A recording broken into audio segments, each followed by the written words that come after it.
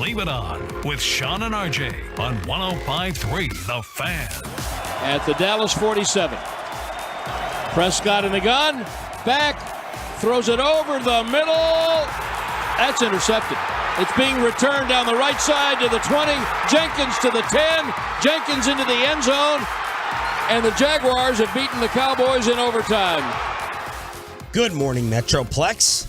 Monday edition of Sean and RJ. Choppy is out sick with that stomach bug. Bobby Belt being a trooper. Right off the flight. What time did you land back from Jacksonville? Wasn't bad. It was like 8:05. Oh, 8:05. 8:05. Yeah, 8:05. 8:05 landed and got on the phone with Jody Mack, who you can hear on the weekends and overnight. Already previewing Philly? No, he asked like one Philly question. He just basically was like, so how sad was that play? How sad was that play right last night? And so, but playoffs, baby. We're in, Sean. We are in. We'll get to that in a second, but a total team loss, in my opinion, by the Dallas Cowboys. I put out the poll question last night. Who and how are you blaming this for what happened in Jacksonville? And I pretty much agree with the Tolos for the order of this thing. About 3,800 votes, 40% saying everyone, 36% saying the defense, 16% going at Kellen Moore for the overall play calling and what happened on the 3rd and 10 pass, and then 8% either Dak Prescott, Noah Brown, or a combination of the two for the interceptions that took place. Well, this is a total team loss, from the defense giving up 8 yards a carry to Kelvin Joseph being probably, as you tweeted, the number one issue on this team that people are going to target, to Kellen Moore and what happened on the 3rd and 10 pass play, to Dak Prescott's first interception, which I know you're going to defend here in a second. Not going to defend it. To Noah Brown, who people are blaming. And it's absurd. It's absolutely ridiculous. And I will fight all 4.5 hours today if you want to blame Dak Prescott for the final interception that got returned for the pick six. But a total, complete team loss, Bobby. Yeah, it's pretty terrible. Look, I mean, they got outscored 30-7 from basically the last 20 minutes of the game. It's inexcusable. And I mean, I'm becoming the jinx is what's happening. This is the last 3 road games I've gone to, they've lost. And this one was just, it's funny. I heard Broadus say last night he thought the game really turned on that first 59-yard touchdown to Zay Jones. And I agree. When he scored that touchdown and they were down 10, you just kind of had this feeling of like, that drive was like ETN for 6, ETN for 10. And by the way, they could not stop Travis Etienne yesterday at all. That's a guy who we heard from Jacksonville on Friday. Man, he hasn't been himself since he hurt his ankle, man. He's not the same guy anymore. He looked great. That's what happens when you play a linebacker core that doesn't have, Leighton Vander Esch, doesn't have anybody that's disciplined with their eyes, and they fall for all the eye candy. But, man, it's just across the board, it was bad. And I don't know. Tell me if you agree with this. I was texting Slater last night about this. Doesn't it feel like you find yourself saying, like, why are they not running the ball right here? And then when they're running the ball, there's a lot of times you find yourself saying, why are they not passing here? Like, it feels like Kellen doesn't have a real good feel for the flow of the game. Like, it almost like, and I get there's some revisionist history and looking back and go, the run play didn't work. You should have been passing. But, there are times where it's like, they're having trouble stopping the pass and you're running the ball 6 times in a row. Well, this has been the criticism of Michael Lombardi, who Choppy can't stand, former NFL GM, had the Odyssey podcast. I can't remember the name of it, but GM Shuffle. Thank you. Brian Broadus' boy. He accuses Kellen of calling plays just like at random. Like, oh, this is a cool play. I want to get this checked off. Not going with the flow of the game. I don't like to get into play calling a ton and talk about receiver patterns. I leave that to you guys who are looking at the film and the tape. But Broadus, I heard him in the post game last night talking about not scheming guys open. I don't know. I go to the common counting numbers and I say the Cowboys have scored 24 points or more, 27 points or more in 7 straight games. Right. Everyone's talking about Dak Prescott being number 1 or near the top of the league since he came back from the injury. Like, they're putting up points and they're scoring points, but yet we keep going at Kellen Moore. It feels like Kelvin Joseph is picked on around here, justifiably so, and then we take it right to Kellen Moore. Yeah, well, and just like, let's say apart from just the issue of like routes and scheming guys open and stuff like that, when you're running a stretch run on 1st and 10, and then you're trying to hit CD with a reverse, and it's nothing, and then you find yourself in 3rd and 8, and then a ball sailed to nowhere. It's like, okay, what are you doing? Like, why are you putting yourself in stack boxes the first 2 downs, and then you're throwing, and you've got on the the side where it's 3rd and 10, and you just need them to burn their final timeout, a timeout that proved critical after, Jaron Kearse, I'm not being critical of Jaron Kearse. It was an incredible play by, I think it was Marvin Jones, I can't remember, who dragging him Evan the entire, Ingram. was it Ingram? Dragging him from the hash all the way out of bounds. And they got the call right when they went back and looked at it and said, yeah, he absolutely got out of bounds. But it's frustrating. And I'll tell you what was really frustrating for me in this game yesterday. This is where I think the game turned personally. By the way, they've scored 27 or more in 7 straight games. That's pretty damn good. Yeah, they're scoring a lot of points. And yet that's the funny thing, is that they're scoring a lot of points, and that tells you what this team can be, that we still look at it and go, there's something missing. Just like, we know you put up 54 against Indy. You still didn't look great. Like there's just this. I'm actually more encouraged by this game than the last 3 games. I know that's going to turn people's heads upside down. One of the rare things I've learned from RJ Choppy over the decade of doing the show together is, let's just not judge everything. And that's why I was harping on this team last week. Let's not totally judge everything, Zach Wolchuk, by a W and an L. How did you play? How did you get to the end result? In the way the Cowboys got to the end result of these wins in the 3 previous games was not impressive. I accused them of sleepwalking. Brad Sham didn't want to hear it. I tweeted that to Jaron Kearse. But I feel like I'm actually more encouraged by the offense and the way they played yesterday. The problems are still the same. The problems are still the same with your run defense, with Kelvin Joseph, and the little small details to take you to the next level, which we'll get into. But you were about to talk about your biggest worry. Well, or whatever you were. Yeah, I think this game really turned on, and it's a little thing, so I don't know that anybody's going to agree with this, but this is what, sitting up in the press box watching the game, it's like, wrap up Trevor Lawrence, finish him. Like, finish Travis Etienne. There were way too many times that Lawrence breaks out of a sack, and then it's, that go-ahead touchdown. He broke out of a Carlos Watkins sack. They got lucky, they forced the fumble, but Sam Williams should have sacked Trevor Lawrence there. He scrambles. They luck out that Jaron Kearse just comes and swipes in and knocks the ball out. Jacksonville did that too. They didn't wrap up Dak. It's like they read a memo that scared them before the game about QB safety. Because something. And the Cowboys actually, truth be told, they got a little lucky yesterday with Jacksonville's turnovers. The Etienne butt fumble. Yeah, the Etienne fumble, that was a nice drive they were putting together. They didn't force that fumble. And then props to Jaron Kearse for forcing it. But, I mean, we were all sitting there watching that saying, here we go, Jacksonville's going down here and scoring. Yeah. And Jaron Kearse saved the day. Yeah, they couldn't stop Jacksonville the last, basically from about the 5-minute mark of the third quarter till the end of the game, they couldn't stop them. And that's the only thing that, I get what you're saying when you say you take more solace in this one than the Houston game. And I'd probably agree on the Houston game. I'd still take what they did against Indy and the Giants than blowing a 17-point lead. And two different ways to look at it. It's like the way we looked at the Packer game. It's the way I think the Raiders have to judge Josh McDaniels. Yeah. You were up 17. Do you get mad that you blew it? Or you're like, yo, we knew who the better team was. We were up 17. We were clicking on all cylinders. I think there's two different ways to look at it. The majority of people are going to say you choked and you don't know how to finish. But tomorrow, if the Cowboys and Jacksonville play, I think I'm probably picking the Cowboys. There is, yeah, like I said, there's good things to take from the game. I don't think you can just like throw the baby out with the bathwater. There were things they did well, things they can learn from. I'm concerned that it was basically 5 straight drives where you couldn't stop anything they did. You couldn't stop Trevor Lawrence throwing the ball. You couldn't stop Travis Etienne running it. There was nothing you could do to slow them down. I got much more of a problem with Dan Quinn this morning than Kellen Moore. I know Kellen Moore's in everyone's sights, but yeah, Dan Quinn, no one says anything about Dan Quinn around here. The run defense, do any of us believe that it's actually been fixed? Now, you lost Hankins. up until probably the start of the playoffs. Lost Van Der Esch. You lost Brown.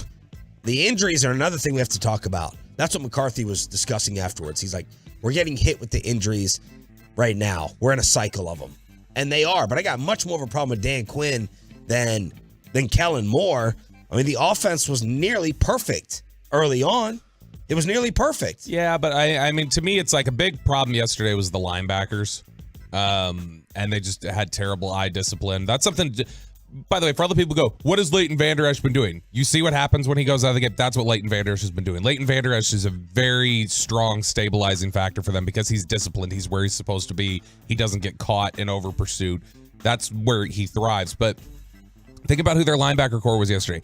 Anthony Barr, a guy they signed a week into training camp, and Damone Clark, a guy who had spinal fusion surgery or whatever, and a lot of people didn't think was going to play this year. And if he did play, it was going to be special teams. And so I give a little bit of a pass for like, all right, you're trying to make lemonade. You know, you're getting your lemons and you're trying to make lemonade as best you can.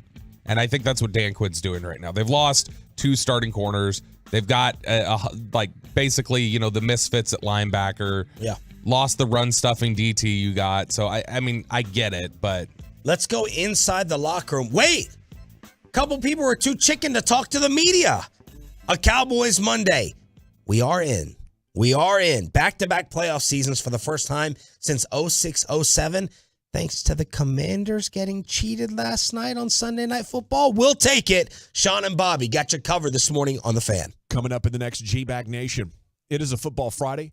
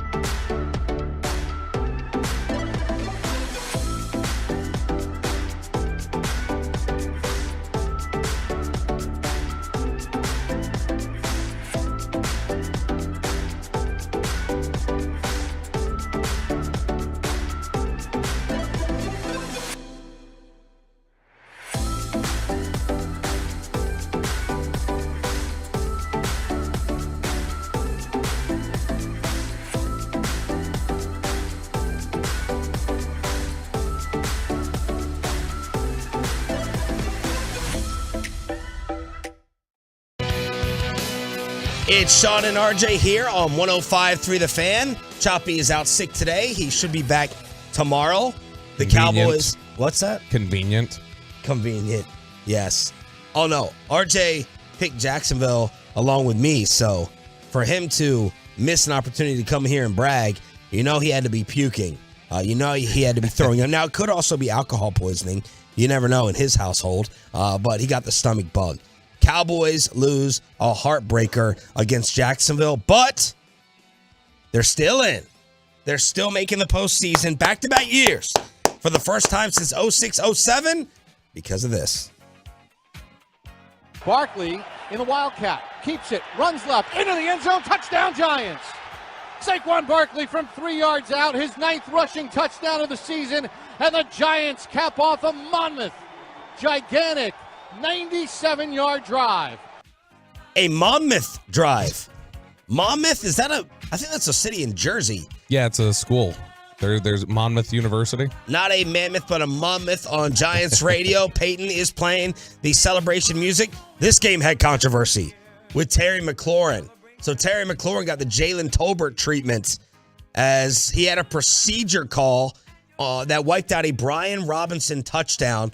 Washington is down 20-12. They're driving late. McLaurin gets whistled for a procedure call, and then Heineke throws one up to McLaurin, last-ditch attempt in the end zone, and it looked like he got interfered with early. Who was the Cowboy receiver who got interfered with? We thought, was it the Green Bay game? CD?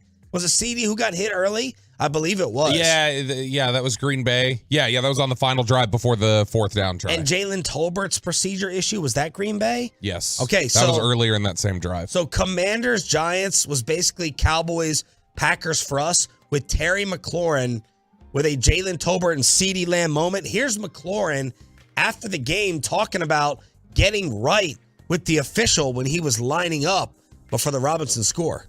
I feel like I was on the ball the entire time. If you look through the game, I lined up there pretty much every play. So I checked to see if I was good the first time, and he was like move up a little bit. So when I moved up, I checked to see if I was good, and he said I was good. So I'm not trying to get fined. So Terry, did you hear him tell you that you were okay? Yeah, I did. That's why I'm giving him a thumbs up twice to make sure I was good. But I mean, in that event, I guess I can't make it close for a judgment call, but like I said, I feel like I checked with him twice. So what did they tell you? Because you went up to them after. What did they tell you? Yeah, he didn't say nothing. One of the refs just kind of moved me out the way, and while they talked about it, and they made the call. So sorry, DC, but we'll take it. The Giants win. The Cowboys are in. Yeah, and the difference here is, you remember Jalen Tolbert, when he got up to the line, remember he didn't look until the last half second, and then he scooted forward, and it was this. Later on, McCarthy was like, he learned. We'll check it in the future. You see McLaurin on the video turn around, just like he says. He turns around, he checks in, and gives a thumbs up to the ref. So he clearly thought he heard that, and I absolutely. It's one of those things where I believe that's what Terry McLaurin, he may have misheard something, because it looks like the official's still gesturing at him to move after he's turned his head. I think he heard wrong, because he gave him a thumbs up yep, heard you, we're good. And it looked like he got interfered with early. There was contact. He did. There was contact in the end zone, but the Commanders lose. Man, Kayvon Thibodeau, forget Chase Young. Kayvon Thibodeau looked like the future last night. A game wrecker in that first half of New York's victory. But the Cowboys are in. Yeah, they kind of backed in. They're still 10-4, guys. They are still 10-4. Playoffs, baby. And give me Tampa Bay. Set me up on that flight to Florida to go take on Tom Brady and the Buccaneers, who blew a 17-point lead yesterday against Burrow and the Bengals. Okay, so you're clearly welcoming Tampa Bay. Most vulnerable possible matchup for them, right? Not most vulnerable. Of the possibilities. They can't play one of the other wild card teams. Right, the NFC East is over. So in terms of where the Cowboys would probably play a division winner, Tampa's the most vulnerable. Wouldn't you agree? No doubt. Okay, so if they go into Tampa and they lose again, are people losing jobs? I don't know. That's a question for another day. That's a great question for another day. Let's go inside the locker room. Got a little birdie telling me that Noah Brown did not want to talk. Noah Brown did not did not own up to it, was not going to be accountable. Jerry Jones, nowhere to be found. I was waiting for y'all as Bobby went to Jacksonville, landed last night, came in early this morning, like the trooper that he is. I was waiting for Jerry to confirm the Odell thing. Jarrett Bell, USA Today, out of the blue, getting the Jerry quote, Odell's going to join us. What? You talking about slipping by the goalie? Are you kidding me? So I was waiting for that Jerry confirmation. He didn't talk.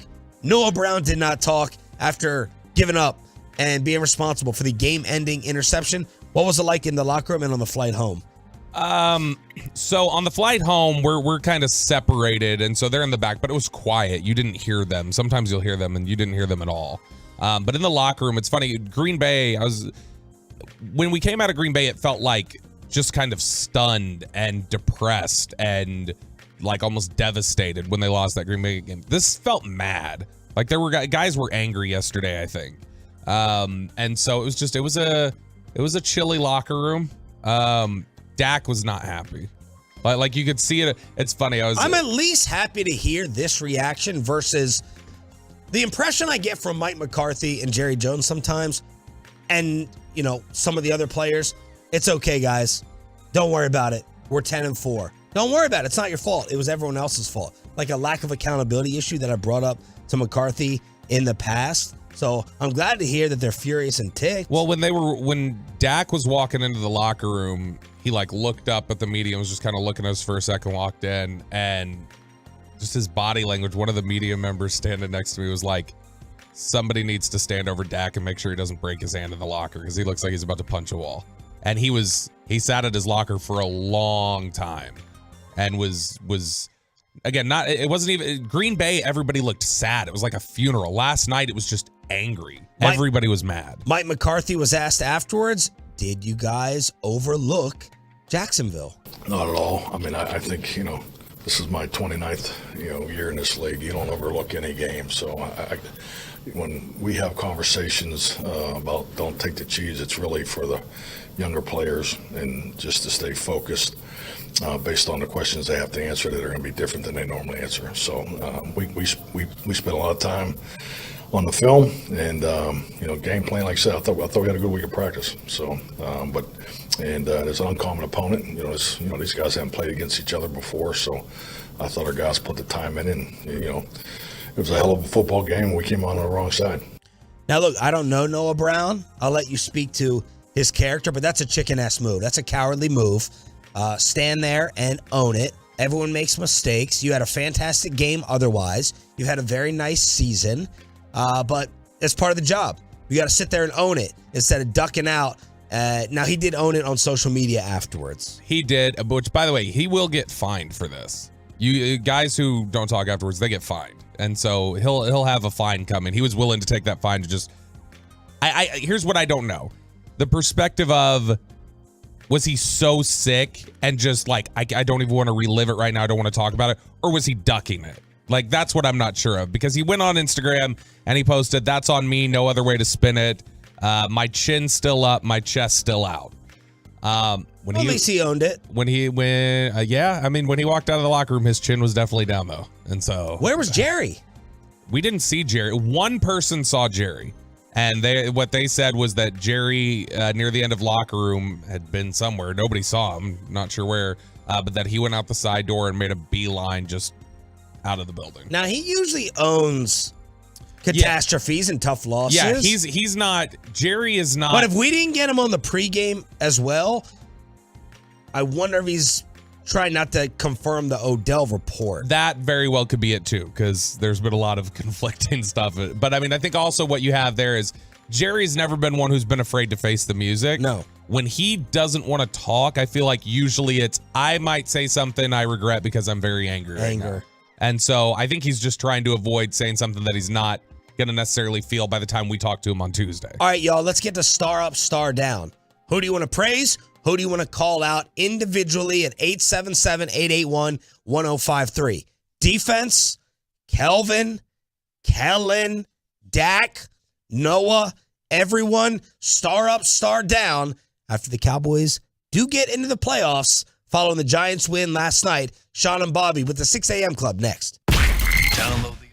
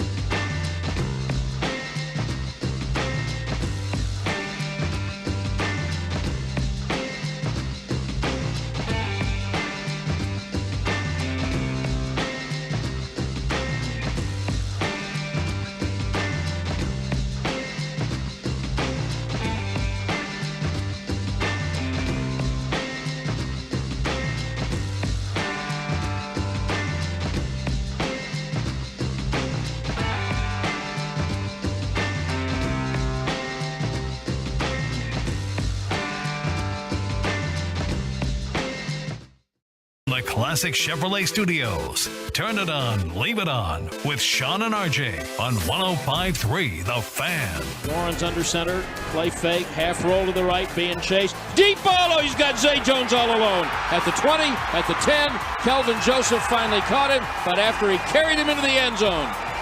Joseph beaten like a drum. Brad Sham on the call. Brad will join us at 8:40 this morning. Ugh, that was a vicious double move that Kelvin Joseph fell for. Man, they made Zay Jones look like Jimmy Smith or Keenan McCardell, Bobby Belt. Good Lord. 3 touchdown receptions? Are you kidding me?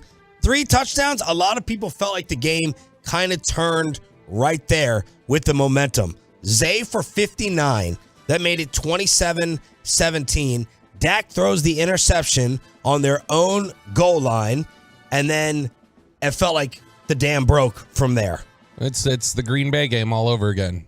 You have a 2 touchdown lead, and then you get beat by Zay Jones / Christian Watson, and you go into overtime and dumb mistakes, and it's just, man, it's a frustrating showing from them in general. And it's tough because there was so much to like about the game. Like, here's the deal. And I know the fan text is going to light up about this one, and that's fine. If y'all don't want to be rational about the performance, that's fine. I understand the frustration. That was the best game Dak Prescott's played this season. He was very good yesterday. He had a better QBR than Trevor Lawrence. He was really good yesterday. I mean, that wheel route. He was really good. That wheel, no, I'd say he was bordering on great. He was really on that wheel route. That's why I said 2 reallys. No, I know 2 reallys is closer to great than really good. That's what I'm saying. Like I want to go even further, but like the wheel route he threw to Hendershot was the best pass we've seen him throw this year. And we're talking about, like, honestly, my frustration a lot of times was that there seemed like moments where it's like you're too committed to the running game, like almost at times. And then there were times where they decided, like near the end of the game, where it's like, why are you passing? Run the ball. And so there's just not a lot of consistency with the field again. But I thought, like, overall, Dak was really, really good. And I know people are going to kill him for the 2 interceptions. 1, Noah Brown dropped it. 2, that wasn't a great pass. His arm was hit. That's why the ball sailed. But like, in general, I don't think that was a great throw. I didn't see his arm hit on the first one. It was.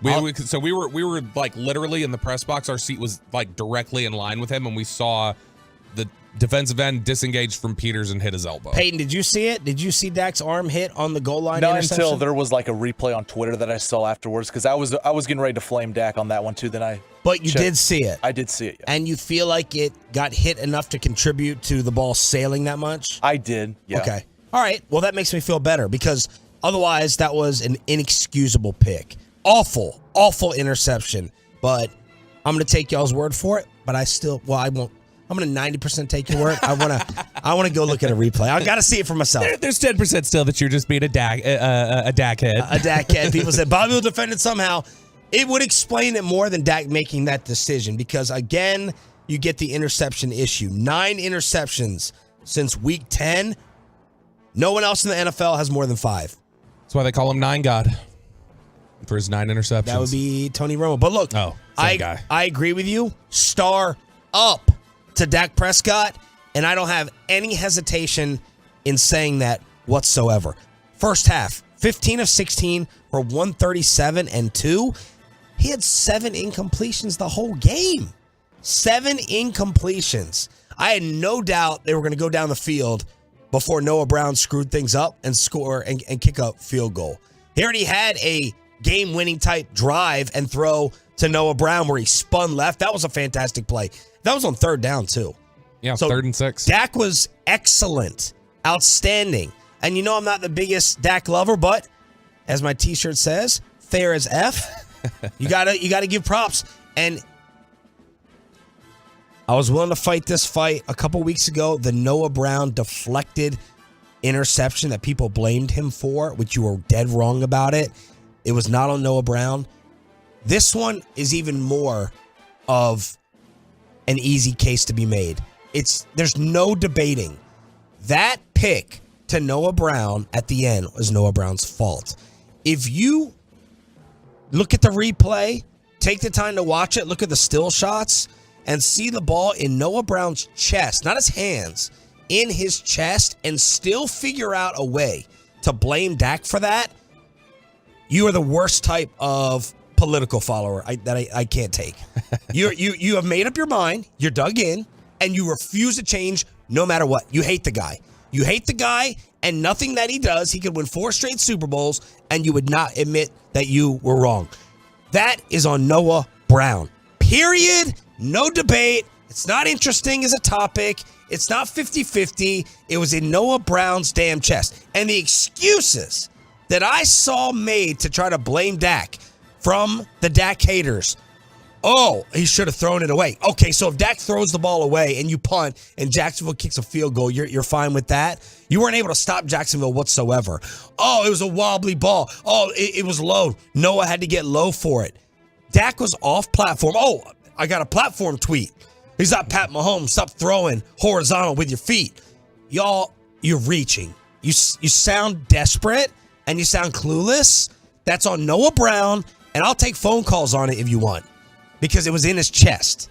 Period. Stop. Ooh. Stop. You want me to be even-handed and give you one big problem I had with Dak yesterday? Does anyone disagree first? I want to get this out of the way. I hope not. We'll watch the although, see, you know what? We had one from the 816 said that star down Dak Prescott. Can we once and for all say he's our biggest weak link? That was their takeaway from the game yesterday. Calvin Joseph is your biggest weak link.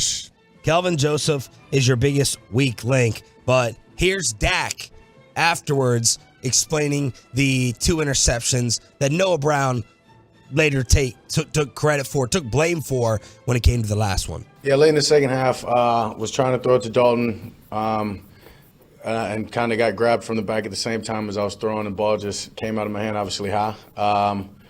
Unfortunate. And then in overtime, crossing route, was throwing it low on purpose and just wasn't able to make the play and the connection between us two. And obviously tips up and guy makes a great catch right there above the ground and ends the game. Jesse Holly confirming. I'm like, Jesse, be my receiver. What do you think? He said that is on Noah Brown as well. But may you expose yourself if you're blaming Dak for the final one, because you're trying, you're reaching, you're searching, you're desperate. You're trying to figure out a way to spin it. And you lose football credibility. You lose your football card for today. You just do. Now, where I will blame Dak, actually, let's hear you blame Dak for something once in a while first. I will. Before I do that, do you want to hear the fan text that is blaming Dak for that? Yes. Okay, we got the 214. The problem with the interceptions is that there's always an excuse for Dak.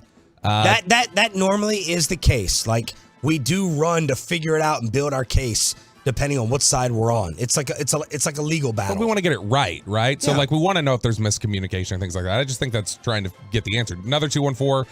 Noah's a third string wide receiver. You don't put the game loss on that. Let me address that one real quick. Okay. Because I got a few of those. Not one person throughout this whole damn game said anything but praise for Noah Brown the whole game. He was clearly their second best receiver. It ain't Michael Gallup, who y'all try to tell me was a 1, RJ. Michael Gallup's a problem. It ain't Michael Gallup, who y'all jumped me David Hellman when I was trying to have trade discussions about him last year. Newey Scruggs on the Dallas Cowboys. I'm naming names today. I'm naming names today. All you Michael Gallup lovers, I heard Broadus give him props for a good block in the post. A good block. Otherwise, poof, gone, disappeared. So not one person. Y'all were saying Noah Brown is going to keep Odell out of here. Y'all were saying Noah Brown is going to keep T.Y. Hilton on the bench. He had 6 for 49 and 2 touchdowns and the game winner at one point. And now you want to try to be hindsight 2020 fan and say, who's not clutch? Why is he in that situation? Who else do you want him to throw to? Who else do you want? It ain't going to be Gallup. Is Washington even on this roster? It ain't going to be that bust Jalen Tolbert so far. So stop trying to act like you were being a Noah Brown hater until the last play of the game, because I'm calling you on it. He was the second best receiver. He's had a fantastic season. He's been extremely dependable. He was not at fault for the interception. I can't remember the team it was against, whether it was against Houston or Indianapolis. I believe it was Houston. That was not on him either. Stop being 2020 hindsight fan. It's BS. 469, it's not Noah Brown's fault. The game shouldn't have been that close. This is on Dak. We have the 817. Dak continues to overthrow running receivers, and 2 passes to Noah. He had to slide and go to the ground, even get his hands on it. The ball. Dak, great game, please. So there's a lot of Dak hate this morning. All right, let me blame Dak for something, or I want to question what happened. Okay. So amongst the Tolos, when I put out the poll question, who are you blaming the most? I think they actually got it right. Defense number one. Well, you scored 34 points and you lost. What happened? Where's Micah? I thought Micah guaranteed, give me another 14-point lead. I won't blow that. That'll never happen again. Where's Micah at? Is he commenting on other quarterbacks they're going to face 2 weeks from now? He got more stuff to say about Jalen Hurts and Philadelphia. He got a political campaign he wants to support. Where's Micah at with all his talking? But 40% said it's a total team loss. 36% said the defense. 16% said Kellen. So let's talk about the 3rd and 10. Okay. What was the original call? Do we know if Dak checked out of that? Because if you go back and look at that pass, the ball was actually thrown out of bounds. Like, it was so off. I'm disappointed in Dak from a decision-making standpoint. And 2, the play wasn't even set up to be executed and caught on the sidelines by Noah Brown. He threw it up. I believe the ball was out of bounds. Did Dak change that? Was that the original call? What did Mike McCarthy have to say? Because people are furious with Kellen Moore. Mike McCarthy and blaming Dak for not checking the run. Mike McCarthy did not specify if the call was changed, but the way that he discussed it was that it sounded like he wanted to throw the ball on 3rd and 10, because Newey had asked him, what's the thought process of you guys throwing it on 3rd and 10 instead of trying to get them to burn the timeout? And he's like, easy decision. You're trying to win the game. He's like, let's just get the first down and end it there. Let's not even put the ball back in their hands. And so I understand that. Here's my thought. If it's such an easy decision and you're trying to end the game, then don't call it like you're trying to run out the clock the first 2 plays. Yes. If that's the case, then really go for it. Really try and pick up the first down. Let's go through the sequence, right? Because I think it's very important to go through time and timeouts. This is game management stuff here. This is game management, which I don't think McCarthy's been truly tested with this season. Final drive in regulation. Jacksonville had 3 timeouts. I figured out how to read the timeouts on the screen finally. Aww, so good for me. So proud of you. Jacksonville had all 3. Cowboys on their own 38, up 3 with 1:28 left. You got a 3-point lead. You have to run on first down. You have to. I can hear Tony Romo saying it right now. So they lost 3 on the first carry. 2nd and 13, Jacksonville burns a timeout. They have this run to Tony Pollard that kind of looked weird. Timeout. So it's 3rd and 10 with 1:20 left.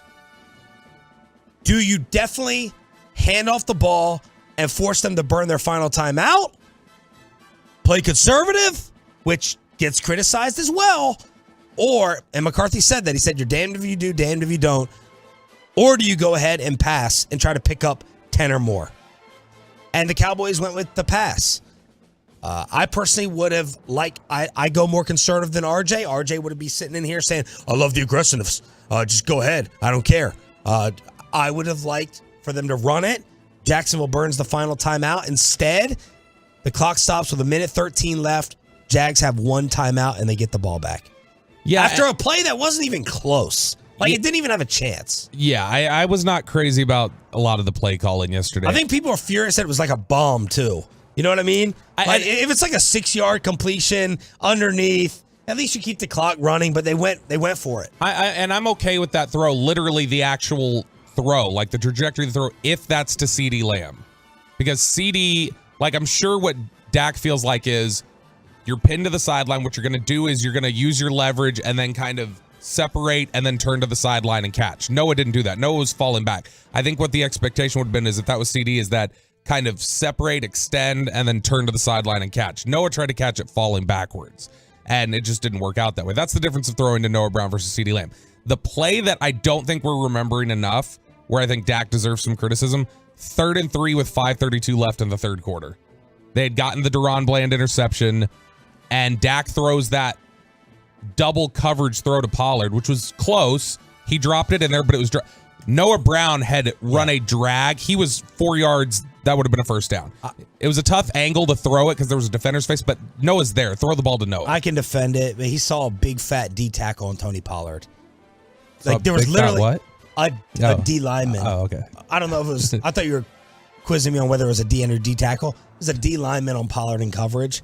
I think Dak was feeling it as he should have been. I can kind of defend that. He's like, if we get this, it's an easy touchdown. But Noah Brown was wide open. Again, that can be hindsight, right? We're looking at the overhead, all 22 from the coordinator booth and saying this guy was open. But I think he saw that big D lineman on Pollard, and he's like, That's totally touchdown. fair. I just know sitting up there in the press box, I didn't even see Pollard. I was watching the play develop, and I was thinking, first down, he's got Noah. He's going to just dump it to Noah. And I was like, oh, gosh, okay, this is where we're going with the ball. All right, let's continue. Star up, star down. You know, if you want to have some 620 phone calls, let's change it up. Not just 8. 620, Peyton will answer, and we'll put you on. 877-881-1053. 877-881-1053. Why am I sitting here defending the Cowboys and Dak Prescott this much when I said... This is wild. I know, it is wild. But it's the overreaction of the fan base. It's like, it's these crazy mood swings. Makes me feel like my high school dating relationship with the bipolarism. It's like extreme. If you want to hit us up, let's do it. 877-881-1053. And did Jerry say Odell's definitely coming? Next on The Fan. But let me go ahead and make your day a little bit better. You're sitting here and you're saying, oh my gosh, this is it. This is the final week. And then you get a long Christmas break heading into the new year. But you're miserable because you're still going to work. You don't have to be miserable. If the commute is the best part of your day.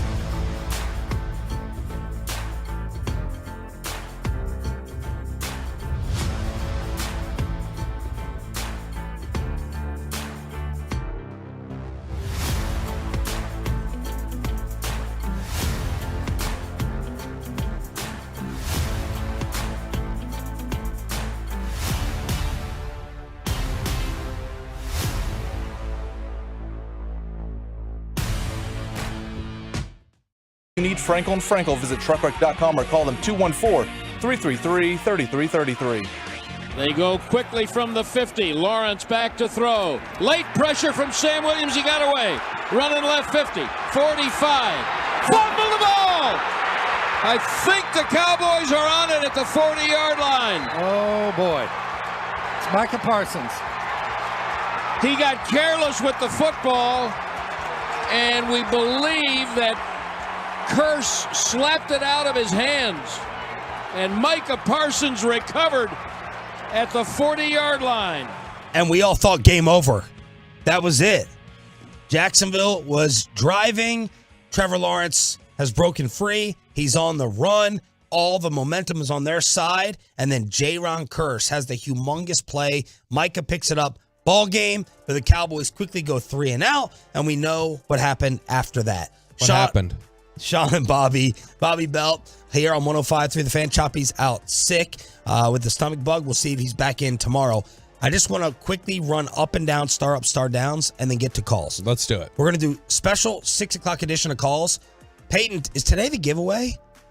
Today's the giveaway part 1. That's right. 7 o'clock hour. Y'all, I know that a lot of the hype got sucked out of this thing because the NFC East is now over, but still, game of the year.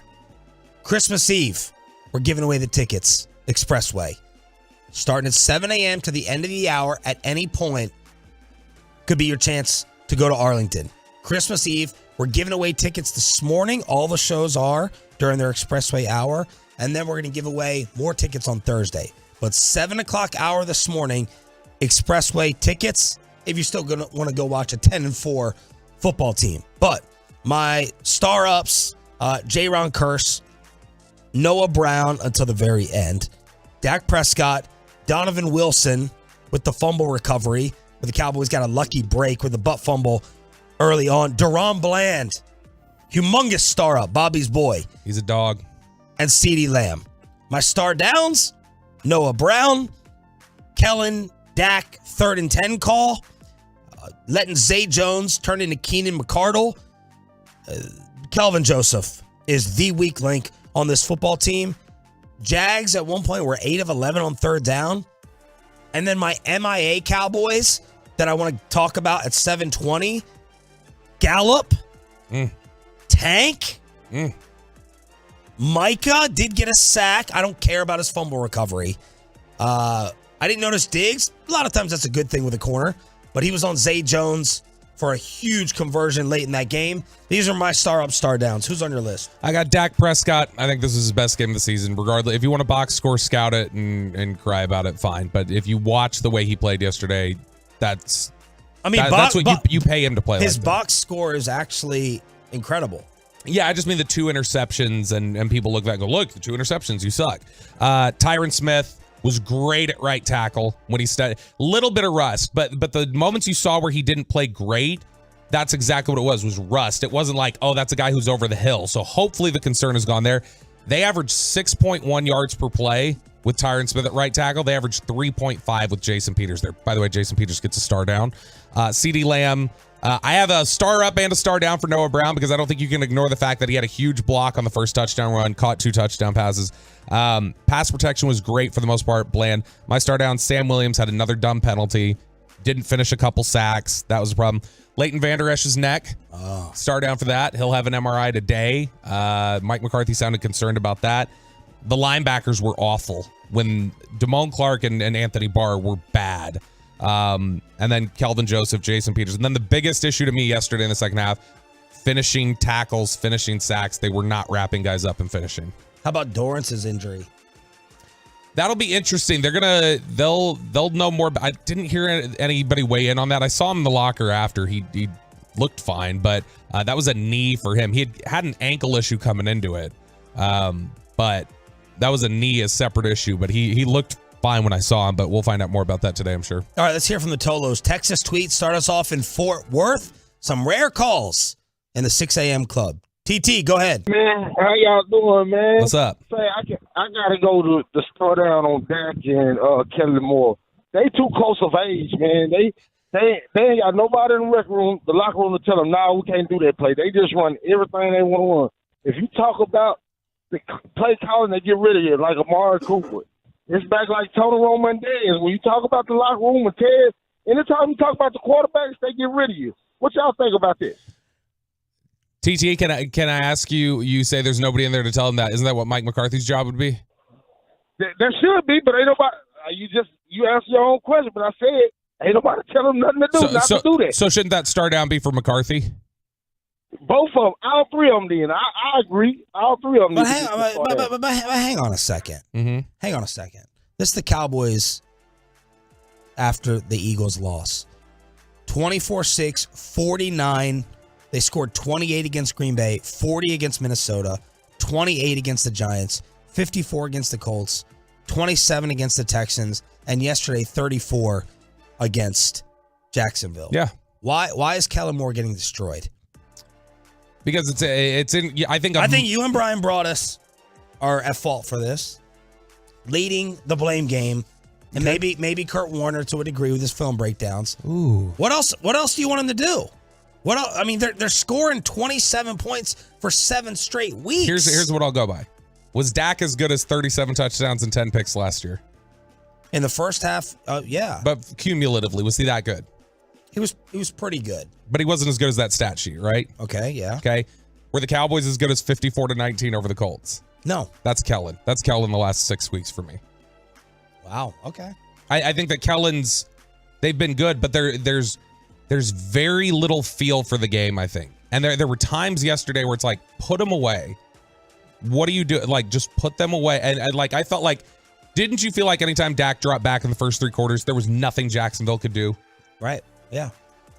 Put them away. Don't just try and don't run a stretch run to Zeke. Don't run an end around to CD and put us in 3rd and 8 again. Scott in Frisco. Scott, you're up next with Sean and Bobby 105.3 The Fan. Hey, guys. How y'all doing this morning? What's up, Scott? Hey, man, I've been watching Cowboys games for 40 years, and I don't know what this team is. Week in, week out, they're good, they're bad, they're hot, they're cold. It's exhausting. I am tired of being a fan of this team, man. What are we? I don't know what we are. Nobody can answer me that question. That's all I got. They're a talented group of individuals who lack like special little detail, in my opinion, to make you great. There are people like that in life. Like, we've gone through a bunch of transitions here at the radio station over the years. I would argue, in name, we probably lost talent. But when you look at intangibles, work ethic, little small things, wanting to do the job the right way, caring, we've made up for those losses. And the Cowboys just do little stupid things all the time that cost them.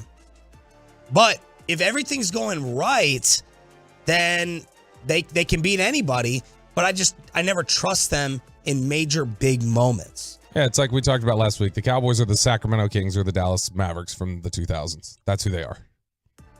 And unless something radically changes that we don't see right now, they are not going to win a Super Bowl this year. They're not going to make a Super Bowl this year. Maybe they'll win a playoff game. Right.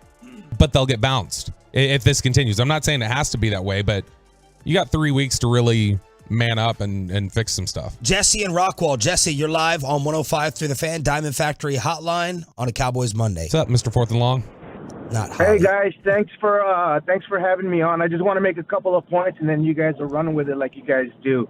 The first thing I want to say is that people aren't talking about Doug Peterson. The Jacksonville Jaguars are not a familiar team, but Doug Peterson knows the Dallas Cowboys, and he knows Kellen Moore. He outcoached them late when it mattered the most. Kellen was unable to make the adjustments. The second thing I want to say is that it's not Dak's fault. Dak played a great game. There's some things I wish he wouldn't do, but that's just what he's going to do. You know what I'm saying? And the last thing is the secondary. The secondary's beat up, and while everyone screams about Brown, he is definitely head and shoulders better than freaking boss man Fat. And Bland played a great game. Thanks for the call, Jess. You know the vibe, and it's blown coverage. Is that Kelvin? That's the vibe. Yeah, that's his thing. You know the vibe. That's the vibe. The Jaguars, The Jaguars should work for DPD because they have no problem identifying Kelvin Joseph. Oh, my goodness. Lord. Mike McCarthy was asked how worried he is about his secondary after the game. Well, I mean, I wouldn't say I'm concerned. I'm more concerned with the health of our team. I mean, we've had a rough stretch here the last 3 games. We've lost a number of starters, but our guys are jumping in there, and the things I pay close attention to is the communication and the interaction, and Dan was able to still have enough calls to stay competitive. We're in a bunch of situational calls during the fourth quarter and so forth, and have your young guys in there on that. So, that shows that where they are in their development. But let's be honest, we've had a little bit of an injury cycle here. This is for our 3rd game in a row, and hopefully this is we come out of this. We'll see how when we get back. So, and then obviously we got one here on Saturday coming up quickly.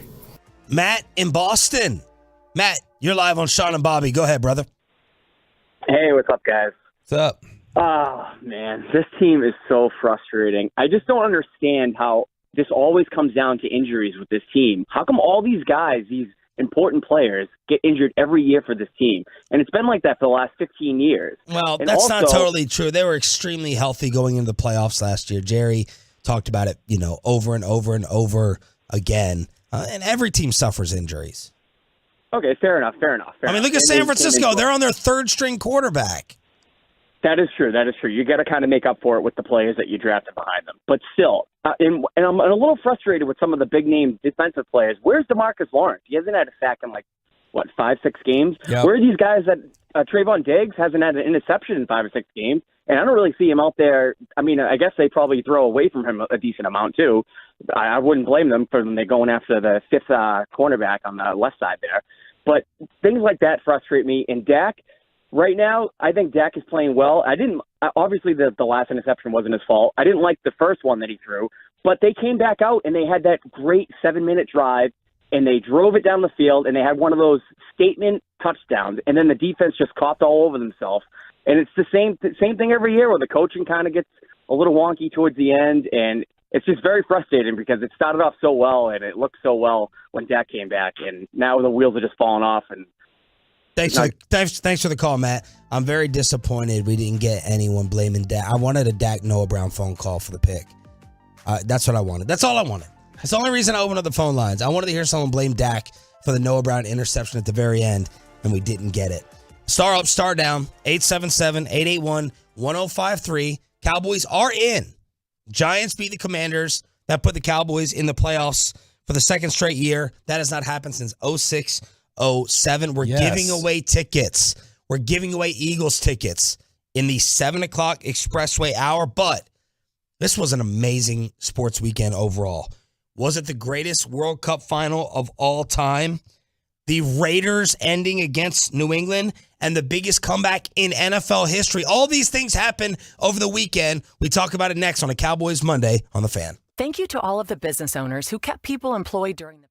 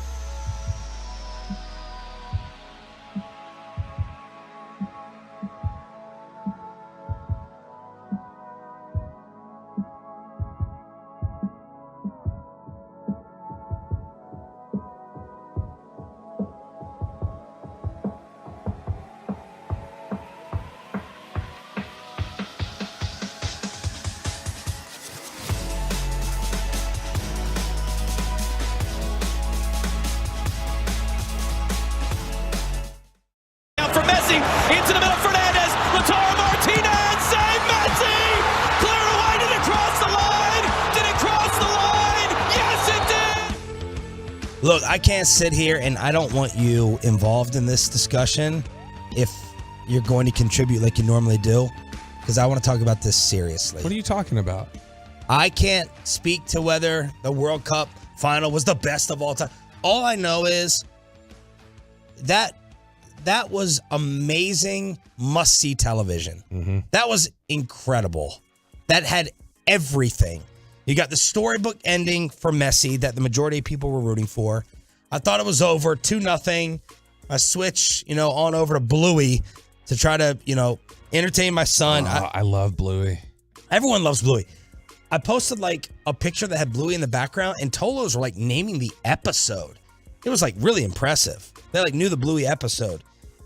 I look at my phone, it's 2-2. I was like, what? So Mbappe on the other end takes over. He scores twice. So you got Messi scoring. You got their superstar scoring. And then Argentina proving to be the better team. They're going to win 3-2. Messi with the storybook iconic game-winning goal. No. Penalty kick again. Mbappe scores to tie it. We go into overtime. We have shootouts.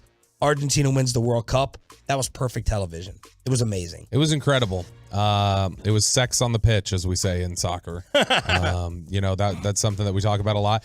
Look, and this is, I think we talked about that in the preview on Friday. Was Argentina likely to get up early, and then I think I told y'all Mbappe a couple late goals, and that then we'd get cut it off.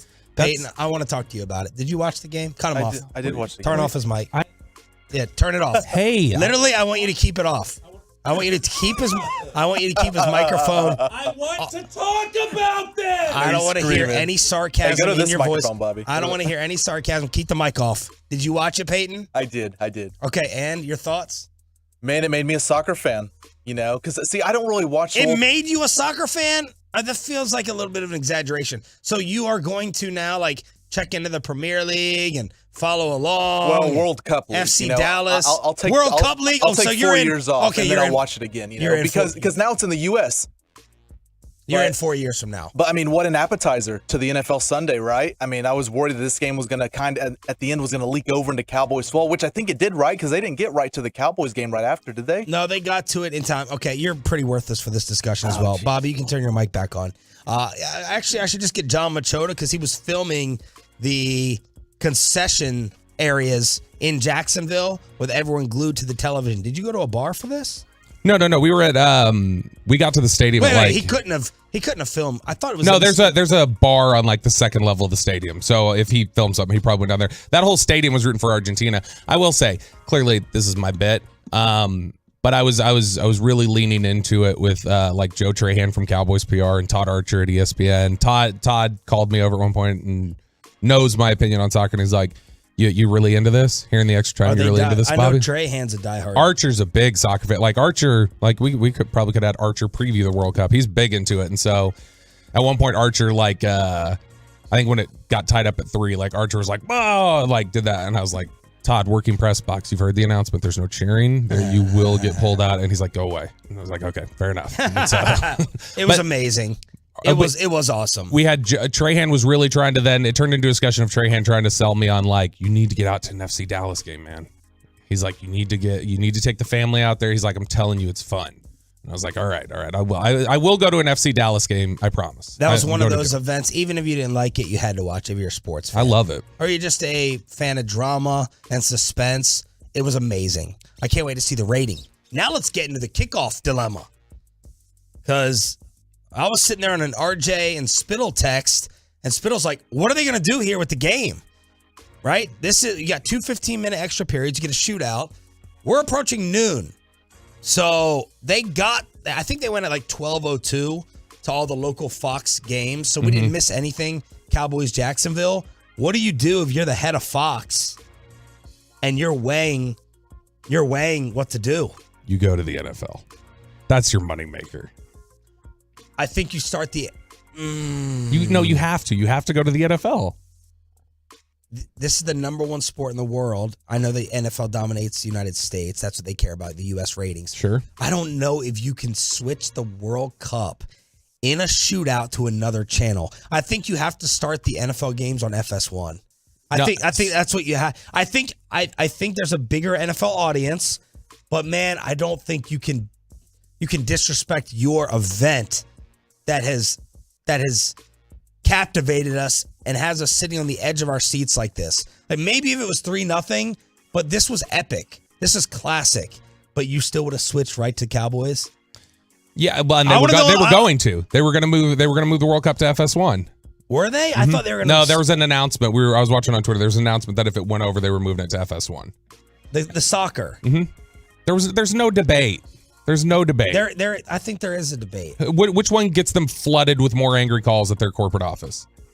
If they don't start football on time, people are screaming. And if you switch out of this, wait till you see the rating for this World Cup game.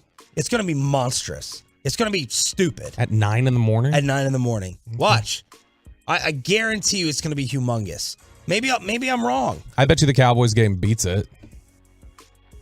I think you're right. Yes, you're going to be right. But it's the end of an event versus the beginning of one.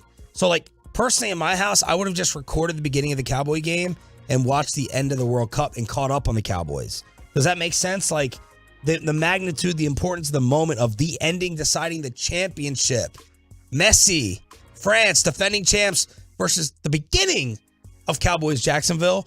But, man, the totals on my timeline, it probably was 3-1. They better switch to football. They better switch over. Yeah. I'm fascinated by that type of stuff. Well, and then, Bobby, you even tweeted out a picture. Everyone before the Cowboy and Jacksonville My name's Bobby, by the way. Oh, but, like, everyone was around the TVs watching the game, were they not? Is that Bobby for Mbappe or is that a Hanson reference for Trevor Lawrence? Yes, both. Okay. Both, yes. Okay. Yeah, I mean, like, there were a few people that were into it. I think Calvin Watkins, Todd Archer, Joe Trahan from the Cowboys, they were all into it.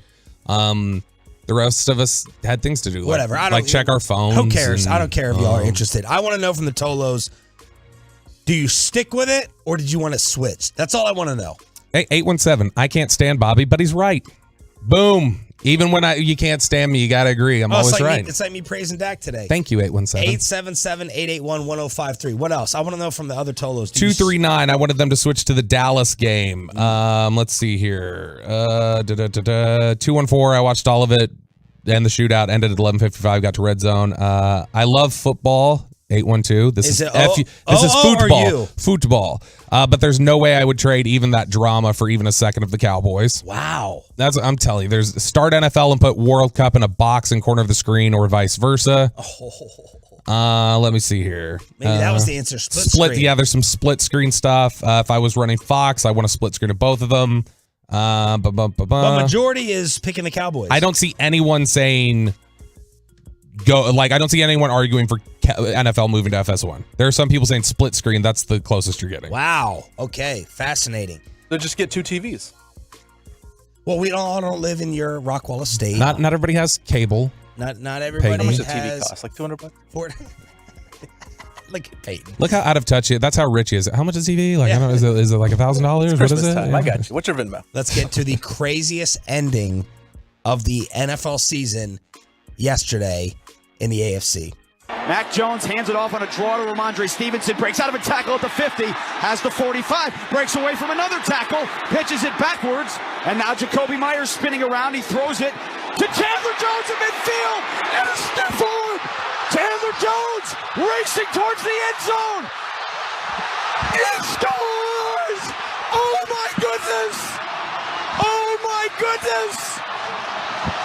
I can't believe what I just saw. Again! I can't believe what I just saw.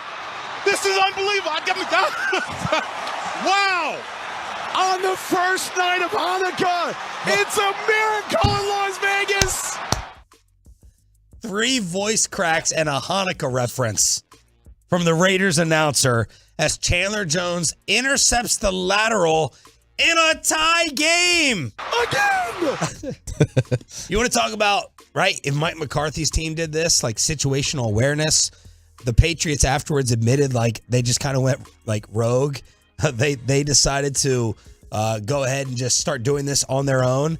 As was it Jacoby Myers? Yes. So Justin March Lillard, who used to play for the Cowboys, I saw him tweeting about it. We went back and forth on it a little bit. That's what he said. His read of it was as soon as the game ended was he was like, that looked to me like Ramondre Stevenson was just trying to do like a quick pitch. Yeah. Like, oh, here's an opportunity, and that then Jacoby Myers interpreted it as, oh, we're doing this, okay, and that there. That was kind that's of why you don't freelance. That was Romo's explanation. Like, okay, maybe they're caught up in the moment. I don't know. I don't blame Ramondre.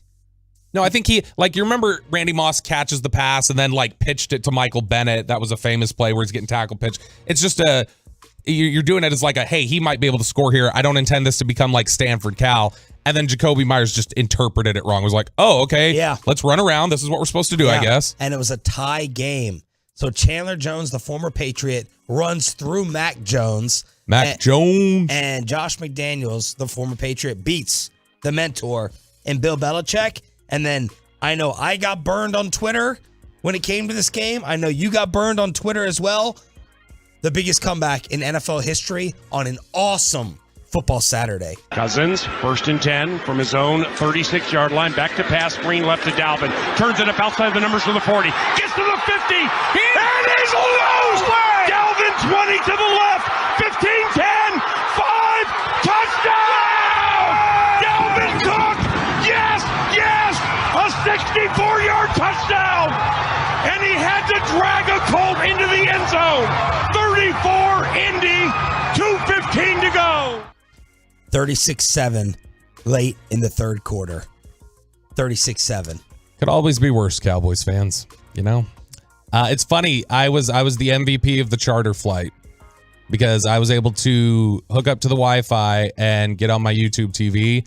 And so for the entire fourth quarter and overtime, when we sensed this game was turning, I was sitting in my row and I'd have my phone up and I was literally holding it above my head and we were all watching. And then in between plays, I'd put my arms down so they didn't get to, and then I'd hold it back up. So like the 3 rows behind me were like watching it off my phone. And so we were all worried too, because we were dipping below 10,000 feet. We were starting to land like in the middle of overtime. And we were like, crap. We're like, there's in the middle of a throw to Justin Jefferson. And then it just started buffering. And we're like, crap, we just lost the internet connection. But we landed in time to get like the last minute of overtime and sat there on the plane and watched it. And man, it was... Vikings become only the second team in 1,551 regular season or playoff games to trail by 30 or more and still win. So taking you back to the Buffalo Bills, the Frank Reich game. Dude, there's so many connections here. So you've got the original biggest blown lead. Frank Reich came back in. Now the Colts have this lead and they get burned by firing Frank Reich. You have Matt Ryan, who has the biggest collapse in the history of the Super Bowl, now has the biggest collapse in the history of the NFL. And the last quarterback to come back from down 25 plus was Kirk Cousins in the You Like That game. Oh my God. And then Saturday night, you had the snowballs flying in Buffalo for Bills Dolphins. That was an amazing game. Awesome sports weekend, except for, headlines. We're going to get to it. Not the World Cup. The World Cup was fantastic. What we're about to talk about. Back to the Cowboys. Did Jerry Jones confirm Odell is coming? Your star ups, star downs around the NFL. And we're giving away Cowboys-Eagles tickets for Saturday night. If you still want to go, giving them away for you turning it on, leaving it on. Headlines on Sean and Bobby next. Listen. Stream the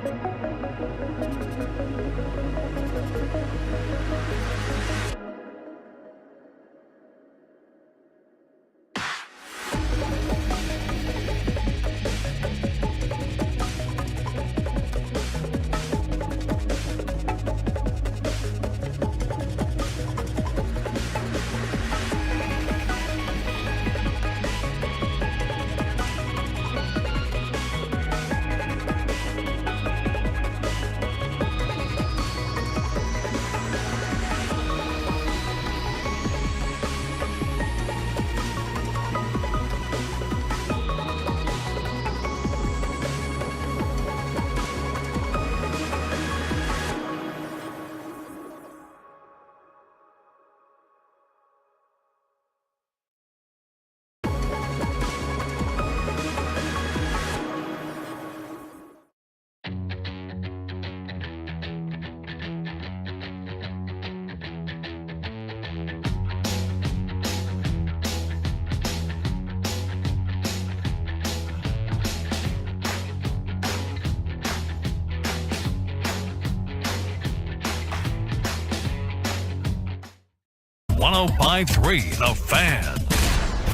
At the Dallas 47. Prescott in the gun. Back. Throws it over the middle. That's intercepted. It's being returned down the right side to the 20. Jenkins to the 10. Jenkins into the end zone. And the Jaguars have beaten the Cowboys in overtime. Man. Playoffs, baby. They are in the playoffs. They are after the Giants beat the Commanders. When did you think the Cowboys, when did you make up your mind they're winning this game or they're losing this game?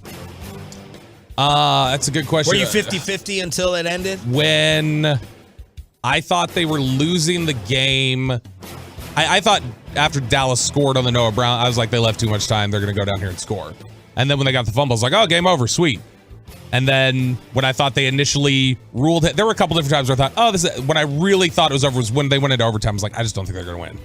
Like, this seems like a game they're going to lose. When they got the ball back up, now look, I picked Jacksonville, which I'm not seeing a bunch of Tolos giving me my props today.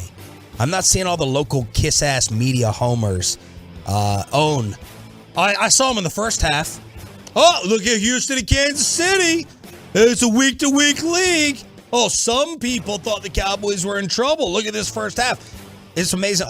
All these cockroaches run hiding into the dark. Wow. When the second half happens. No, you want to be kiss-ass homers. Own it when you're wrong about it. I got to be the bad guy saying this was going to happen.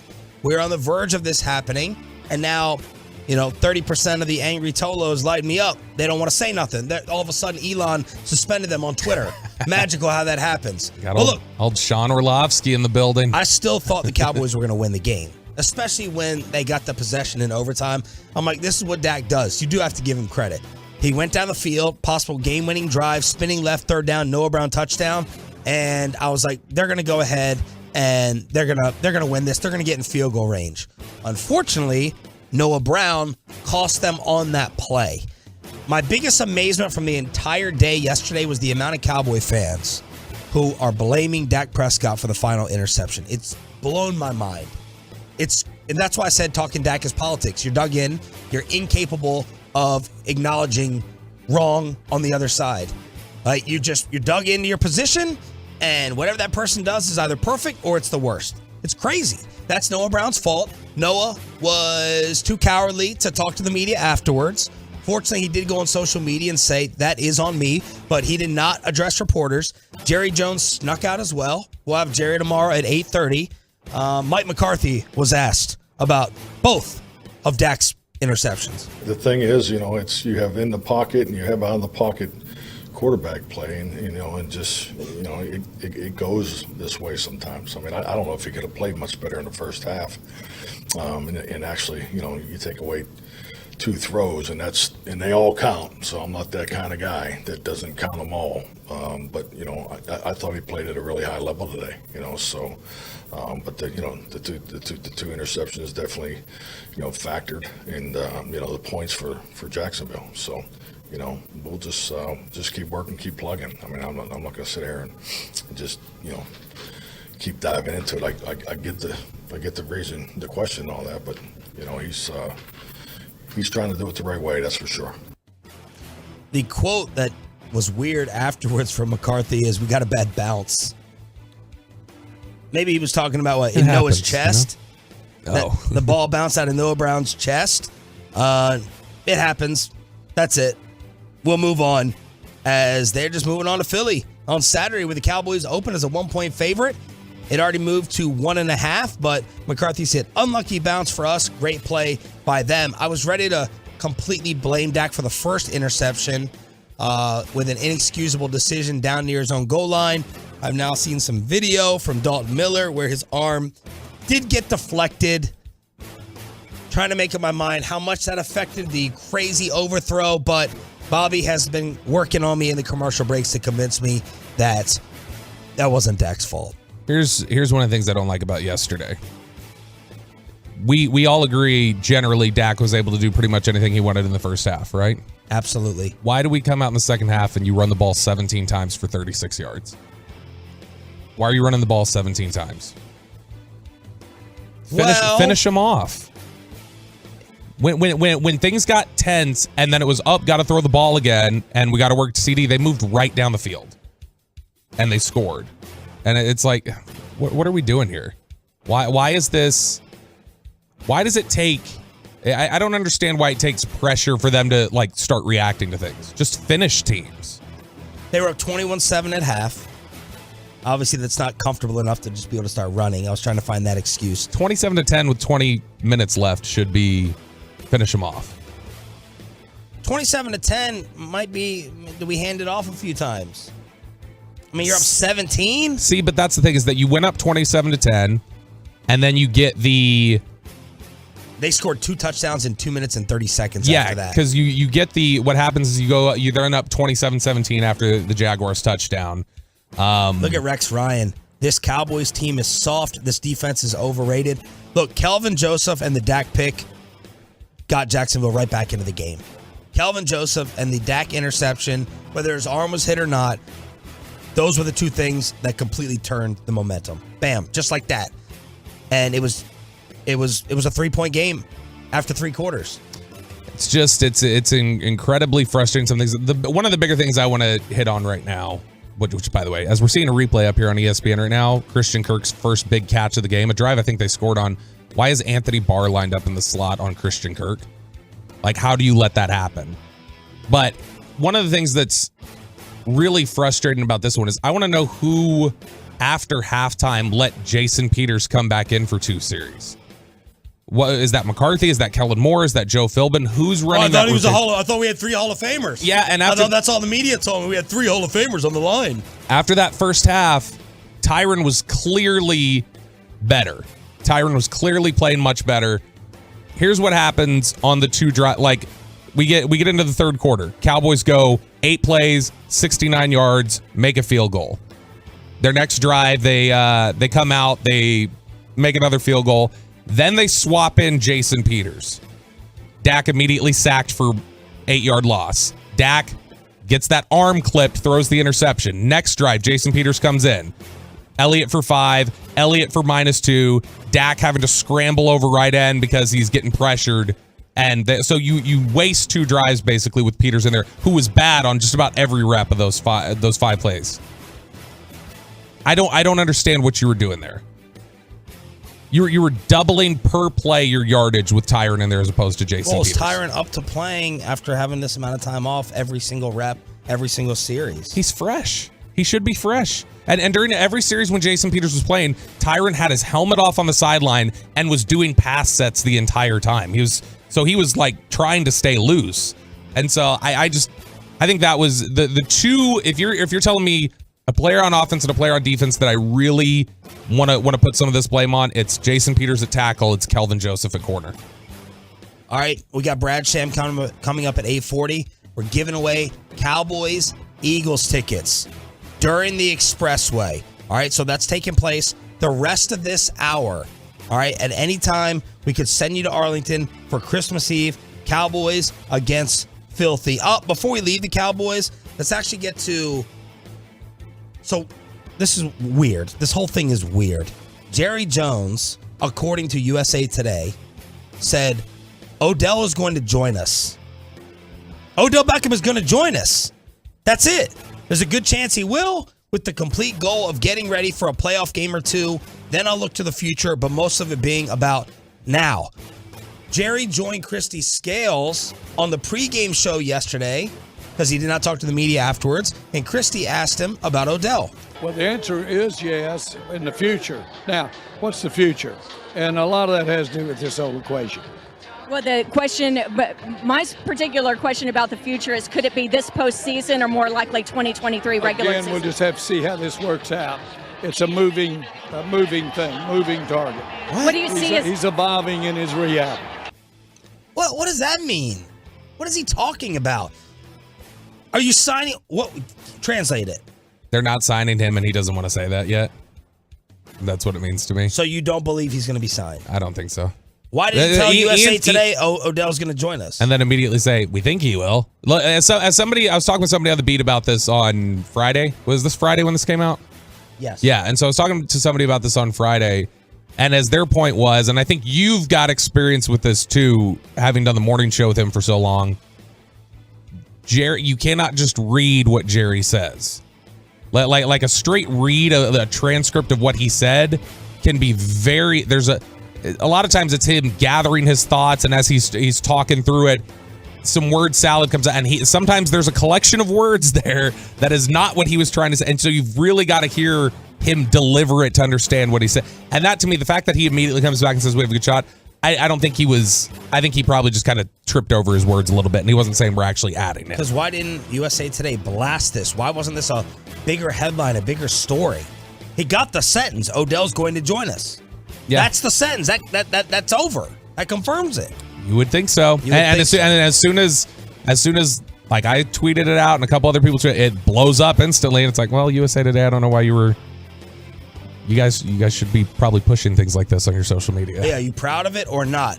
Meanwhile, the NFC East basically ended. It did end yesterday in part because of this. Calls for the football. He's going to run. He's at the 20, 15, 10, 5. Goodbye! Touchdown! That was the call on Eagles radio. So Jalen Hurts threw 2 early interceptions, and then he ran for 3 1-yard scores. The Eagles beat the Bears 25-20, 13-1, and a lot of the intrigue and drama, some would say, is sucked out of Saturday afternoon for Cowboys and Filthy. I still have all the intrigue and drama. You kidding me? I want to see exactly how many post-play flags are going to be thrown because of, Eagles pushing and shoving Micah Parsons.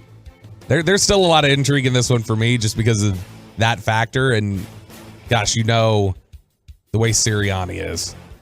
How much do you want to bet Sirianni comes out in warm-ups and he's wearing like a Jalen Hurts shirt? Oh, that's such a Sirianni move. Like, let me go walk around the stadium in a Jalen Hurts shirt. And I want to see how these two match up. Yeah. I think this is important for the Cowboys to plant a seed of doubt in Philadelphia. Like, if we see you again, we kick your ass in Arlington. We have this matchup over you. And are you surprised the Cowboys are favored by 1.5? They're favored right now. It hasn't swung at all? No, it's 1.5. Wow. That is surprising to me. I mean, to me, Philly's an easy favorite for this one. I agree. I would go and rush to bet the Eagles right now. So that's what happened in one NFC East game. Here's the one last night that made the Cowboys a playoff team back-to-back years for the first time since 06-07. Barkley in the Wildcat. Keeps it. Runs left. Into the end zone. Touchdown, Giants. Saquon Barkley from 3 yards out. His 9th rushing touchdown of the season. And the Giants cap off a monmouth, gigantic 97-yard drive. Little bit of controversy in this game with Terry McLaurin lining up incorrectly, early pass interference, but the Cowboys needed the Giants to win to get in, and that is what happened. Giants beat the Commanders, who feel a little bit robbed last night. Cowboys are in the postseason. Yeah, and it feels great.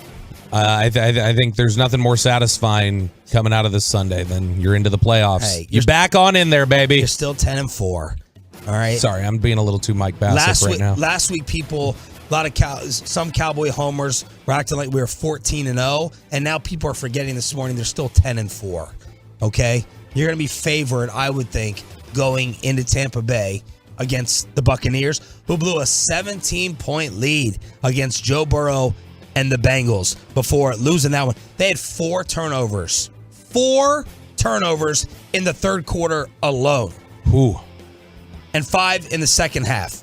So that's what happened yesterday. Anything else in the National Football League jump out to you? Detroit with a last-second win in New York against the Jets. Saturday night was incredible, except for the Browns and the Ravens. You had Buffalo in the snow, and the biggest comeback in NFL history, along with the World Cup yesterday morning for an amazing sports weekend. And we actually got Denver and Arizona to hit the over. Oh, did they? They did. They combined for 39. But, hey, you get your first win since October, and it's the game that Russell Wilson sits out. Max Duggan also declares for the NFL draft out of TCU yesterday. Yes, now that's a little... So this has been frustrating, I know, to NFL teams a little bit. Because of the COVID year, we're going to have to deal with this for like 5 years. Because of the COVID year, everybody got an extra... Because of the way COVID went, the NCAA granted everybody an extra year of eligibility if they wanted to take it. So he's a senior.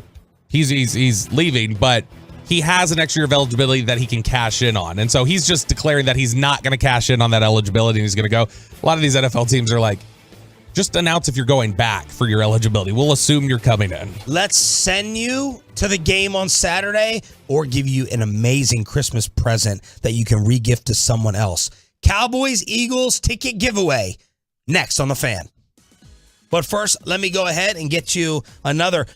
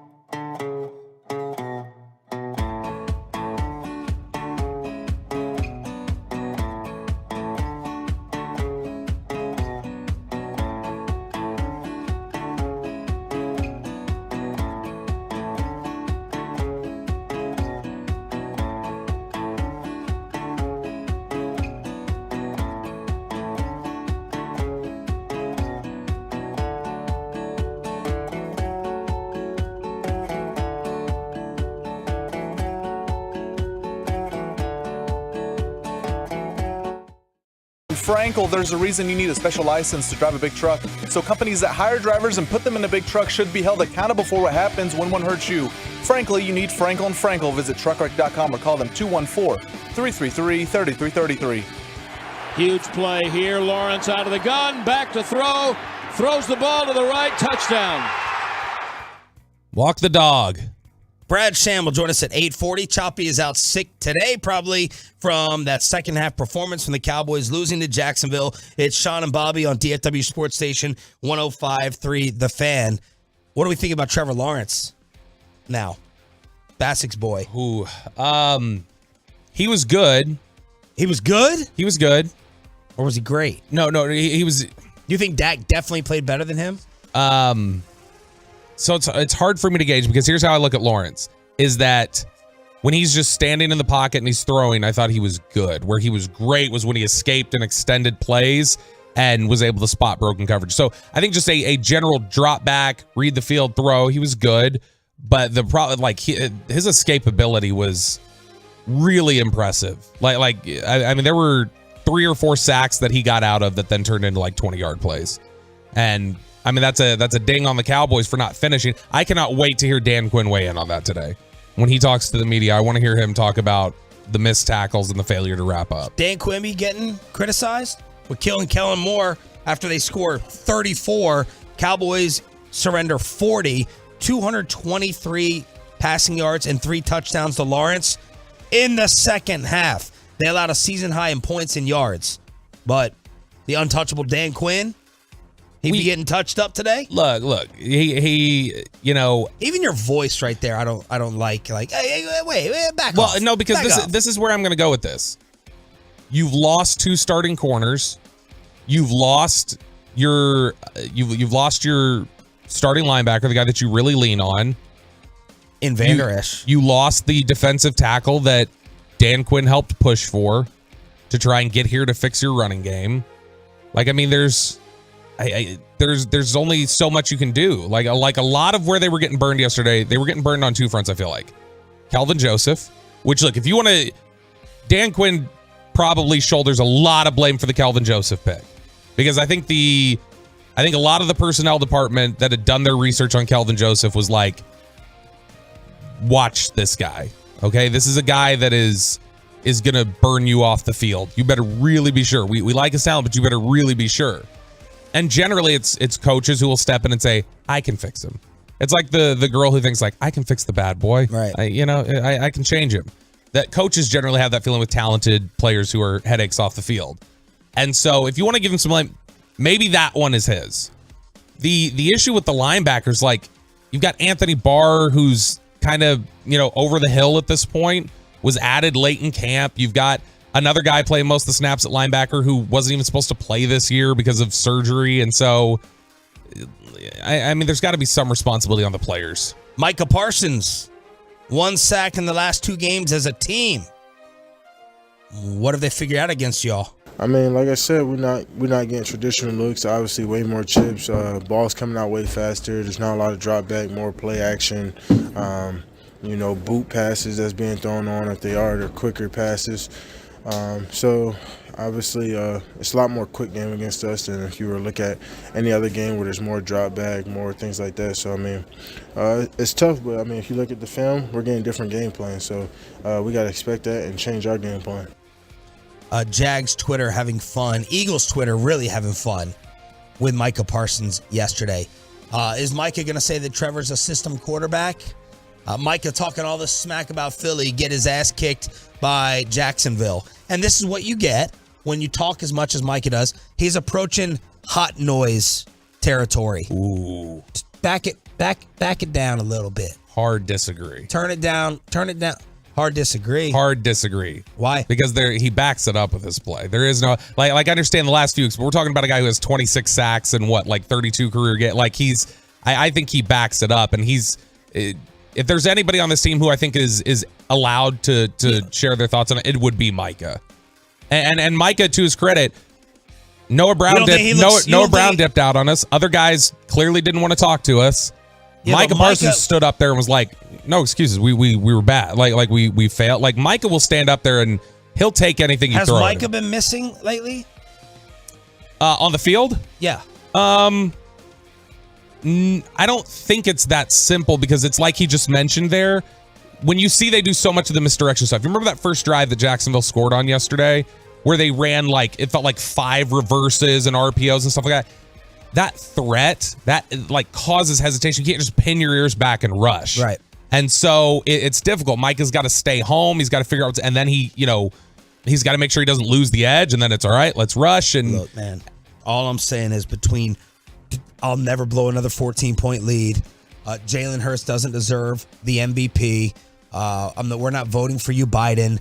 I don't think it's unreasonable. I don't think it's unreasonable to say, yo, you might want to. If I was Cowboys PR, I would say, can you tone it down a little bit? I think let's see what happens on Saturday. Let's see what happens with all the talking.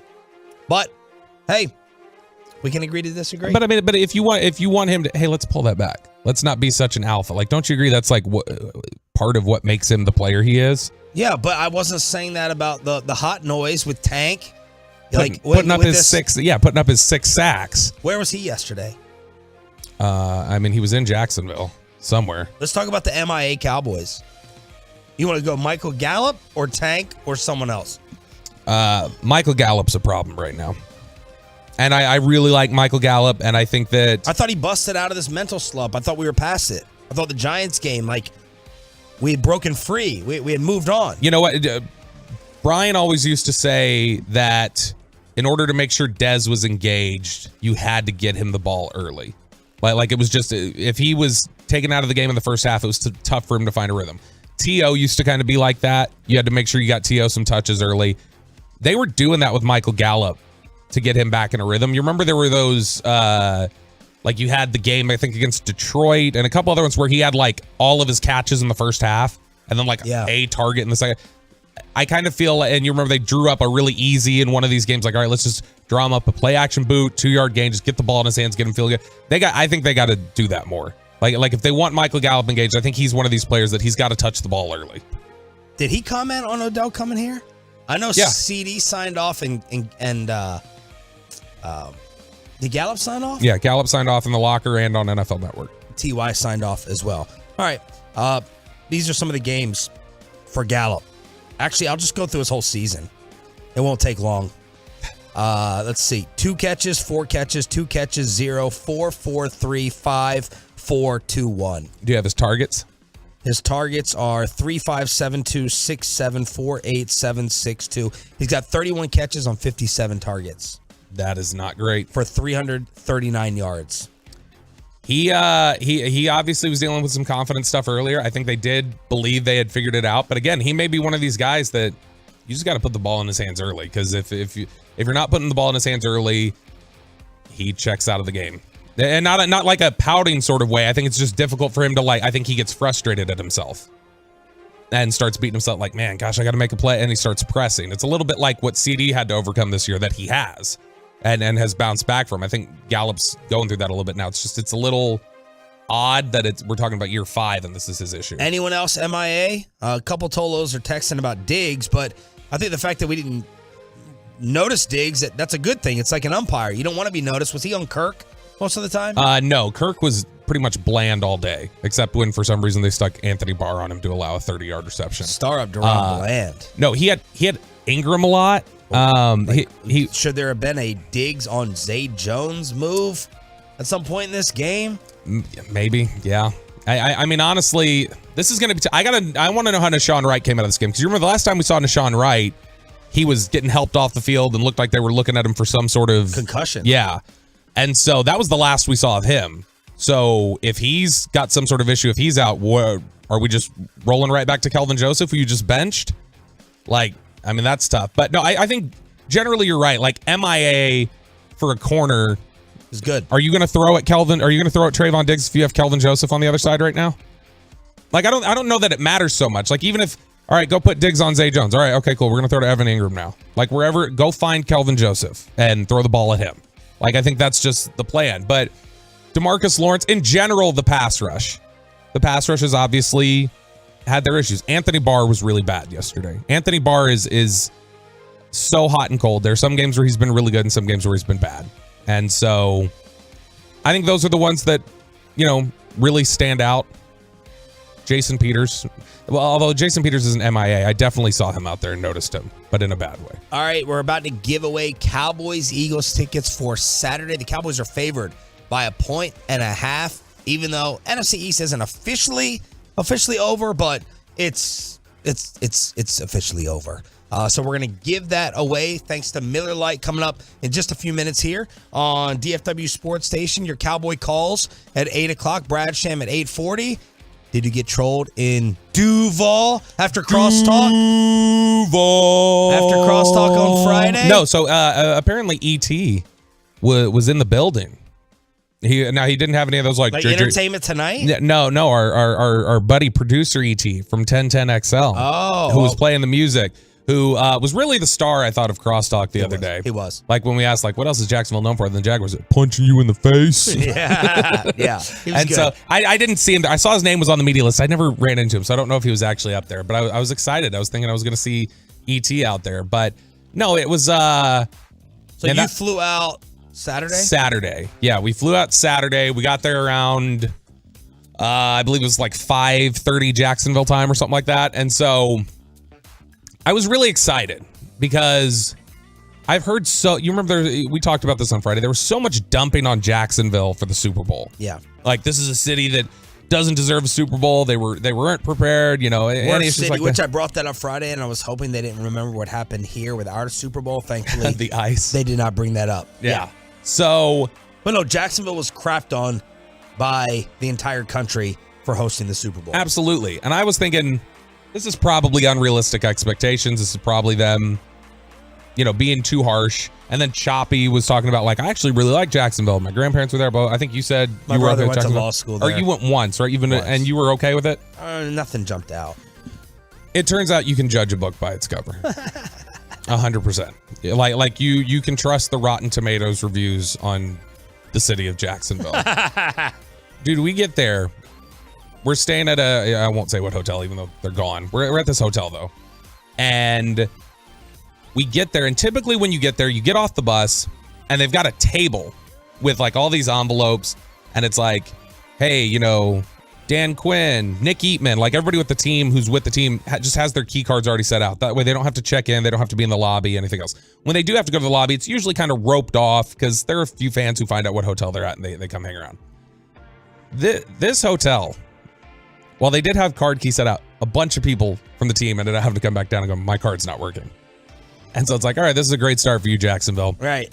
And Dan Quinn's in line behind me, trying to get his card fixed, and there's nothing roped off. And so you have a dozen Cowboys fans just walking up to him while he's in line. And he's like, hey, thanks. Yeah, appreciate it. And I was like, this is kind of an S show already. And I was like, maybe this isn't representative of the whole city, though. I mean, maybe the alleged best hotel in the city that needs to house the Dallas Cowboys, maybe they're just an S show. But as John Machota from The Athletic pointed out to me, he's like, that should be a pretty good indicator. This city's not used to hosting anything relevant. People don't come here. Right. And so I'm like, all right, this is a little questionable here. They had Micah Parsons going to some signing. He had to go there. And again, because it's not roped off, he's having to walk through the lobby, and Cowboys fans are I was getting a little nervous because Cowboys fans are putting their hands on his chest to stop him and put their cameras in his face. And I was like, this has a chance to go really sideways. But ultimately, he just, hey, thanks, cool, appreciate y'all, and walked through and went to his signing event. So here are the things I wrote down from your Twitter account. Yep. I have Def Leppard, Bob Ross, Smelly, Puke. Yes. I have Painted On Chicken Wings, Jukebox, and Stripper. I go to this bar. I look for a sports bar. There's no good sports bars in Jacksonville. There's no Buffalo Wild Wings or any just chain. And then the actual bars there. I was just Googling around trying to go find somewhere to watch Buffalo game with John. And we're looking around and with Machota. Yeah. There's a bar around the corner. It doesn't open till 10. Which I think is weird that a bar on a Saturday night is open from 10 to 2 only. I was like, okay, that's a sports bar. We found another bar that on a Saturday. Wait, 10 what? 10 p.m. They don't open till 10 p.m.? 10 p.m. They had another bar around the corner that closes at 10 p.m. on a Saturday night. in downtown Jacksonville. Wow. And just like driving into Jacksonville and then getting in the Uber to drive over there, I was like, this isn't even an aesthetically pleasing city. It's ugly. And it smells like creek water. Like, who would want to live here? So I'm in the car. My Uber driver is a Jacksonville Jaguars season ticket holder. He's immediately just bitching about, like, the ticket office didn't look out for us. They never do. They've jacked up the prices. They know Cowboys fans are going to come in here. Like I wish this city would look out for their own fans more. How much of a takeover was there in the stadium? Half. It was about half. Yeah, it was about half. But I mean, he told me, he said, this is the first legitimate sellout we've had since the 2017 playoff game, and the whole east side of the stadium was Bills fans. Really? Even then, for playoff games. Wow. So we get into this bar. It's all Cowboys fans. And we walk in, and I'm just like, there's no clear if you're supposed to sit down or what. So we finally find a bartender who will talk to us and say, oh, it's open seating. It's like, okay, well, there's literally trash at every table. What do you want me to do? And so like, oh, I'll come clean it. She comes by like 20 minutes later and cleans it up. But we're sitting there in this bar. Music was great. They're playing 80s stuff. It was cool. But I'm like looking around. I'm looking at the TV. You've got Bob Ross, the joy of painting, is on one of the TVs next to the Buffalo Bills game. Like, kept on the TV? It was on there the entire night. It's like when you go to an Indian restaurant, they have like the Indian soap opera on. It's just like kept on there. They have Bob Ross. Maybe, I mean, are they tripping? Acid bar? I mean, in Jacksonville, anything's possible. If a pawn shop were a city, it would be Jacksonville, Florida. That's what my biggest takeaway was from it. Now, I'm going to read your email. What the blank even is Jacksonville? He wrote this to RJ and myself and Peyton. Chop asked on Friday, who in the world even identifies with country pride? County pride is what I meant. County pride, but I get it now. I'd tell people I was from Duval instead of Jacksonville if I lived here too. If a pawn shop were a city, it would be Jacksonville. There aren't even any good aesthetics. It looks dirty. The whole city smells like creek water. The only reason Cleveland is called the mistake on the lake is because Jacksonville is by the ocean. And then he goes into the stripper and puking. Yeah, so we get in there, and I don't even notice it. Cowboys PR walks in about 2 hours into John and I being there, and just kind of goes up, and Joe Trahan jokingly tells me, he goes, you going to wish Jagdoll happy birthday? I was like, who the hell's Jagdoll? And he points to the mascot, wall. Their weird mascot? It is like a stripper who has an entire wall poster up that goes, happy birthday, Jagdoll. Yes. And it's like, okay, that's... Was she there? Yes. She was there, and she had, she had her whole entourage with her, and... It's this, we go up to the bar, we're trying to order drinks at one point. There's no line. I literally step up to the bar. John clocked it each time. I waited 20 minutes each time to just get a drink given to me. And they weren't busy. They just kept going, we'll be right with you, and coming back. And Did you throw glass like Choppy? I was close, and I happened to look over. There was this guy standing behind me, a Cowboys fan from out of town. And he goes, he said, this is the slowest service I've ever seen. And he points to this wall. They have a chalkboard with crappy tippers where they write down your name, your bill, and how much you tipped. No way. Or didn't tip. Oh, and they call you out, put you on blast. And the guy was like, I see why that board is so big now. And he's like, I'm missing my kids growing up, standing here at the bar waiting for this. And so, like, I finally get the lady to come. It's like if you run out on your bill, you go to the convenience store and they have your credit card. Yes. They do this for bad tips, but you actually side with the customer. She walked up to the bartender, and she was finally taking my order, and they hold on to your card, and she's giving it back to me near the end of the night, and she goes, she says, here you go. I said, have you ever mixed up cards? I was just making conversation. I was like, you ever given somebody back the wrong card or lost it? And she goes, I did that tonight. I was like, what? And she's like, I handed back somebody the wrong card. Somebody ended up running $500 worth of stuff on somebody's debit card because they thought it was theirs, and like it ended up getting declined. But I'm like, what is your operation here? What are you doing? We go, and then like we're getting near the end, and John is just super uncomfortable. He's like, this feels like the parts of Detroit I was told not to go in when I was growing up. He's like, this whole city. And he said, some guy just walked up to me when I was standing over there ordering food and said, I'm from Nicaragua. Can you understand me? And he's like, huh? And he's like, can you understand my English? I'm from Nicaragua. And he's like, dude, I'm getting out of here. So I said, all right, we'll call an Uber. Let me go to the bathroom. I go into the restroom. It's just one bathroom. I go in there. There is a literal defecation floating in the toilet. And you guys know my sensitivity. See, I'm already like getting a little gaggy. I threw up right there in like on top of everything. Oh, yeah. Added to it? Yeah. And look, I wanted to fit in with Jacksonville, so I didn't flush it. I just walked out. Oh, God. I'm just kidding. I did like stick my foot up there and like press it down with my foot. Yeah. But Man, it was the gross. We landed yesterday, and I was like, "Is there an urgent care open where I can get a tetanus shot?" That's the worst travel city you've been to? It's the worst city I've been to for anything ever. Have you been to Detroit? I haven't really been. I haven't been to Detroit, but like that city, it's not worse than going to Green Bay. That city is a bleeding scab. It is disgusting. There is like you remember I was taking shots at Green Bay a little bit. But it was more just for saying, like, how do you have an NFL team here? This is like great, like that was it. But it was just more like a small town. Like Green Bay was at least nice, and it wasn't filled with like, you know. Sean, when was the last time you saw a cigarette vending machine? Long time. They have them in there, and it's not an aesthetic. It is, you can order it. They've updated it with vapes. Maybe in Arlington. They're like Marlboro 100 Reds you can buy in there. And I was showing people in the press box the pictures. Like, look at this. Nick Eatman saw it. He's like, I haven't seen that since the 90s. What is it like? It's like they got to smoke in the bar. Yeah, there are people smoking. I don't think you're allowed to, but there people were, and they did not look like the type of people you would tell you can't smoke in here. And like, it's funny, we just looked at it, it's like this city got an NFL team in 1995 and just said, let's live in this here forever. Why this has been such a good year? Why do anything else? It is. I would just say this: if you're considering going to Jacksonville, don't. Other than the great Tolos who I ran into while I was there. I ran into a couple of them. The first one, Danny Barton, who said that Sean and RJ is his number one show for anything, period, national or local. He listens to it all the time. He was very nice. He bought me a beer. And so he had gone to some signing event, some fan event at the hotel. But he was very nice and couldn't say enough good things about the station here.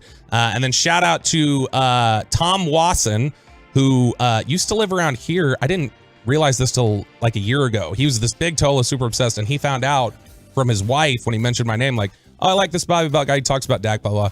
His wife goes, I worked with him 10 years ago, and I didn't realize they were a couple. And so I got to visit with somebody I hadn't seen in about 10 years that I used to work with. Nice. Got to say hi to him. But he was saying that in Jacksonville, he's like, we've only got 10-10 and it's awful. And so he's like the station we crosstalk with. He's like, the station that got our station wrong. And so he still, like he said, he still every day just like listens to the Odyssey app nonstop. And he's like, that's like, you know, the oasis in the desert for me out here in Jacksonville. But nice. If you're considering moving to Jacksonville, don't. If you are considering visiting Jacksonville, get tested when you return home for, you know, STDs, whatever else. And like, even if you don't sleep with anybody when you're out there, just like, I feel like the breath. Walk around with a condom? My word. Yeah. Just like literally like go in there with one of those Breaking Bad, like chem suits. Hazmat. Oh my gosh. Let's send you to Arlington. Thanks to Miller Lite. That's right, Tolos. Caller number 10 right now at 877-881-1053 wins a pair of tickets to see your Dallas Cowboys take on the Philadelphia Eagles at AT&T Stadium on Saturday, courtesy of Miller Lite. That's caller number 10 right now at 877-881-1053. There it is. Game of the year on Saturday, sending you to Arlington, and the Cowboys are a 1.5-point favorite. How about that? Cowboy calls coming up at 8 o'clock this morning here on Sean and RJ. Choppy out sick. Bobby Belt holding it down right here on DFW Sports Station. Where do you want to go to? You want around the NFL? You want high school football / Deion Sanders setting the record straight? You want more I'm trying to say Cowboy calls for 8 o'clock. Yeah, we've NFL spending. spending. Why did the league put out this memo? That's weird. interesting. Let's go to the NFL spending thing, because I think that's pretty interesting. And this is the report that came out yesterday from Adam Schefter, and I think there were a couple others who also had the report. But this is from Pro Football Talk, kind of referencing it. They say that Adam Schefter reports that the NFL told teams collectively they have spent $800 million on fired coaches and front office executives over the past 5 years. And Florio wrote about this. He said, why would the league office care about whether owners have to finance buyouts for coaches and executives? Has no impact on the operation or profitability of the league, at least not directly. But they don't want to see this turnover anymore. And it's tough because they're going to see probably Nathaniel Hackett get fired. They're probably going to see, Lovie Smith get fired, be one and done guys. But the idea here is that the league's like, we have got to stop encouraging all this turnover. Like, we need to have some more stability here. And so I love how they send out a reminder as if like these billionaire businessmen already haven't kept track of how much money has gone down the drain to people no longer employed for them. Hey, here's just a reminder, New York Giants, you're paying 3 former head coaches as if you guys didn't know this already. And look, this is hardly a new consideration, which is why I do think it's fun. Maybe they're just trying to show it cumulatively, like, look as a league what you guys are spending, and maybe that'll hit with them a little bit more than what they do on their own. Or maybe get some pressure from other owners of like, dude, like, what are you doing? Like have some more stability here. But this is not a new consideration because I know it's been... RJ had a big problem with this. RJ, of course, does not like being told what to do. Like many of the other insurrectionists. He doesn't like being told what to do. And he's like, don't tell me how to run my team. You know, don't tell me who to hire and what type of consistency to have. And, you know, this is weird. This is very weird. It is weird, but like, again, I think there's the NFL. An underlying Rooney Rule motivation here? Very well could be. Because, I mean, it's interesting. You think of, like, we're talking about Lovie Smith being a potential one and done. Brian Flores obviously didn't stay around very long. Cully was out. Steve Wilkes, who's doing really good in Carolina right now. You remember he was one and done in Arizona because they just wanted to get Cliff Kingsbury in there. And so that could be a factor into it. But, you know, it's funny because there have been several teams, even some here locally. I'm joking about Choppy. He wasn't at the Capitol. Yeah, that was a joke. There have been several teams in the NFL, even some here, probably locally over the years, that have chosen to, let's just, instead of mass firing a bunch of people here that we don't want, we'll ride out this last year because I don't feel like paying out these contracts. So that has been a consideration. That's nothing new. But the NFL clearly not thrilled with some of the... I think the NFL would love it if every team operated like the Pittsburgh Steelers. Yeah. To be honest. Like, I think that's the way they want the NFL to run and the way to operate. Here are the guys gone. Panthers, Matt Rule, 4 years left. 7 years, $60 million. Colts fired Frank Reich, 4 years left. He got $9 million a year. $9 million a year for Frank Reich? Titans fired GM John Robinson, 4 full years remaining. He signed an extension this past February. The Giants are paying 3 different head coaches. 7 teams fired their head coach either during or after the 2021 season. Jags, Bears, Vikings, Giants, Dolphins, Broncos, Texans. 2 others had vacancies because of resignations with the Raiders and the Saints. So that's $800 million on fired coaches over the past 5 seasons. Do you think this is in reference at all to the Raiders, who we've heard reports are so cash poor at this point that they can't even fire Josh McDaniels if they wanted to? I wonder if that's the thing, is that they're concerned that, like, we're putting bad products out there because you guys... Maybe that's some of the motivation. You're putting bad products out there because you've made such poor decisions that then you feel you can't fire coaches that need to be fired. All right, speaking of financial decisions, this is where I love you because you and I both have, and Choppy too, we have this little evilness in us, this little sick satisfaction. So we're no Pat Doneys here. No, we are not Pat Doney. Love you, Pat. This guy who caught Aaron Judge's 60-second home run ball in Arlington, he lost. Well, he won, but he lost. And I ended up being wrong about this. So Corey Yeomans, whose wife works for Mike Fisher in his website, right? I don't know what else she does. Bree Amaranthus. Yeah. I guess she was a Bachelorette contestant. Her husband caught this ball in Arlington, and he turned down $3 million because he thought he could get more putting it up for auction. The auction ended over the weekend. The ball sold for $1.5 million. So he was offered 3, said no, and now has to ultimately settle for half. Yeah, I mean, ultimately, like... You're a millionaire. Yeah, I don't think anybody's going to be crying about that, but it is... But I'm one of those types of people, all I'll think about is the 1.5 loss, not the 1.5 gained. Well, yeah, and it's I wish I wasn't like that. It's probably more significant than that. Because when you run out of the 1.5 million, you're thinking, man, I could have had double this. Right. Well, I mean, I feel like if I had 1.5 million, I wouldn't run out of 1.5 million. No, but maybe I think things have changed in this economy. TradesandWealth.com. You need to hit them up. But I don't know. Maybe 1.5 million. You're good to go. You think right now today, you would still work? Yeah, but that's what I mean. I don't think I'd ever reach a point where it's like, oh crap, I got to go back to work. Like I think I'd probably keep working. And you can't retire from now until end with $1.5 million. I don't No, think. but if you go, we're getting into like, but if you go like put it in like a CD or something like just like basically stored away. That's what I'm saying. Like you don't have to live off of that, Right. Or maybe you live off like partially it and stuff. So there are different. So things he you do. gambled and he lost. Well, and here's the other thing. He got 1.5 instead of 3, but you also got to remember that was just a $3 million offer. Like he got 1.5. That's what it sold for. But these auction houses, according to Forbes, take 10 to 20% of the sales cost. So we're talking about him losing potentially 150 to 300,000 there too. So he lost probably more than half of it. So this made me feel good. I was happy. Because I'm jealous. And he bodied a Tolo out of the way. I didn't like the way he physically bullied this Tolo to push him out of the way to get the ball. So I'm happy he lost. Would you have accepted the $3 million offer, or would you have said no? I'm going to auction. No, I thought it was going to go for more. I would have lost. I would have made his same decision because I was like Yankees, Judge, comparing it to past baseballs. But Bassick and KMC, I think they tried to warn us. RJ was like, take the $3 million. And I was like, no, this will go for more than that. It definitely will. And I would have ended up making the same wrong decision. Now that you're Judge and you've got like your exorbitant millions, do you think he kept an eye on the auction at all? Was like, I'll pay 1.5. No. Like, you don't think he was watching it? You know what's interesting? I was sitting with John Machado when we were sitting at the bar the night that was happening, and John was watching the auction, and it was ticking down, and it was at like 1.3, and then they added an extra 30 minutes. Y'all were at the bar watching the auction? No, he pulled up the auction because he knew it was getting sold that night, and so he's like, oh, wait, let me see if it's sold. Wow. And he opened it, and it was near the end. It was at 1.3 million. He's like, I guess somebody's just going to super bid it up at the last second. Right. That's what he was expecting. Yeah. And then it got down to the last second, and they extended it by 30 minutes. And they added another 30 minutes to time just so you can't wait till the last second and then steal it at the end. Yeah. Well, that's what happened with Jared's Lucas shoes for the auction. Oh. My boy Samir hooked him up with a signed pair of Lucas shoes for Sandlot. Someone had it at $7K. At the last second, someone tried to bid $38,000 on Sunday and last weekend, and the computer like froze up.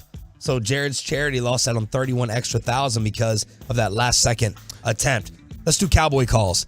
877-881-1053. Star up, star down for the way that game ended. 877-881-1053 here on Sean and Bobby. Your Cowboy phone calls next. But first,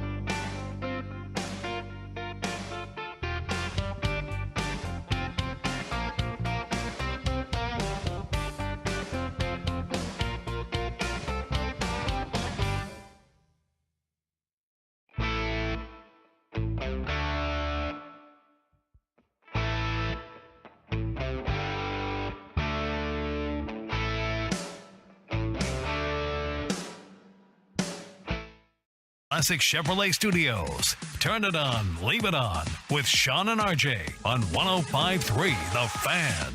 With a 7-0 lead in the second quarter at the Jacksonville 21-yard line. Prescott long count, back in the gun. Well protected, going deep to the right side. Into the end zone. Perfect throw to Hendershot. Touchdown, Cowboys. That was gorgeous. Not just the call from Brad Sham, who will join us at 8:40 this morning, but the throw from Dak Prescott to Hendershot to go ahead and get it in the end zone. That made it 14-0, and of course the Cowboys would end up losing. Cowboy calls right now here on Sean and Bobby. Choppy's out sick today. 877-881-1053. Hit us up. 877-881-1053 on your home of Dallas Cowboys football. Let's start off with Philip in Fort Worth. Philip, where do you want to take it? You're live on The Fan. Hey, man, thanks for having me. Really, man, I think with all this focus on OBJ, I think we should be focusing on, doing something about our corners and like getting some depth in our defense with all the injuries we're having. Yeah. The OBJ may or may not have any relevance this year. What do you guys think? They're trying, Philip. I mean, they added Trayvon Mullen. As much as they can, it's hard to find guys like this. Where they really erred was they should have moved on from Kelvin Joseph in the spring. They should have been better prepared in that sense. That happened before the draft. Why? Because of the incident? Yes. That wasn't his first issue. He's that was the most prominent. But they had discipline issues with him all last year. Going into his second season, you're going to cut him as a second-round pick? That doesn't happen. Yeah, for having to be shown all over Fox 4 as a witness to a murder before you would talk about it. Yeah, I think that's enough given everything else with him. No, it was definitely cuttable. Away. Yeah, and that hasn't got and Jerry told us last week or 2 weeks ago, said the reason he was there for us in the second round was because of it, but he's very talented. Steven was talking about it on Friday. He's one of our most talented corners okay. You'll put up with it for talent. Right now, you're putting up with it for a bad football player. Yeah, okay. What's bad about him as a player?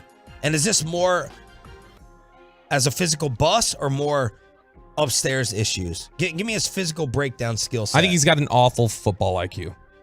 I think he's got really good movement skills. I think the physical traits are really good. I think he's got awful football IQ. He's physical. He's willing. I love that about him. I think special teams, Brian's brought this up, I think special teams made him a more physical football player. He will never do the Olay and run support like Trayvon Diggs will. He will go up there. He'll try to tackle. I appreciate all that. I appreciate the effort. He's got bad instincts at the position. They have no other options. Instincts don't usually get better either. Instincts are either there or not. That was something the Cowboys, you remember Charles Tapper? The Cowboys thought Charles Tapper was going to be really, really good. And ultimately, when you talk to people over there, they say that where they missed that is they're like, he had everything, he had no instincts. And you can't teach instincts. He didn't have a feel for it. And I think that's one of the big bonuses of Micah, for instance. Micah's instincts have always been really, really good. He just has a natural feel for it. Mike in Fort Worth. Let's see if his instincts are good. Mike, you're live on 105.3 The Fan. Hey, Mikey. What's up? What's up, guys? How y'all doing? What's up? I don't know how to, gauge my level of enthusiasm or sadness, but I knew it. I saw it coming. This is my boys in December. This is what we do. Dak is not the problem. Dak's interceptions are the problem, and I put that on the staff. I think we need what's his name, Bud Kilmer on the sidelines. Get him in the helmet. Stick to the basics. Do you blame Dak for the last interception? I do not. I blame the play calling. The run game was working. Stick to the basic, guys. All we need is 3 points to win the game. Why are we throwing the ball so much? We got a good thing going with Zeke and Pollard. Stick to the basics, man. Run the damn ball. Well, they tried to run the ball on the game-killing drive, and they ended up in 3rd and 13. And then they threw the ball deep out of bounds to Noah Brown. So Bobby is saying they should have thrown the ball more in the second half versus run it more, and they did try to run out the clock.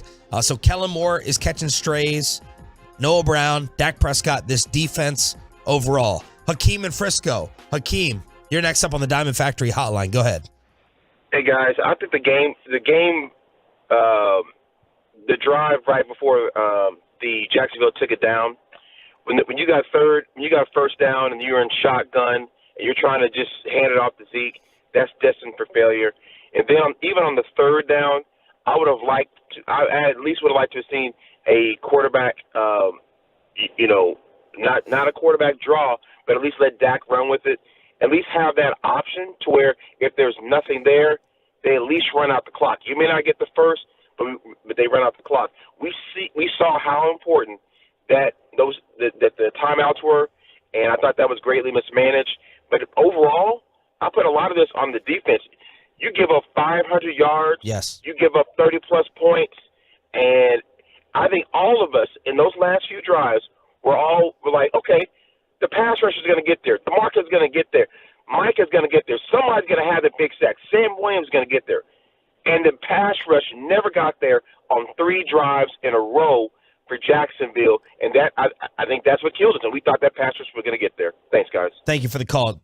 Jacksonville won for the first time in 38 games when losing the turnover battle. They broke the longest non-conference losing streak in NFL history at 20 games. We made history, you guys. That's awesome. Here's what's interesting to me to look at. They, like Hakeem just mentioned there, the defense gave up a lead that they should have never given up. And they got outscored in, I believe it was 23 minutes of clock time. They got outscored 30-7. So to put that in perspective at the start of a game, imagine if at the 7-minute mark of the second quarter yesterday, the Cowboys were down 30-7. We would be killing them. No excuse for what happened yesterday. Here's the Kellen drive, by the way, because Kellen is getting killed. And the offensive play calling. What did McCarthy say about this? Bobby, give us the recap of that after I go through the play-by-play. Final drive of regulation. Jacksonville has 3 timeouts. Cowboys are up 3. Own 38-yard line. 1:28 left. You get a first down, it's over, basically. Mm-hmm. You have to run on first down to start the clock, I believe. They run, 3-yard loss. Jacksonville timeout. Then they run Pollard. Nothing. Timeout. He gets 3 yards. So it's 3rd and 10 with 1:20 left. Jacksonville has 1 timeout. What are you doing in that situation? Because I was fine with run. Are you running and punting, or are you trying to get the first down on 3rd and 10? With the odds of picking it up in mind. I'm fine with throwing the ball. I wish they would have drawn up something that was, maybe it's something in the flat. You pick up 5, you try and get to the sticks. If you don't, you're tackled in bounds. Not a heave bomb down the sidelines, out of bounds. Right. And look, Mike McCarthy said after the game, he's like, Newey Scruggs had asked him, what's the thought process between make them burn a timeout versus pick up the first down?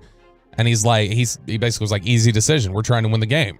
So no, we're going to try and pick up the first down. My problem with that is your calls on the first 2 plays betrays that line of thinking. Because if you're trying to do that, all right, then open with a pass. Or on 2nd and 13, all right, let's try and cut this in half. Let's get a 6-yard out to Dalton Schultz and, make it 3rd and manageable or whatever else. But they didn't do that. How long's the play clock? 40. 40, right? Yeah. So if they would have run the football on 3rd down, Jacksonville at the most would have gotten it back with 33 seconds left, no timeouts. I prefer that. No, they would have. It wouldn't have been. It wouldn't have been that because they had 1 timeout left. So if you run the ball there and then they immediately call timeout, then that would probably. What time was that? Oh, I'm sorry. Pass was out of bounds to Noah with 1:13 left. Yeah, so probably call the timeout with 1:15. You punt it. That's another 5. So they probably would have 1:10 with no timeouts. My bad. So 1:10, no timeouts. And look, the way they were moving, they definitely could have gotten in field goal range, but I want to know what happened on the play call.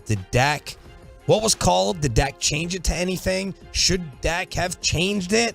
Like the intelligence of that whole play, that's one of the little small things that the Cowboys, they always come up short in my opinion. They threw it up there. We got ESPN on in here. Get up. Looking at Dan Orlovsky's dumb face. And they just had the play there. Something we haven't even talked about today. How damn close on that toss to Zay Jones that got them in field goal range, how it went right between Donovan Wilson's hands. And I don't blame Donovan Wilson. That's again, but it's just you see it and it's like that is so representative of the game. It's like it's right there. It's right there. It's just between his hands. Oh, Trevor Lawrence just slips out of the sack. I mean, I got to call out Jaron Kearse for getting dragged. That's another small thing. That was inexcusable in my opinion. Evan Ingram, Bobby, that was about 15 yards. It's from the hash. 15 yards to get out of bounds. Jaron Kearse is a beast. I know Evan Ingram is a tight. Come on, man. He dragged him. That was a little small thing. The 18-yard pickup on 3rd and 3, wide open. Diggs was lined up on the receiver who caught that, and it was 18-yard completion, wide open in order to allow them to kick the 48-yarder to tie. Yeah, now it looked like zone. So, I haven't looked at the film yet to see if he was in man, but I'm guessing he was in zone just by where it looked like the ball was caught. But, man, it is frustrating. You get the 3rd and 3 conversion. That's frustrating. I get the Jaron Kearse thing. Evan Ingram's a strong player. And I mean, while Jaron Kearse is a bigger guy, he is kind of thinly built. I don't totally blame it if it's Evan Ingram's just super strong. He drags you. That sucks, but Joey in Dallas. Joey, you're next up on Sean and Bobby. Go ahead on a Cowboys Monday, Joe. Hey, guys. Just listening to you guys week in and week out, and obviously being a fan and watching, one of the big things I noticed is just the lack of the coaching on the sideline matching up with what's going on the field. I noticed that we should be running we're running when we should be passing. We're passing when we should be running. And it just doesn't seem like they're on the same page. And even going back to Garrett, they would have slow starts, but the second half adjustments were on fire. I just don't see that lately. So that was just my take on it. Thank you for the call. Where was any of this the past 3 weeks? I didn't hear one phone call like this. I didn't hear nothing. Y'all told me, all the local media, all y'all told me it was not you. It was glory days. It's all that matters is the win. It's a week-to-week league.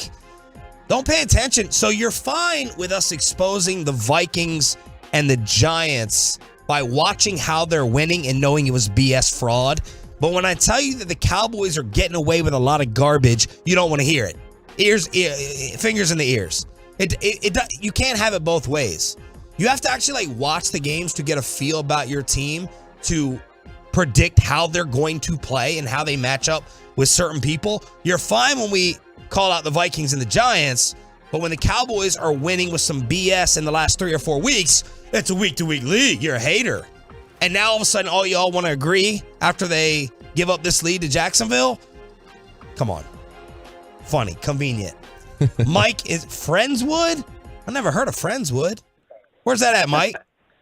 Down outside Houston. Okay. Thanks for calling. Thanks for calling. Yes, sir. Love the show, guys. You scored 34 points. That's enough in the NFL, but it seems like going back to the Colts game, the defensive schemes where we were blitzing early on in the season have changed to basically non-existent, maybe a handful of times a game, and Quinn, mind you, he's a great coach, but I mean, he blew that lead in the Super Bowl years ago against the Patriots. So my concern is, why aren't they going in and calling those blitzes where they were doing it and being dominant early on in the season? Thanks for the call, Mike. Couple Tolos have tweeted that, Bobby. Are they blitzing less? So you remember early on there was a lot of complaints about they were getting pressure, but they were running these twists, and then people thought they weren't gap sound and that they were getting gashed for runs. Yeah, when they called out themselves for assignment football. So and even just in general when they've run twists and it's like, okay, you're running a twist, but it's a run and so, not a pass, and so now you're late getting to the hole and the running back's able to just go through. But I also don't think I want to blitz when I have Anthony Brown playing like he was, and I for damn sure don't want to have less help out there for Kelvin Joseph in the state of the secondary. Yeah, and I don't think they want to overrun plays right now with so many teams going misdirection and teams going, with the RPO stuff and reverses, and so teams are finding a way to attack them and make them play back a little bit on their heels, and that's impacted the pass rush. Remember when this defense was elite and great and shut down? You remember those days? Are you old enough to remember? Feels like a long time ago. Patrick in Grapevine. Patrick, you're next up on 105.3 The Fan. Yes, sir. So here's my take. At what point do you just start resting the certain players? We already clinched a playoff. we're not going to clearly catch the Eagles. And, it's just something I was thinking about, and just get ready for a typical Cowboy playoff letdown season. On top of that, I like to call for Kellen Moore's job. It's Jason Garrett 2.0. On-the-job learning, training, we need to get an experienced offensive coordinator in. Thanks for the call. By the way, let me add something to what I said about the defense. They haven't allowed over 23 points since the Packers game until yesterday. They gave up 3, 20, 19, 23. That is good. It just hasn't felt like shutdown.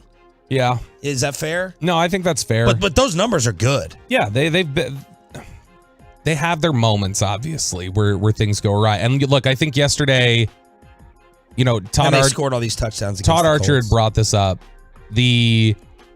For as much as Leighton Vander Esch and Anthony Brown have been dumped on in the city, like, you see what happens when you have to go behind them. And specifically Leighton. I mean, I know Anthony Brown struggled, but I thought Leighton's been really good this year, and he's taken a lot of heat from people because it's just they don't see him making these big splash plays. It's like, no, but he plays sound football, and he doesn't put them in bad positions. Yeah. It feels like losing Leighton is like scarier than anyone would have ever thought. McCarthy sounded genuinely concerned that he might be out for a little bit. Really? Last night, yeah. He'll have an MRI today. We'll find out. Another neck issue. Yep, this has consistently happened with him. Cowboys are third in the league in points, y'all. 28 a game.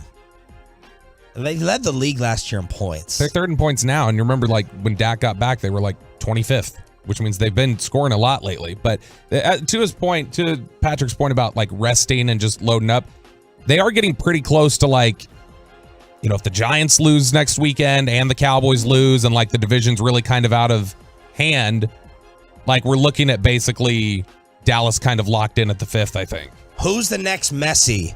After the all-time World Cup final, is Elon giving up Twitter already? And Brad Sham, the voice of the Cowboys, all next with Sean and Bobby, 105.3 The Fan. But first, do you need some financial advice? We were sitting here talking about investing on the show.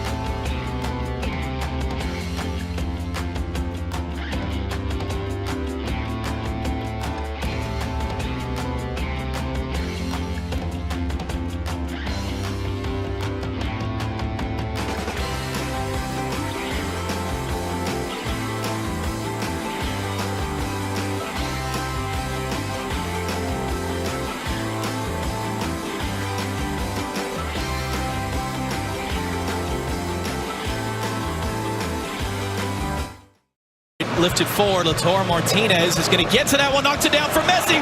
Into the middle, Fernandez. Lautaro Martinez, save Messi! Clear away, did it cross the line? Did it cross the line? Yes, it did! I can't wait to see the ratings for this.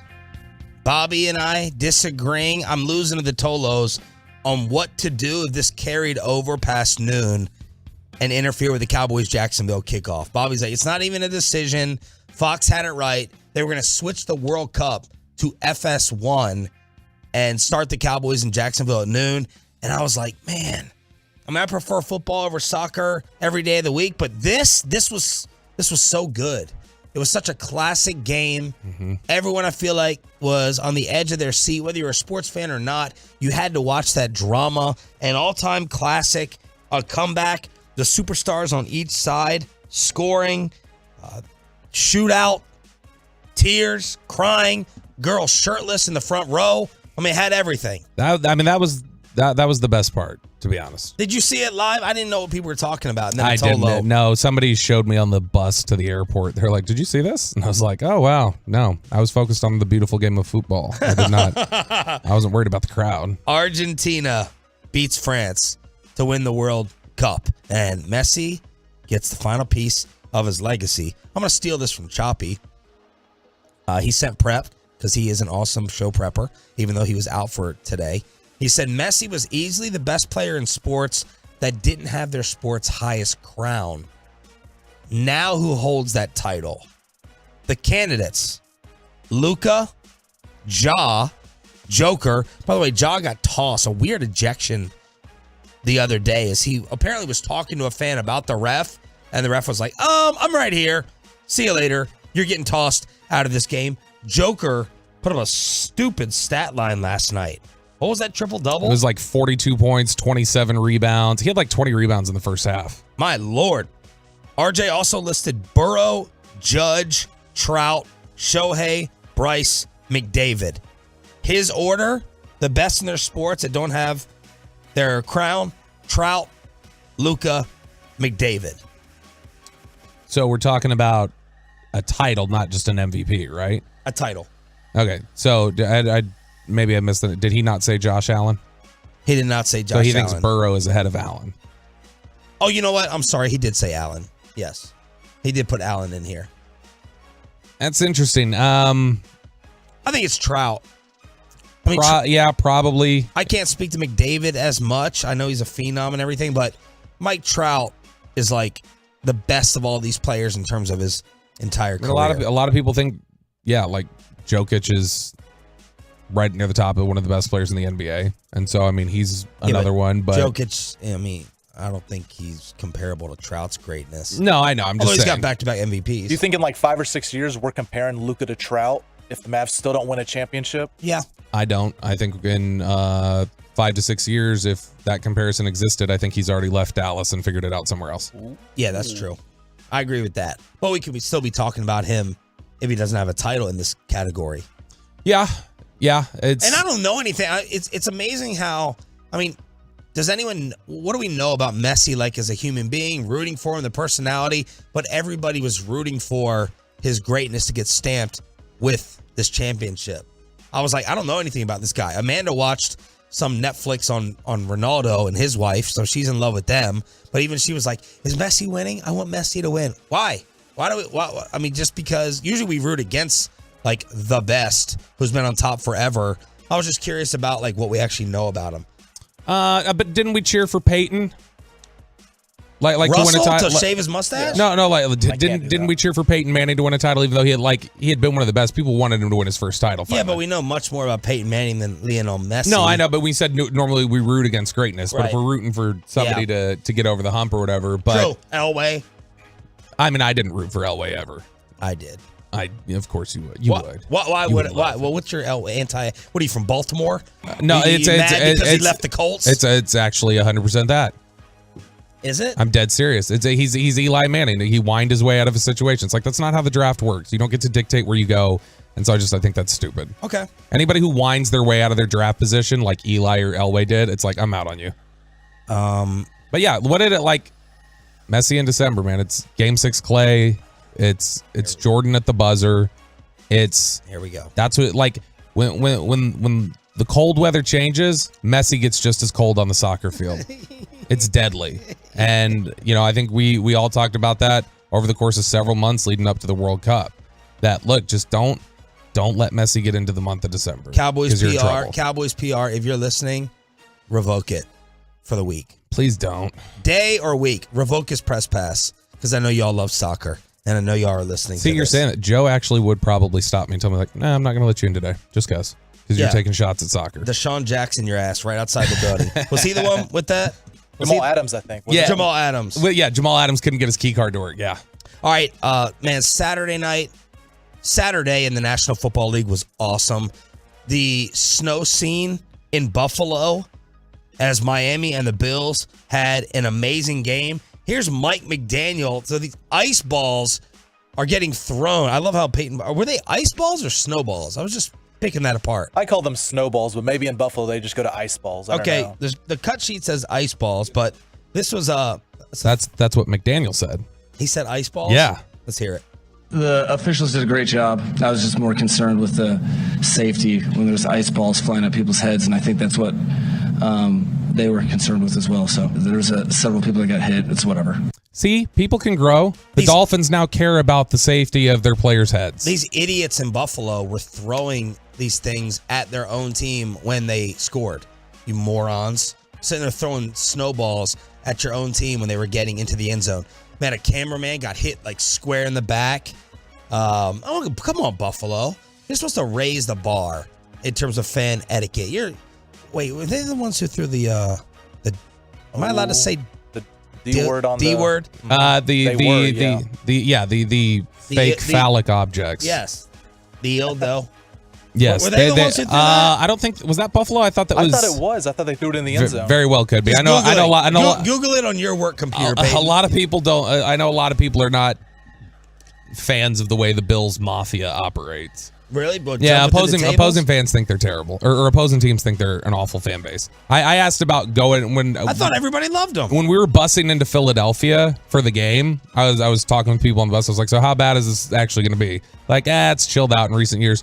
And there were several people on the bus who were like, the worst place to bus into is Buffalo. They're awful. Really? And it's like, regardless of who you are, they're terrible, apparently. Did you look it up? I did. It was the playoff game against the Patriots, Bills and Patriots. They threw it in there. Yeah, because I seem to remember like Brady somehow involved in that. So this is an RJ Choppy special. I bet RJ would rant against the Bills getting punished because they made an announcement in the stadium.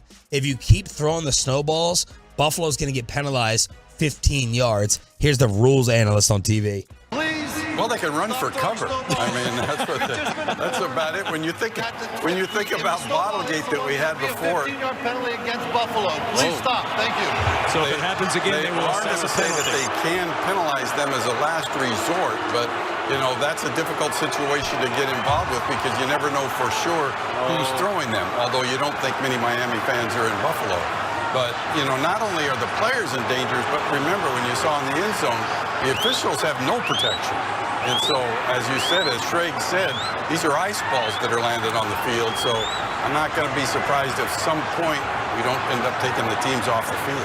Well, in reaction to that, several snowballs just came flying onto the field. So that was Mike Pereira. This is a fascinating topic. Why are you rolling your eyes? I can't take you seriously if... you're like, hey, we can't have snowballs thrown at players. This is about safety. Guys, okay, we need you to turn around in 3 days and play in a car crash again. Like, you're telling me, how seriously you're taking player safety? You should do nothing to stop the... No, my point is, it's snowballs. I don't take you... If that's, we're really looking out for player safety, but we're going to stick Tua back in there after back-to-back concussions. We're going to have everybody play on 3 days rest, even though doctors, universally, are like, this probably isn't a good idea. All right, if you were Goodell... and you were watching the game and you got the bat phone, what do you do? Is it unfair if Buffalo gets penalized if snowballs keep getting thrown? That's the topic. Yes. It's not quite the same, but it's you remember maybe you just announce we're going to eject you. The game where if you want to handle fans specifically, fine. But to penalize the Bills, that seems a little but you got to hit them where it hurts, I guess. Yeah. Fans go oh crap, this is college basketball crowds, right? When they chant stuff or expletives or Well, you remember or throwing things on the court. Storm the field when there's 1 second left in a game and they, give the other team a 15-yard penalty. It's similar to me like when Choppy would lose his mind over the team being punished. Not fair. It's not fair. Like when the Pontiac Silverdome or whatever got really loud against the Jets in that game where Barry Sanders got to 2,000 yards rushing.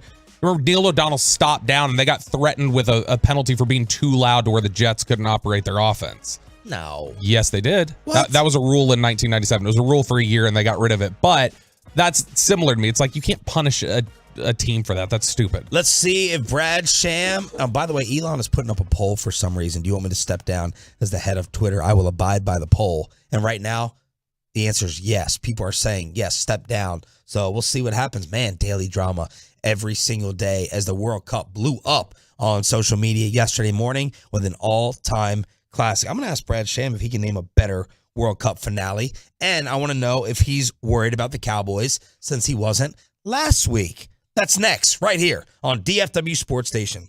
RJ Chopper here for Boomer Jacks, your official game day headquarters.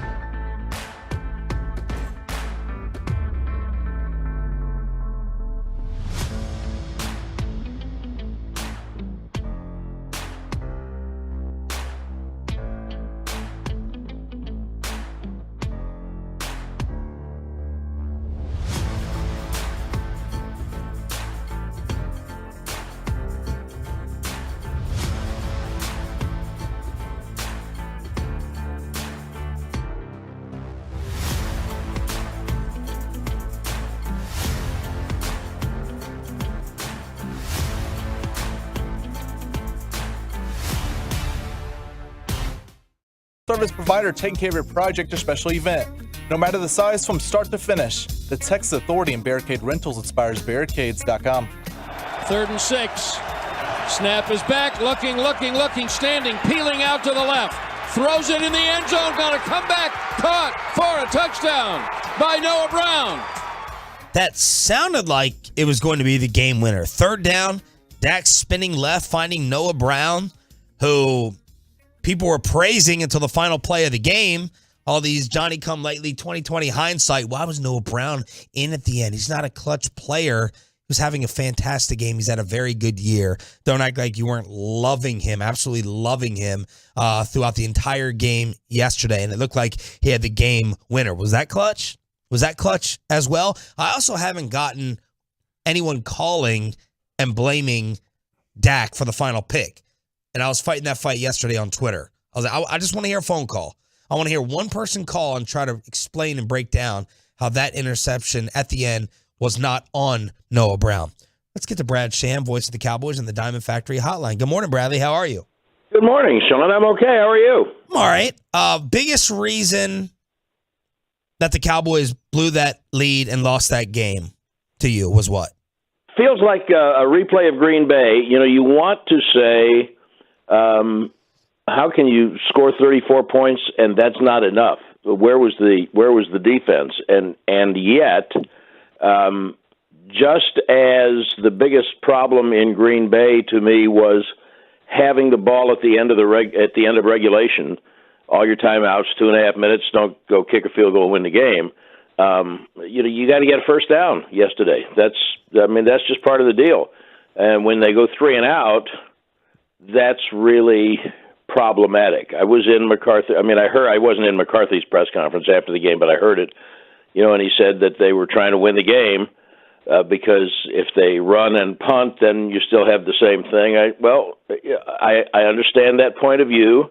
I believe when I go back and listen to the tape, which I do every week, I will hear myself say when that ball went in the air for the deep ball on the 3rd and 10, why would you do that? Like there are other options available, but that's you can't quarterback the game through anyone's eyes but the quarterback. So I'm troubled by the fact that they weren't able to get that first down. There were clear defensive issues, but I think those were partly. I think they really missed Van Der Esch. Yeah, and I think that we are now figuring out that they missed Anthony Brown, and so but those aren't going away. So they got to fix those. But you still could win the game if you make a first down. And I don't think they made a yard there on that sequence. That's troubling to me. So let's talk about that series. I do agree with McCarthy. It's a damned if you do, damned if you don't. You come out and you complete the pass, you're a ballsy genius. If you throw on first down, you're creative and catch them off guard. But they're trying to kill clock. So they run it on 1st and 2nd down. How do you generally feel about that in this don't play to lose, football world that we're living in? Or would you just have run it on 3rd down to keep the clock going after it was 3rd and 10 to make Jacksonville burn that final timeout? How do you balance running versus throwing in that situation? I like a screen pass in there somewhere. I mean, it's a kind of a run while throwing. It's a little bit of a change up, and you are 100% right that there. In summarizing what he said, it's damned if you do and damned if you don't. The problem that exists is, and you are really characterizing it correctly, in my opinion, is that people, fandom, and those in our business who want to be coach and coordinator, we're going to find an issue with something, whatever it is, that doesn't work. Do you want to be smart, which might look conservative, and I think it's almost insulting when you say play not to lose, because that's what they consider to be smart. Of course, they're trying to win the game. Right. They think that's the best way to win the game. But on the other hand, if you do something risky, why don't you just hand the ball off? There's a lot of reasons why. And And I don't know what the answer is, except that you just had to get a first down there. Brad Sham here on The Fan. How did you judge the 2 Dak interceptions? Well, the last one, certainly exactly the way you did. And the other one bounced off somebody too, didn't it? It looked like he got his arm may have gotten hit a little bit. His arm got grabbed to cause it to go over Schultz's head. Yeah. And I was in his press conference after the game, and he, I think that he. I agree with you 100%. I'm not putting the last one on anything but that's football. I mean, when you look at it from ground level, I saw one shot of it after we got home last night where it looks like he's thrown it over the head of an offensive lineman. How in the hell is he, or a defensive lineman? How is he seeing? What is he seeing? But he's seeing. He knows exactly what he wants to do with it. And he said, I threw it low on purpose. And so you just hope that ball's caught. You expect that. It's more than hope. You expect that ball to be caught, and it had a chance to be caught. And I think you're completely right about Noah. Noah made a couple of great plays, and that was one that he didn't make. And the first one, his arm got hit, and he said himself, I was trying to throw it to Dalton, and I think he second guesses now. And this is where you really have to have a mentally strong quarterback, because he second guesses, did I do the right thing? Should I have tried to throw that ball? Should I have tried? And you can't play quarterback that way. So I defend him in that regard, that you have to play aggressively and confidently. And I'll just keep saying, I agree with McCarthy. Their interceptions are not all created equal. And the hard ones to evaluate and the ones you can't live with are the judgment interceptions, and I certainly don't think the one in overtime was a judgment interception. Brad, a few of the reporters asked Noah Brown to talk last night. He declined. I mean, he posted something on social media later. But do you have any problem with a player not standing up there and answering about what happens at the end, or do you think, hey, it's a tough game. He's wanting to get home? Yeah, objectively, Bobby, I have a little bit of a problem with it. They all want. I understand it. I mean, I don't like walking in there when you know what you're going to be facing, and they put everything they have into a game, physically, emotionally, mentally. I certainly understand how they feel. We would not want to be answering questions, but some do, and some of them understand that it's just part of the job when you sign a contract for a lot of money to play professional football, answering questions. No one stops to think, nor should they really, that it's not us that they are talking to or not talking to. We have jobs because the people who are buying tickets and jerseys, they have questions. Mm-hmm. And our function is to ask their questions. And the questions have to be asked. I understand why they don't want to answer them, but maybe I would say instead of having a problem with someone who doesn't, I certainly have a tremendous amount of respect for the many who stand there and answer questions they don't want to answer, but they understand it's part of their job. Brad Sham here on 105.3 The Fan. So, look, they're 10-4. They've had a very, very good season. They're going to the playoffs after the Giants won last night. But you're sitting there, Cowboys Hour tonight. You're buying beers for the crowd like last week, and someone goes, well, what worries you, Brad? What do you think? What do you think are this team's issues that they got to get over to be a Super Bowl contender today? What would you say? Well, first of all, I bought beers for the crowd 2 weeks ago, not last week. Sorry. And last time I tried to give you props. An every week yeah. thing. And if someone is asking me stuff like that, I'm not buying the beers anymore. Okay, what if I ask you that? Yeah, well, this is what I would say. As we sit here this morning at 10 minutes till 9, it's very hard to see a path for them to the Super Bowl. On the other hand, I don't think I really ever saw them being better than Philadelphia. That doesn't mean they can't beat them or won't beat them. Right. I don't think I have certainly since about a third of the way to a half the way through the season, I don't think I saw them as better than San Francisco. Doesn't mean they can't beat them or won't beat them, because things happen in sports every day that we don't think are going to happen. That's why we watch. And one of those things was the game we're talking about yesterday. What's supposed to happen? So they have 3 weeks to figure out what they can do with the personnel that's available and will be coming back. I mean, everybody's got injuries, but I think they've missed Hankins in a couple of weeks, and I definitely think that they missed Van Der Esch. And so guys are out. Now they're going to have to figure out what are they going to do to work around those things. And in my opinion, your perspective is 100% right. They're in the playoffs. By the way, if someone can explain that formula to me, I mean, if Washington loses their last 3 games, they are wins their last 3 games, they'll be 10-6-1.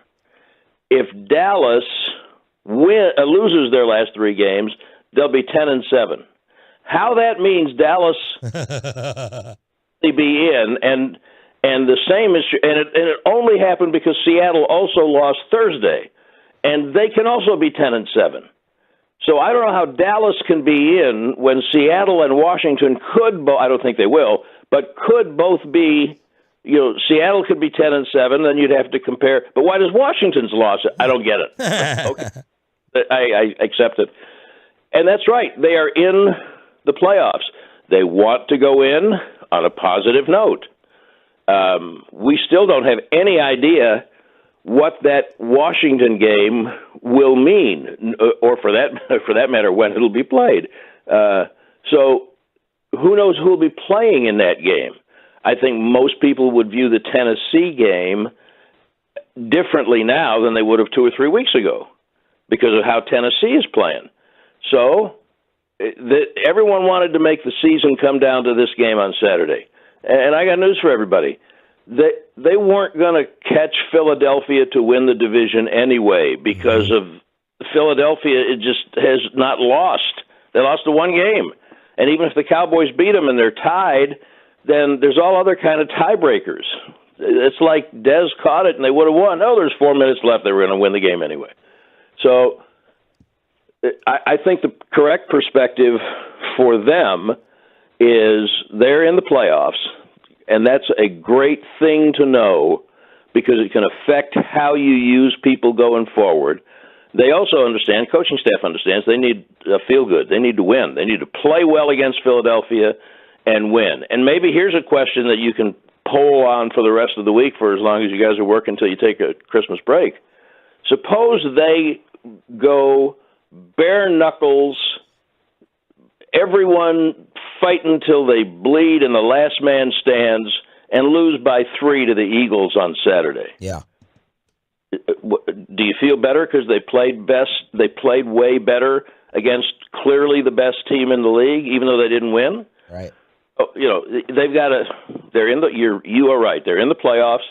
I don't know what your great confidence would be about their winning the Super Bowl, but things happen. And they've got 3 weeks to figure out a way to put things together to feel good about going in, playing that first game against whoever it is. And then it really is just one at a time. You know anything about Beckham coming here? No. What a sideshow last week was. We spent, and it's kind of the way they all like it. Not McCarthy, he doesn't like it. You know that. Yeah.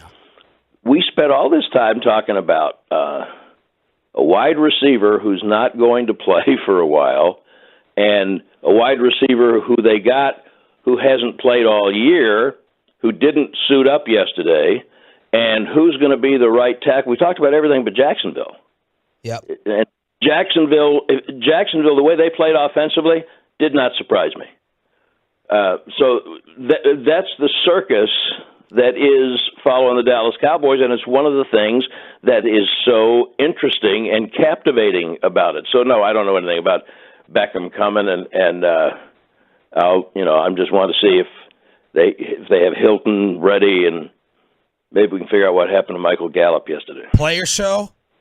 Zach Martin. Oh, it's a good one. He works in the Star District for the last few shows going on into the playoffs. Thank you, Brad. Appreciate it. Have a great one. Brad Sham, Diamond Factory Hotline.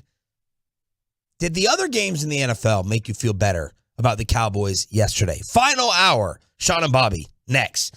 Did you check out all the action? What a sports weekend that was. Were you eating breakfast?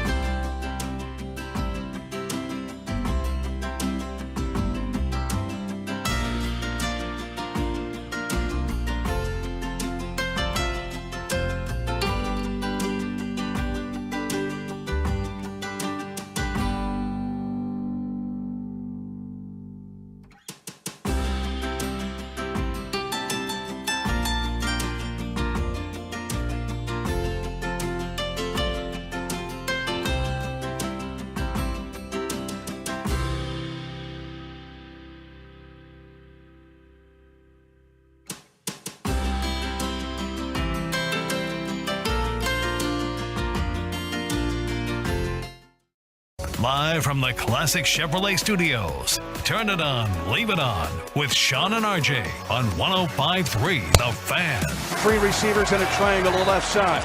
Mahomes hands it off to McKinnon, trying to dart left. 25-20, downfield block. 10-5, touchdown! Kansas City! Terrific run by Jerick McKinnon.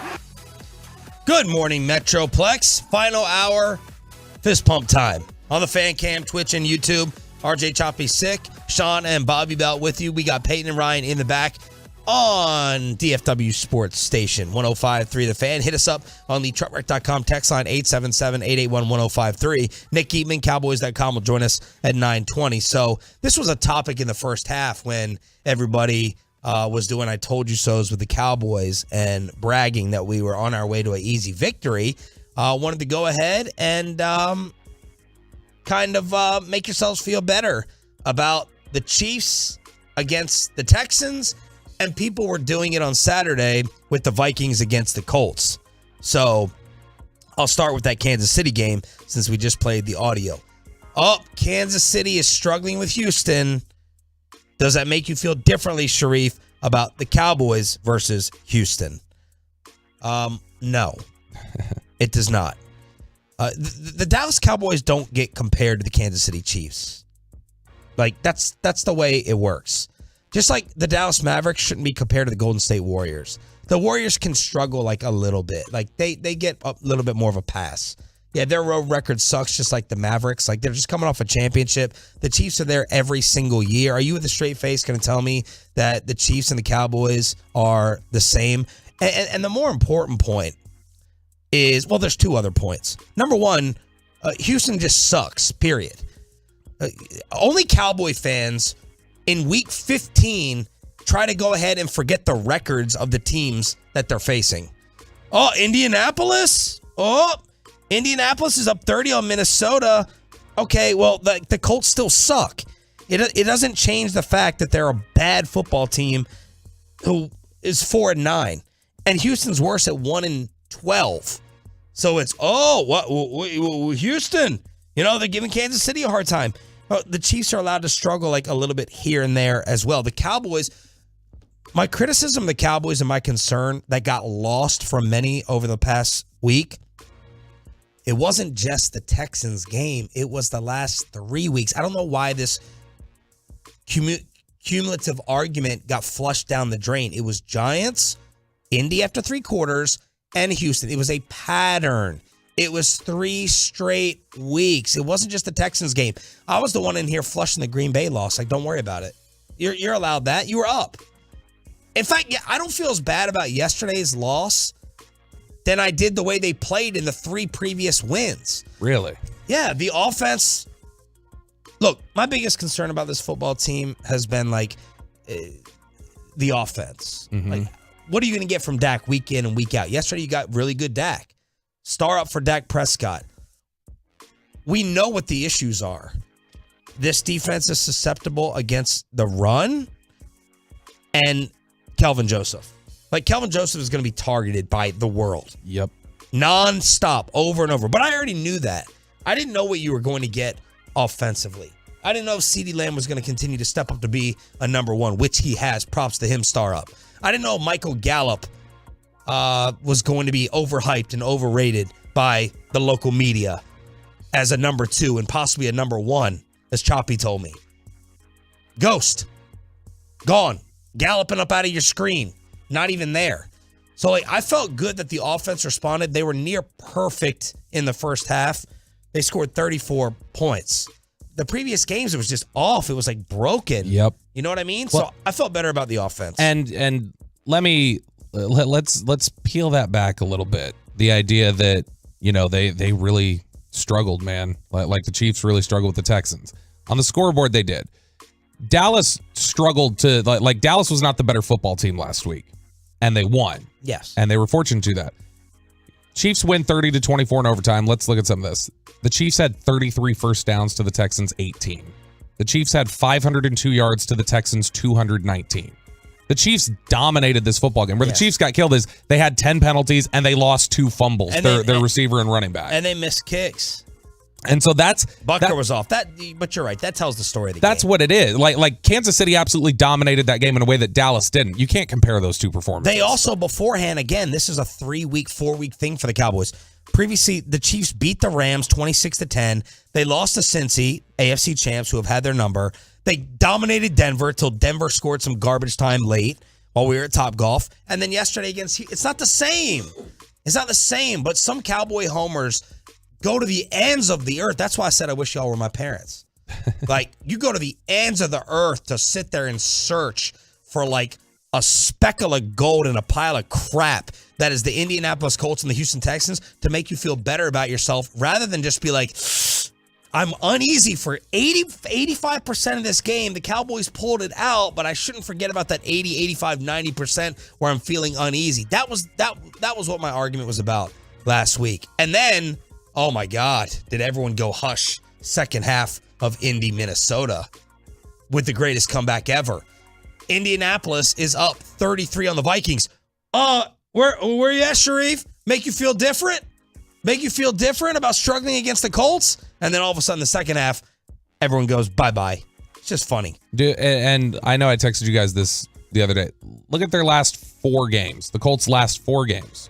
How they performed in the fourth quarter. So 4 fourth quarters, basically the extent of an entire game. The Colts over the last 4 weeks in the fourth quarter have been outscored 77-3.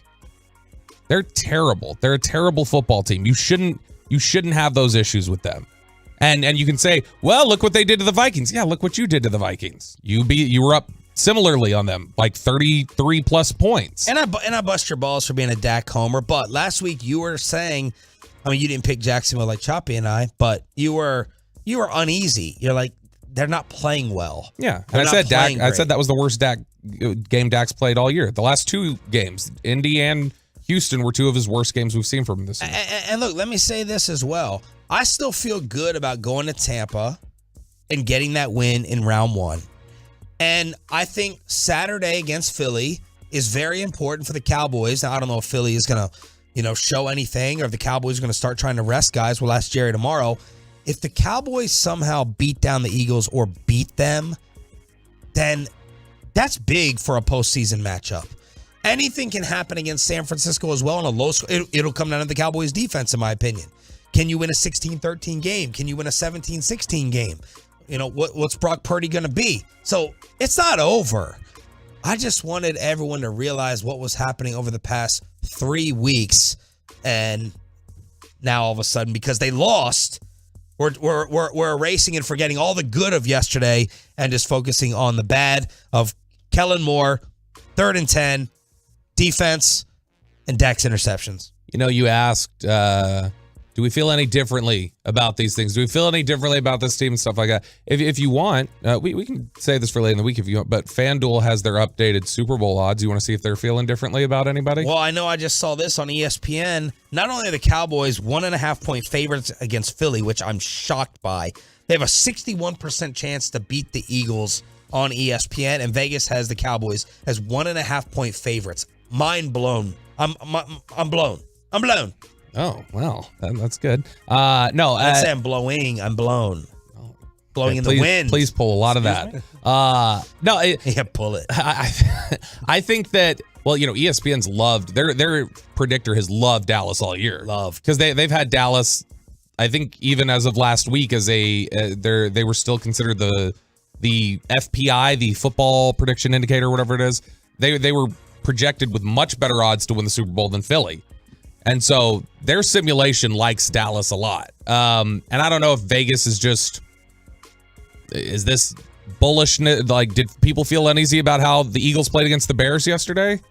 That they had, honestly, Jalen Hurts was facing a 3rd and 6 where if they don't get it there, Justin Fields has the ball back with like 2 minutes and a chance to go ahead. And so I don't know, maybe we're not talking enough about uneasiness in Philly. Yeah. And I don't think Philly is your normal 13-1 football team. And I get people say you are what your record says you are. And they've won a lot more games. They beat Dallas. I get that. I understand all that. Also, at the end of the day, I think it's similar to the way when Pittsburgh was undefeated in the COVID year, where it's like I get what they've done. They're not quite this football team, though. Yeah, everyone knew that was a fraud. And Philly's better, I think, than that Pittsburgh team was. Yes. But Philly does have their own blemishes. And Philly's not just this isn't a, oh my gosh, this is when the Patriots went undefeated in 07. This is a giant that how are you going to topple them? They're not invincible. No, and I think Dallas does things that match up really well with them. I think it's going to be really... The one I'm most interested in is if Leighton Vander Esch can't go this week and all that eye candy Sirianni and them like to use, that's going to be trouble. You got to really hope on that MRI on Leighton Vander Esch this morning. Tolos are sending us... apparently, Kelvin Joseph deleted his Instagram. Oh. So is that the vibe today? Let me look. Is that the vibe? How about the vibe in Vegas? Craziest finish of the NFL season. I don't know if we've ever seen this, period, unless it's like a backdoor cover of a team that's already won. New England, Vegas was tied. Hang on. I should have said one more thing. Count the voice squeaks from the announcer cracking on Raiders radio. It's amazing. Mac Jones hands it off on a draw to Ramondre Stevenson, breaks out of a tackle at the 50, has the 45, breaks away from another tackle, pitches it backwards, and now Jacoby Myers spinning around. He throws it to Chandler Jones in midfield, and a stiff arm. Chandler Jones racing towards the end zone. He scores! Oh my goodness! Oh my goodness! I can't believe what I just saw. Again! I can't believe what I just saw. This is unbelievable. Wow. On the first night of Hanukkah, it's a miracle in Las Vegas. Chandler Jones intercepts the lateral and runs it back to get revenge on the Patriots and Josh McDaniels. That was almost was that their fourth or fifth game that they would have blown leading by 14 or more? That's the stat. Okay, they were up 14. This season, they've blown 4 games leading by 13 or more, and yesterday was almost number 5. Cowboys have 3 weeks to catch them. They've had their 2. They've got Green Bay and Jacksonville. They got their chance now. You know what's funny is watching that play with Chandler Jones. I don't know if you remember this because you wouldn't have been in Dallas at this time, but back in 06, Dallas was playing Atlanta on a Monday night game, and DeMarcus Ware had this ridiculous jump interception of Michael Vick, and it was that same sort of thing. He got it, and Vick tried to tackle him, and he just pushed his head down onto the ground. Yes. That's what it reminded me of watching Chandler Jones do that yesterday. But look, they're fighting. This is what the Raiders did last year. Like, they had all this turmoil, and they struggled early, and then they rallied together and played better down the stretch. I don't know. Maybe they're just a better second-half team. I don't think you fire McDaniels. Tomorrow we can have a Jeff Saturday discussion that you were up 33 points, but he hasn't won since the Raider game. Okay, odd locker room interaction, not with Noah Brown because he wouldn't address the media. He ran out, lacking accountability. Jerry Jones hopped on the private jet as well, but that was disappointing from Noah. Even though he tweeted later saying that was on me, the interception, he didn't talk to the media. Little chicken ass, in my opinion. That act, not Noah himself. But Giovanni Bernard didn't want to talk to the Bucs media about a botched fake punt. Tampa blows a 17-point game, a 17-point lead against Cincinnati. Bengals win. And apparently Giovanni's like, wait, y'all haven't wanted to talk to me all year long. Don't come up and talk to me right now. So here's the awkward interaction between Bucs media and Giovanni Bernard. I'll talk to you this week. Well, you were injured all year. What have you done for us to talk to you about all year? I talked to you Tuesday. Don't say you're not talking because I didn't talk to you all year. You were also injured most of the season too. Just relax. Can I go to my family that I have outside? And You all can. of a sudden now? Just don't say we didn't talk to you all year. We just wanted to ask for your perspective on what happened You're there. involved in one of the biggest plays of the game. Okay. Thank you, Jude. I appreciate That's your all. time. We do. We won't hold you.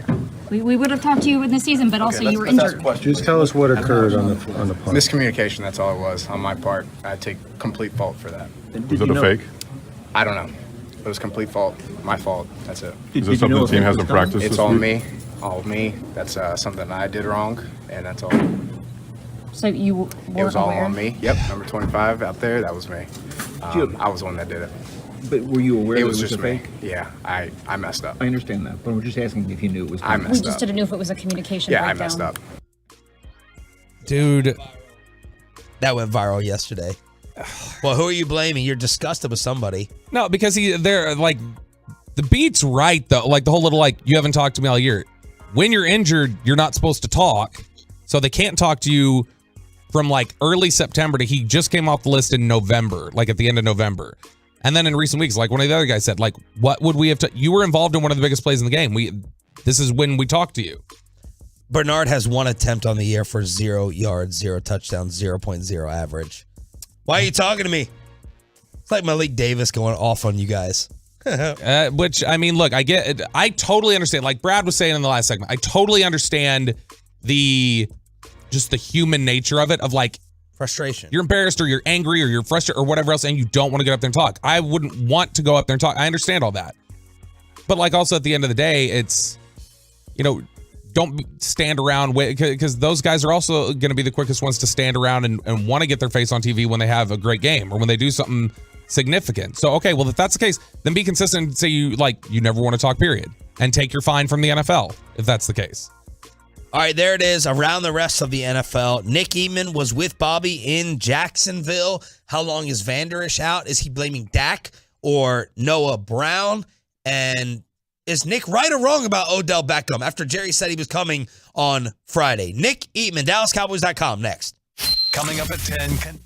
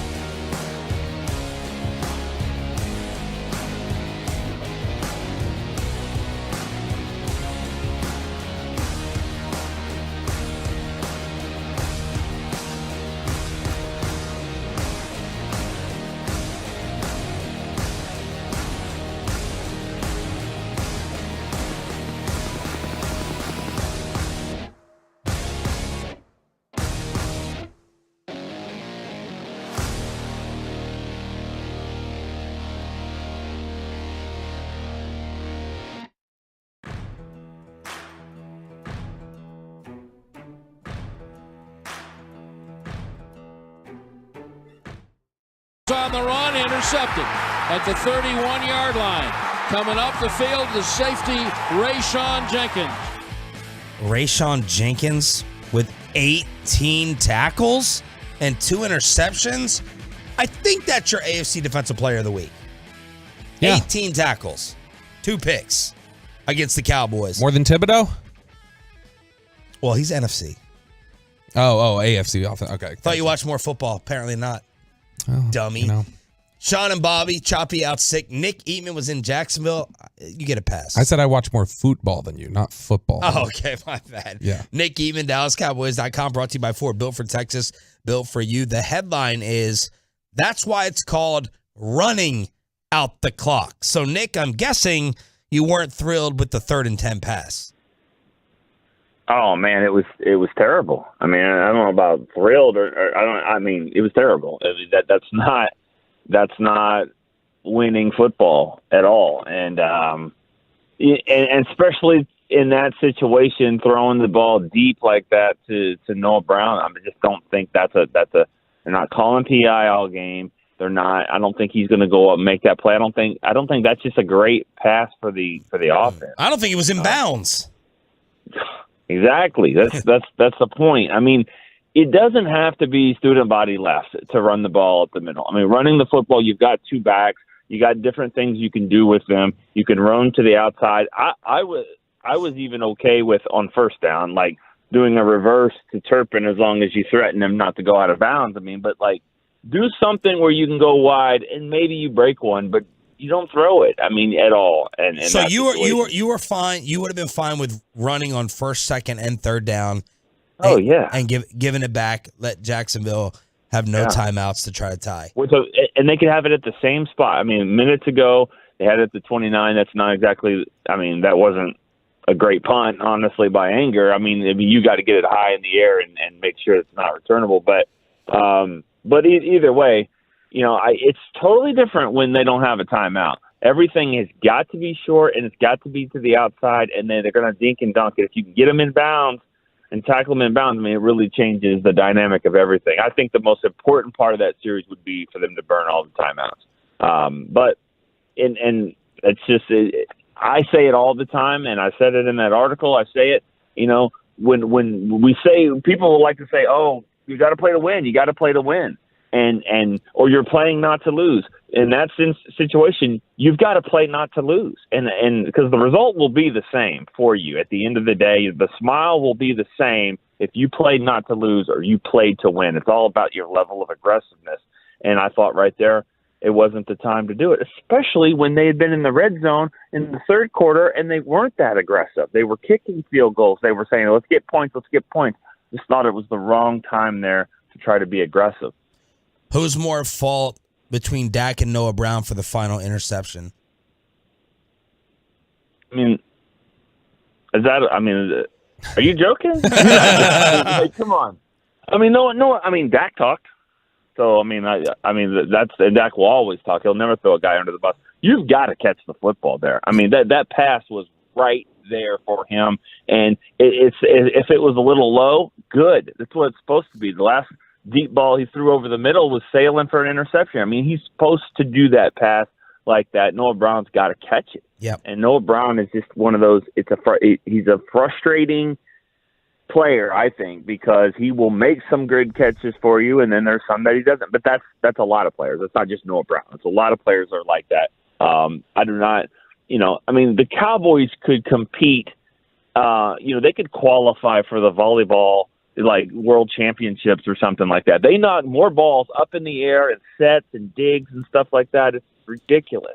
And Dak, he was saying it the other day. He's not trying to throw anyone under the bus, but he's acknowledging it's been extremely unlucky with some of the interceptions that have gone against the Cowboys and against them.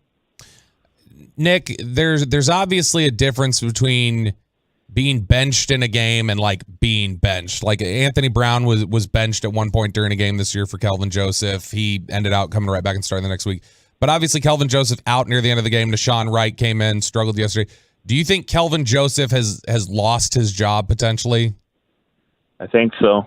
I do. And I think once, and it seemed like it was worse than that, and more than just Nashawn Wright. I mean, I have to go back and look, but I thought I saw McQuamu in there playing some, and Marquise Bell replacing him. We're talking about safeties that they're moving back to corner.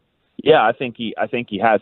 I don't think he knows how to make a play on the ball. I mean, that's just not what he does. I mean, he's athletic and he is strong and he can get in position. I think, Bobby, you're the one that said it a couple weeks ago, or you said it, about Cheeto Awuzie type thing, where like you're there, but you're not making plays. I mean, and let's be honest, this guy. I mean, what do you have to do at the cornerback position? What's the number one thing you've got to do? Is you've got to compete. You've got to compete every play. You're going up against the best athletes in the world. You got to chase them down. The rules are against you. You've got to compete and fight every single day. And that's not what he's done. I mean, I hate to say it. I mean, he hasn't competed in 2 colleges. He has, he hasn't finished it out. Yep. And so you've got to be able to be a competitor there. And I know he's a good athlete and all that, but like right now, the confidence is the number one thing. And I don't know if it's there to go and make the play. And obviously, I don't think the Cowboys have the confidence in him. We're talking with Nick Eatman from DallasCowboys.com. Nick, one of the other things I thought was interesting was I thought in the first half it was really obvious that Tyron Smith was doing a much better job at right tackle than Jason Peters. And I think when you look at over the course of the game, I think they averaged 6.1 yards per play with Tyron at right tackle. It was like 3.5 with Jason Peters. Did you think it was a mistake to keep the tackle rotation going into the second half? Because, there was the, Peters let up the pressure that Dak kind of gets his arm hit. There was the interception. Then he comes back the next drive. It's a quick 3-and-out. I mean, should they have just kept it with Tyron in the second half? Yeah, I'm laughing because if anyone that was sitting next to me at the game, including Derek Eagleton, if he's listening, he's going to be laughing because, yes, I was going crazy. I was like, what are we doing here? Like, that's cool, like a nice little rotation in the first half and all that. But, like, this tide is turning. The momentum is shifting. Like, why is he not in the game? And then he came in the fourth quarter, and it was like, okay. And then they go down and score. And, like, yes, I think the rotation was good for a little bit, and then it's time. And I don't know who that's on. I don't know if that was on him, if that was exactly what they were doing, if they, I don't know that. But I just feel like, it just reminded me a little bit of that 2009 game against the Saints when DeMarcus Ware, we thought, had a neck injury 6 days earlier. And then it's like, okay, you're going to play a couple series here, not going to run. And then it's like, screw that. Give me the, give me my helmet. I'm playing almost every snap and I'm going to win this game and be defensive player of the week and all that. Like at some point you just got to do that. And I think Tyron kind of did that there at the end. And I think that's your right tackle moving forward. I mean, that's it. How concerned are you, or how concerned do you think the Cowboys are about Leighton Vander Esch's availability for the near future? I think there's got to be a lot of concern. And again, I don't know more than that. I think that they're going to do tests today and all that. But when you're talking about him with that injury and that part of his body with the neck, I mean, that's a scary thing. It's not. You're not coming back. I don't think it's not a rushed back situation. We'll see what it looks like. We'll see the test, but it's just not a good combination for that player and that injury. And it's so unfortunate. He was having a heck of a season. He is having a heck of a season. I'm not going to end it for. I don't know. But 99 tackles. Was hoping he would get that one at least.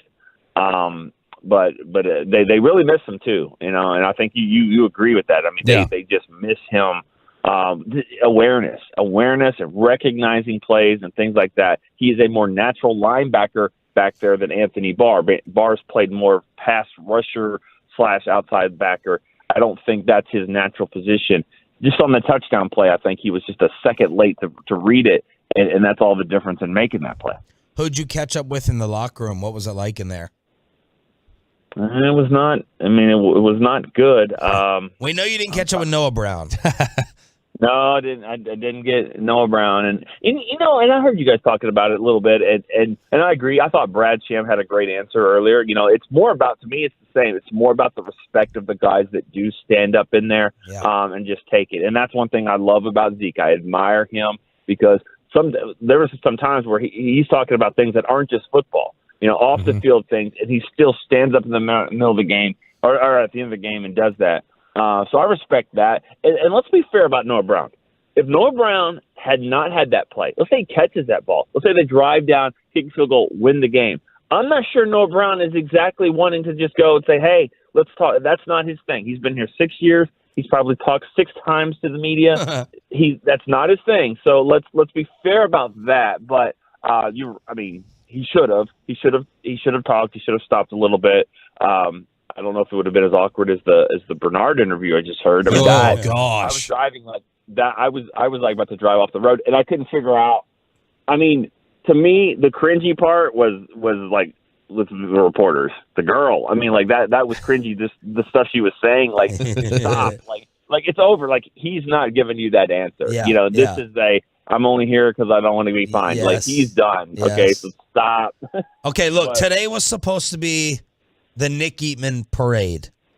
Today, we were going to honor and shower you with praise because on Friday, this weird, sneaky report comes out from USA Today from Jarrett Bell, who Jerry talks with, I know. The quote is, Odell's going to join us. There's a good chance he will, with the complete goal of getting ready for a playoff game or two. Then we'll look to the future. But the quote, Nick, Odell's going to join us. You were the only one who brought this back from the dead, and you were going to look like a freaking genius over the weekend. I was waiting for Jerry to confirm it yesterday. Jerry dipped out after the game, too. Yeah. What does this mean? I don't know. I really don't. I think now.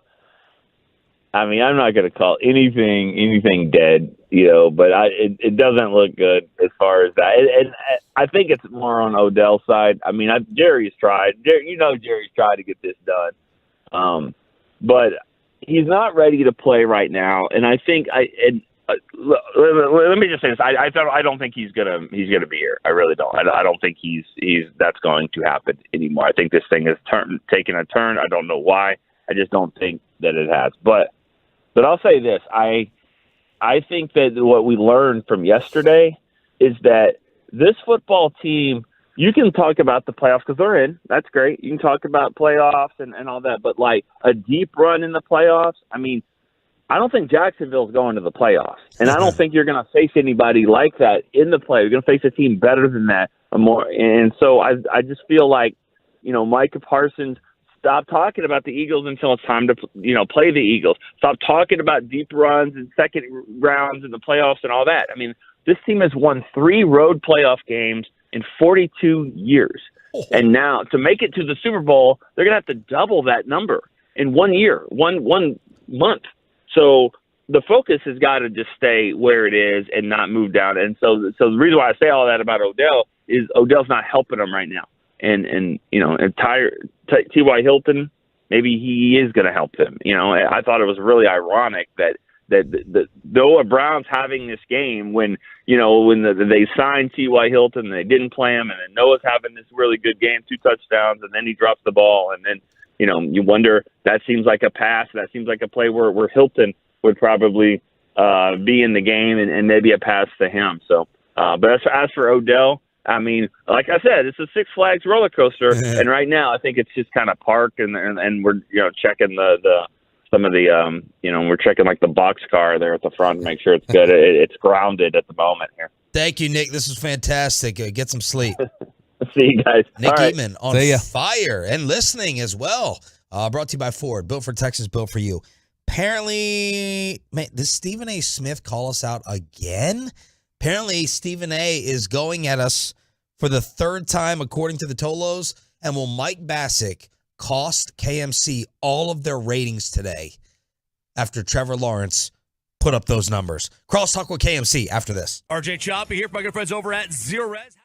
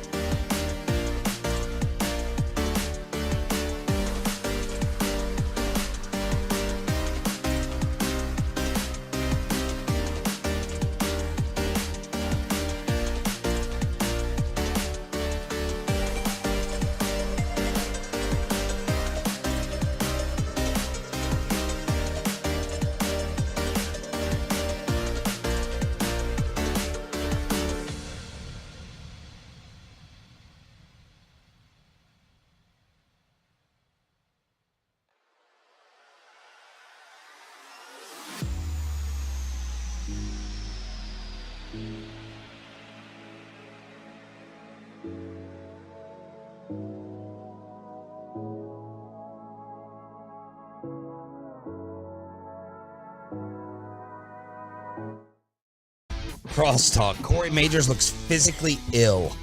Here. I actually am. Are you? Yeah. Oh, no. I don't feel good today. That stomach bug, man. Yeah, it's getting to me. It got RJ. Yeah. Oh, is that why he's gone? Got me twice. Stomach bug for Choppy. KMC here on 105.3 The Fan. Corey, what's coming up? I'm going to try to delay this as long as possible. Stephen Jones at noon, where I'm certain he will. That's going to go great. Throw Dak under the bus and Noah Brown under the bus. Well, he should throw Noah. And He should Dan also Quinn and Kellen Moore. He should throw Jerry under the bus too. He didn't talk like Noah after the game. But I get it though. Get I do what? get it with Jerry. Because it's What? like he wants everyone to talk to him every other moment. right. But again, like I think it's different motivations. I don't think Jerry is like dipping because it's like I don't want to face the music. I think Jerry's like I'm gonna say something that's not accurate to how I feel just because I'm emotional about it right now. So I should probably wait. What are we upset about? We lost one game in the midst of this winning streak. And clinch the playoffs. I mean, Mike's not upset, but It's the playoffs. South Oak Cliff won Friday night. DeSoto and Duncanville won their championships. shout out to Coach Samples. The City of Champions is the City of Champions. I mean, then Trevor Lawrence had a great game. How do you guys weigh? I like to always ask Kevin these questions. How do you weigh, like, you guys are crushing in the ratings. Oh, thanks. You're doing Thank you. fantastic. Appreciate it. So is G-Bag. How do you weigh this? Dealing with Mike? Yeah, Or are you like- talking about content? Like Mike throwing a Trevor Lawrence parade. The by the way- vitriol, the hatred, the disgust that people will have for this. His versus- jersey's on sale today. Oh my God. And if you order today, you can get it before Christmas on NFL.com. Hold on. So not only are you going to buy one, you think like there's going to be an outpouring of Metroplex people who are going to go buy that jersey? Did you not see him out on the run throwing against that second round draft pick that could have been like the number 1 overall pick if you would have just been a better person in college and just. I will say this. Wait, what did the fan text rename him? Burnt Man Toast? Yeah, Burnt Man Toast is what the 903 was calling him. And he that's raps, too? funny. No more Boss Man Fat, Burnt Man Toast. Really good. I would say, at least in this instance, I feel like Mike has earned a certain level of this because people have been destroying him for Trevor Lawrence for a year and a half. And he's like, just give him a second or just wait or just listen to like every evaluator who said he was a generational prospect. And I think he's earned a little bit of that. Okay. I feel like he will burn up all of that earning by the end of the day by I probably agitating will. me. But yeah, that's honestly the reason that I am so giddy about this is how many, I'm going to assume Cowboy fans. I'm going to say 90% of the people who listen to us are Cowboy fans that have told me Trevor Lawrence is a bust. Trevor Lawrence is horrible. There's no reason he should have been a top pick. There were 4 quarterbacks in the draft better than him.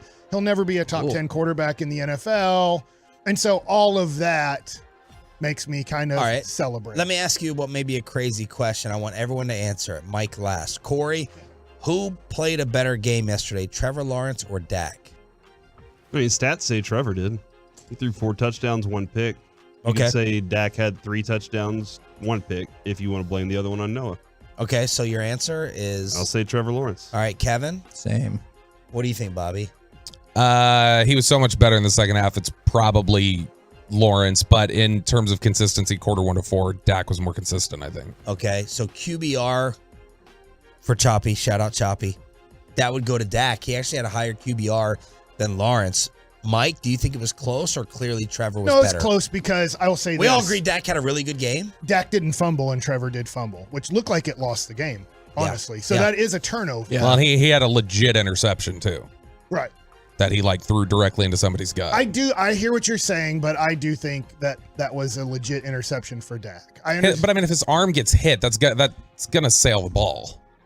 Yeah. Even if you hold on to the ball too long. Which I'm just saying, like, if you look back Yeah, at... I mean, there are certain times where that's gonna be on him too. Yeah. And like, I think... Did y'all see his arm definitely hit or grabbed enough to sail that over Schultz, the first one? No. Did you guys see the video that was out there? No, I mean, I do like the Houston one where it looked like he lost the game. I can definitely say that wasn't on Dak. The dude grabbed his tricep, right? Yes. As he's throwing the ball. That's why there was nothing on the ball and it wasn't anywhere close. I don't feel like, but I need to see it if it was as bad as See that what y'all one. think. I'm trying to make up my mind.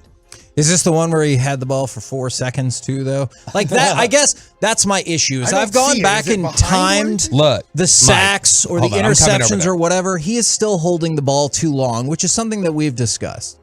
Corey, did you get a view of it? I'm watching it right now. What do you think? Because I want to blame him for the first. He's not at fault for the second. That's Noah Brown. No, definitely he's not. He's not at fault for the second at all. I'm trying to figure out if that was, I mean, as you have Bobby Cochran over here defending his client. So I do see Which it on is his fine. bicep. I get it. And I've never played quarterback. I'm watching it. I'm looking at it. I don't know this. Can I ask this as a question? And I'm not saying. Listen to this. Listen to this It's defense. ripping him as he's throwing. Defense attorney Mark Scott and Gene hire Bobby. Let me ask you this, and I don't know this. Would a veteran, savvy, great Hall of Fame quarterback go, my arm is getting hit as I'm throwing this ball. I cannot try to throw it 20 more yards down the field. I have to throw it into the ground. I have to make this an incomplete pass. I'm not. Yeah, I'm you're asking. I don't know. I've never played quarterback in the NFL. When you are throwing the ball, because he's getting his bicep is getting held by the guy very early in the throw. Yes. And he tried to overcompensate, maybe. It's as he's in his release, though. Right. That's enough to change a trajectory, at least. I agree. Should he still try to get the ball to the tight end there? No. Or should he go, I got to throw this one into the ground? I mean, Dak himself said, I got to eat the sack. Yeah, he's got to eat the sack. But that's also, think about how quick the motion is. If he's already coming forward and I don't know how quickly you can go in the ground. It's part of your release. I think it's bang, bang. You're feeling it as you're releasing. How would you vote in the poll question? Most to blame for the loss yesterday? Defense, Kellen, Dak, or Noah? I would blame both Kellen and the defense together, equal, and then everything else from there. Jackson DeVille. What's your take on the on the third down series? Are you more angry at the entire series, or that they just didn't run on 3rd and 10? I don't have a problem with that. It was the lead up to that was infuriating. If you decide you're going to go for it to try to get a first down, go for it. Don't wait until 3rd down and be like, hey, we didn't do jack S, and then let's chuck the ball 40 yards down the field. You got to be. I agree. So that's where Odell Beckham Jr. I know it's history because you have to be better at that. Tom Brady is brilliant at that. Tom Brady's brilliant at getting the pass interference call. That's what they weren't trying to complete that pass. They were trying to flip the field and get the play on the other side of the field. Happens all the time in the league. You're throwing it to Noah Brown, though. You need to be throwing that pass to your stud who's going to get the call from the referee. That's what they have to be better at if they're going to try something like that. I know it's history, and I know it's Jimmy Johnson, and I know that Tony Romo and Dak Prescott would have had 3 titles easily if they would have been the quarterback of that team. And, any human being, Sean, you probably would have got 2 championships if you were the quarterback. With those of that hands? Team, But I remember this story. I was going to make him up. To Kevin's point, Norv Turner, the offensive coordinator in the game against San Francisco to go to the Super Bowl, and they are winning. And he says, I want a first down. I don't want to run out the clock. Yeah. I want a first down. Now, that was obviously Alvin Harper gets wide open, and they slip, and he runs 70 yards down to the 5-yard line. But to your point, does Kellen Moore go, well, are we running out the clock? And Mike McCarthy doesn't give him direction there. And then on 3rd down, he says, I want to try to get the first down. I wonder, we're never going to know that. We're never going to know the communication between Mike McCarthy on 1st down and Kellen Moore. And then on 3rd down, is he saying, hey, I don't want to just run it here and make them use their last timeout? Did the media ask Dak if he changed anything on that play? I don't. I wasn't in that. That was when Micah was talking. I was with Micah. I'm curious. Is there any way they had run called and Dak checked out of it? I don't know. McCarthy after the game was like, yeah, we wanted to go for the kill shot. We wanted to end it. But the first 2 plays, it is a to your weird point, Kevin. The first two plays, the first 2 plays felt like they were like, well, the smart thing to do is make them call their timeouts, and maybe by happenstance or just pure force of will, we'll break tackles or get a seam or whatever. And then they were like, you know what? If we don't get it here, they're going to get the ball back, as if that had not dawned on them. Yeah, here's the thing for me that, let's assume, if we're trying to figure out if Dak checked without having the information. They came out in what looked like a pass look to me. And so I think they came out in a pass look on 3rd down already. And those first 2 things, if Dak was going to check out of something, there was a whole lot more reason on 1st down to check out of it if he wanted to do that. And was there a running back there? Because I'm trying to remember, obviously I don't have the play pulled up, but didn't Greg Olsen in that go, well, they're passing here because there's nobody back here to hand the ball to? I think They maybe said It was Zeke- Dalton Schultz as a fullback, but no running back. Zeke back there. may And have been. then I think Zeke Tony may have been Pollard motioned comes out or from something. motion out as a Yeah. wide receiver into the backfield. I can't remember. All right, apparently the Tollers are telling us that for the third time, we just got called out again. The two shows that have on Jerry Jones. Apparently, Stephen A. Smith has just called us out again with Michael Irvin on First Take. That quote a few weeks ago. 105.3 in Dallas. You know, it's a flagship station out there. That's 105.3. You know what? Yeah, they do good work. They do good work. And they have Jerry Jones on every week. And they have this dude on all the time as well. And they had me on a few weeks ago because they didn't think I was going to call in. I called in. Was it right about Dak Prescott now? I told you. Ain't nobody saying he's a scrub. Ain't nobody saying he can't play. We're saying the opposite. What we're saying is he can. That's why he got his money. So when is he going to do it? The fact of the matter is, Dak Prescott has been in Dallas. What is it? 8 years now? 7 or 8 years. 7 or 8 years. 7 or 8 years. Okay? 7, I think. 7 or 8 years. He has not had one single trip to an NFC Championship. Is that the end of it? Thank God. So that was credit. He said 105.3 The Fan does a good job. He didn't take a shot. I don't think that was a shot. Oh, no, that wasn't a shot. I was going to go to his Dak point. Oh, I wasn't even thinking about the credit. I'm like, how can you blame yesterday? The one interception, I'm changing my mind that I'm going to go 51% blame on Dak. I'm abandoning you, Bobby, on the arm being pulled or affected. But, I mean, the final one, there were people on Twitter actually arguing that was not Noah Brown's fault. And I was like, you're impossible. I would like to know more from those people about how that's not Noah Brown's fault. I want to do a test in the studio. I'm going to bring a football tomorrow. Sean, I want you to throw it. And I'm going to grab your bicep as you're cocking back and throw it. I'm going to trust the pitcher. Mike, what's your ruling? I honestly don't have a great one because I think throwing a baseball, nobody's going to mess with me when I'm throwing a baseball. But at the same time, there are guys that back in the day when you could take guys out at second base, like the doctor of defense, Mark McLemore, would say, as if I've got hit so hard as I'm ready to throw the ball, sometimes I just got to eat it and hold it because I know that I'm probably not going to make an accurate throw because I'm getting messed with enough as they are motioning to throw. But I'm not a quarterback, didn't play that's quarterback. sliding forward, not coming from behind. Either way, I'm really, really happy with the way Dak played. And both of those things can be true, right? Like, I thought he had a good game. That interception was bad. Like, you're allowed to say both of those things. No, you're not. Good luck today, y'all. You can't say good things and bad things about things. That's insane. Good luck with old sunshine. Corey? When you fought the law. Oh, my God. The law won. KFC next on 105.3 The Fan.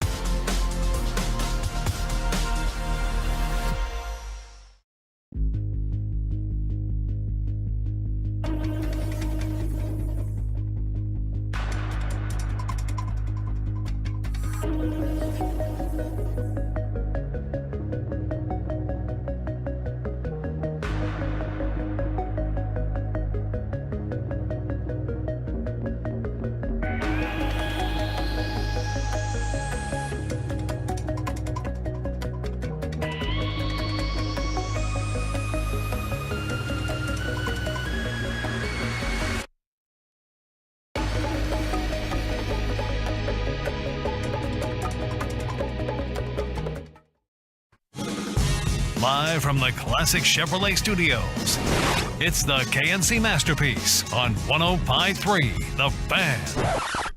Ain't no sunshine when she... Come on! Collins under center, play fake, half roll to the right, being chased. Deep ball, oh, he's got Zay Jones all alone. At the 20, at the 10, Kelvin Joseph finally caught him, but after he carried him into the end zone. Joseph beaten like a drum. What are you doing, Reggie? Have you picked sides today? No comment. Jerseys are available. Number 16. Look, man.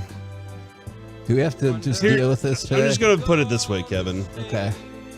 You can't win them all, all right? You can't win them all. You're in the playoffs, so be happy about that. The rest of the season essentially doesn't matter anymore, except for pride. Yeah, celebrate. They made the playoffs. The Cowboys made the playoffs.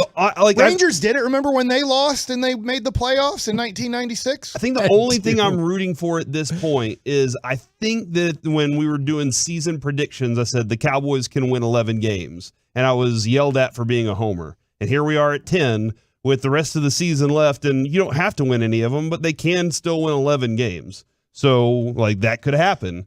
And here we are. So, Kevin, you don't have to be upset about it today. You can just be like, you can be bummed. It's okay to be bummed. It's all right. You know what? It's all right to be bummed.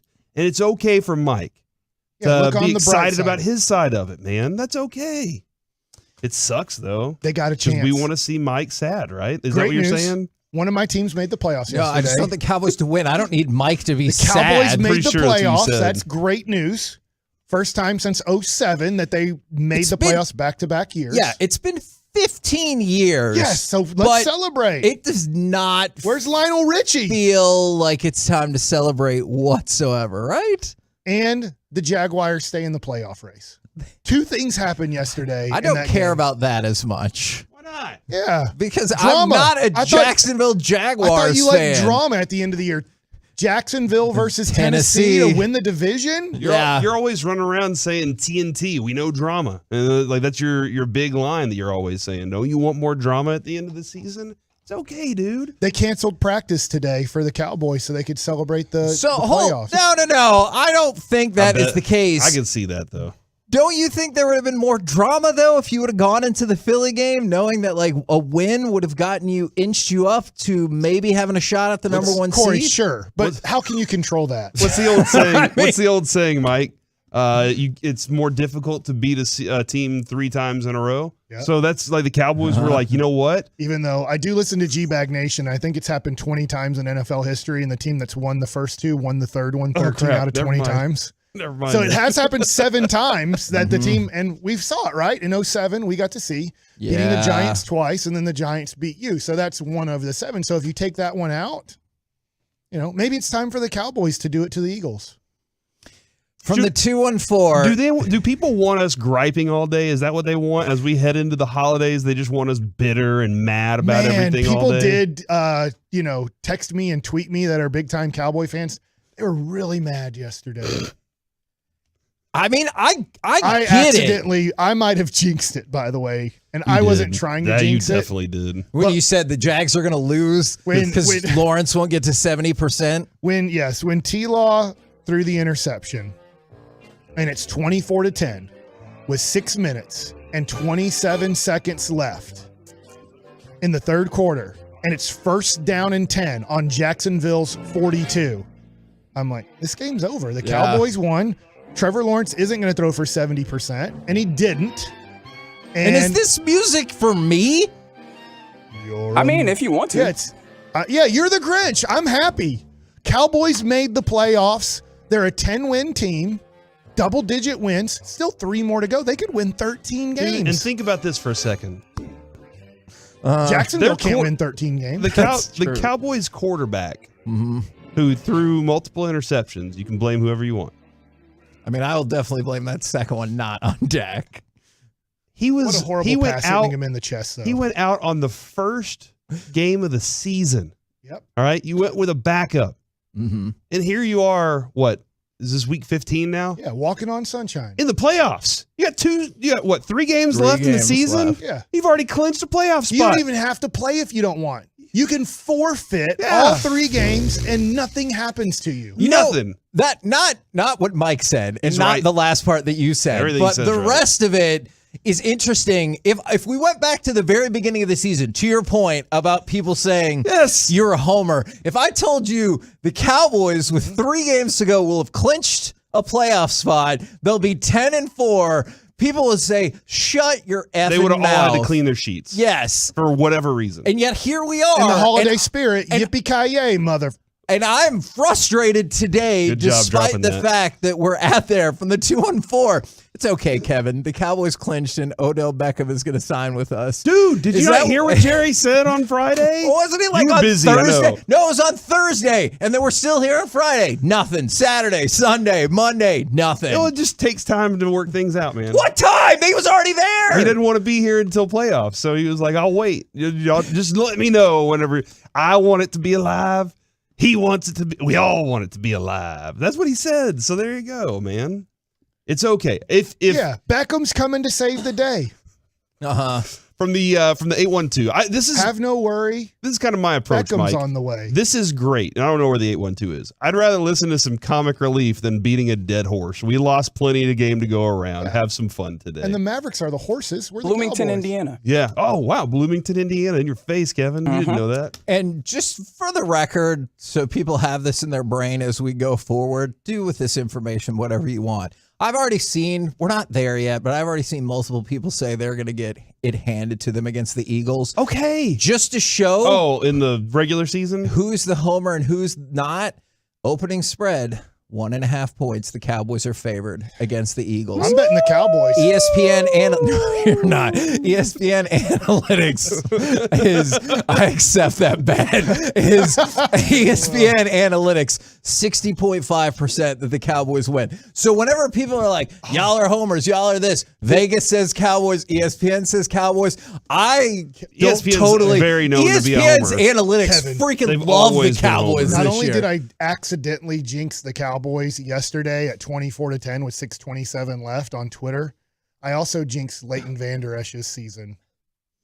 God, I that's only a tough had like one. 3 That or is a 4 tough questions to Jerry, but one of my questions is, yes, you know who's not getting talked about a lot this year is Leighton Vander Esch, and he's having a great year.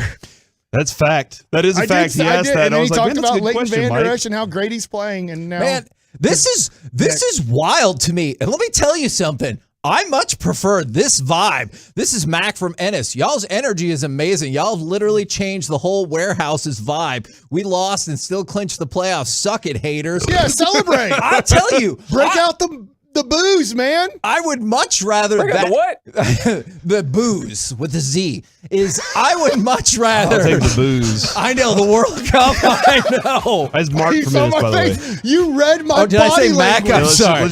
I Mark. want Mark to be happy that we Sorry. said his name right. Sorry, I didn't Mark. know you do that at the World Cup. Women just take their shirts off. Is And they It's another country, break man. out the boobs. Oh, America's the only country where we're like, oh, put it back on. I would much rather that be the vibe of the day. What did I tell my wife yesterday? I was like, oh, tomorrow's going to suck because everyone is going to be gloom and doom and they suck and everything like that. Is you're allowed to feel that way. Totally get it. And I have that's to live in it, though. probably closer to You know how what? I feel. And some people are like, hey, this needs to light a fire under the Cowboys' butts. It does. You're right. Yeah, they lost. Well, they beat Houston, but you saw how well they played coming out of the. They were up Kansas 14-0. City had to go to overtime from the 2-4. good. Why is Kevin being a Debbie Downer on Cowboys clinch a playoff spot day?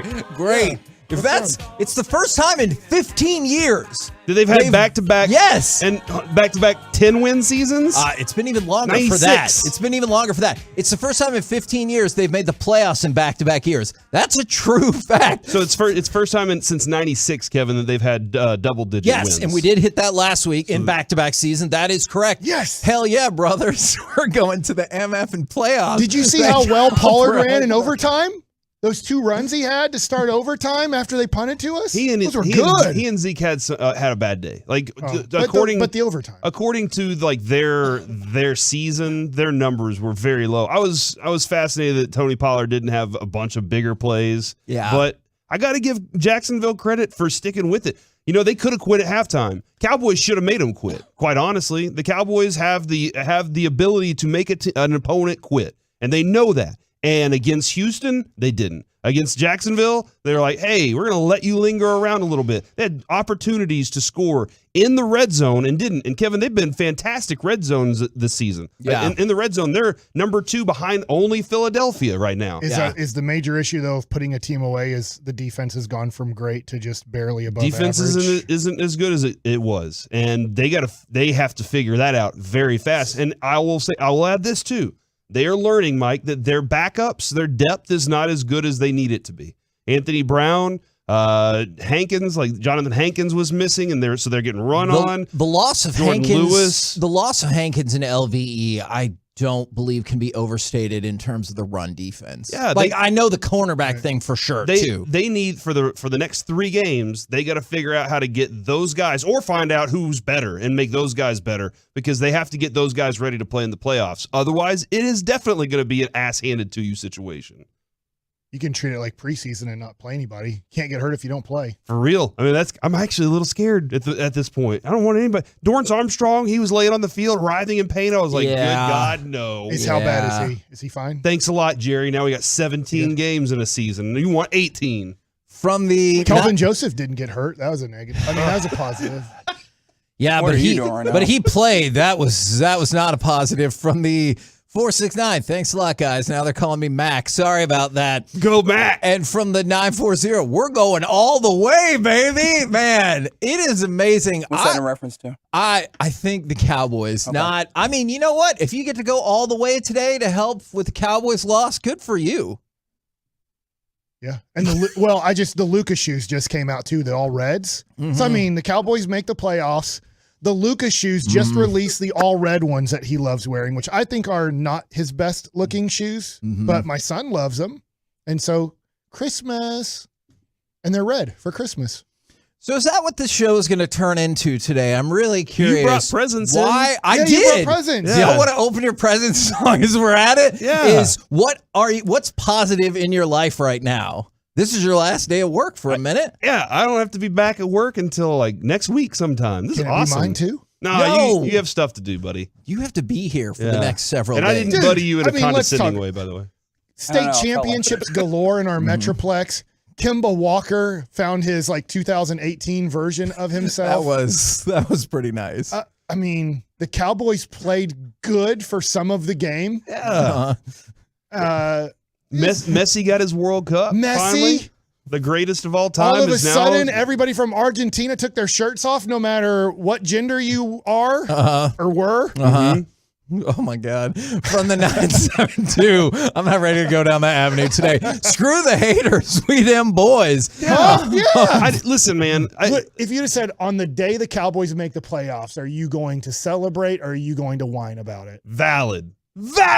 I feel like a lot of people want to. I guess I'm whining about it. If you want me to come in here and whine about it, it'll be if they lose in the playoffs and they lose on a Des Cottet moment. I'll come in and was I'll gripe bound to about beat an NFC East team. They had lost to all the other 3 ones. And they had lost 20 straight games against the NFC.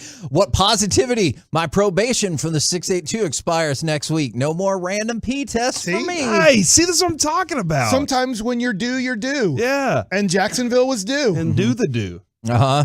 I always love that when a guy comes up, he's 0 for his last 20, and then so he says, well, he's due. And I'm like, I want to face the dude who's 0 for 20, as opposed to the guy who's 12 for 20, and you're like, he's bound to he's going to get cold at some point.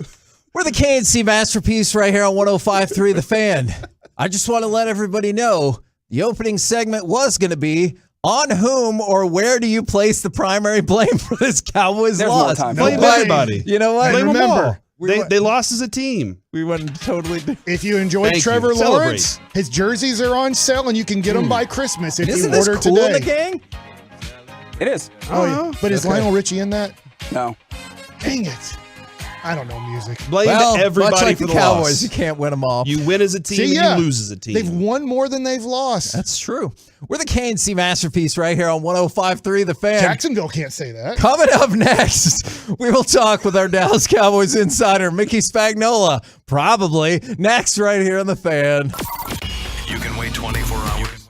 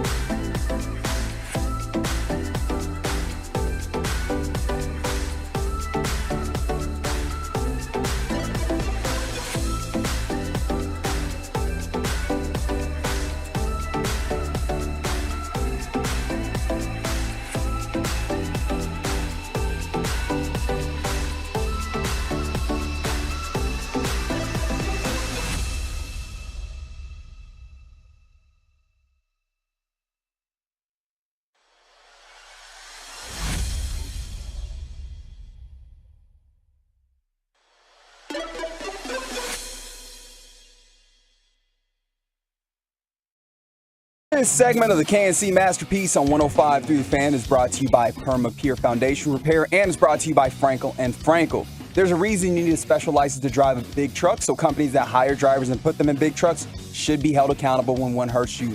Frankly, you need Frankel & Frankel. The consultation is always free. Visit truckwreck.com today.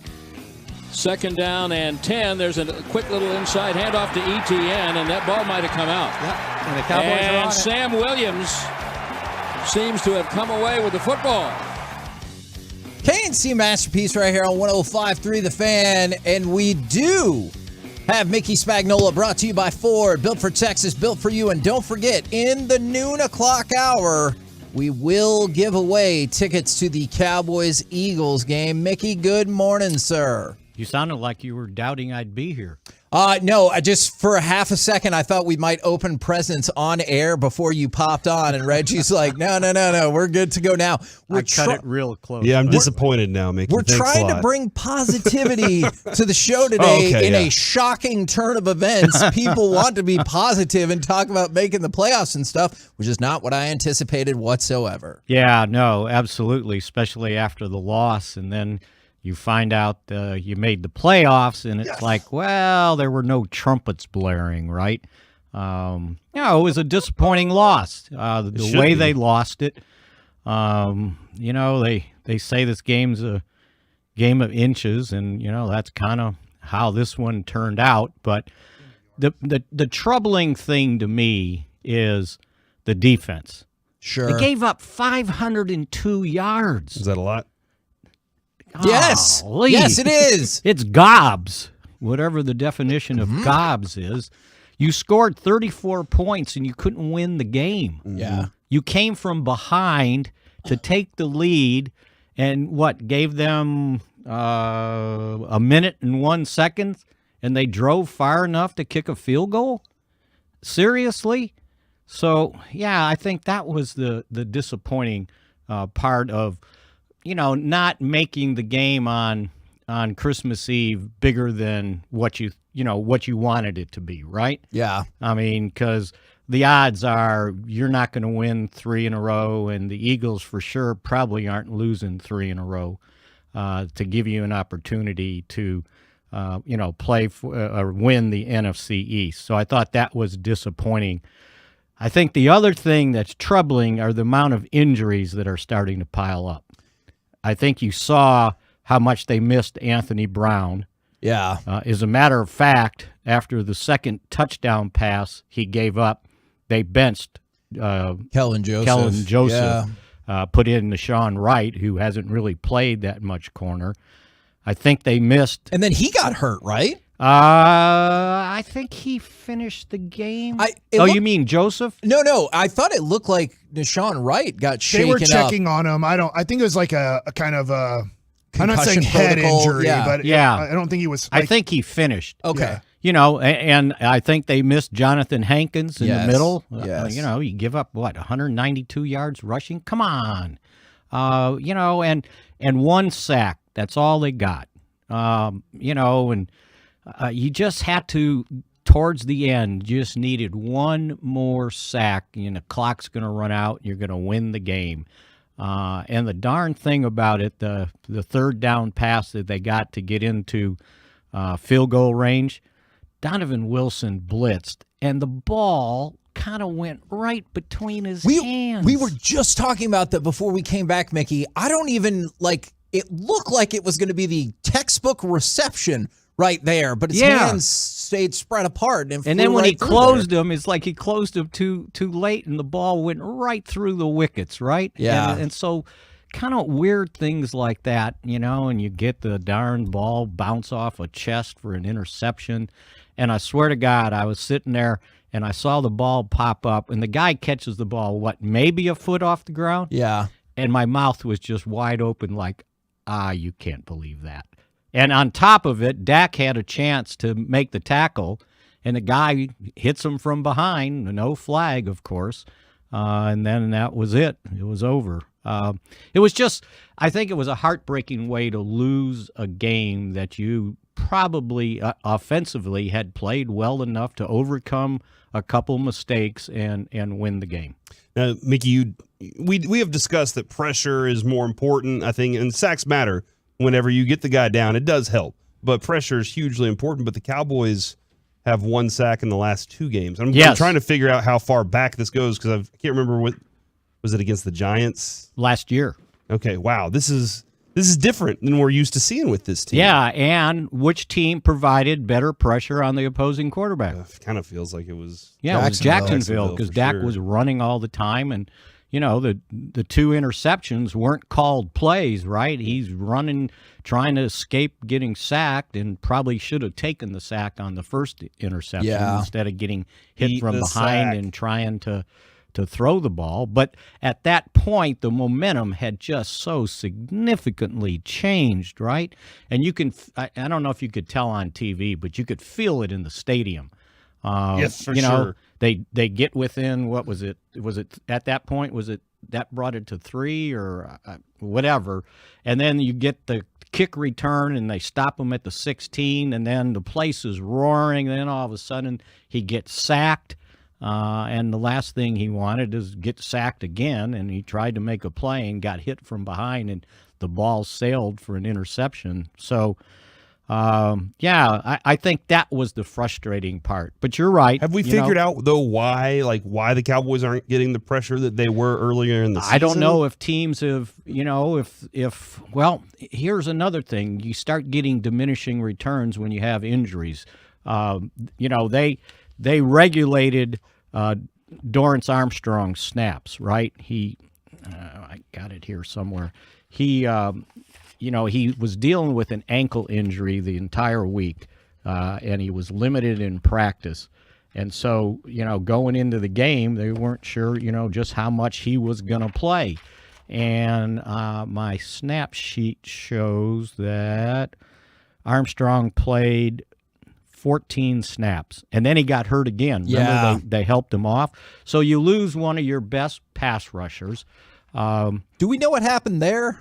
Is it just aggravation to the ankle? Then it looked like that might have been it. I saw him on the ground, and they didn't show it on TV, but he had his legs stretched out, and then he started going up and down with it. And so I'm not sure exactly what took place there, but he didn't. I don't believe. If he came back, it was only for 1 or 2 plays. So you lose the guy on the team that's the second pass rusher. Right. You lose 2 of your 3 corners. And the backup, Kelvin Joseph, I'm sorry, he's just not going to cut it. Yeah. And they decided that in the fourth quarter when they lifted him for right. And then they, you got to play Micah Parsons as a defensive end, but he's just not built like a defensive end. Do you think he's being worn, or he's more worn down than? No, here's what they were doing. When it got into the second half, for sure, and for sure the fourth quarter, they were putting the running back to his side, and the running back wasn't going anywhere but helping the backup offensive tackle. And they had the tight end not far from him, so he couldn't take an outside rush, because if he took an outside rush, he was going to run right into the tight end. So basically, he was almost getting triple teamed. And God bless him, on the fumble recovery, he was in the backfield nearly sacking Lawrence and doubled back all the way downfield, probably 30 yards? Yeah. And he recovers the fumble. And it was like, okay, that's the game. That's the play they needed. But they needed one more, and they absolutely didn't get it. What did you think about, I'm with you about the defense 100% on all of that. What did you think about the sequencing of plays late in the fourth quarter that led to the punt and the game-tying field goal? Well, everybody wants them to run the ball. Yeah. And they ran it twice and didn't get anywhere. And then on third down, that was going to be the kind of decisive call. And they were trying to hit. Dak explained that they were trying to hit a crossing route with CD, and he got doubled. And when Dak came off of him, and then he heaved it downfield. I didn't like. I liked them being aggressive. I'm not sure that would have been my second option if that's the way the play was designed. But they certainly were smart enough to take CeeDee Lamb out of the play. And again, you if I remember correctly, he was getting pressured on that one too. So because the first option broke down. But again, okay, I get it. And, they would have had to burn a timeout. But you don't know how the play sequence would have went if they didn't have the timeout. Yeah. And then they get the extra timeout when they reviewed the play, right? The catch, and they said it was a catch. Which I still thought Jacksonville did an awful job with. And they did because they put the ball at the line of scrimmage at 35 seconds. And he didn't snap the ball to 25 seconds. I thought that was very 10 strange. He lost, and maybe he made a mistake not knowing they were going to start the clock. But I'm still saying, you know what? If they don't review it, it's going to take more than 10 seconds to get up, get to the line of scrimmage, get the ball snapped, and he was going to either have to either call the timeout there, or they were going to have to down the ball because it was a first down, right? And I'll tell you what, they didn't show it on TV, but on the big screen at the game, and it was a nice one, by the way, they showed what the official was looking at and kept flipping it back like what he's looking at on his iPad. Yeah. And there was one shot kind of from behind where you can see the ball between from behind. It was a shot between his legs, and the ball was on the ground. And he saw that, by the way, but they didn't show it on TV, but they called it a catch. It could have been an incompletion, right? And that changes the whole complexion of their drive. But again, just reviewing it, when the ball's in play and you got to scamper to get back on the line of scrimmage, that's the downside. And like I said, inches and. They were on the downside of it. So now, you got to regroup. I'm sure it was, and I'll tell you, it was a very emotional loss. That was one of the quietest locker rooms I think I've been in. And you got to play on a short week against a hot team. But did I hear you guys say the Cowboys were favorites? Yeah, 1.5 points. Let's go. See, positivity, Mickey. But see, and did the Eagles struggle against the Bears? They did. Yep. Right? So that's this league, right?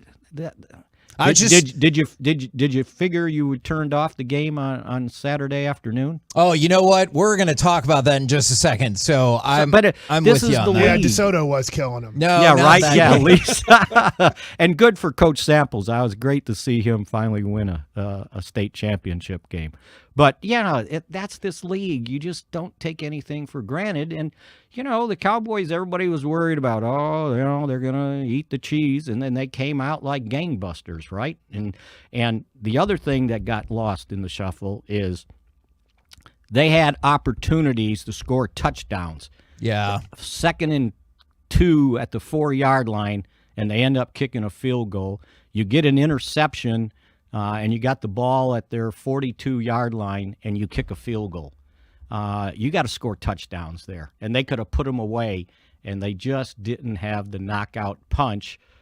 So you sit there, 10-4. I don't know how many people had the Cowboys any better than 11 wins this year. Yeah, to start the season. Okay, Mickey's on the positivity train as well. Just disappointed in the loss. Yeah, put it that way. It's absolutely fair to be disappointed in the loss. Yeah, but also have a positive day, Mickey. And Lawrence is pretty good, right? That's right. You went against one of the best quarterbacks in the NFL. We have to deal with that. You know what? I heard you guys talking about that. You know what? That's the problem with everybody. They expect a rookie to come in and beat Johnny Unitas, right? And they gave him some good guys right now. The Christian Kirk, Zay Jones. They added some wide receivers. Ingram is a tight end. They've gotten better. They've got first-round picks on the offensive line. And so amazing, he turns it around, and now he's playing like he's the first pick in the draft and what we saw at Clemson. He's awfully good. Mickey, I have a suggestion. As often as possible in future appearances with us, if you could just say, that's the problem with everyone, I would be a super big fan of that. Thank you very much, good sir. We'll catch up with you tomorrow. I got that marked out. All right, there you go. I like that. That was great. That's a problem with everybody, man. We're the KNC Masterpiece right here on 105.3 The Fan. Coming up next, inside the numbers, emotions, and madness of the biggest comeback in NFL history. We'll do it next right here on The Fan. RJ Choppy here. It's football.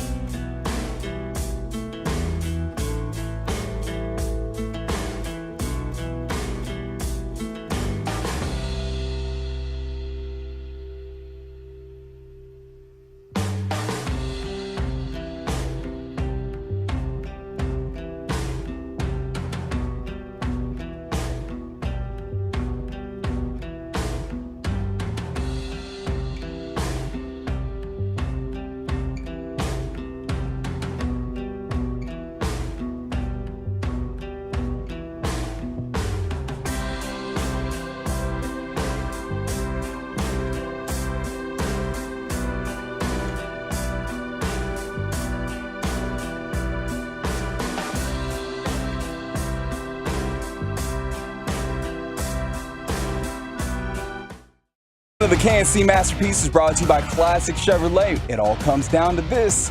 Classic Chevrolet in Grapevine is leading the way to finish the year #1 in America.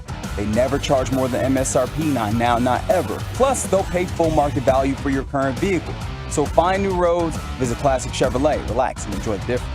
Cousins, 1st and 10 from his own 36-yard line. Back to pass, screen left to Dalvin. Turns it up outside the numbers to the 40. Gets to the 50. And he's loose! Dalvin 20 to the left. 15, 10, 5, touchdown! Dalvin Cook! Yes! Yes! A 64-yard touchdown! The most remarkable comeback in NFL history leads to the saddest stat you will hear all day. And no, it does not have to do with the Cowboys defense, in case that was the direction I don't know. we're going. There are a couple texts that are like, hey, this offense can't finish. I think there is some legitimacy to that. Except for the 2-minute drive against Houston. Yes, they did have the 2-minute drive against the worst team in the league. Did they finish or did they not? No, they did. You can't say can't. But if they don't. did The once. best 1-12-1 team in the league, man.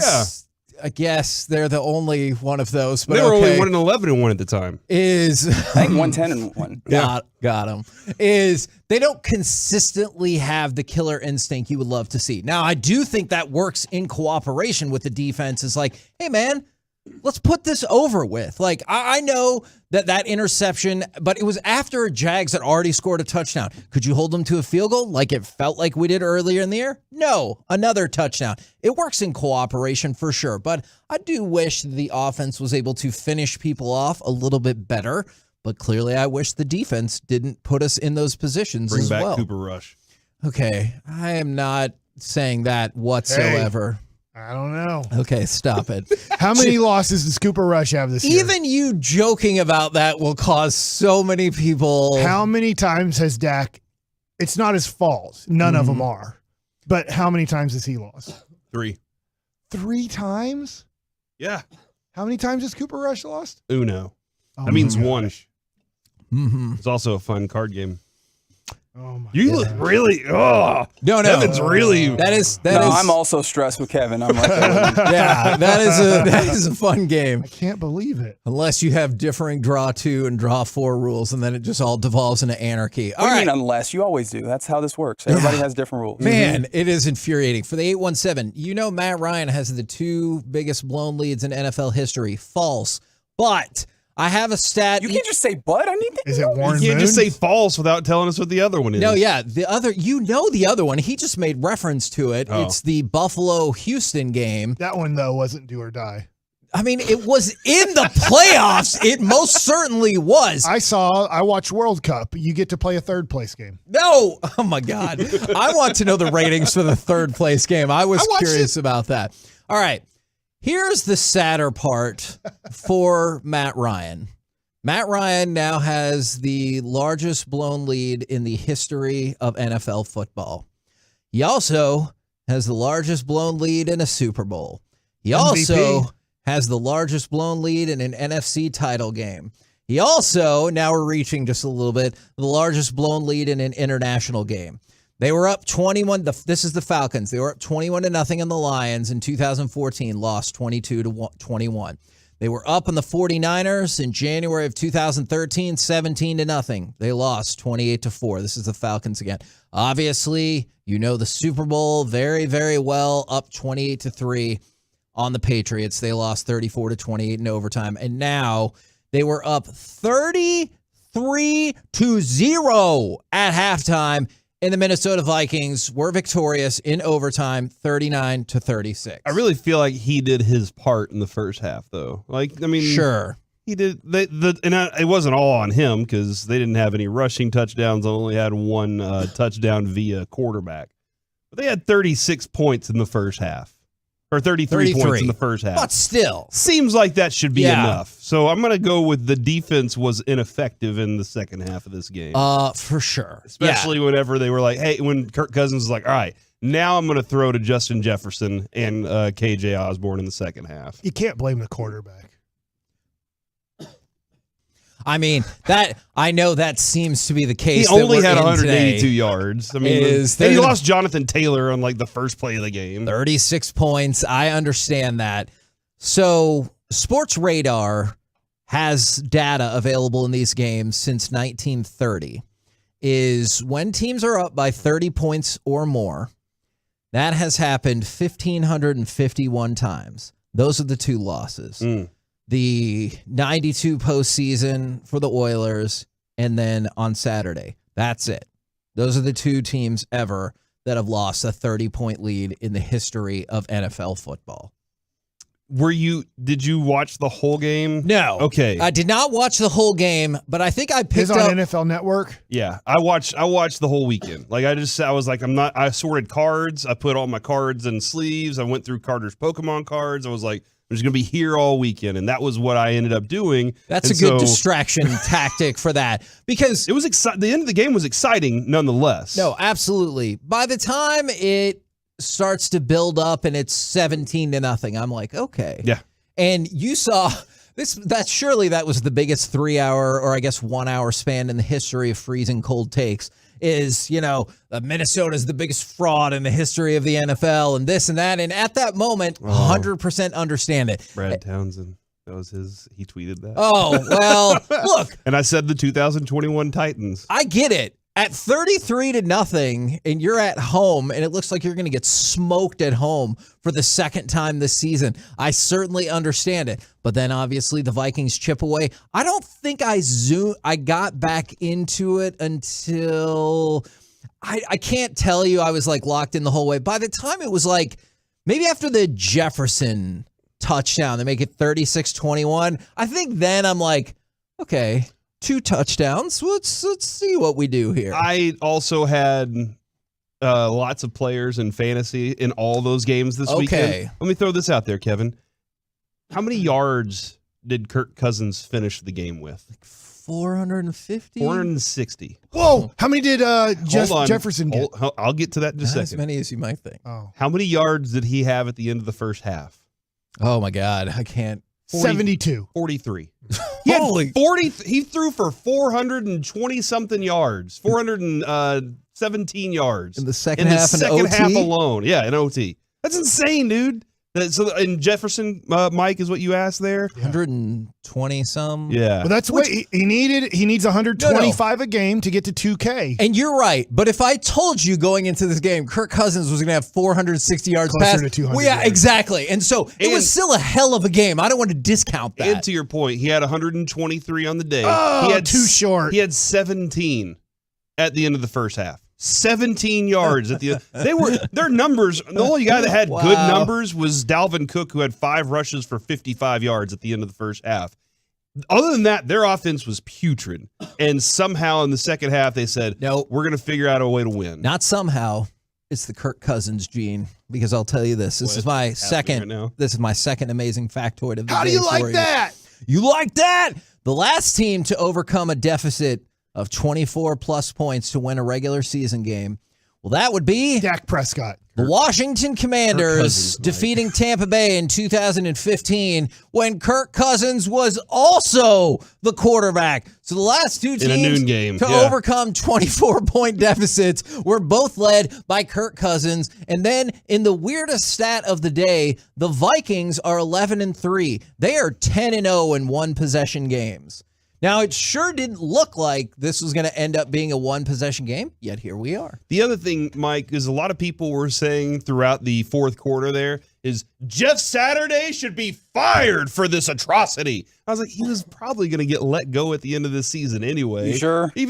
Come on. The dude was even saying, like, hey, look, I could stink at this job. And if I do, oh, well. Like, he knows where he is on this. Yeah, but he's not the one hiring. Jim Irsay is. Yeah, Jim Irsay is a Jim Irsay changes his mind sometimes, though. Now he's like, Daniel Snyder It's honestly a great loss by the Colts. Because if you think about it, they need a quarterback. You just talked about Matt Ryan, and I get it. They needed one for years now. And they have right now, according to Tankathon, which obviously is right, they have the 6th overall pick. They need to move up maybe a few more spots so that they can get what they consider a franchise-changing quarterback. Thank you to the 972 for alerting me to this, and I double-checked it. Our positivity this morning is working. What happened? What? The Dallas Cowboys have now gone from 1.5-point favorites to 2-point favorites over the Philadelphia Eagles for the Christmas Eve game. They're partying in Frisco. I don't understand why this is happening, but they have expanded the point spread in this game. They know how mad the Cowboys are after that. They're going to hand it to the Eagles. The Cowboys are now cook the Eagles. 2-point favorites over the Philadelphia Eagles. Kevin, going into the Christmas Eve game. how many points do you typically get for being at home? 0. 3 or just 3.5. They don't start the game up 3-0. And if you think about it, that's just wild too. That means on a neutral field, they're saying this is a 1 to 1.5 point game. And just Do in you know this what that moment, means? it doesn't feel like that, but Who's the best team in the NFL? Cowboys. the Well, right, Eagles- but the Eagles have the best record. And they're saying Like it that. doesn't Right. matter what you do against Jacksonville or Houston or for 3 quarters against the Colts. Facts. All that matters is you're favored against the Eagles, which means the Cowboys are the favorites to win the NFC and go to the Super Bowl and win it all. I don't And how are you supposed to beat Trevor Lawrence at home? We're the KNC Masterpiece right here on 105.3 The Fan. Don't forget, in the noon o'clock hour, we will give away tickets to the Cowboys dominating the Eagles as favorites game After now. the Cowboys beat the Eagles on Christmas Eve, it's over. What? The game. Okay. Coming up next, Cowboys fans watched it. Jags fans watched it. And so did the rest of the world. How invested were you in the World Cup final yesterday morning? We'll do it next right here on The Fan. Blasting out 100,000 watts of FM.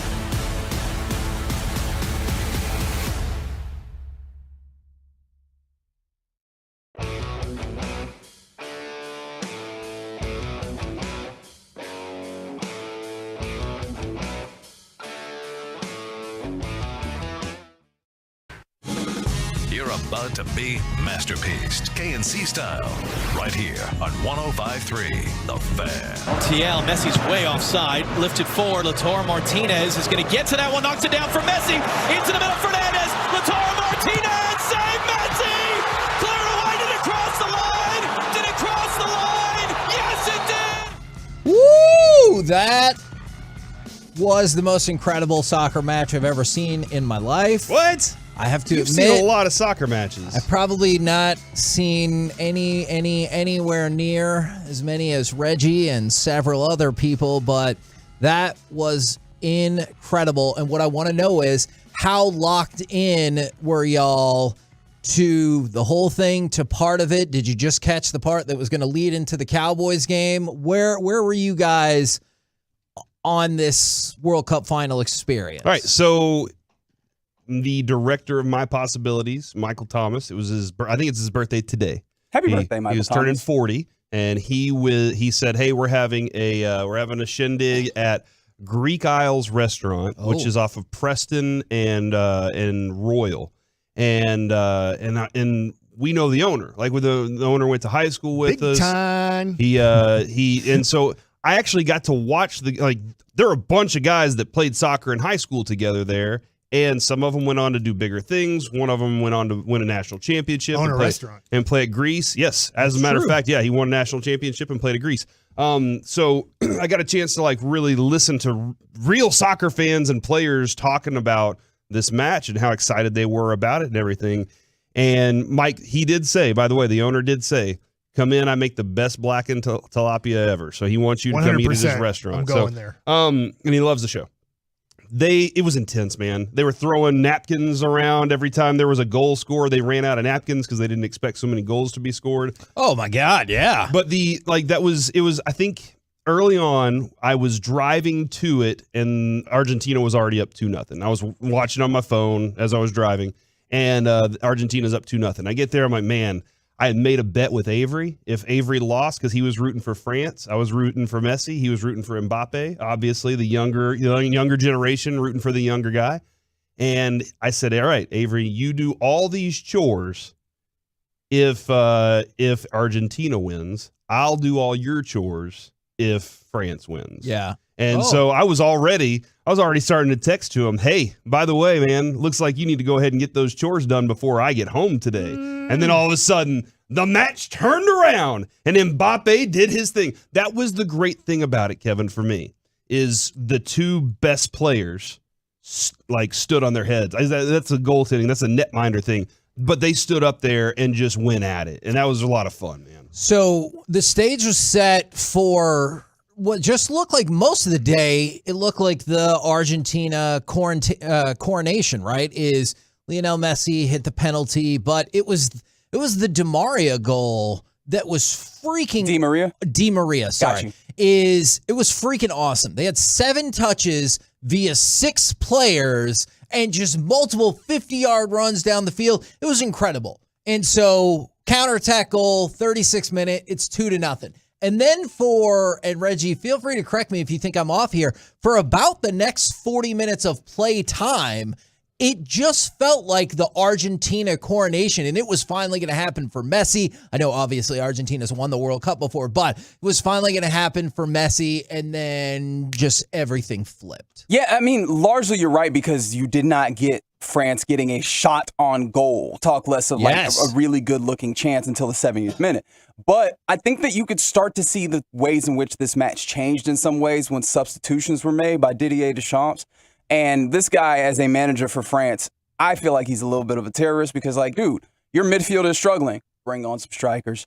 But, those guys absolutely came in and played incredibly well, and you could see that they actually started to build their way into the game a little bit. But you're right, Kevin. We didn't actually see those signs of life materialize until the 70th minute of this match, which was significantly after Argentina went up 2-0. Did you feel like it was a little too early to make some of those substitutions too? It just felt like it was pretty early in the match for that. But I understood the midfield. There's only so much time in this thing, and once you go down 2-0, you're in a place where you have to do some digging. So yeah, you need to change the style. And on top of it, it wasn't just that it was 2-0 and you were in the game.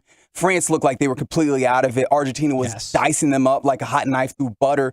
It just felt like what they had out there was not working, and changes needed to be made immediately just to get them into the game. Cool thing too, Kevin, is like I think this was kind of a needed thing to maybe incite some interest for America. Like because 4 years from now, I know it would be nice. It was next week if we could have the next World Cup. Right. Here. But like it was the exciting match that ended it.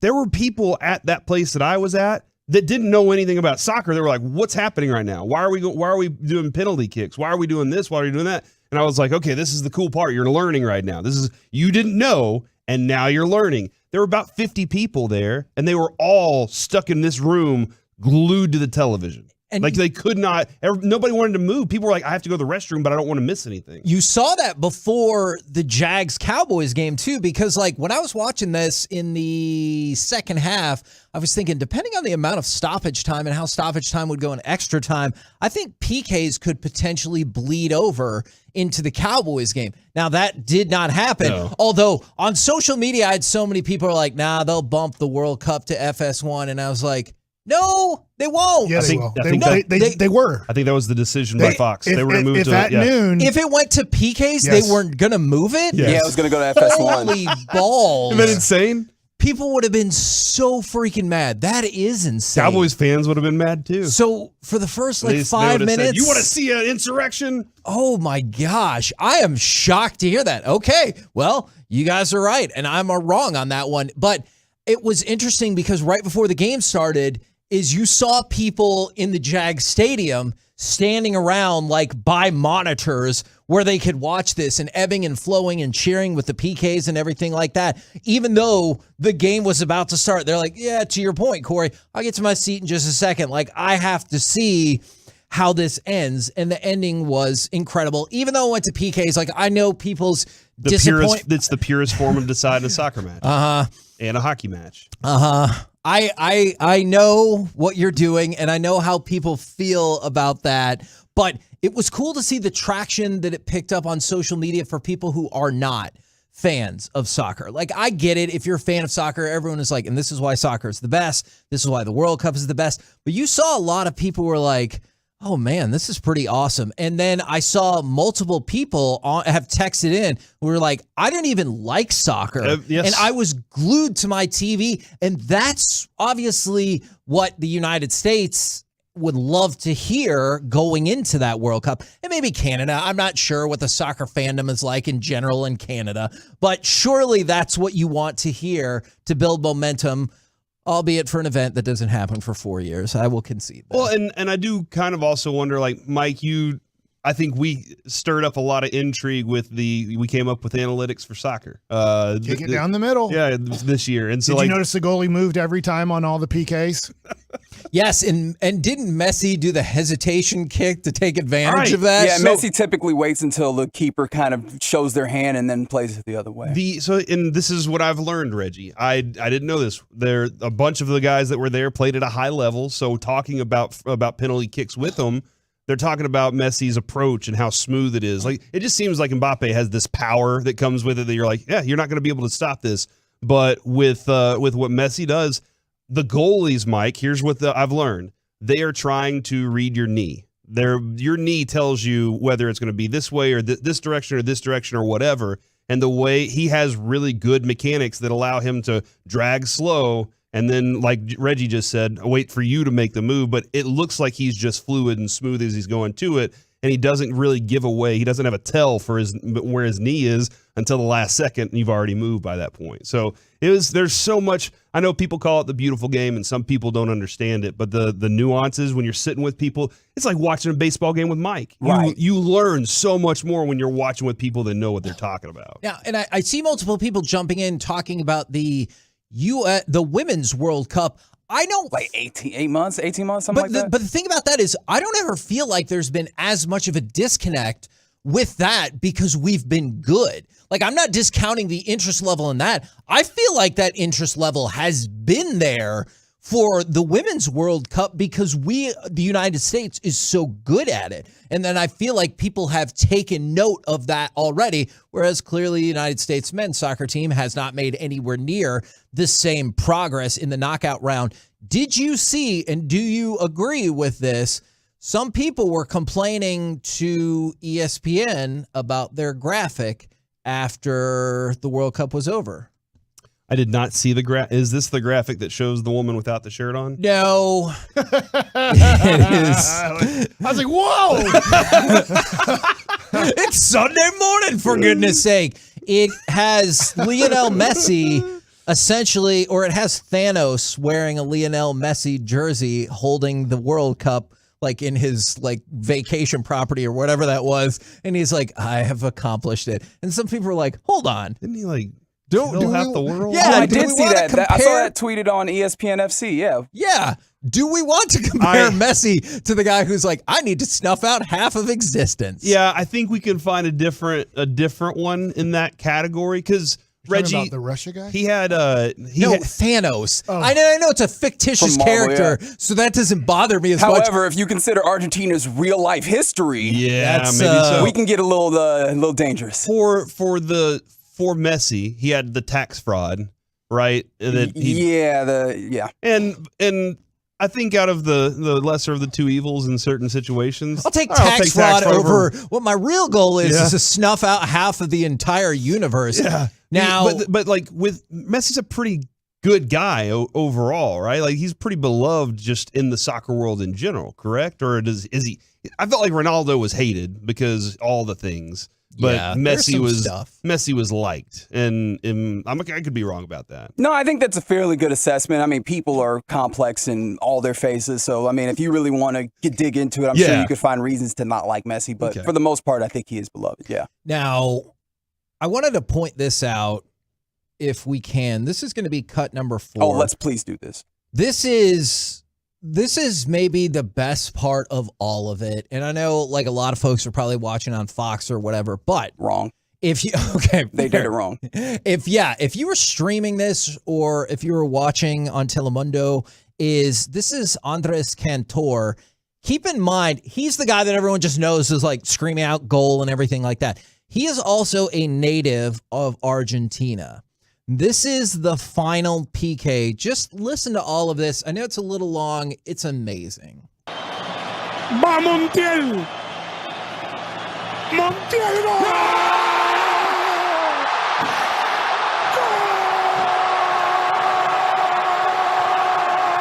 Argentina campeón.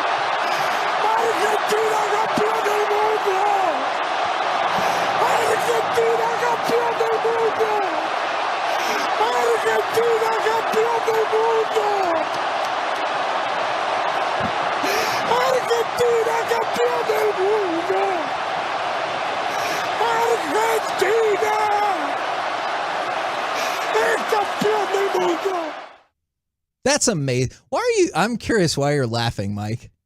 Just because it's cool. Okay. I felt the same way. I'm not laughing like bad way. Yeah. It's just like, I was smiling. Cool. I was smiling because you could like hear the passion. Now, obviously, we want some unbiasedness in our sports call. I mean, come on, just a little bit. Well, the passion, though, dude. Like that's like that dude. That was amazing. That was really nice. And this message might speak to Cowboys fans today. One of the things he said is it couldn't be done in any other way if it wasn't by suffering. And like that feels like a message that like Argentina, I don't think had won the World Cup since '86. That's correct. I feel like there is some parallels to be drawn, but just the emotion and happiness I thought was just amazing. And that was an incredible sporting event. Not an incredible soccer match. Not an incredible soccer final. It was an incredible sporting event. Even though it was that. Yeah, well, for sure. But I'm saying, if you missed out on this or you were on social media, you probably felt like you missed everything.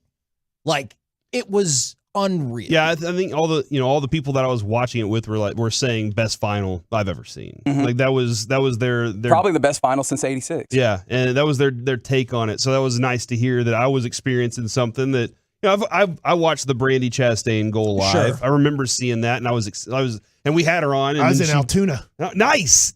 And I've watched plenty of these before. This one really lived up to was exactly because. I mean, everything built up to what Messi has. What does he really have to prove? I mean, this is Right. the one thing that's missing. This is the one thing that's missing from everything. And will he ever be better than Maradona?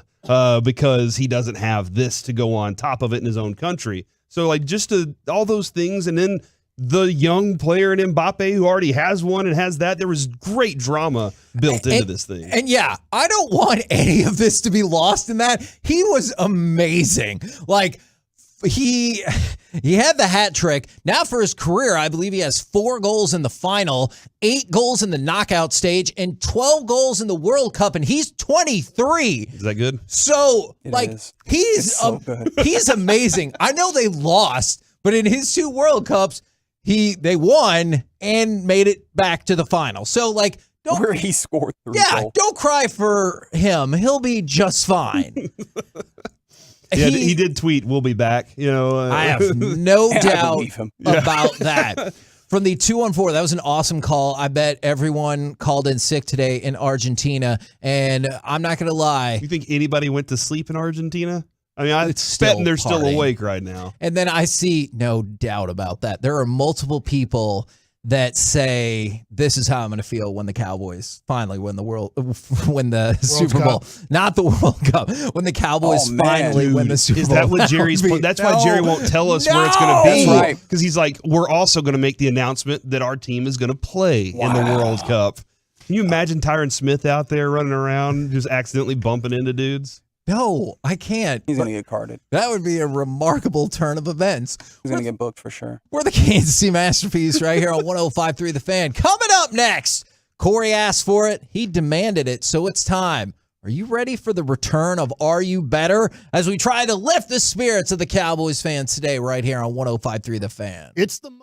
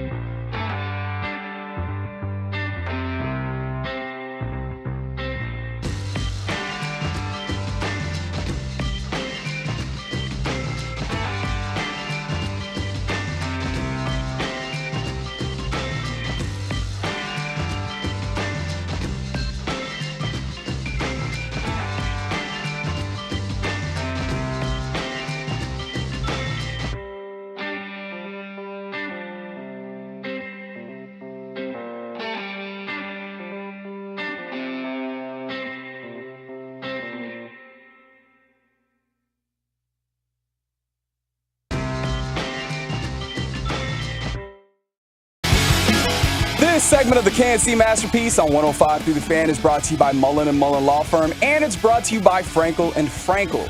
There's a reason you need a special license to drive a big truck, so companies that hire drivers and put them in big trucks should be held accountable for what happens when one hurts you. Frankly, you need Frankel & Frankel. The consultation is always free. Visit truckwreck.com. KNC Masterpiece right here on 105.3 The Fan, where I'm going to warn you, I don't know what Mike might say in this segment, but it's time for the return of some Are You Better? You're Darryl Strawberry. Yes. You play right field. Yes. I play right field too. So? Well, are you better than me? Well, I never met you, but yes. Hi, this is Darryl Strawberry. And yes, Kevin, I'm better than you. Also, in the noon o'clock hour, we'll give away tickets to Cowboys Eagles. Will Darryl Strawberry be there? Maybe. I can't say no. Man, look at your growth. I have the first Are You Better? All right. Are you better? Oh, my God. I saw this on Twitter minutes ago. Right now, families with 2 cars driving home for the holidays are saving $200 a month on gas. Woo! Are you better? From when? Than President Biden. Don't What are you doing that. right now? Yeah, Well, don't. have you ever been the president? Compared to Ooh. mid-June's peak. 2 non-consecutive terms. Okay, and that's what I think is misleading. Is like, that's true, but like, what about compared to a year ago? Or what about compared to when he took office? Or like, what? I was just want to named know the the most answers powerful to man that. in the world. I'm not, he's the president, and I am not. You respect the position or no? I do respect the position of president very much. What other positions do you respect? That's a good question. We've discussed my issues with authority. I'm always proud of the comptroller. They have to do a lot of stuff. Back to you. I'm impressed with ducks. Okay. Gooey ducks? That's what I thought for All sure, right. is if Mike was going to ask if I was better than a duck. Kevin, I will let you decide. Actors, actresses, football players, baseball players, or basketball players. Who would you like to start with first? Go basketball players. Basketball players. Kevin, turning 58 today, Arvydas Sabonis. Oh, he had a son. Well, I guess think he what? still exists. I have 2 sons. Better. We might want to look up his. He has a son. I'm in just the going NBA. off of your information, Mike and Corey. D. Sabonis is his name. Turning 65 today, Kevin McHale. Dude, those shoulders. Yeah. Those are broad shoulders. Also, are you more impressed by the NBA championships or the fact that he was on an episode of Cheers? Cheers. And he clotheslined Kurt Rambis. Man. I love that. Basketball used to be crazy. If you think you're They better called than a foul. Kevin, you can text in right now, 877-881-1053, especially if it's your birthday, and tell Kevin why you're better than him. Kevin? I'm going to say Kevin that McHale. Kevin McHale is better than me. 3-time NBA champion, Hall of Famer, broad shoulders, coached a little bit. I'm curious if my And they said don't F with him when he played. He was one of the guys you didn't F with. That's right. I could see that. I'm curious if my Christmas presents for y'all will influence any of the voting. I'm going to open up. Yours up, Mike. This looks like a record. If you're on Twitch right now, you can see. If you're not on Twitch, what are you doing? Like a Matt Ryan Or record? YouTube. We're on YouTube right now, I think. Yes. What records does he hold? Giving up the booty in lots of games. All of the losses. Yeah, him playing defense. You he get really to see it screws things before over. me. I've opened it up. I don't even know what it is yet. It's a Luka Doncic calendar. That is awesome. Oh, I'm going to put it above my bedroom. Oh, my gosh. Above my bed, just like this, so I can look at Luka every night. While you're doing what? Sleeping. You can't look at something while That's you're true. sleeping. You can't. I can multitask. I don't think you can. Not according to Mike Kevin, Bassett. thank you. I agree that you can multitask. Is that present good enough, Mike, for us to continue Are You Better? Yes, but All right. it is a great present because last year my daughter got my son a present of a NFL calendar, but it was a 2021 calendar. Oh. Oh, no. Wait, so in which month does Luka Doncic complain to the refs? Oh, July. All of them. And he has another present, too. What? He gets 2? Corey, you only got 1 present. Dead in 2004. Oh, no. Is this Are You Deader? Reggie White. Oh, my God. Oh, sleep apnea. Played for the Packers and the Eagles. And let's not forget that. And he also wrestled at least 1 match for WCW. What? Are you serious? Back in the 90s. And obviously probably better known for being one of the greatest defensive players of all time.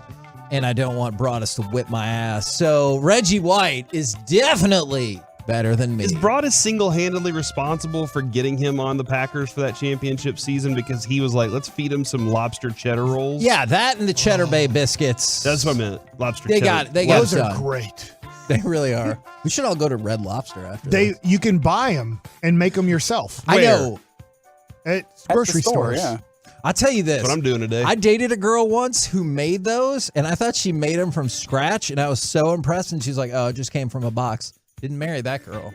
Did you break up with her that day? No. Jess makes them from scratch? She probably shouldn't have told me Does that. Jess make them from scratch? No, she has lots of other lovely qualities. Turning 50 today, Warren Sapp. I mean, You're better than him. right at the top of the list when it comes I'll tell to you what, on-field play. He's at the top of the list of pissing away his money, right? He doesn't pay. Well, I don't know. He doesn't pay hookers. True. But wasn't that problematic? He refuses to pay. Yeah, he stiffed him. All right, okay. It's 11:28 in the morning, for God's sakes. Kids that are out of school. That's true. Man. Should have said, for totally goodness sake, that. I'm Well, better parents than can Warren explain Sapp. what that means. It means you don't pay. No, better.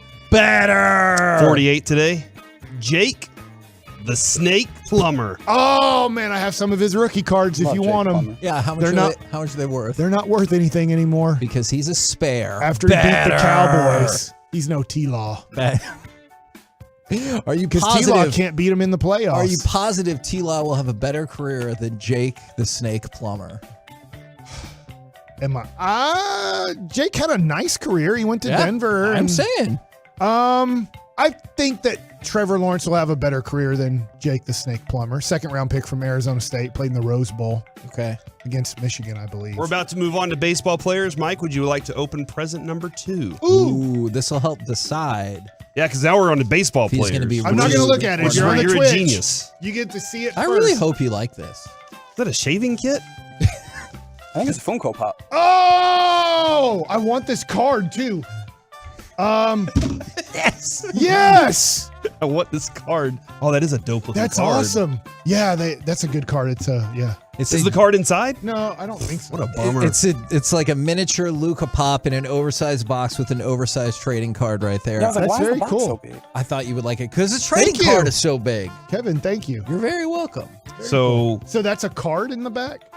Wait, I believe it is. like an oversized card? I Very believe like the it one we is. have of Dan Orlovsky over here on the wall.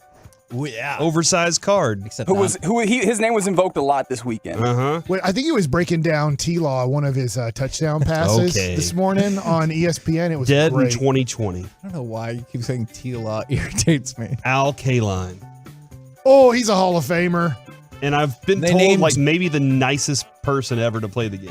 Didn't they name like the batteries? Am I wrong after about him? that? Didn't you say that everybody said he was super I nice? think he's nice. Oh no, it's the water. Okay. Good point. Alkaline water. Yeah. I mean, that's the batteries, the water, the Hall of Fame. Al Kaline, definitely better than me. Mm-hmm. Not the Good Jim call. Brown batteries. Turning 29 today. You're not wrong. Jose Leclerc.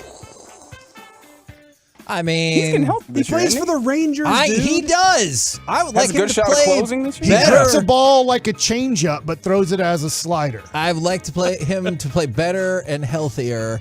So I need to give him some motivation. Slombio is what they call Yeah. it. And by the way, the hitter could care less. It's spinning as a slider, so that's what it is. So for now, Jose Leclerc, we got to step it up.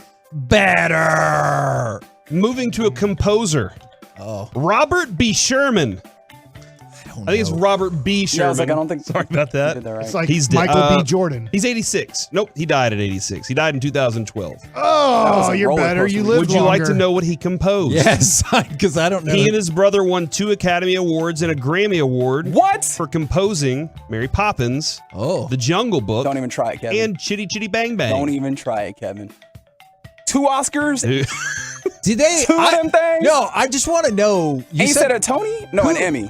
Who wrote Grammy? Who wrote the lyrics? But it's like chim chimney, chim chimney, chim chim charu. That's what I also want to know. Yeah, that guy could be better than me. I thought that was pretty unique. Like that was 2 something that we probably Oscars. wouldn't throw out there That's typically. impressive. Let me roll up here, Kevin. We're going to scroll. Well, you're doing what? From the 817, Jake Plummer is younger than me. I just developed arthritis. Oh, should we do politicians? That's not gonna go well. No. Nah, let's just scroll up We here. already did Biden. I already bailed Let's on that go. one. Actors.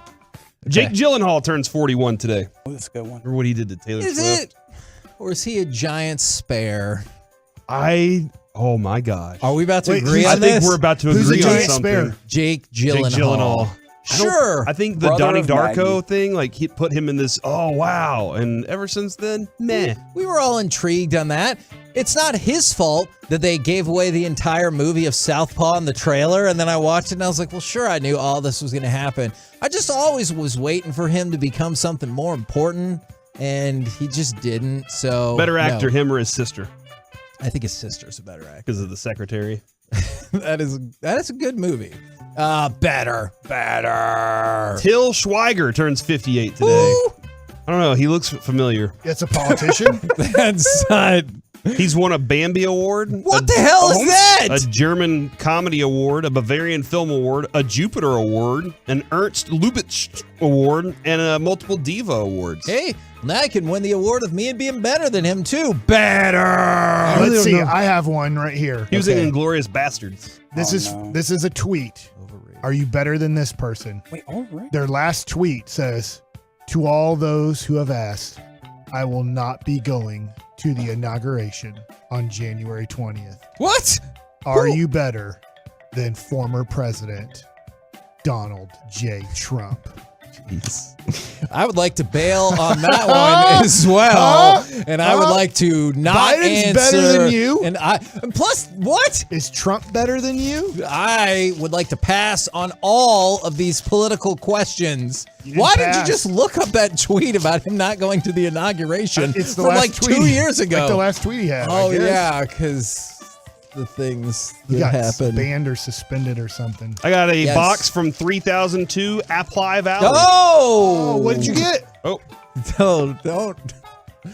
That's a I just weird got a city. scam. Do That's a that. very weird city. Dump that. Don't do that. It's a very weird what? What did you get? From the 214, birthday shout out to my grandma that turned 100 yesterday. Kevin, she's Man. better than you, dude. She is better than me. I always wanted to be on, was it the Today Show or whatever, where Wilfred Scott and then Al Roker talked about how they're proud of you for being old and surviving? Oh, yeah. Are you better than Mel Dux? Oh, scissors. I found them. Who the hell is that? All right, Kevin. Actresses.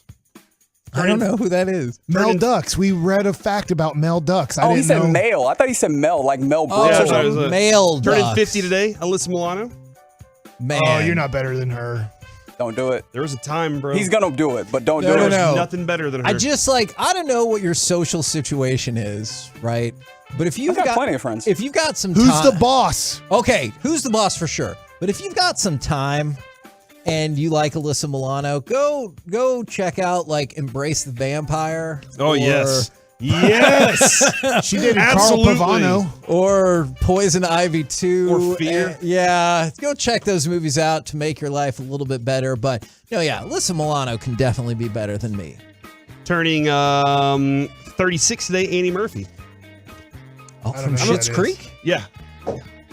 That is the name of the It show. feels so It just uncomfortable. doesn't feel right. I'm sorry. It feels so right. Yeah, and then she was in, the other show she was in was Kevin Can F Himself, which took a really long time to get to where it needed to go. But, No way. Annie Murphy dude. is very pretty, and she is a great actress, and she's better than me. Did you get the Constitution? What?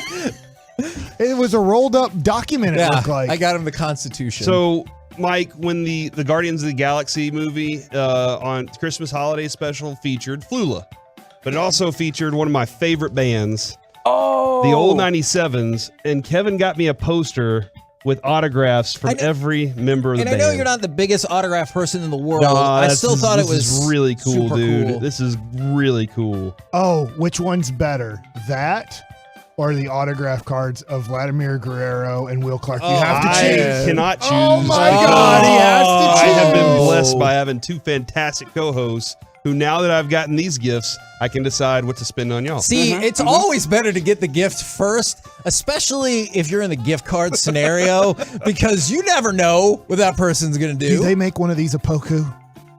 Pokashevsky. There's no chance. You have to get him an RJ Barrett. If I had more time, I would have got one of those like commissioned and handcrafted for you. And then last but not least, Jennifer Beals and Christy Swanson, 59 and 53 respectively. I'm going to say I'm better than Jennifer Beals because I was never a big Flashdance person, but Christy Swanson, the original Buffy the Vampire She's the one Slayer. that dated Jeter for a while and got the thing from him. That's Jessica Biel, I think. Oh, yeah. Jennifer Beals was She's Flashdance. They call it the she hell. is fantastic All right. still. We're the KNC Masterpiece right here. I don't know. On 105.3 The There's Fan. different letters of it. Coming up next, it's time for Gridiron Gravy. If it's even possible, the Raiders try to claim the most remarkable win of the season. awesome. We'll do it next right here on The Fan. All right, let's talk about Men's Tea Clinic. They are awesome.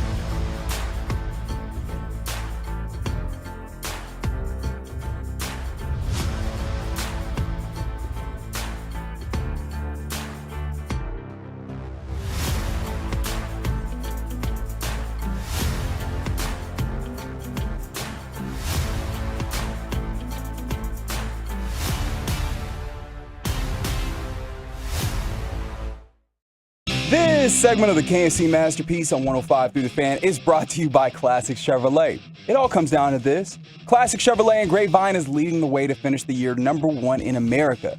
They never charge more than MSRP, not now, not ever. Plus, they'll pay full market value for your current vehicle. So find new roads and visit Classic Chevrolet. Relax and enjoy the difference. KNC Masterpiece back here on 105 Through the Fan. We got Gridiron Gravy coming up in just 1 second. But first, some huge positive news for the Cowboys. I take you to the Corey Majors news desk. Oh, my gosh. This is fantastic news from the Twitter account of Ian Rappaport, otherwise known as @RapSheet. Kind of surprising, too, right? His Twitter handle? No. Makes sense. This news. Oh, yeah. No, this is the MRI on Cowboys' Leighton Vander Esch actually revealed a right shoulder stinger, not a neck injury, source said. And he didn't go back in the game? While he did have a neck issue years ago, the MRI and CT scan cleared it, and this issue is unrelated. He's still sore and may miss time. This is fantastic news. Like, this is so much better, dude. Another reason to celebrate today. Last night or yesterday, after the loss to Trevor Lawrence, Mike McCarthy. By the way, we got to get to that real quick. Mike McCarthy sounded as if he was like, man, like Bobby was saying it sounded bad. Yeah. I want to add this, Kevin. I asked Jerry Jones a question on Friday, and he was talking about just about the pride that Mike McCarthy's taken in like doing what he's done this year. Sure. And Jerry Jones said, and that's the credit to Mike McCarthy. He changed based on knowing that Mike Bassick was in studio and that Mike Bassick is the Mike in DFW. He knew, and he knows. Okay. He did, and he does. I'm fantastically happy for you, Mike. That's what I like to hear. Can I ask a question? Sure. How come everybody blames Kellen Moore, and I feel like some people are blaming Dan Quinn? And I understand. But I don't feel like people on social media were blaming Mike McCarthy. Has Mike McCarthy been able to pass off the blame to the coordinators? It is pretty remarkable. I will say this. How many people, and I think that you might be included in this, because I've been thinking about this all weekend, have been saying, oh, Dan Quinn should be our next coach. I don't know that you've said that. I do but not a lot of believe people that. have been throwing out, Mike McCarthy should be fired, Dan Quinn should. And it's like, come on, man. Don't you want to just try to keep that group together if they're winning lots of games? Yeah. So I think that Dan Quinn earned that in respect of he's been very good at what he's done. He's gotten a lot of the credit for the success. Mike McCarthy definitely should get some of the credit for the failure. If they needed to do something different in overtime or in the fourth quarter, they should have. And if they needed to do something different at halftime to come out with a better plan, then they should have. And that does fall on Mike McCarthy and the entire coaching staff. Right now, let's go across the rest of the NFL and dip into some gridiron gravy. Man, biscuits. And we start with somebody Red Lobster biscuits. I know. Man, I do want Red Lobster now. I'm going to start with somebody that I know is near and dear to you, Mike, is sad news. The Packers are going to release Sammy Watkins. Oh, man. Offensive line face. Even still. Yeah. Look at this picture of him. I know. It's amazing he sticks around the NFL, but he does. I know. He's not good. He hasn't been good for a long time, but wasn't he the 4th overall pick?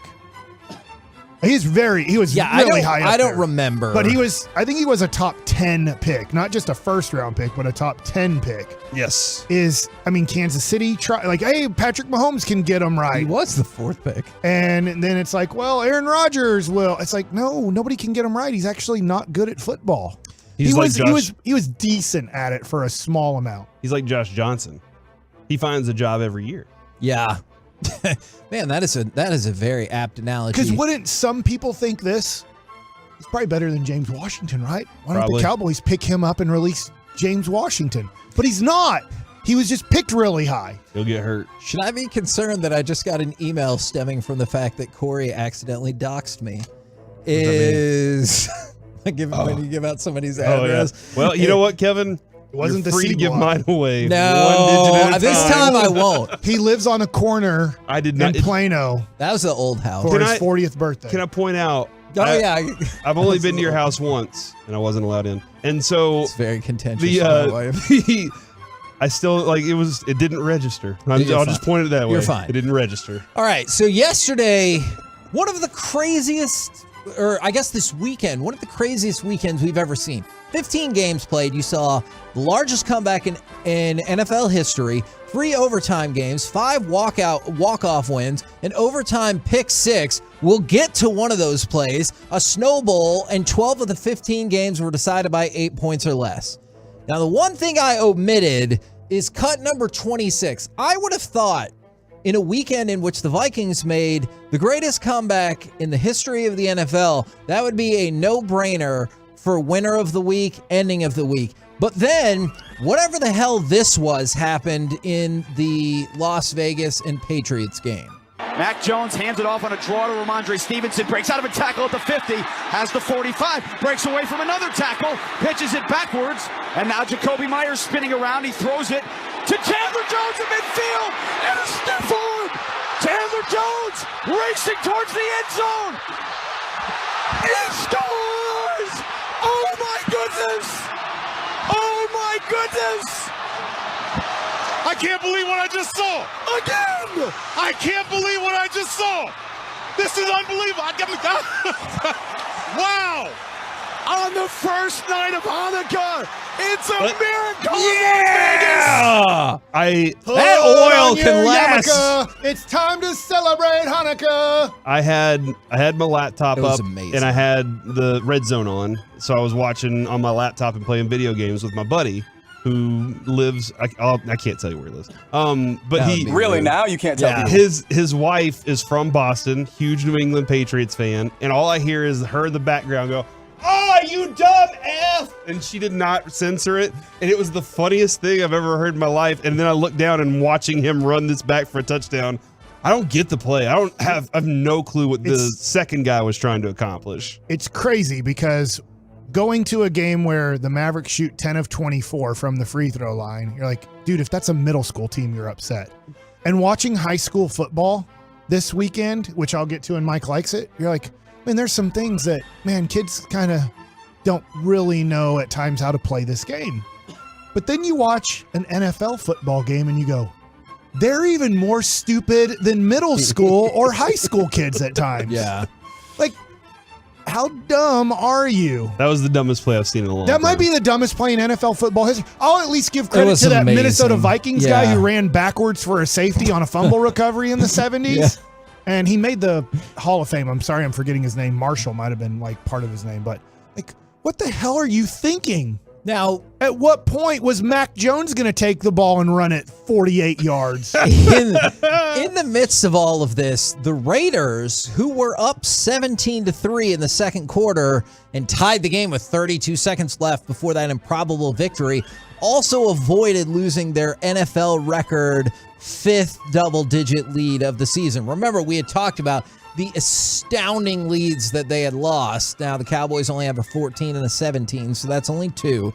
But yeah, this would have been a record for them. They avoided on one of the more bizarre plays you'll ever see. Are they still in the hunt for the? They are. They're still in the hunt for the playoffs, dude. Yeah. There's so many on the bubble teams. It's crazy. All right, let's jump to one of those on the bubble teams is the Chargers, and now maybe the Titans. Is the Chargers won 17-14, but the Titans made a play. Let's go ahead and play cut number 32 first. This is part 1 of an amazing interception. Herbert looking deep, throwing one up from Mike Williams, and it's intercepted. Did he get the feet in? Yes, a touchback. All right. I love it. So it sounds like an incredible play, but then they reevaluate where McCreary, I think it's McCreary who's going out of bounds. He tosses the ball back inbounds to make sure that the interception gets completed. This is part 2 of that, them seeing now what actually happened and freaking out. Trying to throw that jump ball. It's a little bit beyond Mike Williams, and he tosses it back in. What a play! That is an unbelievable play by McCreary, throwing it back to Unfortunately, it was a forward pass. Interesting. Oh, well. Well, the interception counted, but the Chargers were still victorious. Dicker, the kicker, hits from 43 yards with 4 seconds left to win the game. And fun fact about Justin Herbert, looking to make the playoffs, he's the first player in NFL history to have 4,000 passing yards in each of his first 3 seasons. Wow, and you'd still take Trevor Lawrence over him. I think it's very close. I picked Joe Burrow over those two guys. Yeah. And I do. Burrow's a little bit older just because he transferred in college and came out of the draft a little bit later, so there's a little bit more there. But, yeah, they're all three super duper talented. I believe if I put the right team around them, agreed, that they're going to win a Super Bowl for me. Like they're that good to lead me. So it's very tough to choose. Like, oh, this guy can't lead me. Where, like, I won't get into that. But, yes, I see the direction that would go. Yeah. Thank you very much for not doing that. Our guy's the best. Let's go ahead and go to cut number 24 and the continuation of maybe the hottest team in the league. 3 receivers in a triangle to the left side. Mahomes hands it off to McCarthy. We'll get to it There's later. the snap, spot down, kick away. It is up, and it is no good. No good. Missed it to the left. Lions escape. They win it. Make it 6 out of 7. Oh, baby, what a comeback. The Detroit Lions have gone from 1-6 to 7-7, and as we've been talking about for a couple of weeks, they are in the mix for a wild card spot. The last time they won 3 straight games in December was 8 years ago. And yes, and only one team has ever made the playoffs after starting 1-6, and that was the 1970 Bengals. The Lions looking to match that, and in the weekly dose of Zach Wilson is still awful, is he returned, got to start 18 of 35 with a QBR of 37.7. He completed more than he, threw incomplete. That is a fair point. Sounds like he's going to be back again as the starter this week. From what I'm seeing. Hopefully that's just because White is hurt. Yeah. I just don't know how I know it'll be tomorrow, maybe when Mike asks all the football questions, but I don't know how they go back to him next year. I don't know either. We're the KNC Masterpiece right here on 105.3 The Fan. Coming up next, let's talk with Dallas Cowboys Executive Vice President Stephen Jones right here on 105.3 The Fan. All right, before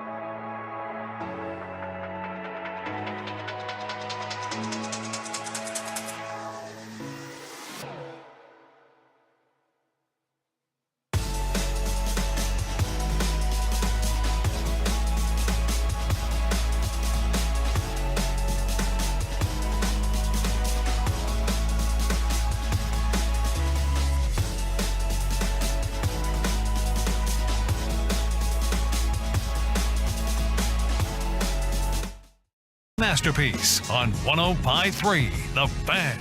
KNC Masterpiece back here on 105.3 The Fan. Right now brought to you by Ford. Built for Texas, built for you. The Executive Vice President of your Dallas Cowboys. It is Stephen Jones. Good afternoon, sir.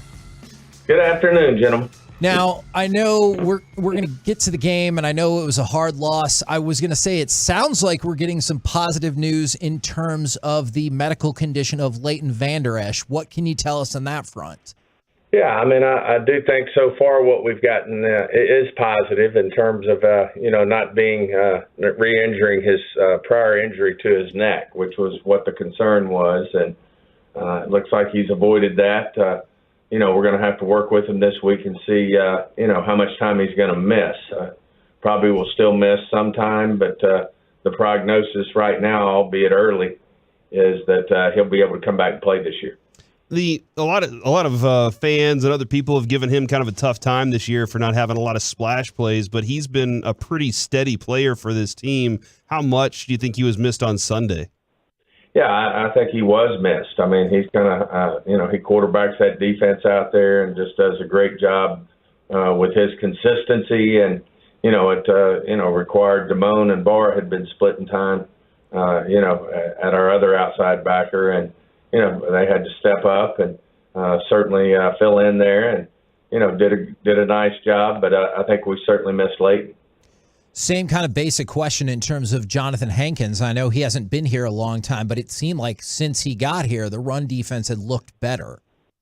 Yeah, no question. I mean, that's why we brought him in here, was to shore up the run. He's obviously one of those big bodies that Dan likes to refer to. But, we still had a good group of guys in there, and you just have to give Jacksonville credit. They had a unique game plan. I think everybody who watched the game saw it. I mean, they were doing a lot of reverses and getting the ball outside quick and getting the ball out quick, but still no excuse. We've got to, as we play through these games here at the end, we've been, at times playing really good, and for basically through three quarters, we, played real well through most of the third, and then, the inconsistency hits. So we've just, if we want to be the team we're going to want to be in the playoffs, then, and as we come down the home stretch here, then, we've got to take those inconsistencies out of our game.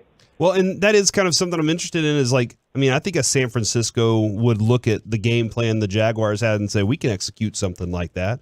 And I feel like there are some other teams, Philadelphia for two, that might look at it and say, we can do that against the Cowboys. How do you make those adjustments for the kind of misdirection stuff that they were throwing at you on Sunday? Well, that's certainly, I have a ton of confidence in Dan Quinn and his staff, and certainly Mike, certainly the way, Mike McCarthy. But, they've been in this league a long time, and they know, as you start to have success as a defense, people are going to look for different ways to attack you.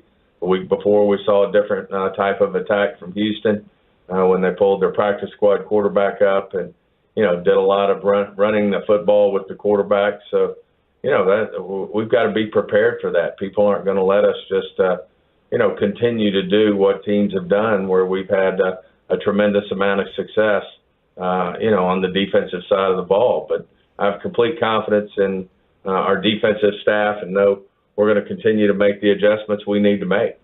What did you think about the play of the offensive line yesterday, and did you see the progression that you wanted to from Tyron, that he can be, the full-time starter at right tackle as needed and not have to kind of rotate? Absolutely. I think it's like anything, got to get in a rhythm. Certainly he's taken that one step further, with his, attempt to move, not his attempt, with his move over to right tackle. But I think he's only going to get better. But I thought he played really well. And I think, as we move forward, he should just, as I said, continue to improve. And, it lets us move the least amount of people. We keep Tyler where he's been, Connor McGovern where he's been. Everybody moves to where they are. And then, of course, it's great to have a guy like Jason Peters and ball behind him if we need some help. But certainly thought they had I thought they did a good job yesterday. Well, and go back to the defensive side of the ball, there were a couple of plays that Kelvin Joseph just kind of got taken advantage of there, and they go to Nashawn Wright. And I was kind of curious your feelings on how both of them played and what you feel about the cornerback position right now. Well, I think going in, we've always said the biggest deal with with Kelvin Joseph is consistency, and certainly a little bit of that was the problem yesterday. I think he's at times can be inconsistent. He hadn't had a lot of time on the job starting as our corner. I think it's a work in progress, and when Nahshon was given the opportunity, obviously he hadn't had many, but stepped up, and he's a physical long corner, and we just have to continue to grind out there. You miss AB, but that's part of our game. I mean, he's not going to be back with us this year, and we have to continue to get better as a group over there. Of course, we brought in a corner last week, and just feel like our personnel department, we always try to do is continue to look for ways to improve ourselves there. But as I said, I have a complete confidence in this defensive staff that they'll make the adjustments. We feel good about the group. I know Dorrance had a knee situation there. Hopefully he's going to be recover from that. Looks like he will, and be ready to go. So, and ultimately Leighton will too. So we just, injuries are part of this game, and we have to respond. And I know our defensive staff will do everything they need to do to, make the adjustments they need to, and put the people, the best players in the right spot for us to win.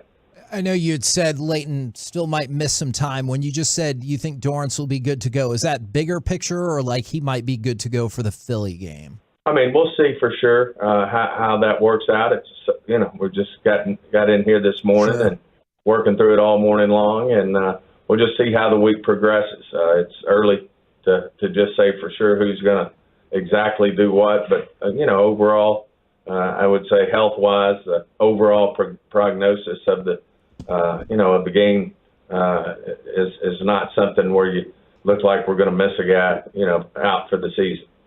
Talking with Stephen Jones right here on 105.3 The Fan. When we were talking with Kelvin Joseph and Nahshon Wright, I was kind of curious, like twofold, could there be like a competition between them this week? And then with the new rules of practice, is there even time for like a positional competition on a week-by-week basis? I mean, those are all things that obviously our coaching staff are going to address. We've got some staff meetings this afternoon that will get kept abreast on what the strategy is. But as I said, I mean, we've got complete confidence in Mike and his coordinators, Kellen and Dan and Bones do their work, and have complete confidence in this staff that they're going to put our players in the best position to have success, and that we'll make the adjustments we need to make to get back on our winning track. Late in the game, I believe it was at the end of the fourth quarter, there was a drive where you pretty much had a chance to seal it if you get a first down. And there were two runs early, and then the big throw downfield. Do you know quite exactly what they were trying to accomplish with that drive and with that throw specifically? Did Dak change something at the line there? Do you know exactly what happened there? No, I'm not sure yet, but at the end of the day, anytime calls work, it's brilliant, and every time something doesn't work exactly right, then it gets second guessed. But certainly, when you're in this game and it's down close at the end, then that comes with the territory. I know our coaches know that, I know our players know that, but no, I'm not aware if Dak checked into anything exactly what the call was. I'm sure Mike and Dak and that crew are the right guys to address that. We talk with you a lot about like competition committee stuff over the years. I was curious, I know this is not exactly competition committee, but what did you think about the report, or what can you tell us about the idea that maybe the NFL would push the trade deadline back a little bit? Would you be in favor of that, and what all goes into that? Well, I'm certainly not against it.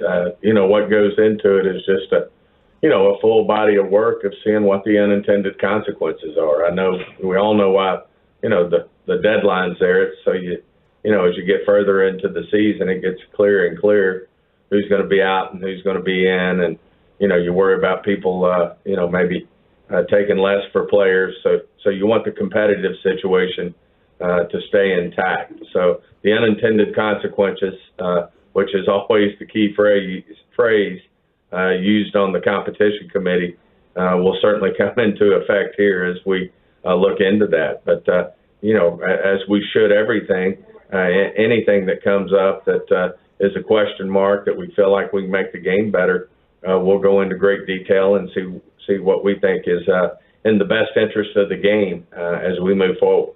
Steven, this team has now clinched a playoff spot, and this might be a good opportunity to sit back and say, okay, let's refresh and look at what else we can do. What do you want this team to be more of or better at by the time you get to the playoffs? I think the biggest thing is consistency. I mean, we've all seen this team starting back at the Minnesota game where we played a full game, and then if you take Indy and Houston and then Jacksonville, at times we played at really high levels. And I think it's just playing consistent from start to finish. I think we're cleaning up some things that we wanted to clean up in terms of penalties, in particular pre-snap penalties. I think, we'll always continue to stress that we have to protect the ball on the offensive side, and we need to get, make plays on the ball and create turnovers on the defensive side. But the bigger thing is just consistency. As I said, through most of the third quarter, we played, really high end at the top of our game in terms of how we were playing. But then we, had the inconsistencies there at the end of the third and, the fourth quarter. Certainly had every opportunity to win the game, but we didn't finish. So I think all those things are things that as we head down the home stretch is just playing consistent through fourth quarters. Obviously, that's something in the NFL that's hard because the other team pays their players. They have good coaches, and you are going to have moments in games where you're challenged. So we have to, figure out how we do even better as to how we work through those challenges. But certainly, I know that'll be at the top of, talking to Mike after the game and Dan after the game and Kellen. They want to, certainly bring more consistency, to the games as we move down the home stretch and get ready for the playoffs.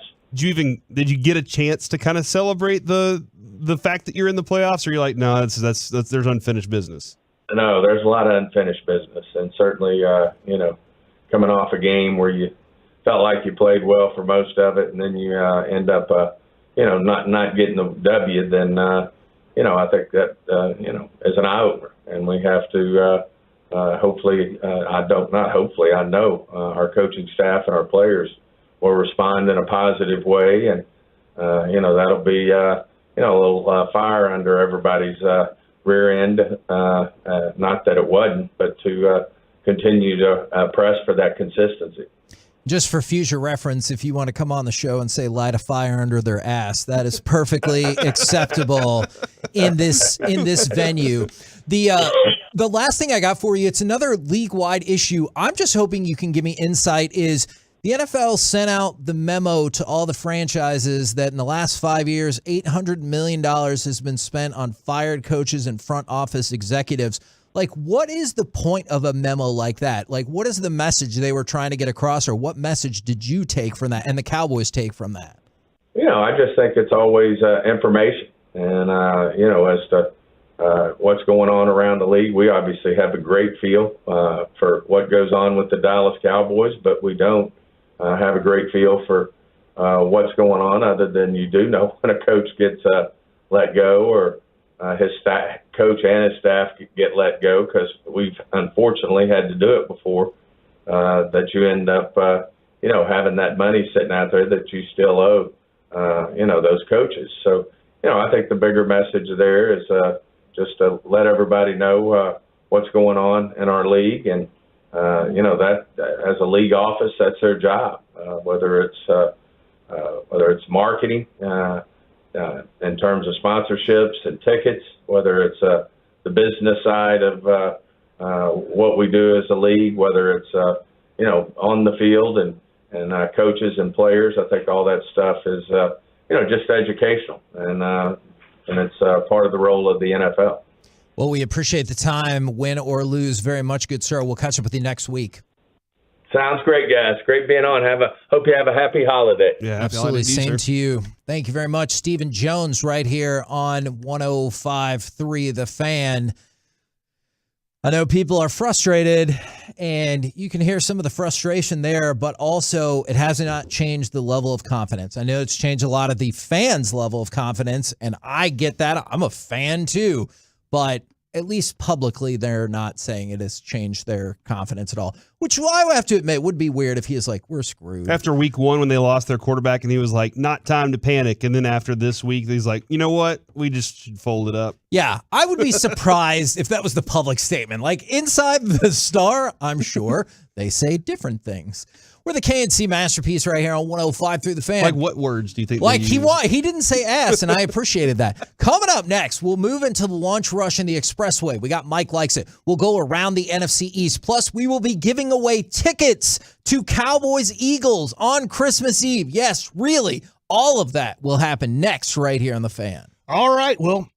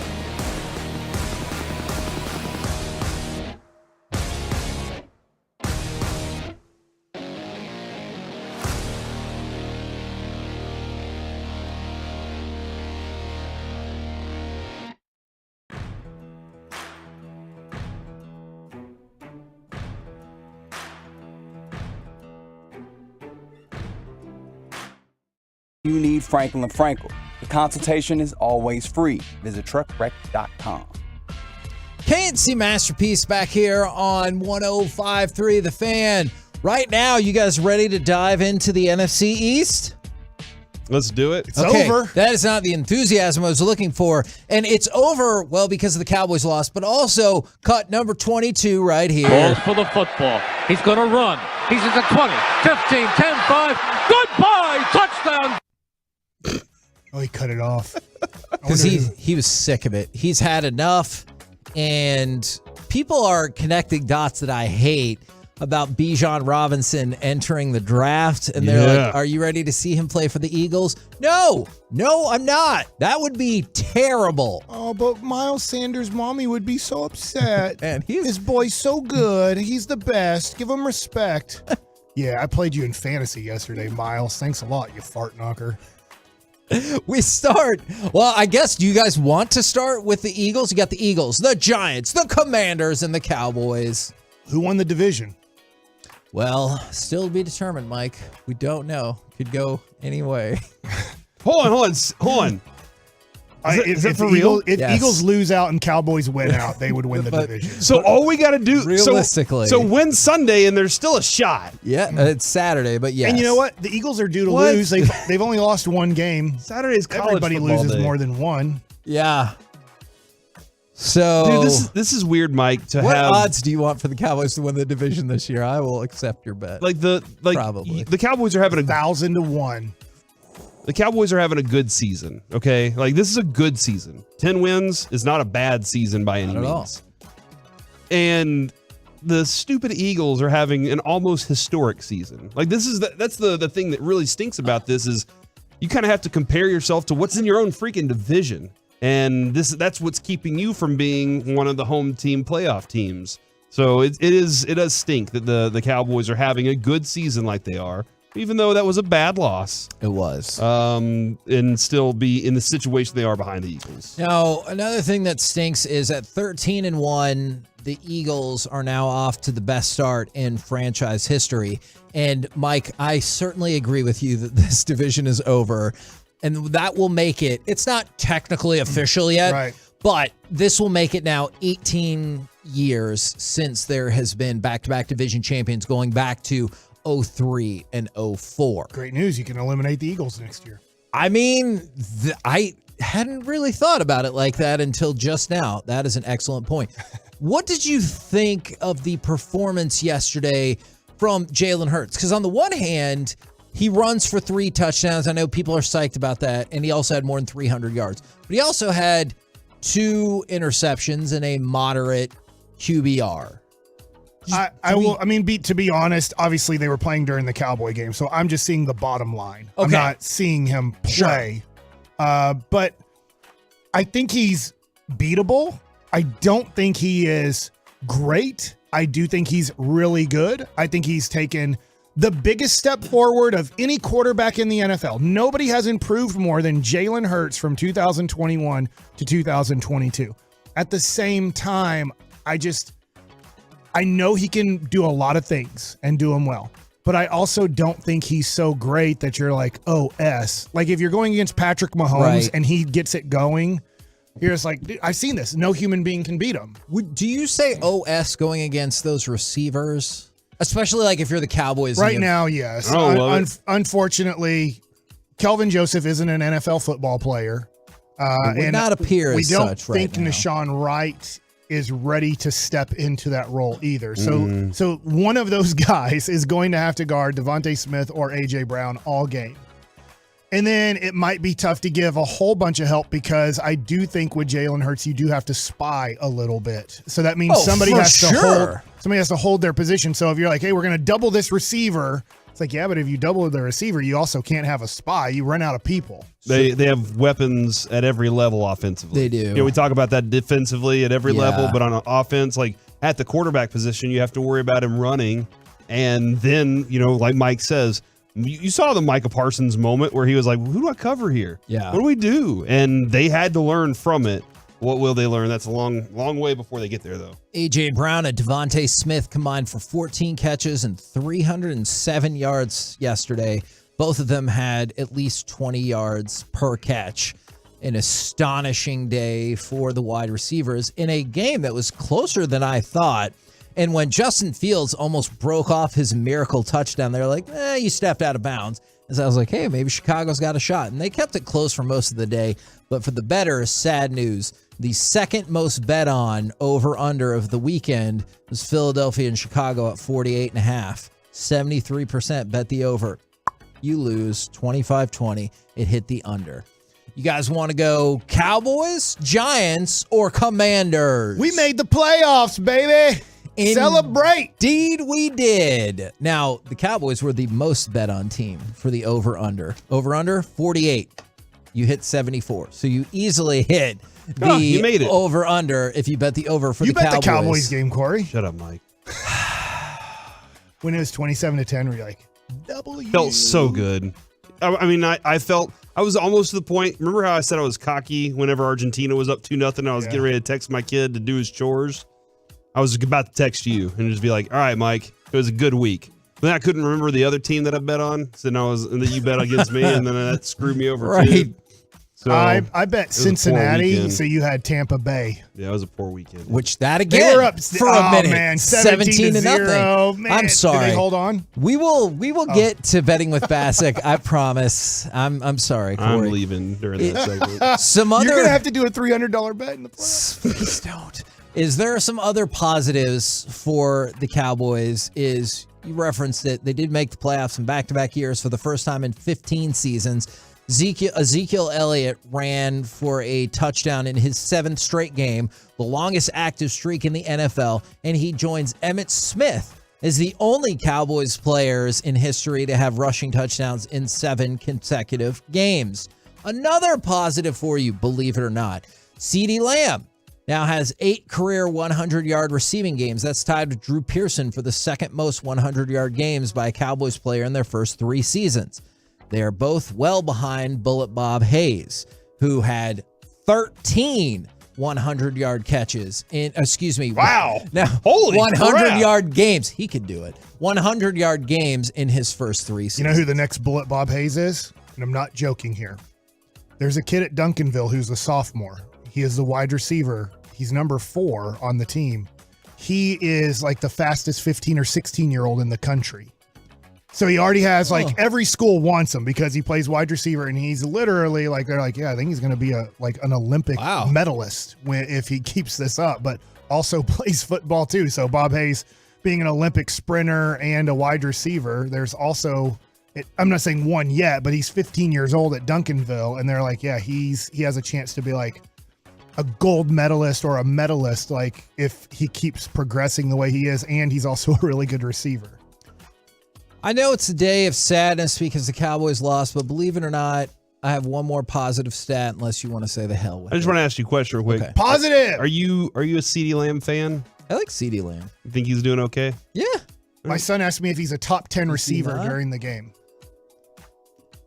And I said he's right on the borderline. Yeah, I think he's right in that area. I would love for the Cowboys to say, you know what, we're just going to do it again today, and just keep feeding him, but 12, 13, something like that. Yeah, we got to reasonable. 8 pretty easy. Where we're like, no doubt he's not better than these guys. One of them being Cooper Kupp. I was like, if you can take him out, sure, it helps out the case. But now, last positive bit of news I have for you on the Cowboys is Peyton Hendershot got the touchdown, and him and Jake Ferguson both have 2 touchdowns this year.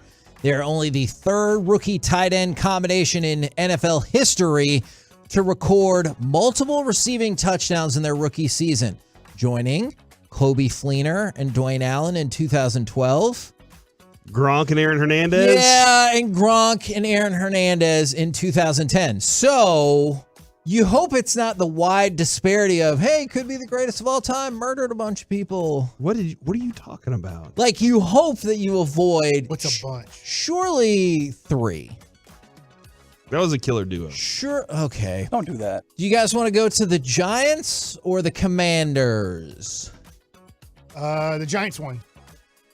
Now I'm questioning all my choices. The New York, because the Giants won or because of the killer duo joke? Both. Okay.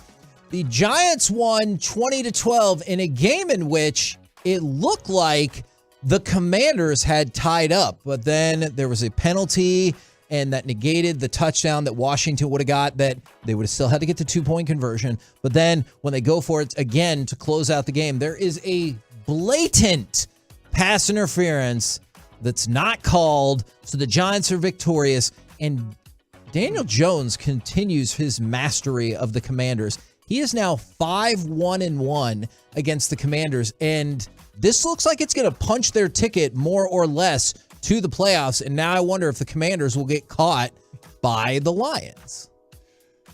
I think there's a good possibility. I think that was a big win for the Giants, because I actually kind of looked at both teams have very tough schedules, the Giants and Washington the rest of the way, but Washington might get lucky as heck. Why? Because the Cowboys aren't going to try the last game of the year.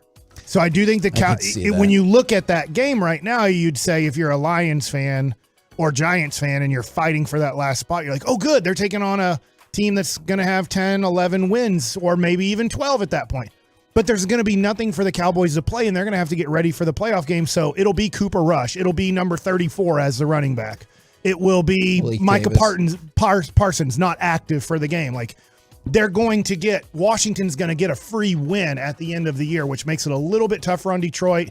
Maybe they have a favorable game the last week of the season where somebody's not playing. This was a big deal for... I got a question real quick. Okay.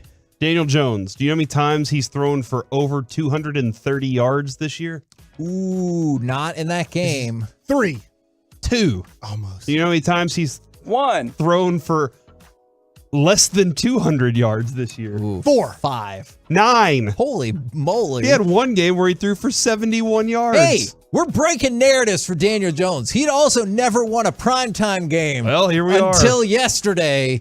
So he got the job done, and it's looking tougher, potentially, the path of the playoffs for the Commanders, but they are still in control. Here we are with 3 games to go. All 4 of the NFC East teams are still in the playoffs. What's Washington's schedule? Washington's schedule going forward, they're 7-6-1, so they're half a game ahead of Seattle and Detroit. They got at the 49ers, very tough. Host the Browns. Very tough. Is it? Well, I won't say very tough. They're playing. Deshaun Watson's not playing well, but they're 6-8, and the Browns still have it. They have to win out to have an outside chance. So what I mean by that is the Browns should, I think, as long as they win. I don't even know who they play this week coming up, but that's not the easiest of games, right? And I'm just sorry, real quick, I might have made a mistake. Did you ask him if the Giants or the Commanders? Commanders. Okay, good. Okay, I got it then. I think since they lost, I think they could go 2-1. Right. I want Detroit to make it. Not that I don't, in a weird way, I don't hate Washington anymore because they're really not that good ever at football anymore. Like, I get that they're okay at it, but I know that Washington right now gets lucky that the Cowboys aren't going to most likely compete the last game of the year. Detroit's schedule very manageable. At the Panthers, host the Bears, at the Packers. And this team has won 6 of their last 7, with the lone loss being that field goal loss to the Bills. Yeah.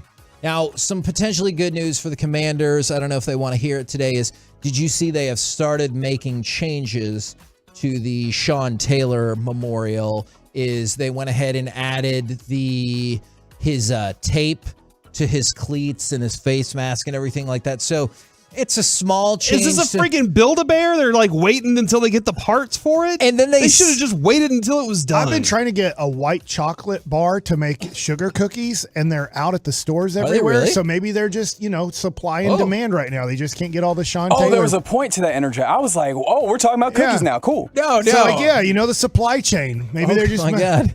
And so they did switch it out to the Reebok jersey, added the tape across the cleats and the ankles and everything. So they are trying to make changes. Corey, it sounds like, is not going to support their, as you said, Build-A-Bear effort. It sounds like it's just no, don't do it until the thing's complete. What they did was they threw it up there and they were like, all right, cheap as possible. And they're like, well, crap, everybody hates it. And this is not the first time they've done this with Sean Taylor's. Remember when they did the unveiling on the field? They're like, hey, you can stand in the box over there. We did a little thing. Hey, are there any pomp and circumstance? No.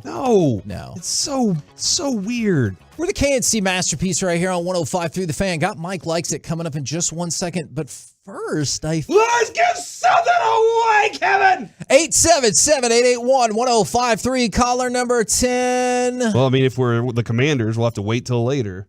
But since we're not, now we'll win a pair of party passes to go see the Cowboys play the Eagles at AT&T Stadium on Saturday, courtesy of Miller Lite. Still one of the biggest games of the season. If you want your opportunity to win those tickets right now, 877-881-1053. And now it's time for Mike Likes It. All right, so we got sportsy, non-sportsy here for Mike Likes It. Okay. Let's start off with this. I have mentioned it a few times, but I really do want to mention it again, is what a day Friday and Saturday for the Metroplex in the state football playoffs. Oh, no, I definitely want to talk about this. I'm here for it. So South Oak Cliff, DeSoto, and Duncanville. South Oak Cliff back-to-back.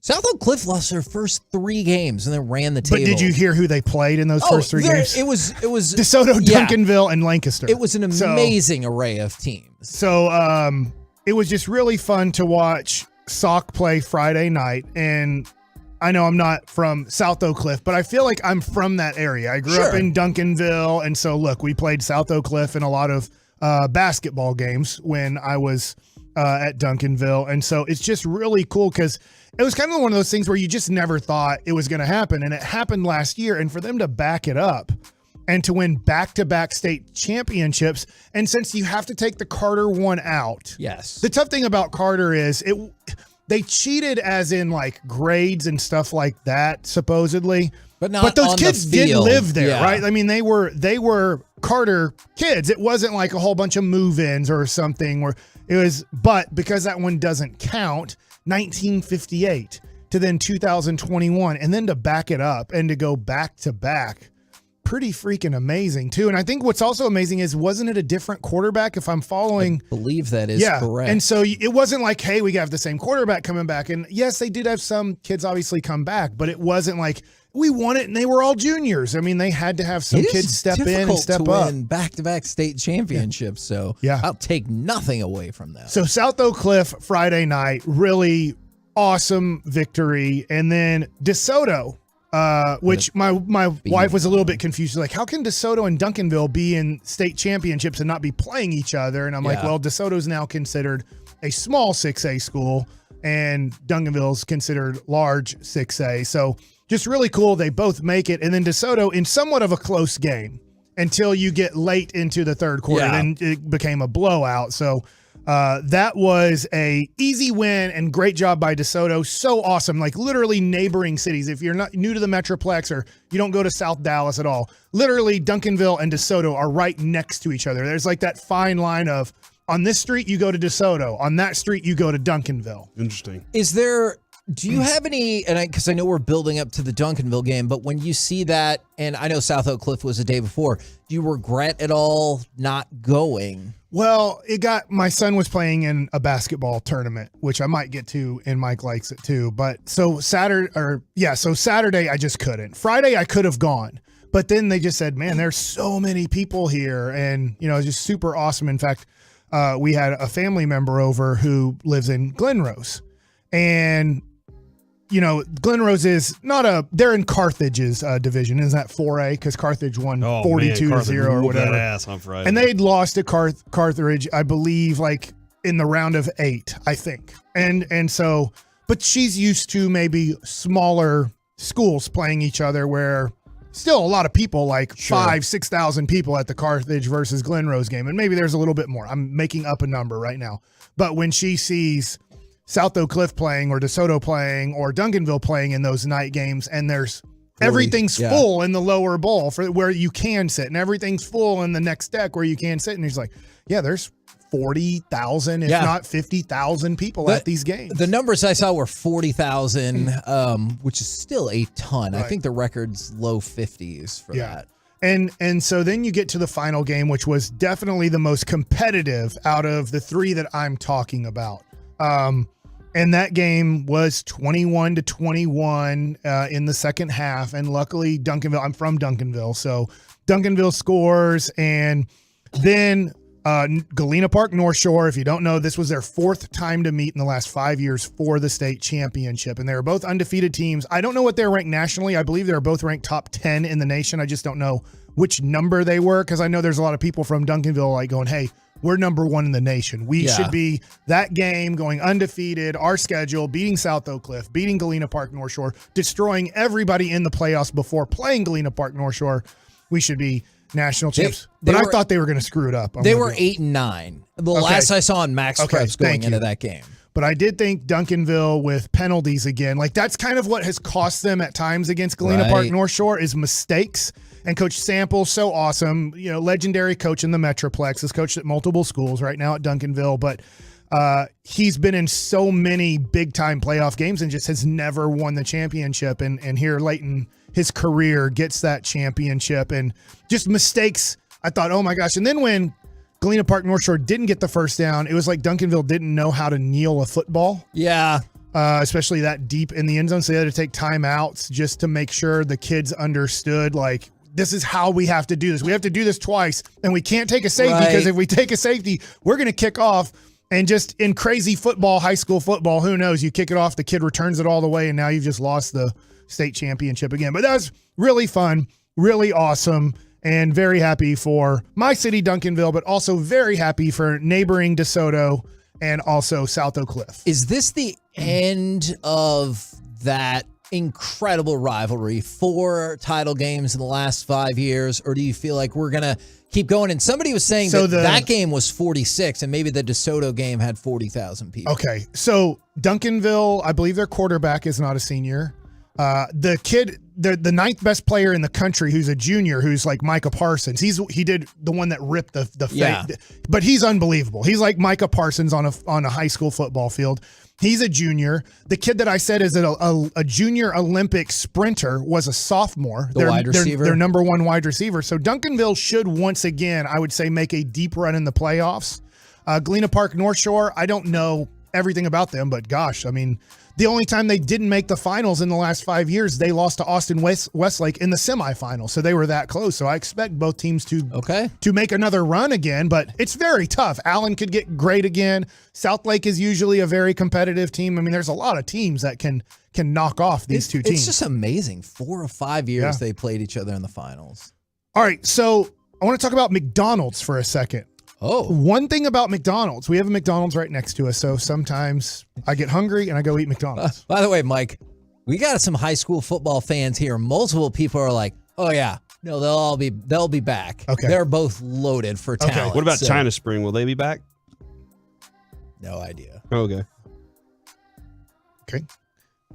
When it comes to McDonald's, they have a new chicken sandwich. I don't know if they've been promoting it through commercials or not, but I had the chicken sandwich last week, and I swore I was biting into a Chick-fil-A chicken sandwich. It smelled really good. They've changed their recipe. I don't know I don't know when they did this. I don't eat McDonald's a lot and don't have their chicken sandwiches a lot, but it's different. The breading on the outside is different.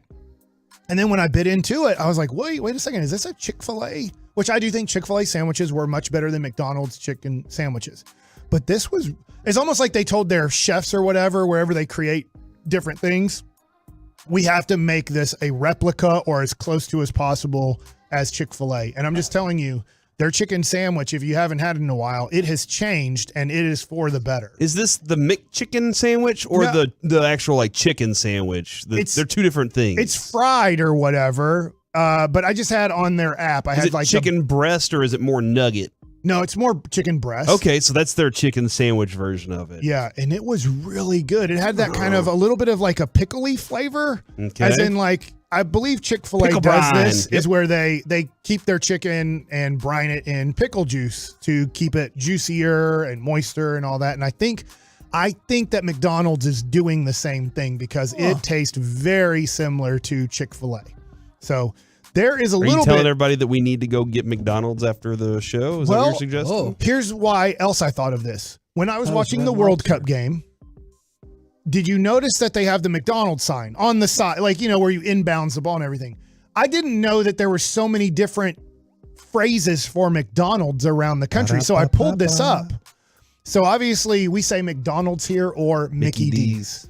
But I have other countries and what they call it. In fact, one of them that I have is France, because I saw these different, and I'm like, I know it's all McDonald's. It's the same sign with 3 different ones. It is called McDo. Oh. In France. It's not called McDonald's. It's Okay. MCDO, pronounced McDo. McDo. So when you saw that on there and it said McDonald's, and it would have in Chinese, I say symbols. I know they're not symbols, they're letters. They would say, that, which obviously I have no clue what those are. And then it'd say MCDO. And I'm like, MCDO, I know it's McDonald's. Where in the world do they call it McDo? And I didn't know it was pronounced that way till I found it here. But so you have in Mexico, it's called McDonald's. McDonald's? Yeah. Okay. Oh, he's a guest we have on the show. Does that's basketball. Ryan McDonough. In Hong Kong, it's called Mackey. Huh. M-A-K, then dash K-E-E. Okay. In Germany, I'm probably going to pronounce this wrong, but it looks very similar to actually Hong Kong. It's instead of it being M-A-K, it's M-E-K-K-E-S. Oh, Mickey's. That might be the way to say it. Or Mickey's? I don't know. Oh, yeah, that makes sense too. Australia, it's Macca's. Okay. M-A-C-C-A-A. In Canada, it's McDick's. What? M-C-D-I-C-K apostrophe S. So that's what... like we call it Mickey D's. Well, it's been a pleasure working with you, fellas. Well, I mean, are we all out because of that? No, probably just me. That's not a dumpable thing. People are called that. Like not in a that's their name. Like, Okay. People are the ref for the Mavs game tonight is Dick Bavetta. Well, that's his name. What? Yeah. Mike. Let's do it. He used to be Steven Bavetta, but then he would get really mad at him over the years, and he just changed it.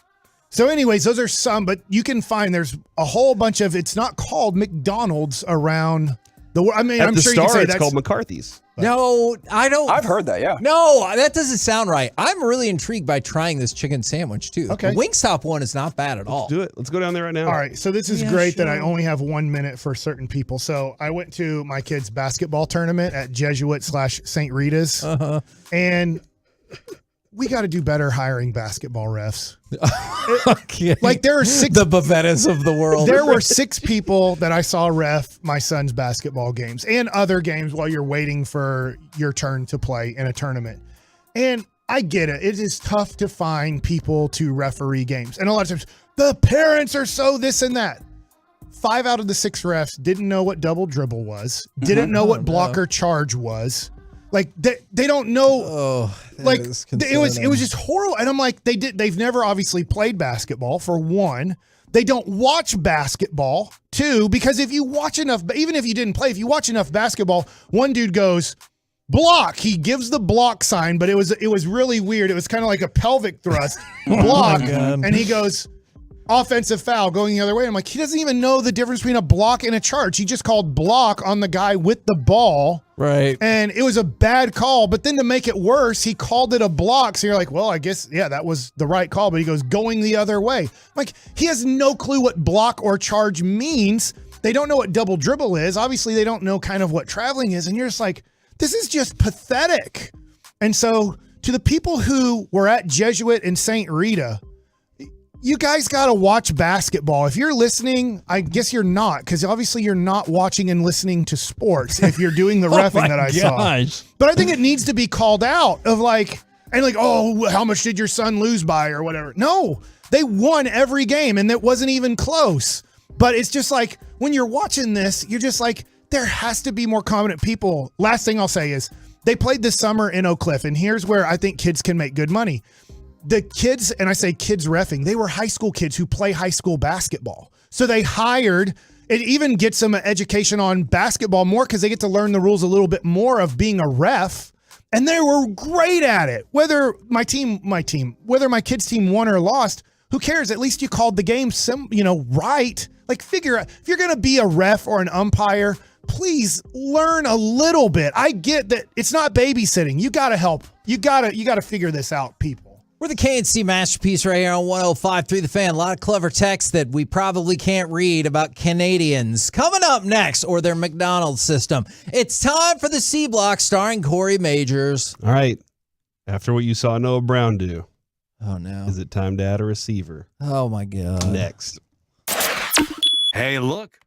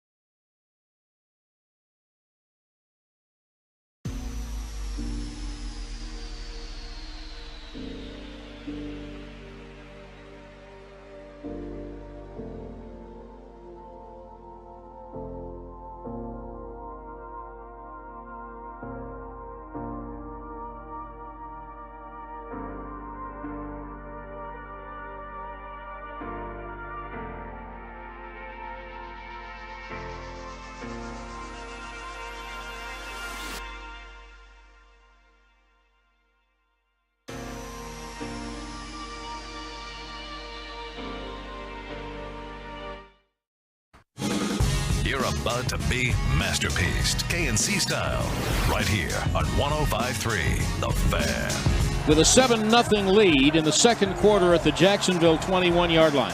Prescott long count, back in the gun, well protected, going deep to the right side, into the end zone, perfect throw to Hendershot, touchdown Cowboys. KNC Masterpiece back here on 105 through the Fan. The Cowboys lose to the Jags in overtime. Anthony Davis is out for at least a month because of a foot injury. And Mike Bassick may or may not have just told a 9-year-old that he hates him because of his rooting interests. And these are people who help donate money and raise money for us during Peace-a-thon. The kid's from here. He lives here, and he's a Lakers fan. It's gross. You're a Jags fan, Mike. You're from here. And a Chiefs fan. And you live here. What? Zing. He said what? Now it's You can't break a 9-year-old's heart. You can break a 44-year-old's heart. What a weird take. Kids aren't vulnerable to lots of emotions. They bounce back easy. I don't know if that's how that works. Or they repress it for later on. They don't even get emotions till 21. This kid probably has no clue what the Cowboys have done for he probably knows 2 years worth of the Cowboys. By the way, if your emotion was heartbreak after you missed out on the ticket giveaway, they'll do it again on the G-Bag Nation, and then Thursday we'll give away more Cowboys-Eagles tickets, and those are going to be sweet. Now it's time for the C Block starring Corey Majors. Did you get music for me, Reggie? Thank you. If Joey Kevin doesn't get it, are you going to yell at him? How hurt and betrayed are you at the Haynes King news? No, it's fine. That the former 4-star recruit, he's transferring. Is transferring to Georgia Tech. Hey. Really? He really want to do school, huh? Join the club because I believe last I saw, A&M is now up to 23 players in the transfer portal. So we're doing that number one class going to really hit, huh? Dude, that's going to change everything, isn't it? It really does feel like it's going to change everything. When you say everything, what do you mean? 2 years ago, we should have been in the playoff, and now we got the greatest recruiting class of all time, and now everything's on fire. Having a great recruiting class will not matter anymore. It really won't. Because by the time most of those recruits are really, truly ready to be at their best, they'll go somewhere else. So, and I'm going to be honest here, I do think my kid's going to play college baseball. Oh. But his dream is to play for Texas A&M. He loves Texas A&M, and he also really loves Vanderbilt. Poor kid. But shut up. Wouldn't it be best for him? And I wouldn't say you have to do this. It's his life, his decision. But I'd be like, if you're going to go to A&M and just sit there and not play your freshman year, why not go to a smaller school, play every game play your 50 games your freshman year, and then if you're good enough and A&M says, hey, you want to hit the transfer portal? You can be our starting second baseman or our starting center fielder. You just now go to A&M when it's time for you to play every day. Watching baseball games or watching football games isn't fun if you want to play. Or it's not really that productive either. I mean, you're learning, but you're not doing. And doing is more important a lot of times. Yeah, no, I think that's a really savvy point. There was, we covered a lot of signings and everything through the years. There was a kid who had committed to Wake Forest, and I was like, oh, great. I was really happy for him. I was like, good job. And then a couple weeks later, we were chatting about something else, and he goes, yeah, I'm not committed to Wake Forest anymore. I'm going to commit to Alabama. I was like, I think that might be a little too high. I was super happy for him, and he didn't never play, and he ended up having to transfer out. And so you have to be careful. But if Alabama offered you a scholarship, I see how it's tough to be like, no thanks. There was another kid, though, that committed to Wake Forest. And then he won a national championship at Wake Forest. Tim Duncan? Yes, Tim Duncan. He didn't win a national championship. His name was Corbin Bone. He was a soccer player. Soccer. And now he's in the World Cup. I think, unfortunately, I don't know, maybe. That's amazing. I don't think he made it. Is that you might use smaller Division I schools as junior colleges now. Because it used to be, hey, and go to Navarro, go to Blinn, go to these really good, there's one in Waco, I forget the name of that, but there's really good schools that you can go to junior college. Cam Newton went there, for a year, I believe, after, leaving Florida. And so but now you don't have to go the junior college route. You can, that's still a great route to go, but you can actually go oh no, these Division I schools want me. I'm going to play there as a freshman, which really stinks for those because they're like, oh man, we got this kid. We didn't think we were going to get him, but it's like, yeah, I'm just going to use you for a year or two, and then my junior, senior year, go to whatever school that I really wanted to go to. I am kind of curious because we've talked about the freedom of structure before, Reggie, and I am kind of curious where there was a structure for college football and really did keep a lot of things in line for a while. I mean, a lot of things in line. Yeah, a lot of things that it kept in line. Control is what they kept in line. There you go. Athlete, yeah, controlled the student athlete. While there is a lot of freedom right now, it does feel also like it could collapse at any point, especially with the idea we were discussing the other day. Payments not coming through, the guy's not getting paid. Now that I'm super fascinated by. It is just weird to me that the NCAA is like, hey, I know we turned this into a business, but I can't believe the workers are turning this into a business. How did they do that? Like, that's a weird thing that they couldn't see coming, is they're like, hey, this is 100% a business now. But you don't think any of these kids who are playing will ever get wise to this, right? Ha ha, no chance. We're going to have this golden goose forever. And so if the money stops coming through, then I wonder if you're going to see like a slew of NIL lawsuits and everything like that. It is the Wild West, right? Like, it really is the Wild West at this point, especially even with the portal. Yes. Being able to do so many different things now. Yeah, that could easily replace like your traditional idea of recruiting. It's like, oh, signing day, we didn't do that great. But portal day, oh man, we cleaned up. All right. Noah Brown had 2 touchdown catches yesterday. He was pretty good. Yeah. He had 2 plays, however. I'd say 3 touchdowns. He didn't Come on, dude. Catch that one, Mike. He didn't catch it. He had 3 touchdown receptions. Results. Yeah, he had 3 touchdown results. If he was playing for Ohio State's volleyball team, he made a hell of a dig. I know we discussed the first 2 plays, and Kevin, if you run that third one, guess what? Jacksonville doesn't have a timeout to use now. Right. You know, so now they're forced to look at their whole offense differently down that stretch. I am kind of curious. That throw from me on the big throw from Dak Prescott, I think they were just trying to get pass interference. I think they were trying to draw pass interference. I don't think Noah Brown is the star quality to get the pass interference call right now. Sure. In that kind of a play. And also Dak's throw was out of bounds, so that kind of hurt too. Does the 2 moments of Noah Brown, I know he had 2 touchdowns, is that enough for Jerry Jones to say, all right, I got to have me some stars on this team. I got to go get. I mean, we got to start T.Y. Sammy Watkins. We got to start T.Y., but 4th I got to go overall get. pick. You know what's crazy? Either Sammy Watkins. No, don't go get Sammy or Watkins. Odell Beckham Jr. What's crazy about that is most of the broadcasts, they were talking about how well Noah Brown had played, and he's like, and that's why he didn't activate T.Y. Hilton. And you're like, oh. There's other reasons, but okay. Yeah. But like they were like, that's why right there. And he would make a catch, make a touchdown, make a catch, make a touchdown. And then you saw that and you're like, huh, well, that was less than ideal. As much as I hate it, the more and more I listen to it, the more and more it seems like they are weighing their propositions of, is it worth it to just pick Odell Beckham up for the NFC Championship game? Yes. Like that is what They it are. feels like 100% at this point. And I just wish it was done one way or another. I hope that tomorrow morning, Jerry's on with Sean and RJ, and he's like, 100% it'll get done today, or if he's like, it's over. I know that's not going to happen, but I would love it. He was with us last week. I want it to be alive.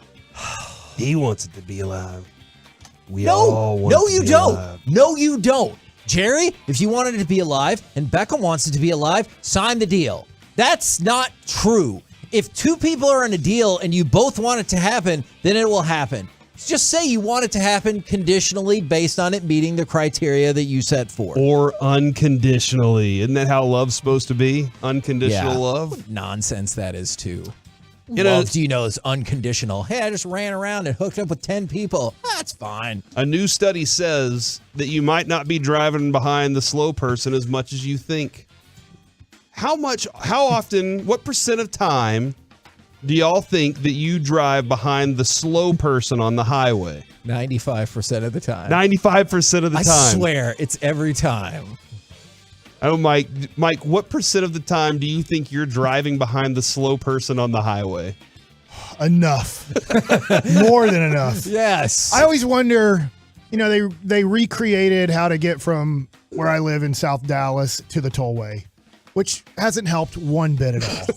Which it's still one lane, and all it takes is one person during a day to go 5 miles an hour on that thing. Screw it. And it's 5 miles an hour for the rest of your life.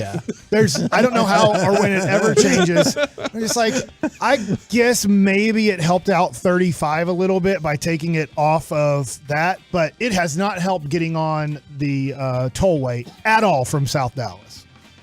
The new study says 3% of the time Bull crap. This study was conducted by me this morning on my drive into work, and I really wanted to pay attention. And I was like, all right, how much of the time am I going to spend behind the slow person? And it was, I took into effect the amount of time that I drove into work, the amount of each car that I was behind, and how much time I spent behind each one of those cars. I had to use my stopwatch on this.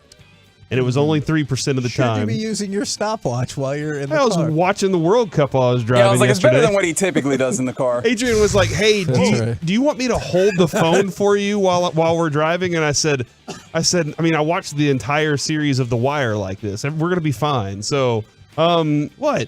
Hold on. You never watch TV while you drive? No, and I certainly wouldn't watch The Wire. I can either confirm or deny. What? You're watching the World Cup in the car? No.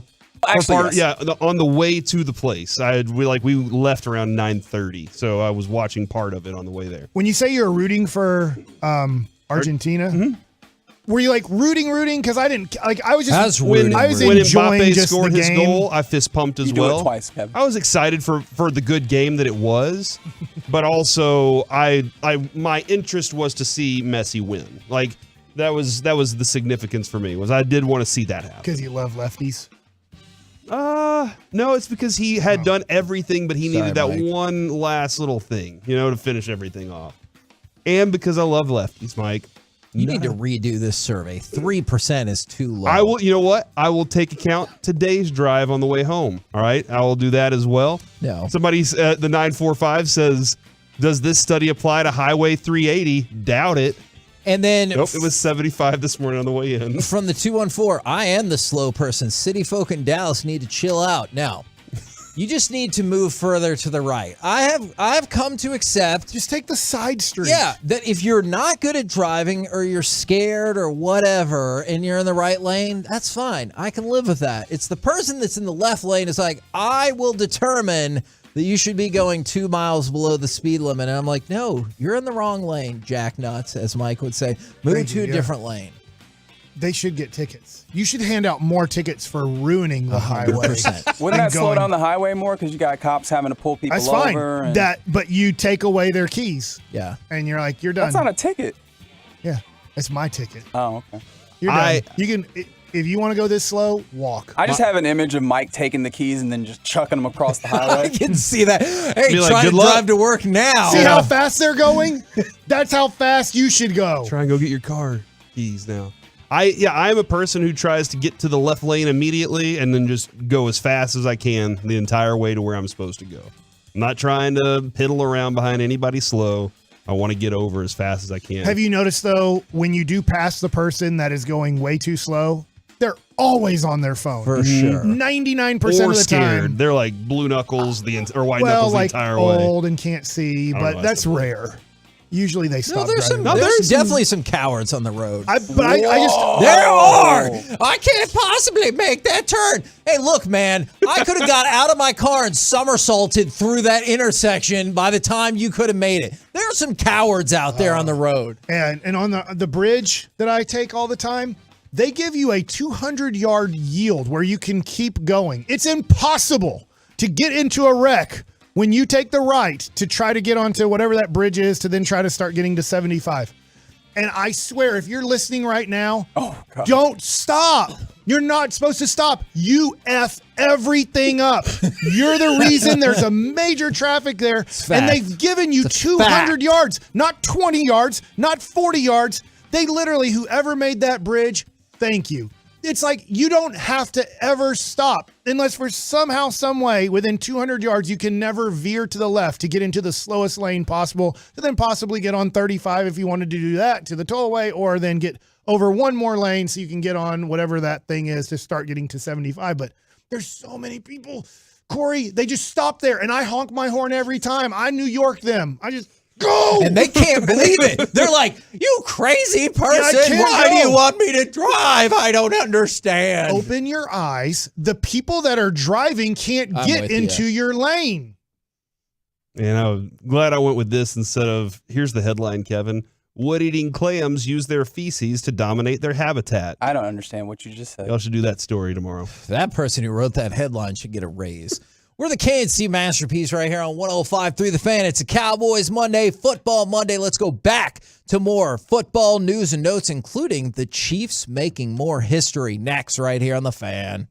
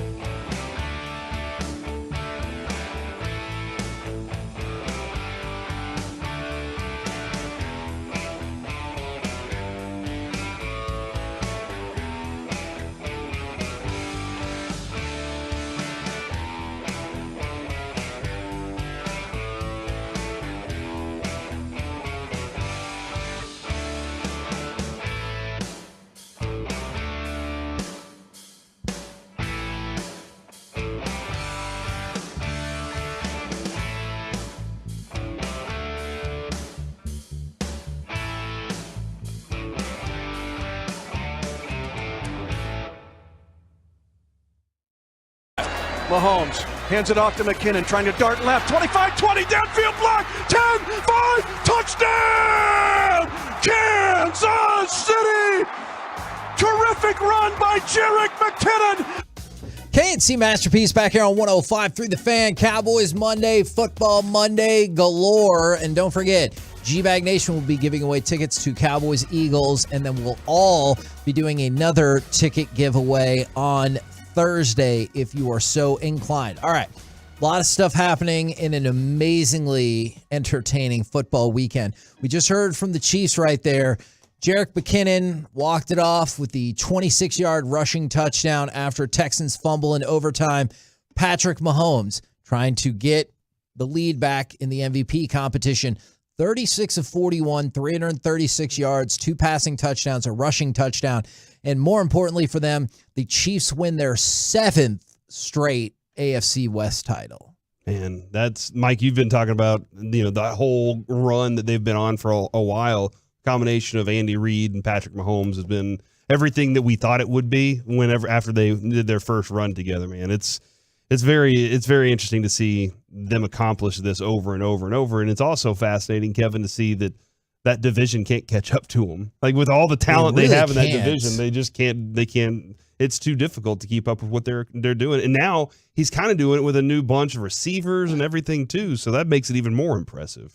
I'm just surprised that the back half of the division fell off so hard. Like, I know the Chargers are making their run to try to make the playoffs, but the Raiders have continued to define mediocrity, if not slightly below. And then obviously the Broncos have just been a catastrophe this year. To your point, I think everybody thought that was going to be a very competitive situation this year. And now you look at it and go, well, it wasn't competitive this year, and I can't see any way it becomes competitive next year. I don't think Las Vegas is going to all of a sudden jump into whatever standard you think they can. Denver is in big trouble because Russell Wilson looks like one of the worst quarterbacks in the NFL. He really does. And then you look at the Chargers, and I do like Herbert a lot. I think he's great, but you just look at him and you're like, I don't see how they can ever be as good as the Chiefs. Now, I want to work in a little bit of our betting with Bassick update right here, and I'm going to lead into it by firing off. Cut number 27, please. Boyd out to the right. Burrow looking. His throw. Caught by Chase. Heads for the end zone. Touchdown! Bengals. Joe Burrow with his 3rd touchdown pass of the second half. Now, that would give the Bengals a 27-17 lead. They would beat the Bucs 34-23. The Bengals at one point trailed in this game 17-0. And for the garbage NFC South, the Bucs still lead that division at 6-8, as all 3 of the other teams are 5-9. It's amazing that 7 wins will probably get it done. If they just win one more, if they win the Atlanta game at the end. Or they might have to beat Carolina. They might, now. right. Yeah. But I mean, there's a chance. I'm not saying you probably want 8 will 100% do it. I agree with that. There's a possibility that you get to 7 wins and you have the right tiebreaker and you're 7-10. And that's worth keeping an eye on continually, because that is overwhelmingly likely to be the Cowboys' first-round playoff opponent. I will say, Corey, real quick, as that game started and you got closer to halftime with Tampa actually playing pretty well, I thought, oh, crap. We just lost to Jacksonville, and now Tampa all of a sudden is going to find it right before the playoffs start. Like, I keep thinking you don't have a bye. Don't get me wrong. You are going on the road against a below-average team. You have to play that game and win it. But I'm like, all right, so the Cowboys fell to the 5 seed. It's where they're going to be. We already pretty much know they're not going to fall to 6 or 7. They're not going to go to number 1 or 2. And so you're like, okay, so what? We win the first game by 10 points in the playoffs, and then we have to go on the road to most likely Philadelphia, which is going to be a very tough game. But luckily, Tampa then turned right back into Tampa. It didn't take long. And Tom Brady's QBR this year, 22nd in the league. It's been a struggle. Now, how did the betting? I only knew the game that you put on with me. I don't know the rest of it. So for Corey, I did take Cincinnati. They were -3.5, so they covered that spread. And then I took the Chargers against you. They were -3, and that ended up being a push. Yep. And then Corey decided to take Dallas at -4. Right. Which he hadn't bet Dallas all year. Yeah. I was feeling after they stunk it up against Houston, like everybody said, that they'd come out with a, what was it that you told Steven to say, Kevin? Fire under their ass. They did. And they did. Like they started off really good. They had 3 touchdowns in the first half. Nice. If the game was only the first half. Yeah, 30 minutes, 40 minutes. Yeah. They were winning 27-10 after 40 we would have minutes. won emphatically. It was the last 20 minutes. It was like they Mbappe'd us. I think there were like 3 or 4 weeks where everybody was just complaining about, I wish they'd come out and start better. And they did. Yeah. Twice now. Like they started well in the Houston game. I know. And like I can look back at that punt fumble and wonder, but I can't believe that was the turn of events. All right, where are y'all at then? I'm down $140.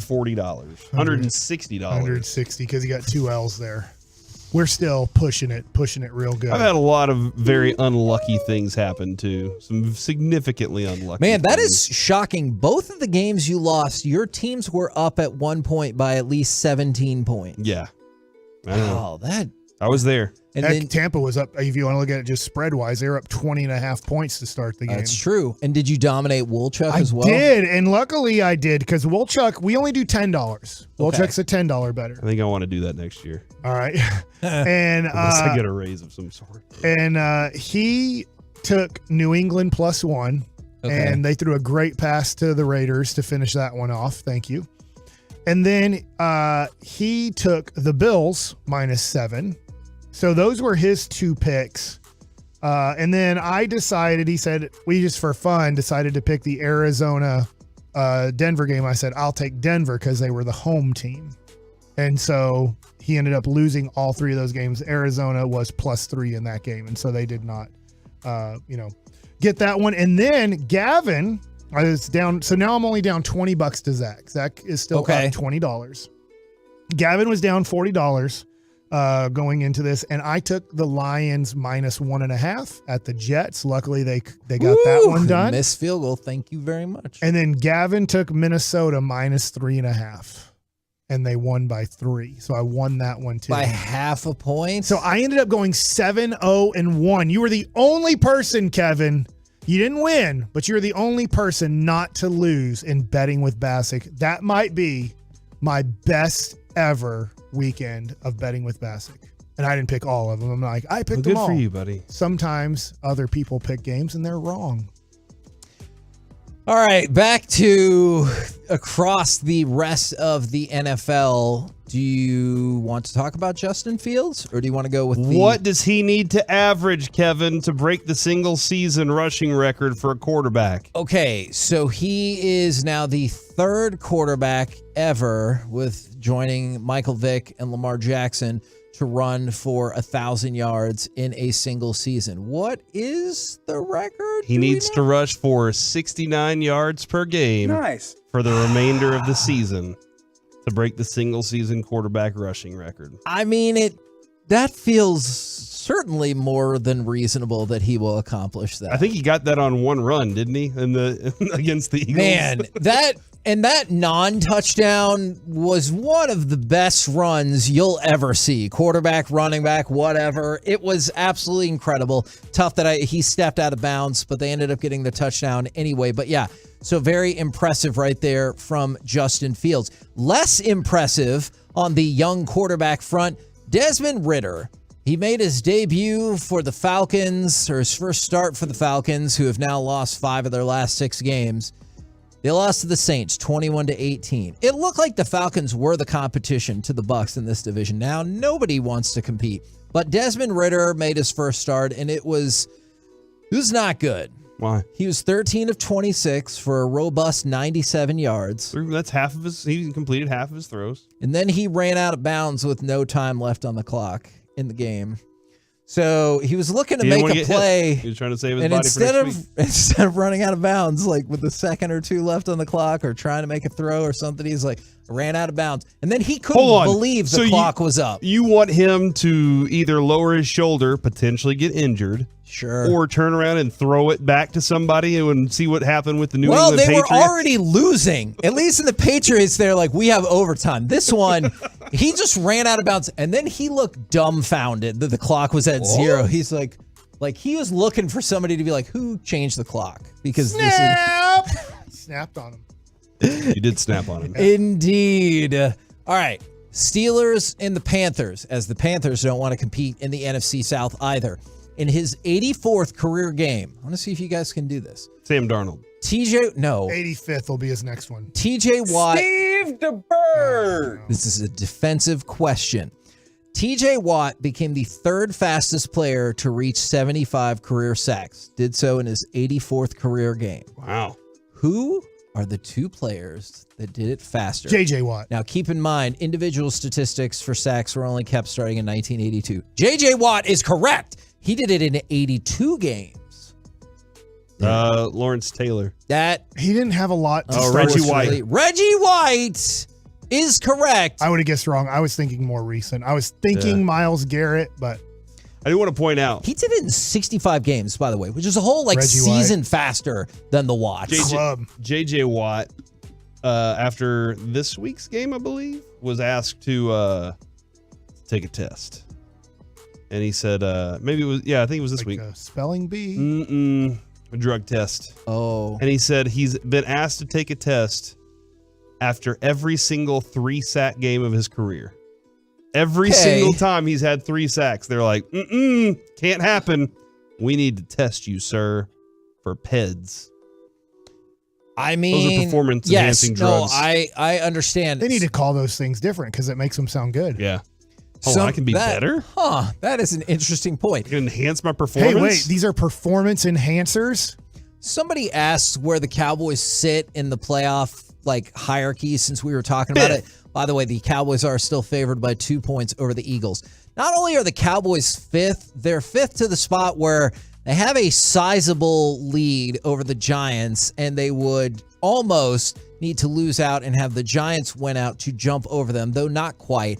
And they're to the point where to get past Philadelphia, they would have to win out, and the Eagles would have to lose out. So you're almost guaranteed at this point to stay at the 5th spot, which would put you against the worst division winner, which is already locked in to be the NFC South. If the Cowboys didn't win another game for the rest of the regular season, Kevin, would you consider this season a failure? Oh. No, because I would look back at how a lot of folks felt at the beginning of the year. I get it. If you look at it right now and you're like, you close out with 4 straight losses and probably lost in the playoffs. Could have lost to the Texans. I totally they're going to win that. the Super Bowl. But at the end of the regular season, people they're are going to be like, favored against the Eagles. How are they not favored to win the Super Bowl? Because it's a home game. That's well, at least part it's probably of it. because Kansas City. No, we'll talk about that tomorrow, and Mike asked all the football questions. I love Kansas City, but I'm not so convinced that they're a good playoff team. Can't wait to have that conversation. But for everybody who thinks the season would be a failure, I 100% understand where you're coming from. Although I did just respond to somebody who was like, the Cowboys are below average. I was like, you think a 10-4 Cowboys team is below average? If you think the way the franchise is run is below average, that's a different deal. If you think that the Cowboys this year are below average, I don't believe that you know football. Right now, Cowboys jerseys aren't on sale. Jaguars jerseys are on sale, which means if you're under 500, they're selling your jerseys cheaper. Oh. That's how good the Cowboys are. They don't even have to discount their jerseys. We're the KNC masterpiece. That is a great point. Get right your T-Law here. jerseys. They're No, available. I will not. They will be delivered on Friday or Saturday. It says an NFL.com guarantee if you want to get the T-Law jersey. Did you order 3 one? different colors. Did you order one? Are you putting me on the spot here? That's right. I want to, but I don't wear jerseys much. So you don't believe in T-Law? Oh, you're daring me to order a jersey. All right. If I order 2, will you wear a T-Law jersey? Just for free? Yeah, you get it, but you have to wear it every Friday. No, that is too much. No deal. First week, it'll be a new 10 jersey. Fridays a year. Kevin, you love wearing the same thing all the time. Hey! Nice. That is hurtful but fair. He went to almost Duke. That's right. It's the Duke of South Carolina. We're the KNC masterpiece right here on 105.3 Sounds like a The title. Fan. Coming up next, let's chit-chat with those fellas from the G-Bag Nation right here on 105.3 The Fan.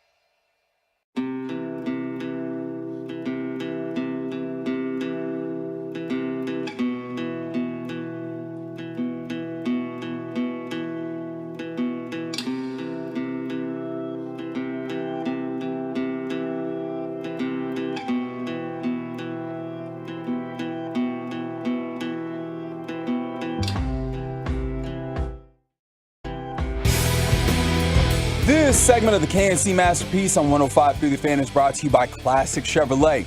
It all comes down to this. Classic Chevrolet in Grapevine is leading the way to finish the year #1 in America.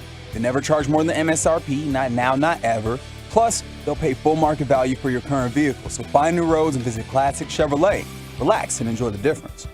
KNC Masterpiece right here on 105 through the Fan right now, courtesy of D&M Leasing and courtesy of the second day of Hanukkah. It is time for our chit chat with the fellas from the G-Bag Nation. Gentlemen, how is you today? Terrific, Iggy. Thanks for asking. Now, that was pretty good, actually. That was really good. You had made a suggestion that we light the menorah during the crosstalks.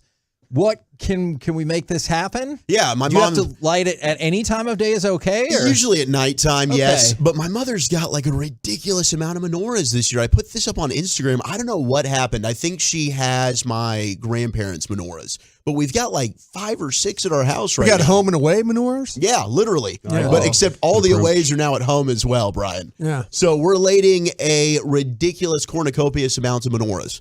So I think I could probably ask to borrow one, and we could light one during crosstalk. Did you make one as a kid growing up when you were going to school and stuff? I probably did. Yeah, but I don't probably think saved it for you. There's no way that thing has lasted until now. Is Yeah, there you think that I would have craftsmanship? You think? Of course, I was never an arts and crafts kid. Did you ever whittle a dreidel? Yeah, I did. Dreidels are fun. Yeah, those are fun. He's had a potato latke before too. I There bet you you. go. That's what I'm talking about. I'm a latke champion. Some filter fish. We can do That's that. not good. But we also That's have to have awful. a baby Jesus up here if we're going to do that. All right. I'm in. We gotta be across. So the we don't board. offend any particular non-included. No, we should be religion. all inclusive. Oh yeah, all inclusive. Okay. Here, yeah, I feel for like sure. that's what Just- we're trying to do. Just like the cruise ships, all inclusive. With the Okay. continental breakfast? I've never been on a cruise, and I'm still sad about it. I've never been on one either. Oh, you got to change that. Should we go on a cruise together? Let's do it. So is it just going to be y'all two or y'all doubling? I kind of hope the ship gets stuck out at sea. Oh my God! A bleeping hater. Why, Broadus? What have I done to you? This is what I've got to deal with for 5 hours, crusty Brian. I was going to bring up a Broadus tweet that I liked from the game yesterday. I and he couldn't was get like, the word stuck out. I said, suck. Man, That's fantastic. I also hope that happens for you out on the voyage. Well, Broadus, I was going to bring out your really savvy point of the season has taken a toll on Micah. It has. Is that just from the perspective of playing on the line of scrimmage and you get contact like No, every it's single just play? they've done their best to try and limit the opportunities. He's had a couple of games. I think the Green Bay game where he had 96% of the snaps and stuff like that. So they're doing their best to eliminate him. But you watch him play, and they're trying. Yesterday, they really tried to move him around to maybe take some advantage of, put him over Walker Little, the backup tackle, let him rush there. He just does not have that initial explosiveness that he had. He just doesn't have it right now. And I think they're trying to chop him, they're trying to double him, they're trying to chip him. I mean, one-on-one blocks, they're trying to do the twist stuff. I mean, there's a lot going on in that young man's life, and I think it's slowing him down. I really do.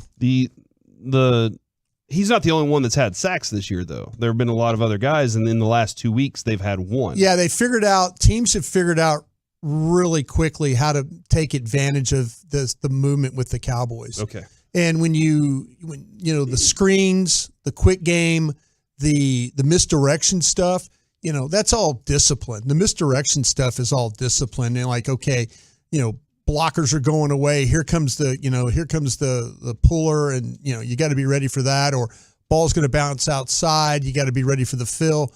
But yeah, teams have figured out that do not let their pass rush be the factor why you lose this game. And they did. I think the last couple of weeks we've seen teams, really goes back to even going back to Indianapolis a little bit. They figured out that we're not going to let this pass rush be a factor.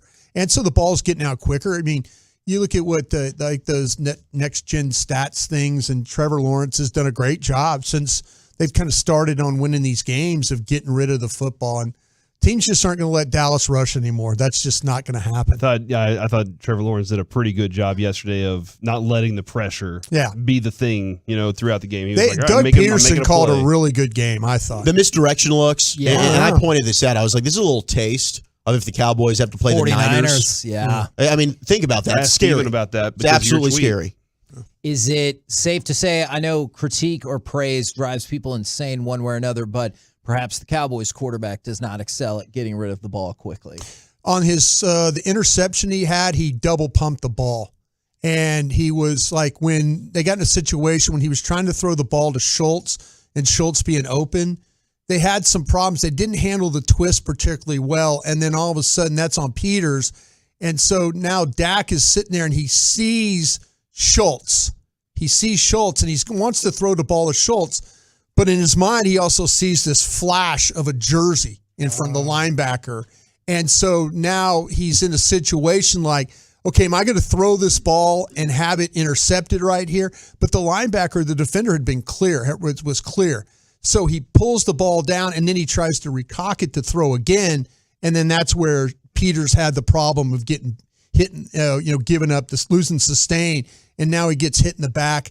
I'll tell you on the other interception he had, just from watching it, I thought it was a pretty good play call. They run double picks on the play. So they're going to try and run Schultz and Lamb underneath. Right. And that's why you saw the cluster of guys. Yeah. Because they were trying to clear Noah Brown underneath. And so when you look at the end zone copy, the ball is in a good spot. Noah Brown made a catch going down to the ground last week for 50-something yards.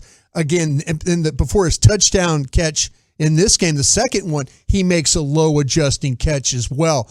So really unfortunate. Ball was in a good spot. You got to make that play. Jenkins did a great job of reacting, by the way, to the play as it caroms off him. But I give Kellen Moore. Don't give him any credit. Well, I give Kellen I Moore hate doing that too. But he did. Steven always says that. Well, no, but the thing about it is, I give Kellen Moore a lot of crap because the 3rd and 10 play where they threw the ball down the sidelines, to me, I'm like, okay, if you get in bunch formation or if you want to throw the ball, you should have thrown it first or second down. Yeah. And then you get in a situation where they're expecting run. You pop one of those waggle passes or something like that to Schultz for 9 yards. So now it's 2nd and 1. They're having to use timeouts. But yeah, the 3rd and 10, I'm throwing it to Gallup, who's a 50-50 ball catcher.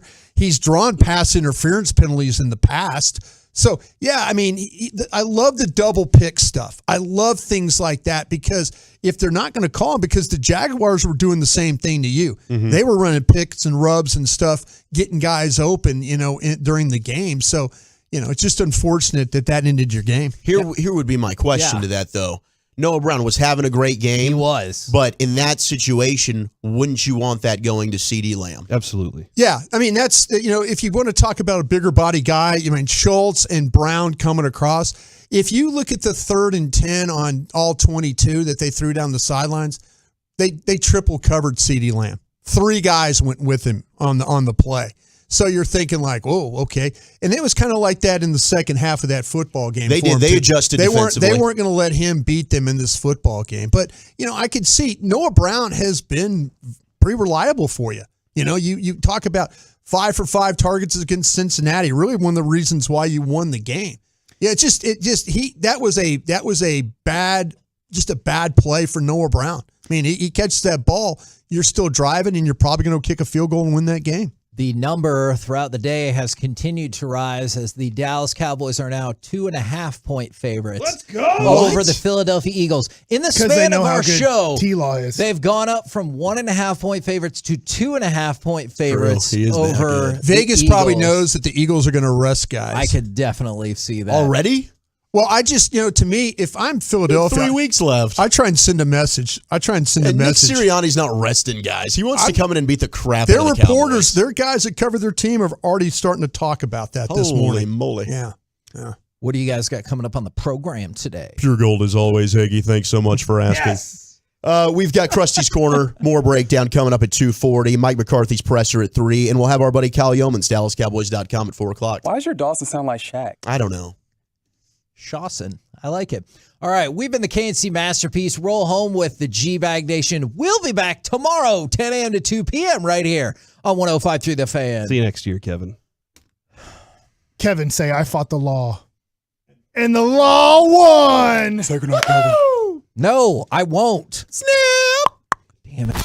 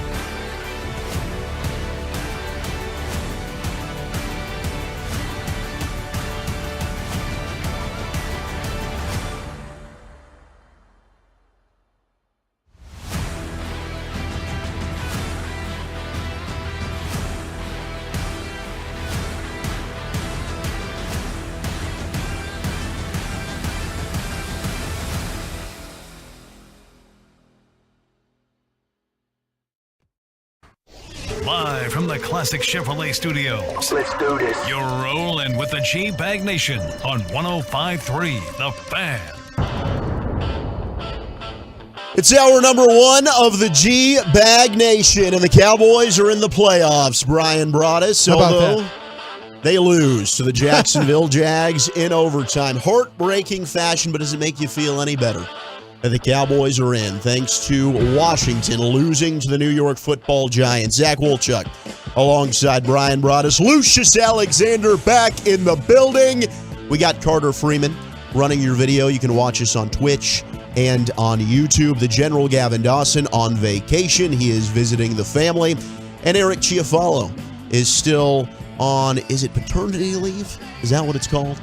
Yeah, I think so. Yeah, he's healing up right now, right? He is. He's good for him. He got stitched up and everything. That's what it was. He did a lot of pushing and a lot of shoving. Yeah. But all 3 baby girls are healthy. So we'll get an update on baby number 3, Lucia, who I've heard great things about. I've gotten pictures. She's absolutely gorgeous.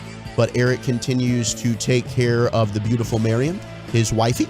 And we'll get him later on this week, or at the very least maybe next week as well. But I know Eric was on with you yesterday for the pregame. He was. He sounded fantastic. He's in good spirits, and I know the family's doing well. But my gosh, Brian, we broke down this during postgame, and the Cowboys kind of carry over, huh?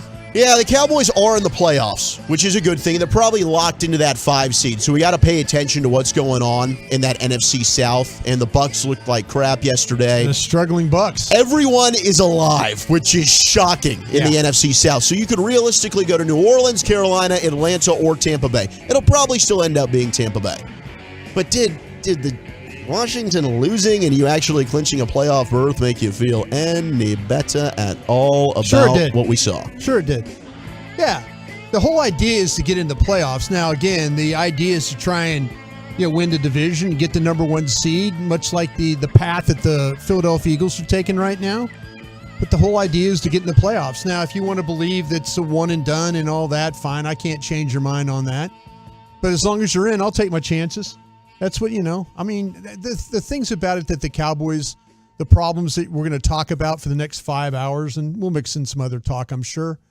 But yeah, there's some issues there, but there's a lot of teams that have issues as well, and the whole idea is to, try and win as many games, get in the tournament, and then go from there. But if you're one and done, then, you're probably thinking about, okay, there's going to be some changes. Maybe at the head coaching spot. You go down there and you lose to an NFC South team, and in some bad fashion, there'll be some changes. But you've got to get in the tournament in order to have a chance to compete for the trophy. And so that part of it, I'm not going to lie, I was a New York Giants fan last night.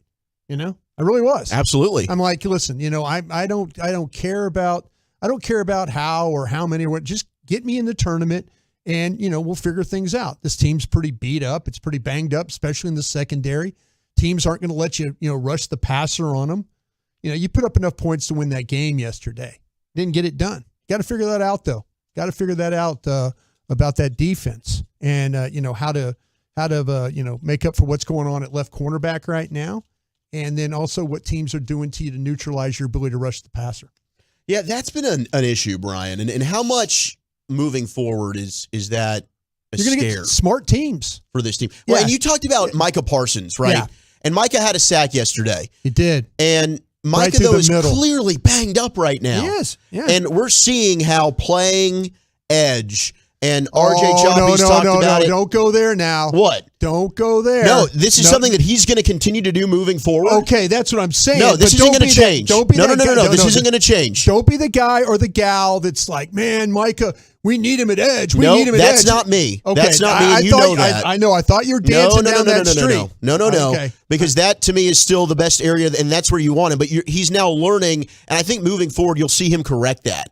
But he's starting to feel the wear and tear going through the course of a season. Tough. Yeah. Of what that takes and the toll it takes on your body. And we're seeing that now. And maybe for the Cowboys, you end up getting where you lock up that 5 seed and you rest up against Washington, and maybe that ends up helping him to get fresher going into the postseason. Okay. I see what you're doing there. I thought you were going to give me. Well, they need to move him back to off-ball I don't think so. linebacker. Yeah. But I do think maybe you saw the hesitancy of why this organization didn't want to just commit to throwing him there in the first place. You know what? You're absolutely right about that. You're absolutely right. I mean, everybody were screaming, gosh, play him an end. He's a defensive end. Play him, and heck, yeah, you're right. He is a rare player. I mean, when it comes to rushing the passer and playing linebacker and being all over the field, but he is clearly banged up. He's wearing harnesses and he's got a lot of things wrong with him that he's just going to keep playing through, but there comes a point in time, you're right. And hopefully you get to that Commanders game, hell, I might even consider resting him against Tennessee. And I'll tell you why. It's a short week, You're going to play probably a very physical game this week.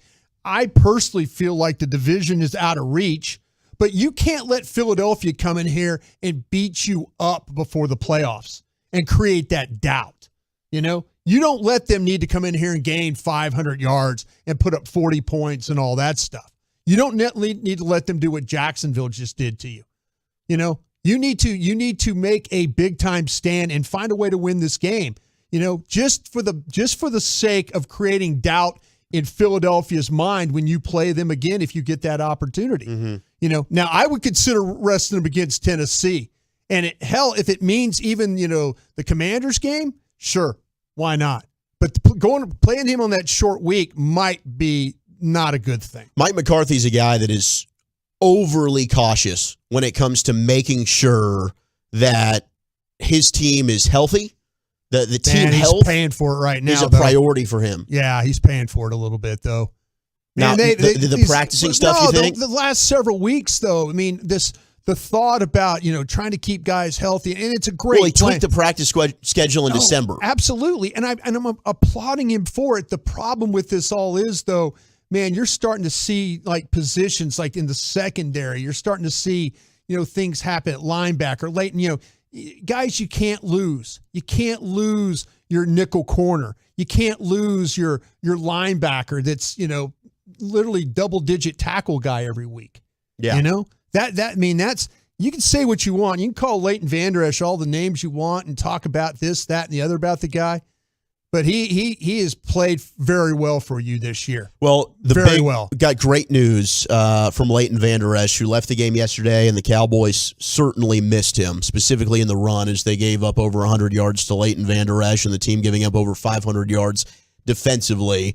But the report for me and Rappaport came out that an MRI on Leighton Vander Esch actually revealed a right shoulder stinger, not a neck injury, a source said. So he did have a neck issue years ago. We know that. So as soon as the neck became the report, I think we were all just a little sick to our stomach, thinking maybe this isn't a bigger issue. This could be something, who knows, the longevity and how long he could be out. Mm-hmm. But just a stinger, maybe optimistic he could be available to go against the Eagles. Yeah, I think that's being very optimistic right now. I think there's going to be maybe a game or two here on this. We'll see how it all plays out. I know they were working through some things this morning when I was over there doing my work with DallasCowboys.com. But, yeah, and it was unfortunate. I mean, it was like one of those plays where he's going down the line. If you remember, it's the toss to Etienne going right. I think it was like the 8-minute mark of the first quarter. They're running the toss. It's 3rd and 1, and he just – he gets hit by a blocker. I mean, he's literally taken on a blocker, and then it just, at that point in time, the stinger hits, and, he wasn't even making the tackle. He was just taking on a blocker, and unfortunately that, he's probably going to be out, like I say, for maybe the next couple, especially with the Tennessee game maybe being a short week game. You might be in a situation, too, where, he probably has to sit that one out. We'll keep an eye on how that goes. The big takeaway from yesterday for me, and we broke it down during the postgame yesterday, Brian Broaddus, but the decision on 3rd and 4, the Cowboys are aggressive. They decide to throw the football. And Dak Prescott and Mike McCarthy were both asked about it afterwards. And Dak said it was a one-on-one. We had a crossing route with CeeDee Lamb. They put 2 or 3 guys on him. I just tried to throw it deep and give Noah a chance. Coach McCarthy said the decision at the end there was, offensively, do you play conservative and run the ball to take time off the clock, or do you try to win the game? It's a simple decision. Yeah. If it converts, it's a great call. Mm-hmm. If it doesn't, you get criticized for it. Well, I mean, I think that you and I both, in the moment, were looking at each other thinking, you run the football, you force Jacksonville to utilize that final timeout, And hell, you'd run the football pretty darn effectively throughout the game, maybe even pick the first down up by running the ball. The Cowboys were aggressive, and Coach McCarthy's 100% right. If you pick it up, we're all praising you, but they didn't. And ultimately, Jacksonville then is able to get the game-winning field goal, and you go to overtime, and we know what happened, and they lose in overtime. But to me, that was the biggest play in the game. Yeah, you're in a situation where you mentioned it, you're 3rd and 10. The problem was you had a -3 on the first play, the first carry. You didn't get any positive yards out of that. So now you set yourself up in a little bit of a desperate type of a situation on your play calls. You're going to run it again. You're thinking about, okay, can we figure out a way? They try and run with a little creative, like a little toss sweep, blocked well enough, but not to the point where where Pollard could have just exploded and maybe got 7 or 8 yards, and then you make it a 3rd and 2 situation. But the fact that you had a negative play and then you were only able to gain like 4 yards on the next play sets you up for having to, throw or try to throw the ball.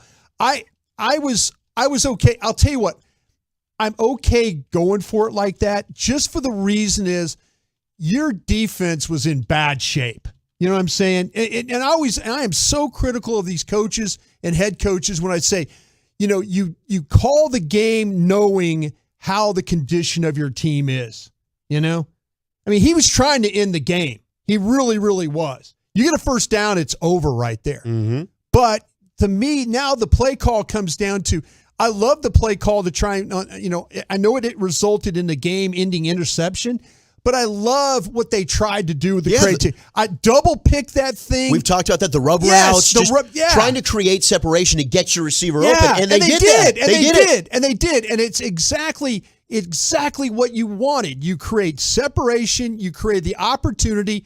The quarterback gets flushed, and he's going to put the ball, where he can get it to the receiver. And that's what I'm saying. Noah Brown has been playing very well throughout that game. And it's just one bad play. It's like you grade these guys, you say, okay, they play 40 plays. They have pluses on 39 of them and a minus on 1. And it just so happened that the one play that he gets the minus on turned the game around. Yeah. As a matter of fact, it ended the game. I love the play call. I love the fact. I wish they would have tried something like that on the 3rd and 10. I wish they would have tried something that, like to me, and I said this yesterday after on the post, if you're going to throw the ball, throw it early. Throw it when they think you're going to run, when they're loading up. You throw the waggle, you go heavy play action, everybody's flying, and now you sneak Dalton Schultz out. You hit him with a pass. He gets about 9 yards. It's 2nd and 1. Now they're having to burn timeouts. Yeah. Now you get to run the ball again. You're burning more timeouts. Now to me, if you're going to throw the ball, throw it early. Don't throw it on 3rd down. They showed you. I mean, the way that Dallas set up, They have Schultz in the backfield and they have Elliott in the backfield. They have backs, both backs sitting there blocking. So you're in a situation where now you're just you're throwing the ball down the field and you're like, well, okay, this is a 50-50 ball. To Noah Brown, where to me, hey, I know Michael Gallup hadn't done anything really much all day.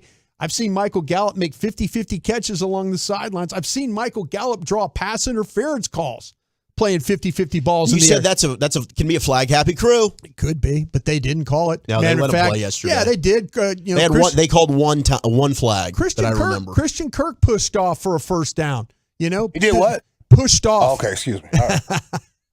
Thanks for catching me, Lucius. I always appreciate you. Yeah, just, I was gotta looking out for my self-reaction at a moment. Yeah, I didn't want to miss anything.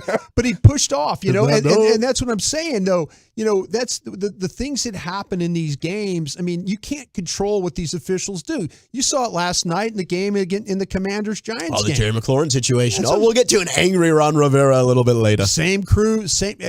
Am I right about this? Is this the crew? It was John Hussey. Okay, John Hussey's crew, I think, called in the Green Bay game? Yeah, is that Jalen Tolbert lining up offside. Same thing. Yes. Same thing. Although that was more on Tolbert, less on. McLaurin thought, I checked with the side judge. So did Tolbert. That's actually true. He did. Yeah. But, Tolbert definitely. But I just getting back to it, to me, I appreciate the aggressiveness to try and end the game. because putting your defense back out there might not have been the best thing? No, Jacksonville was moving up and down the field. But you got to stop in the overtime. I mean, you did. They did. You Defense did their job in overtime. Yep. There's no question about that. 619, they can't call a higher percentage play. 972. True. I would not have been praising him at the if the pass had been complete. That was a stupid risk to have taken. 682, it's not results-based. It was a terrible decision on third down. Terrible. Run the ball there, throw on first and second if you want, agreeing with you there. That's exactly what I would have done. I would have thrown a waggle. I'd have gone heavy play action and then tried to get them, all of a sudden you get them to come forward. You sneak Schultz out of the back. Hendershot, somebody like that. You sneak them out, boom, throw the ball, get 9 yards.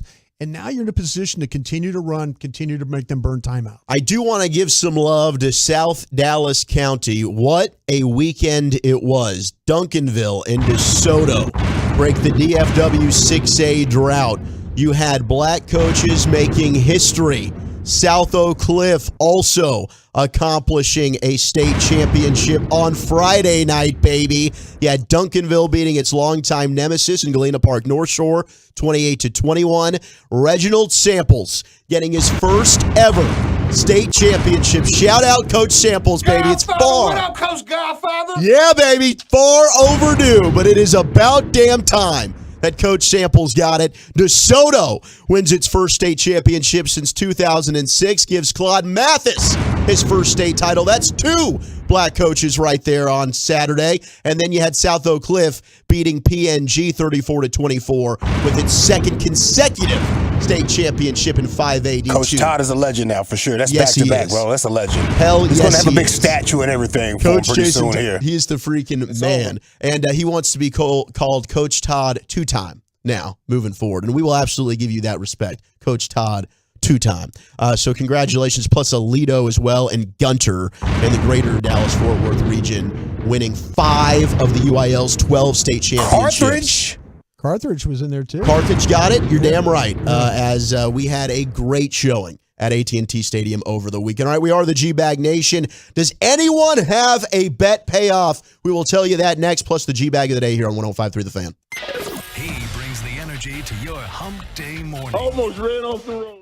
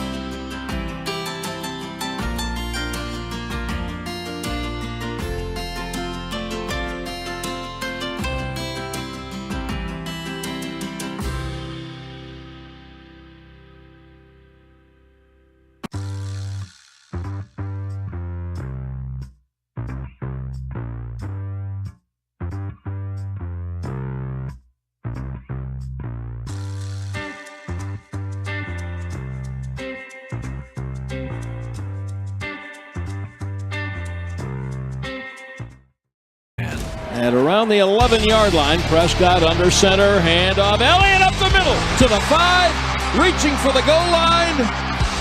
Touchdown, Cowboys.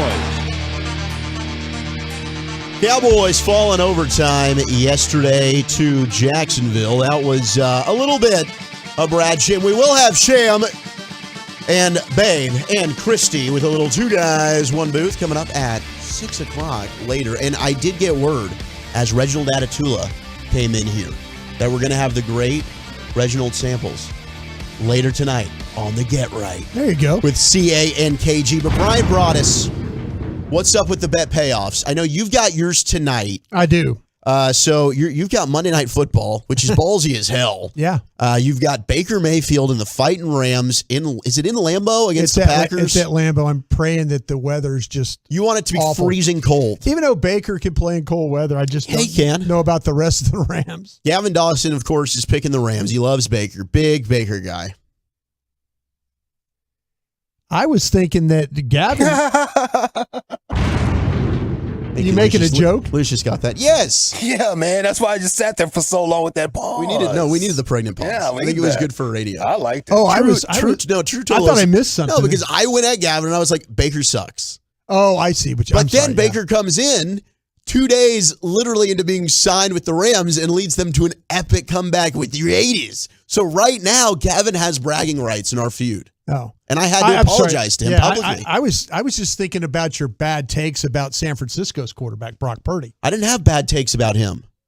You did have bad takes. You said you don't think he could win. No, I did not. I said I liked him in college. I thought that he was fun to watch. I think you called him ass at one time. I did not call him ass. I said that Kyle Shanahan had not been good with backup quarterbacks. Oh, so you said Kyle Shanahan's ass. Yes. Okay, I got you. Without Jimmy G, he had not proven that he could win. So we'll see how he does with Brock Purdy. And now I think that he's winning because of Brock Purdy. I think this is all a Purdy thing. It's a Purdy thing? I'm not giving Shanahan the credit. I'll tell you what, there's a couple of teams right now you really don't want to play. It's the Niners are number 1, and the Bengals are number 2. Bengals, Lions. Damn, the Lions? Yes. I mean, there's all these teams that are like. Who would have thought the Lions? I know. My Lord. That's Lucius's guy, the guy biting kneecaps. That's a Lucius. That's a Lucius. Man Campbell. Yeah, I'm pretty sure they rubbed his belly after the game. Good boy. Good boy. Yeah, I mean, there's some teams you just don't. I think Jacksonville's becoming a team, even though they got smoked by the Lions. I think Jacksonville's a team you don't kind of want to play. Have you seen Trevor Lawrence's number? Like, we talked about it coming into this game. I know. And yesterday, of course, like, this stinks because we're all Cowboy fans, so we didn't want to see Trevor Lawrence play well, but he did play well, especially in the second half. And your guy, Doug Peterson, good coach, did a fantastic job. Coach, man. Over the last 6 games, Trevor Lawrence is 70.4 completion percentage. Yeah. He's got 14 touchdowns, 1 pick. He's got just under 1,700 yards. All right, he's averaging 280 a game. These numbers are better than Patrick Mahomes, who is your MVP leader. Doug told us, told me, he goes that, trying to just do one thing really well with him every week. And they're kind of figuring things out. They got a big one this week on Thursday Night Football. Maybe Al Michaels won't be all disappointed. Jags and Jets. That's one of those you lose, you're out kind of matchups. And Jets are scrambling to just try and stay alive for a playoff spot. Yeah. That Lions game was big. And Zach Wilson did not play badly. No, he did not. But, we bet payoff. Gavin took Kansas City this week. Oh, that was a close one. Minnesota. Eric took Minnesota. Were you texting him during the game? So they get down 33-0. And you're thinking double bet payoff? I'm like, yes, this is awesome for our show. Hell yeah. Eric's coming back. He owes us a bet payoff for last week. He's going to have to do 2. This schmuck took the Vikings. And in typical fashion, they're going to choke. Well, no. In typical Matt Ryan bleeping fashion, they choked. And we have the biggest comeback in NFL history. And Eric got off the hook. That's a shame. It is a shame. The double bet payoff would have been interesting for sure. Would have been epic. It would have been. And now he's going to do something lame like shave his face. Yeah. Which for him is not, it doesn't matter because he's still good looking under that. You took Philadelphia, by the way. Yeah, which I was hoping for a little bit. The Bears looked like they had a shot. Yeah. And then Justin Fields got hurt and Hurts started running around and it just didn't happen. Didn't happen for you though. So we're all good except tonight. And tonight, yeah. We did get a report, the 775, 20 degrees tonight in Green Bay. Thank you. Nice football weather for Green Bay at There Lambeau. you go. Yeah. Freeze up, Rams. Get burr. Get burr. Gonna get cold in here. All right, Lucius Alexander, take it away. It's time for the G-Bag of the day. All right, here it is. Here it is. Here it is. Can you hear me? Do I sound good? You sound great. Freaking stunning. Okay.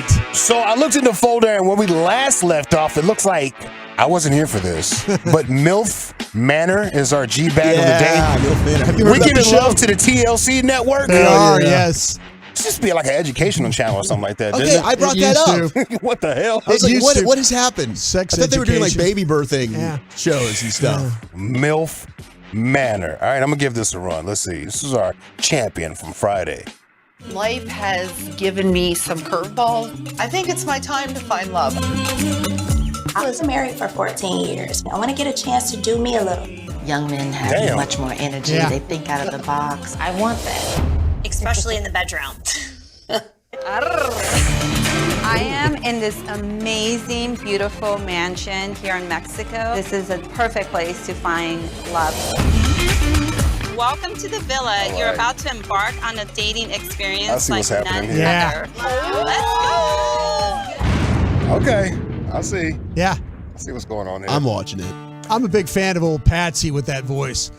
I've been married 14 years. It's time I could do me. Yeah, I'm gonna find some. Yeah. Let's get that old man island jumping where all the young girls come up. There's some old men say, yeah, I've been dedicated to this woman for 20 years. It's time I do me. Y'all crazy. That would be good. Hey, we can brought us like. It said we had the Bachelor and the Bachelorette. Why not? I mean, it is. Hell yeah. Gotta do it back We to got back. Love Island. Let's add in MILF Manor. Do it back to back. Let's go. Yeah. They're not looking for love. They're looking for pogo sticks. Yeah, that's very true. I'm telling you, they're not looking. It's like a real college dorm invasion. They're looking for pogo sticks. Let's see here. How about Richard Sherman? He joined Seattle Sports 710, and apparently he doesn't forget what people say about him on the radio. In fact, he told one person, I'm not going to interview you. We're not talking. I know it may be your show, but we're not going to talk together, all right? I'm going to talk to these other fellas. Oh, wow. You know the voice, Richard Sherman, with us here on Seattle Sports on 710. When you went elsewhere, first to San Francisco and then Tampa, what did it teach you, or what did you learn about the differences between those places and what you had seen here in Seattle? Well, first off, I remember when I exited here, and I remember some words from you, that were a lot different than I had heard when I was here. So you know what I mean? It's a little different. I'm gonna answer the questions from Brock and KJ, but we're gonna excuse you out of this. Well, first of all, that's just not true. I mean, like the words you heard from me were actually pretty similar to what you had heard while you were here. You just maybe didn't hear them. Oh. Yeah, because I don't listen to your show. But again, that's fine. I'm not asking you to listen, but the words didn't change. I didn't say anything different when you left from when you were here. You're excused from the interview. All right. Well, sorry. It doesn't really work that way, Sherm. This is, a show that has my name on it. It kind of does. It kind of does, though. No, not really how this works, man.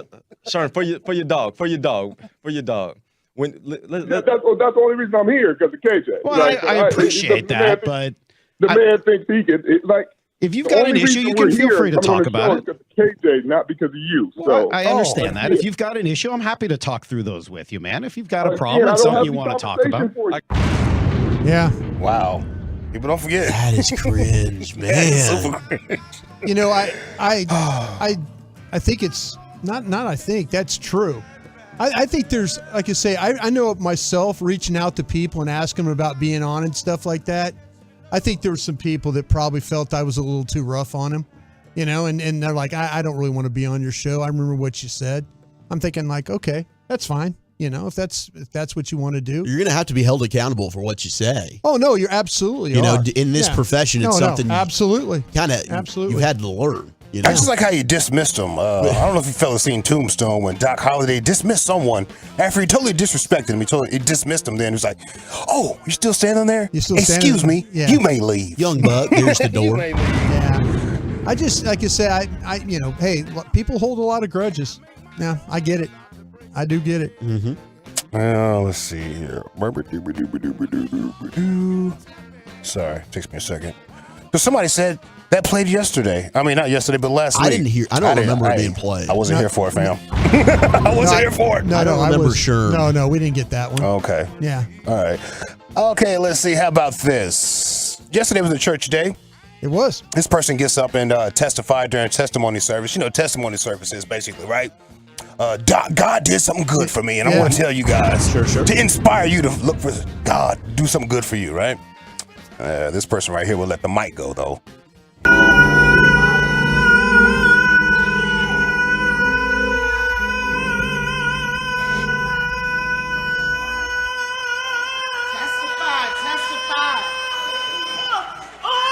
Bruh.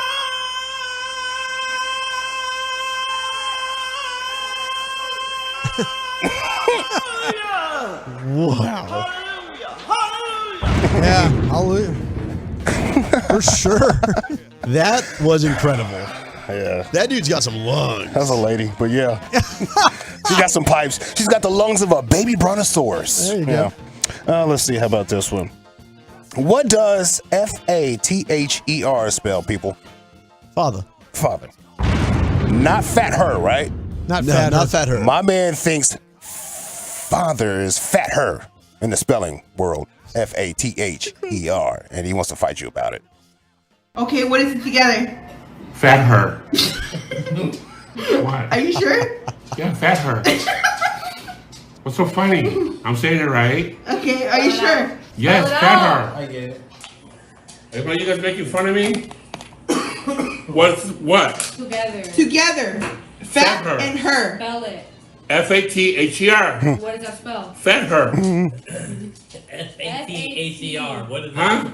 F-A-T-H-E-R. What is that? What word is that? F-A-T-H-E-R? Yeah, what is that? Fat her. What am I, stupid or what? Stupid or what? You guys. I'm getting mad.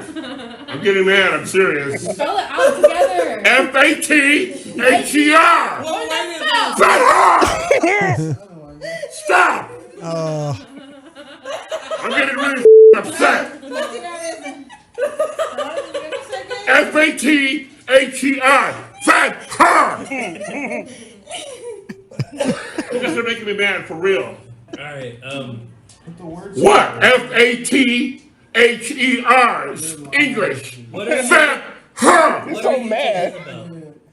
Daughter. What? She's my daughter. What are you to What are her? you to Isabel? Her father. How do you spell father? F-A-T-H-E-R. Oh, here we go.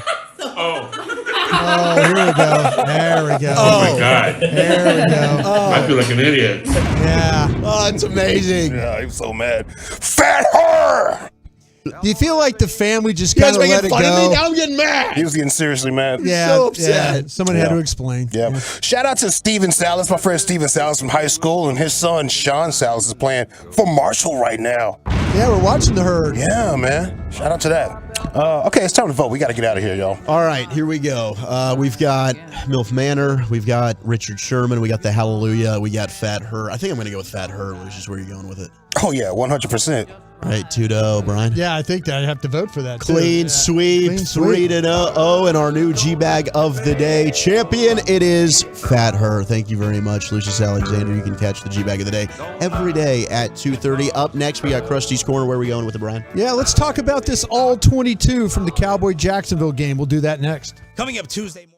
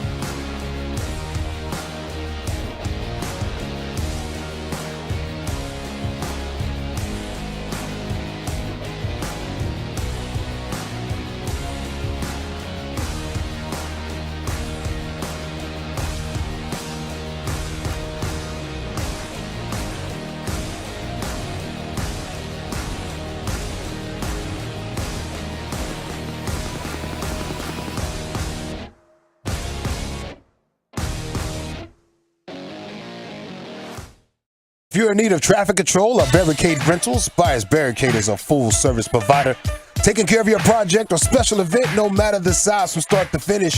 It is the Texas Authority on Barricade Rentals. BuyersBarricades.com. Thank you, Lucius. It is time for Krusty's Corner, and here he is, King of the Krusties, Brian Broaddus himself. Thank you very much there, Zachary and Lucius. Appreciate you guys. You ever watch, like you watch a game and you go back and you watch the All-22 and you just get pissed off by yes things that happen? And sometimes you'll watch a game and you're watching it, you know the outcome. Oh, no, of course you know the outcome. You're hoping that it changes. You're like, we're going to win this game. I know that it's over and it's done, and I've seen this before, but it's going to be different this time. Yeah. Well, this was one of those ones where you kind of go through and you're thinking, like, okay, that was an opportunity loss. That was an opportunity loss. Man, you picked up something there. You know, it was one of those games. When you watch it, you're gonna feel the same way. You're gonna feel like they had plenty of chances to put this thing away, and they couldn't put it away. That's the thing that worries me a little bit about this team right now. That ability to finish the way. Now, I know last week against the Texans, you got a good finish. You didn't play well, but you found a way to drive the ball and all that. But man, they had so many opportunities with sacks, missed tackles, you know, things like that. That kind of pissed me off, to be honest with you. But anyway, just kind of going through people want to know about Tyron Smith. Yes. How he played. Just go ahead and plug him in at right tackle and go. Leave him there. Yeah. No more rotations. No, you don't need to rotate it. Matter of fact, I think it's to the credit of Jason Peters for stepping in and playing right tackle when he did last week in that game, and getting them through where they were able to drive the ball and get the game-winning points. But he looked his age yesterday playing. He looked his age, and he also looked his playing on that right side. Just go ahead and put him back over there on the left side. Let him back up Tyler Smith over there. And if you want to give Tyler Smith a blow every once in a while just to kind of take a series off or two, go ahead and you could do that. But you just need to ride with Tyron Smith at right tackle and put Josh Ball over there backing him up and go. Because this team is, I'm just watching them play, I feel like they're going to be a better offense. And I mean a better offense when you talk about the power that you're able to play off that right side. I think nothing against Terrence Steele. Terrence Steele played well for you, good in the run game. I still think there's some questions about him as a pass blocker. I don't have those same questions with Tyron Smith as a run blocker or as a pass blocker. Yeah. Him and Zach Martin worked very well together in this game. Was it that Zeke touchdown that Tyron really kind of sealed that off and created a huge hole? Yeah, they just, those five guys coming off the football yesterday in the running game, they did a nice job. And I'll tell you, the center's getting better too. Yeah. The center's is just getting better every week when you watch how he's playing. So, good for him and good for this offensive line. But I think you're even going to be a better offensive line with Tyron Smith as that right tackle, and just kick Peters back over on the other side. We were both a little bit concerned about Tyler Smith. Yeah.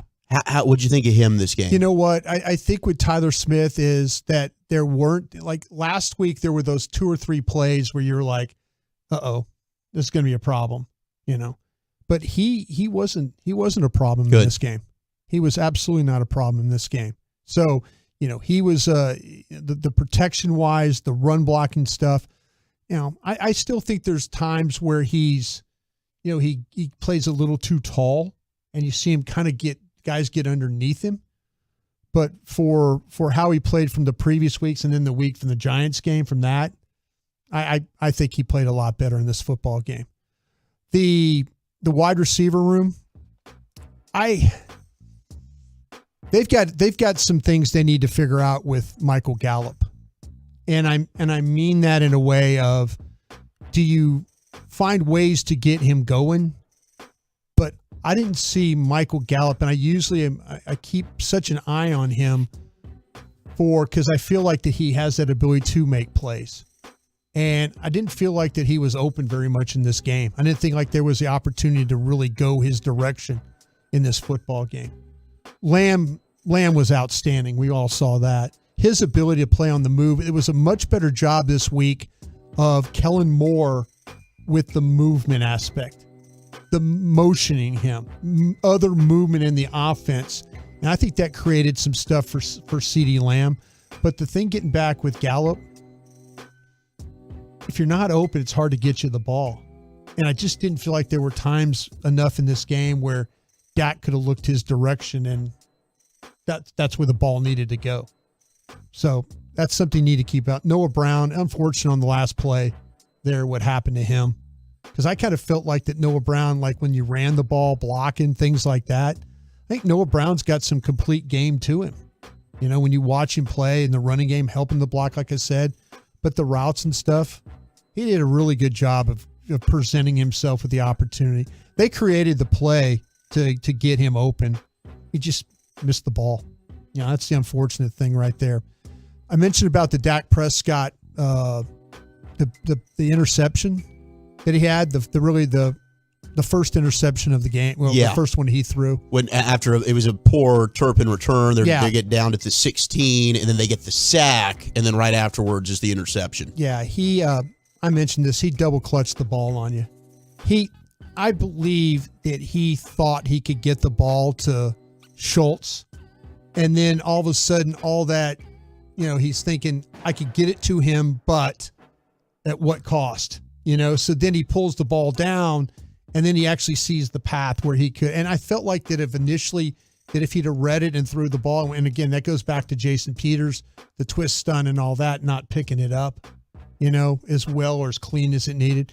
But once that Dak pulled that ball down, it was going to be a struggle to have to get, because he was getting pressure from the back. He got hit and all that. And that was, again, it just wasn't a clean enough look for him to make that throw. Initially, he saw the linebacker, defender right there in his path, but the defender was moving to his right or his left, and Schultz was pretty much stationary right there to throw the football. So unfortunate right there with that particular play on that.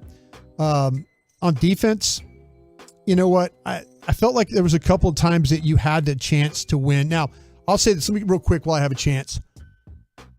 I'm not defending Kelvin Joseph here, but I'm also saying, and I've said this, and I think I've been really consistent about this, talking about him. Kelvin Joseph does not need to play off coverage. I've said that a bunch. When he got beat on that double move, he's playing an off coverage. And you're asking a guy who hasn't had a lot of experience to read a route. You know, and I know it's what cornerbacks do, but when you put him up and press, it takes that away. He just now plays the run with, you know, he hasn't had the defensive holding penalties. He hasn't had the PIs and stuff like that. He drove on the ball the other day and knocked one down. But when you play him in off coverage, that's what's going to happen to him.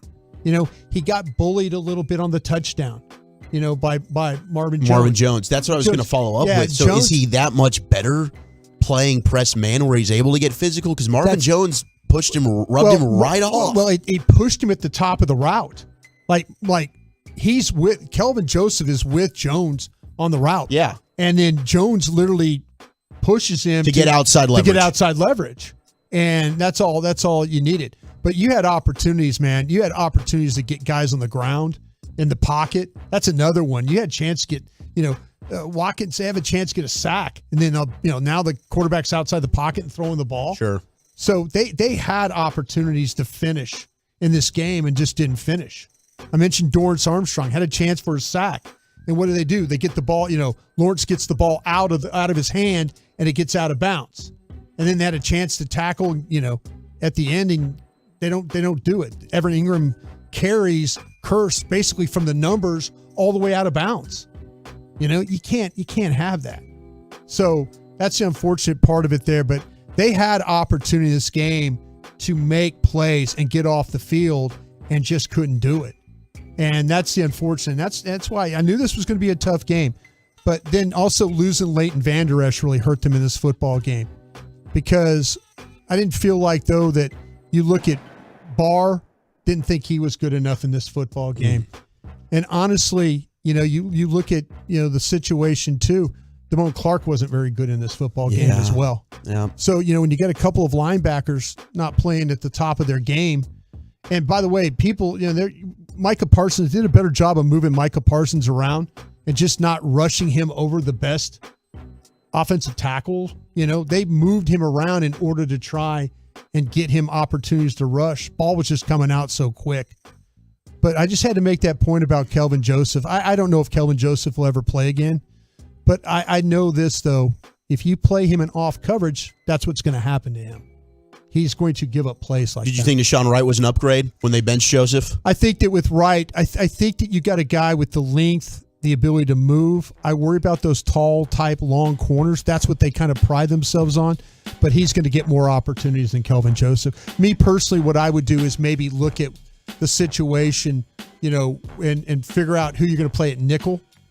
And then move Bland outside. And that's some of the stuff that they were doing right there was, hey, we've got to, if they're just playing base, just move Bland to the outside. For the most part, another really good game for Deron Bland. Had that interception. Yeah. And a text in from the 972, win or lose. Love tuning in to hear Broadus break down the game. #thankful. What a play by me. Absolute blessing. Always having Brian Broadus here as part of our team on the G-Bag Nation and 105.3 The Fan. Krusty's Corner every day at 2:40. Appreciate that, Brian. All right, we got your head coach, Mike McCarthy, his press conference coming up at 3. And are you surprised the Cowboys are right now 2-point favorites against the Eagles on Christmas Eve? 877-881-1053. We'll talk about that next on The Fan.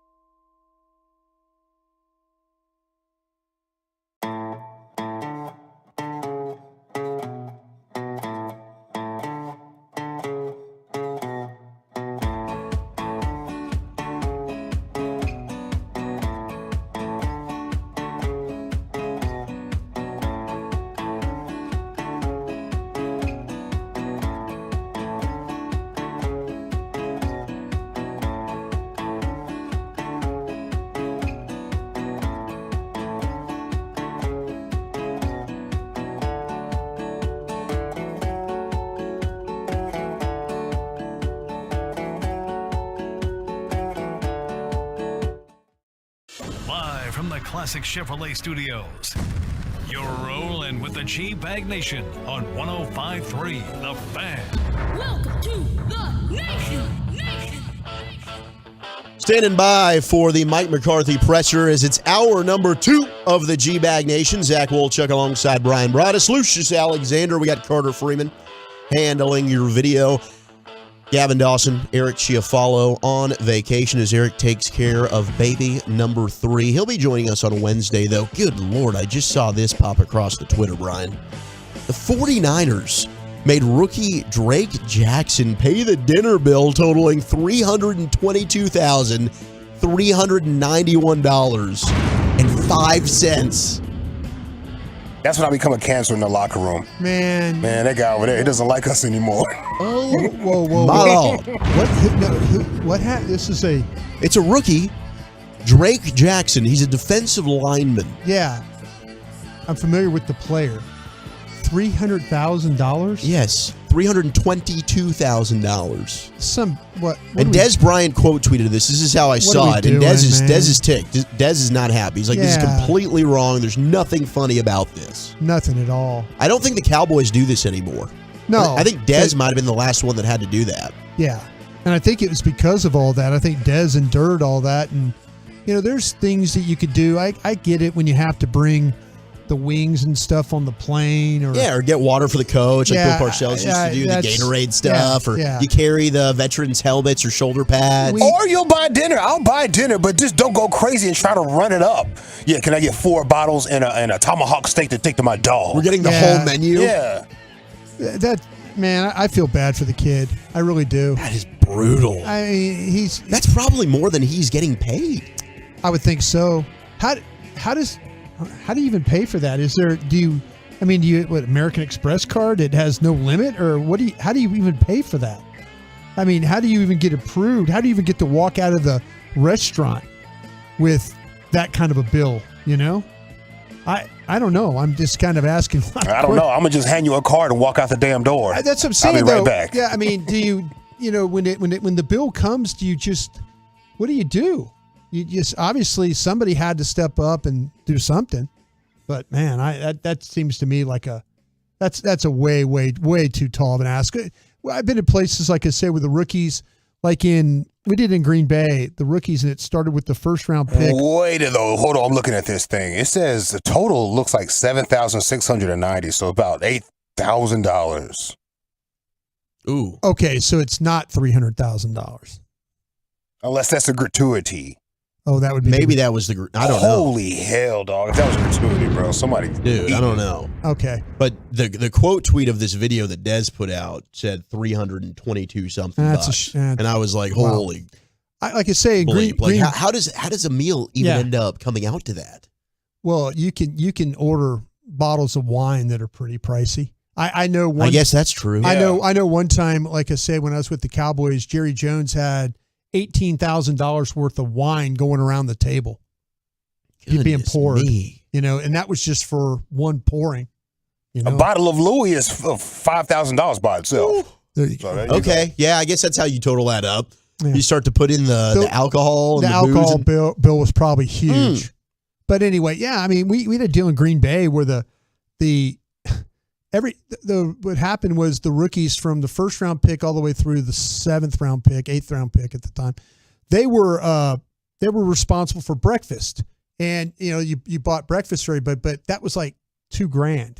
Okay, like you came in and it was all the rookies. Yeah, well, each rookie took a turn, and then when we ran out of rookies, the veteran players started taking up. Because you only have so many rookies with so many games, so like the veteran players, so.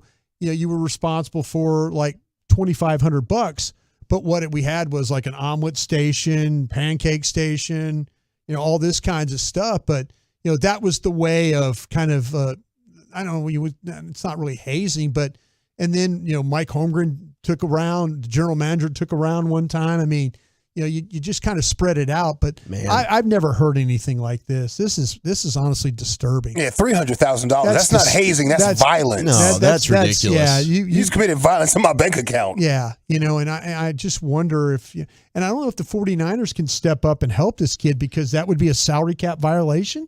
What if he? I don't know, man. It's somebody's got to help the poor guy. I don't know Nick how. Bosa. I don't know how. Somebody that's got a lot of money on that defense. I don't know if you're somebody that's been paid. Please help him. Yeah, but if you're looking at everybody and going, "Hey, somebody needs to help this guy with a $300,000 bill," sure, if you're making $15-16 million, that's still a big chunk of change right there to take care of that. Brian, let me ask you this: Rex Ryan. I don't even know what to say to that. I'm sorry. No, it's a bit shocking. Yeah. Rex Ryan was on Get Up this morning. He called the Cowboys defense, quote, "They're soft. They don't finish. This ain't the team you think they are." I wouldn't say they're soft. I think they're unfortunate right now because of the injuries, and I think they're when they don't get a pass rush, they're a very ordinary defense. I wouldn't call them soft, but I think they're just a very ordinary defense. Their calling card is their pass rush, and if they can't get to you like they were earlier in the year, we've seen what they were able to do to quarterbacks early in the year when you get them in situations where you have bad offensive lines, maybe not enough skill guys. I think you're playing some teams that have some better offensive lines. The last couple and these quarterbacks are getting the ball out quickly. And you're talking about veterans. The kid yesterday was a second-year player, but you've got some veteran guy. I mean, that just get the ball out. Move it. Don't hold. And they were getting close yesterday. And Trevor Lawrence, they had a chance. They just didn't finish plays. And Trevor Lawrence was able to evade the rush with his legs. Yeah, this team is usually pretty good at finishing. They didn't finish well enough yesterday, but I wouldn't call them soft because they have been playing against some teams that have tried to run the football and they've been more physical. I think yesterday, that the injuries, in my opinion, are starting to catch up with them, especially at the cornerback spot. And now with Leighton Vander Esch, with him dealing with a stinger, that's going to be out a couple of games. And then now you're dealing with linebackers that Damone Clark and Barr. I mean, look, I've always been a big fan of Anthony Barr, and I think in the locker room he's been huge for that team. He was great on the goal line stand last week. Yeah, he makes plays like around the line of scrimmage. When you get him in space and he's having to run, I just don't think he runs as well at this stage in his career. No, he doesn't. That's what Doug Peterson knew exactly what he was doing on that particular. He gets Kirk on him out of the slot, and they run the wheel out of it. So now you're making Anthony Barr have to cover even more ground, and not being able to get his hands on Kirk. That's for most corners, that's a bad matchup. Yeah. So that's what you have to have. I mean, you're dealing with some matchup problems, but I wouldn't call this team soft or this defense soft because I think like they have gotten better playing the run. All right. I mean, the numbers were big yesterday, but. You look, how many jet sweeps? They had 59 yards like in jet sweeps yesterday. No, the issues along the edge defensively continue to be a massive problem. Yeah. Goal line stand, that showed a lot of toughness in that game, didn't it? It did. I'm just, I don't know. But defensively, it's easy. That was a terrible performance. No, it was. The second half was 500 yards. Brutal. Yeah, absolutely. Absolutely brutal. You couldn't get to the quarterback, and 3 straight drives where you give up touchdowns. Yeah. We talked and we held this defense in high regard. They've got to make some adjustments. Well, you were thinking that this defense could get this team to the Super Bowl, and now we got some question marks. Well, you do because you're damaged at left corner. You're damaged at linebacker. You're damaged at your Hankins at defensive tackle. You're starting to lose like some really good pieces to your defense. I think Dan's doing as much as he can, but yeah, it's if you can't get to the quarterback, and that's like I say, that's their calling card, but you're also in a situation where teams are throwing the ball quick. Yeah, the screens. When's the last time you tackled a screen? I think it's been a while. I think the Giants tried a couple of screens on you that didn't work too well, but yeah, it's hell. At the end of the game, they throw a screen that goes, they need 14 yards. They get 11 of it, and then force them to punt. And that was in overtime. But they just it's not a lack of toughness. It's just the bodies that they have right now. They're down to guys that they need to make plays, and it's been a little bit of a problem. And your best player, your absolute best player right now is banged up himself. Yep. And Will Chambers, who's listening, and he's a big Tolo, turn it on and leave it on, said, he was listening to the segment. Ryan Clark said that it's more, mentally soft potentially than physically. They're just not closing out games. And I mean, goal line stand, Houston, they had to have it. But that is a situation where you would have liked, especially with this team, and we've talked about how the pass rush is really what makes them special. It does. They had a golden opportunity to just close this thing out. And Couldn't get it done. Now, to their credit, we thought that they did. They forced that turnover, and we thought the game was done. And then your offense has a chance, okay, get a first down, the game's over. Well, the offense wasn't able to get that first down. So now it's back on the defense. So the defense has to do it again. But again, you're in that situation where offensively, Jacksonville has to pass. Yeah. Pass rush is a privilege. Yeah. You're pass rushing. Go make the damn play. Yeah, especially with the banged up offensive tackles. Cam Robinson out for the year now for Jacksonville. He's got a meniscus tear. Yeah. Yeah. That's tough right there. You could not find a way. Now, but like I told you, Dorrance Armstrong had a chance to get Trevor Lawrence on the ground at the end of regulation, and he couldn't do it. And what's Dorrance Armstrong done this year for you? He's got you 8 sacks? So I just don't know how you can have a goal line stand, and say you're not mentally tough. We talking about this game yesterday, and it was talking about leading up to it. It was about, Jacksonville, young runner, young quarterback, playing better at tight end. Christian Kirk, a good addition for them at wide receiver. You couldn't generate enough pass rush. When you had those options, but when you did generate it, you couldn't finish. That's something that that in the past they've been able to do. All right, so we've got a follow up on the Bill situation. Lucius, you're right. So it was about just under $8,000, and it was a prank of add-ons that they had put onto the bill. Okay. So technically, he didn't have to pay the $300,000. He paid $7,000. He paid the $7,000 to $8,000. Okay. Well, you would have told me the next day at practice. Hey man, you didn't have to leave like that. Yeah. It was just a joke. Because I would have caught an Uber and been out the door. I don't know how you handle. I mean, how do they even let you out? I mean, there's no way you can come up with $300,000 unless you're one of these quarterbacks or something like that, or a billionaire, you're Jerry Jones, something like that. Hey, I'm about to have a $300,000 tab here. Let's pre-approve this thing. Well, here you go. Here's my American Express card, kind of a thing. So yeah.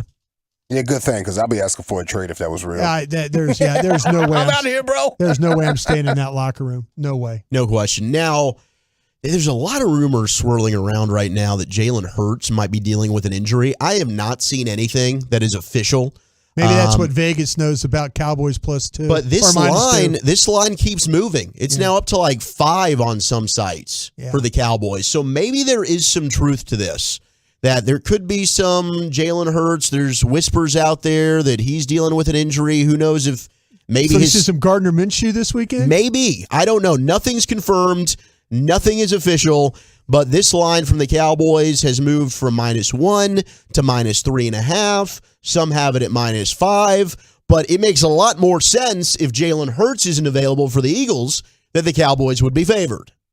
Yeah, there's no question about it. The line moving like that would be quarterback driven. That's the one thing. I'm sorry, I'm not. So according to DK Sportsbook, the Cowboys are currently 5-point favorites against the Cowboys. Yeah, and that to me has got to be quarterback related. It's got to be quarterback related. It has to be. Yeah, absolutely, it does. And also, Jalen Hurts' MVP line has gone from -150 to +150. Something's up with Jalen Hurts. Nothing's been officially reported. I've seen some stuff and people are tagging us, and I love you, Tolos. Thank you so much for doing this stuff. Turn it on, leave it on, listeners. But I just don't want to, come out and say, hey, this is official. Nothing's been officially reported. Some people saying it might be a shoulder, could be a collarbone. We'll wait, though, to find out. And here it is, Mike McCarthy, your Cowboys head coach. David Moore, Dallas Morning News. What's the outlook for Leighton Vander Esch and also Armstrong and Wilson, while they did come back into the game, is there anything that could, with the short week, could impact them? Yeah, just visiting with Jim briefly. Still getting all the information, but Leighton, we're fortunate. It was much better than we thought. So, and he will not be available this week. I do know that, but you look at just the loss of Leighton in that game. Just the impact it made, and you just always hate to see one of your guys go down. And he's been awesome for us, both on and off the field. But he will definitely not be available this week. And Armstrong. Da looked. He had a positive exam today, and so did Donovan. And just at this stage of the season, is the biggest thing facing you just the attrition on the defensive side of the ball and kind of the domino effect that's having? Yeah, definitely. I think we talked about this. I think it was on Friday. it's it's the third week in a row you lose a start. Lost Terrence Steele last week, and so hopefully we're just hit a little stretch here that we need to work through. So it's and December football is the most challenging. Obviously, these games being a little quicker than the norm. So, yeah, we just keep working, and we got a lot of time invested in our younger players and backup players, and they'll keep responding and do what we need to do to win. Clarence Hill, former Star Telegram. Going back to last night, the drive at the end of regulation. He threw the long pass. I don't know what the initial call was, but talk about the thought process of trying to get them to use a timeout. It's a third down call. You have two options there. I talked about it last night. You have a chance to go win the game. I think just like anything, the ebb and flow. You're listening to all the calls, offense, defense, special teams, and clearly, there's a play we ran earlier in the game. The play that I think CD went about 25 yards on it, so it was a similar third down. In long distance play call. So we're trying to win the game there. Whether you run the ball and knock 3 more seconds off and take the timeout, that's the other choice. We call it no moss. It's a no moss situation.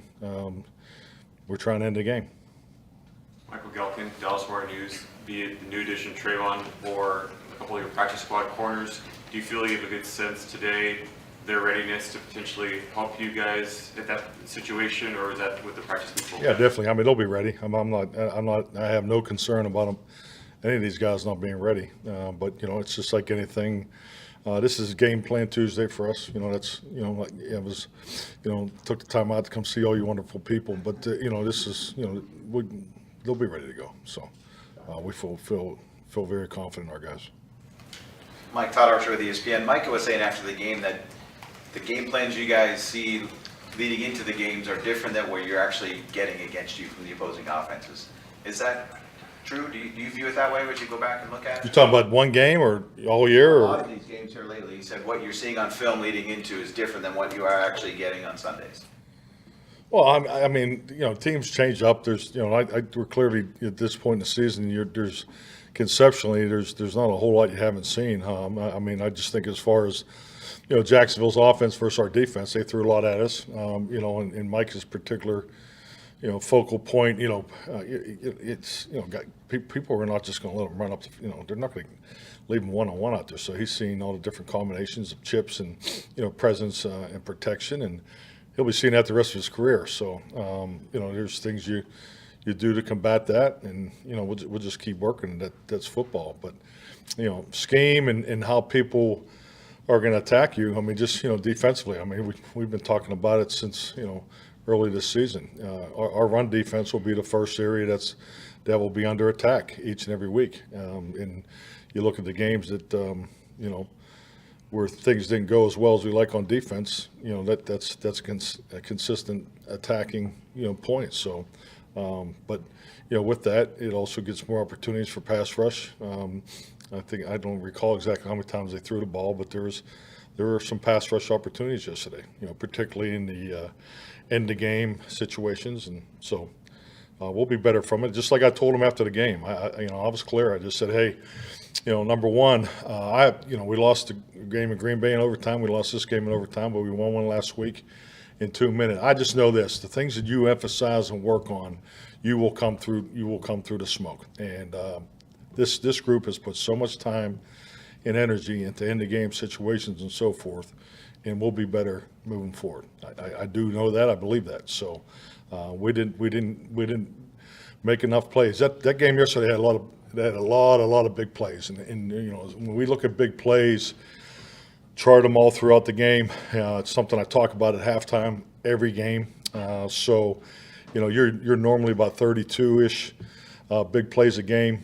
History will tell you there's more big plays in December for whatever reason, but there's 42 big plays in that game yesterday.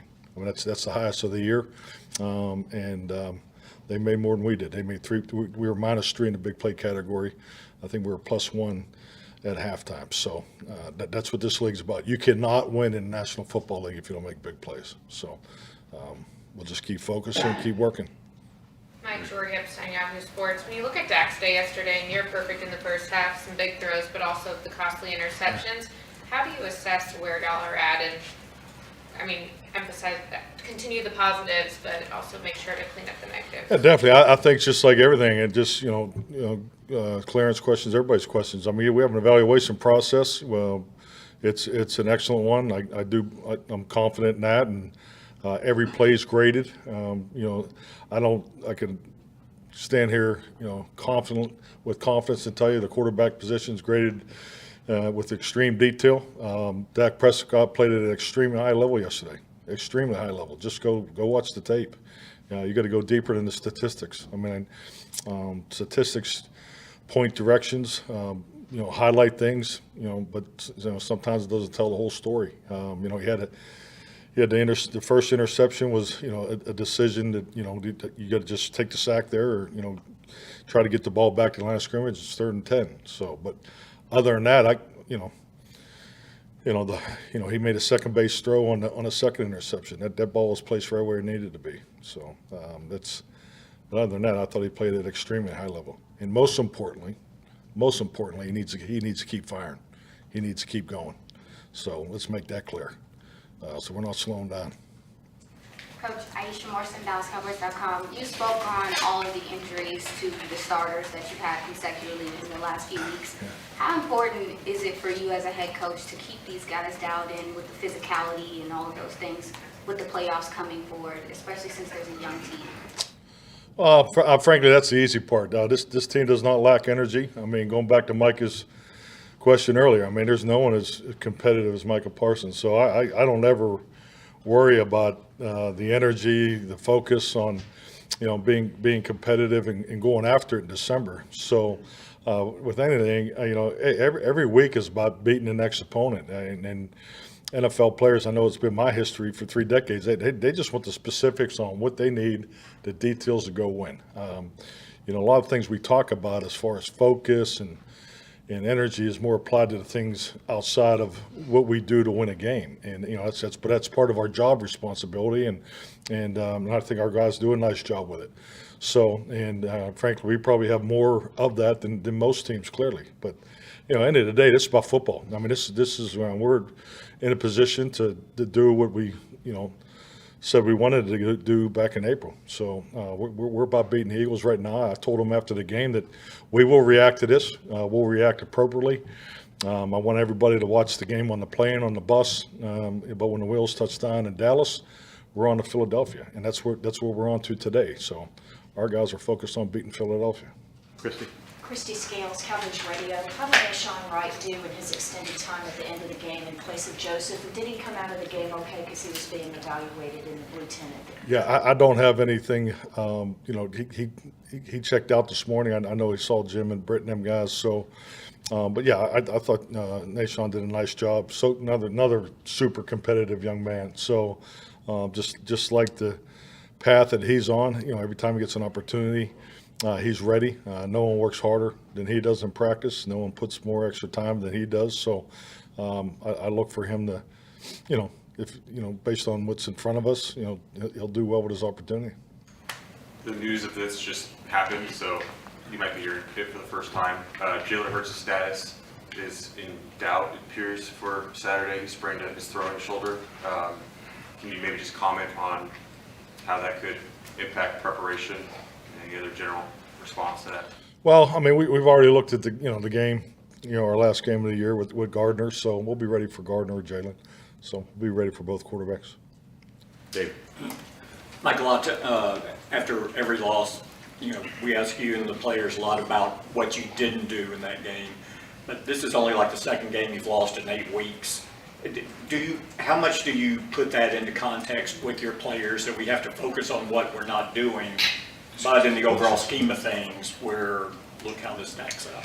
I mean, really, David, I look at this the same each and every week. I mean, it's about evaluation, education, application to what you're trying to get done, and that's a game of football. I mean, you're either on a 7-day week, a 6-day week, or a 5-day week, and that's just the facts of the matter. And you have to get to the point at the end of the week that they're ready to go. So, our evaluation period was on the plane last night, on the bus ride, to the airport, and some of the coaches came straight into here last night just to make sure they had the information, this morning for the game plan meetings. So, we did a lot of pre-game planning for Philadelphia last week to get a head start on it, and frankly, from the coach's standpoint, we got to get Philadelphia done because we got to do some pre-game planning on the next one. So, I mean, that's our life, and obviously we love it.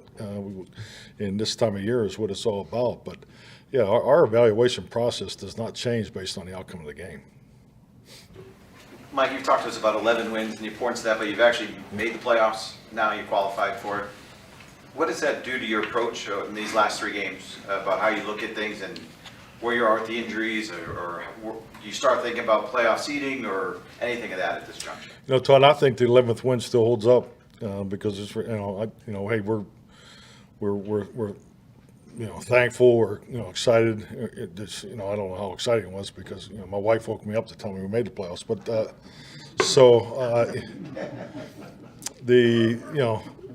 we need to win the 11th game. So and then I think the clarity of what's in front of us will the path will be set. Joy.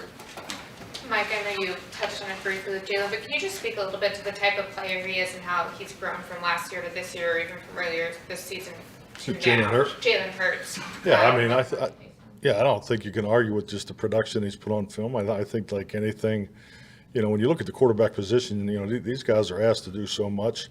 You look, how he played in year 1, year 2, and was in this current system. So. He's definitely taken what I would call the second-year leap in the system of offense that he's in, and and he's playing at an extremely high level. So super productive, and this is an outstanding football team we're getting ready to beat. And not asking you to comment on his medical situation specifically, but just your experience with shoulder sprains and with quarterbacks through your career, how challenging is that to have the sprain in the throwing shoulder?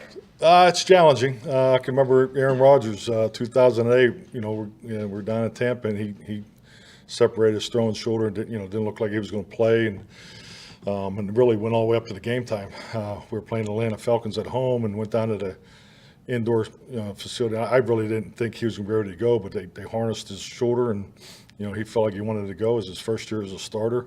It was early in the season, and we were walking out of the field, and he's like, "Hey, just don't give me any of the deep ones, until I know I can really rip it." And I said, "Oh yeah, absolutely." And so we had a deep throw that was would have been perfect right on the right hash, fake 94 Bob X read. I still remember the call, and it was 3rd and 1. It was a perfect situation, and I called it, and he kind of looked at me, and I ran out of time. So he went back, ripped it for a big first down, and then it was like, he was good from there. So it's difficult to play with. Clarence of Star Telegram.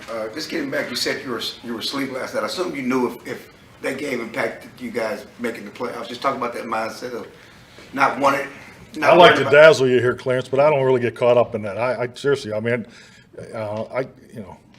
we didn't win the game. I watched both sides on the plane, and then I'm thinking about the next one. So I watched a little bit of the game, but. Yeah, I just wasn't real in the mood to sit there and watch a whole lot of football. I was just really wanted to get up early and, get after it. So that was my mindset.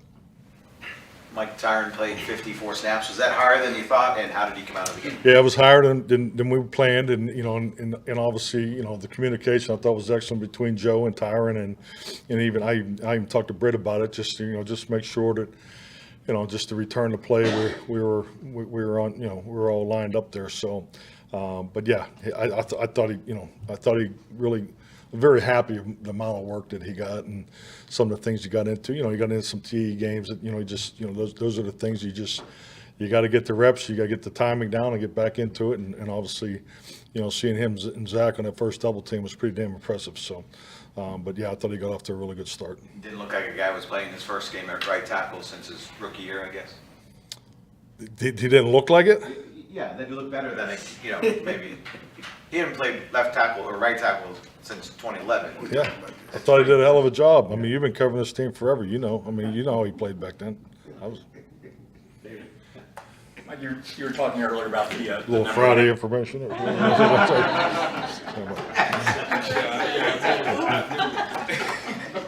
No, you know me today. You were talking earlier about the number of big plays in yesterday's game. Is Philadelphia as prolific in big plays right now as any team we face this season? And what are they doing so well? What I've been real impressed with, Philadelphia, and Dan may even talk on this when he comes in here, but, he was just talking about the game plan specific approach that they've gone with. You look at their production against Green Bay, and then you look at their production against Tennessee. So they've been doing it both in the run and the pass. So yeah, I mean, hey, they're playing at a very high level, and their record reflects it. There's Cowboys head coach Mike McCarthy. We'll break down more of what McCarthy had to say, plus best of the weekend when we return right here on the G-Bag Nation. Friday morning, audio gold. RJ, that's a no-brainer where he went. So.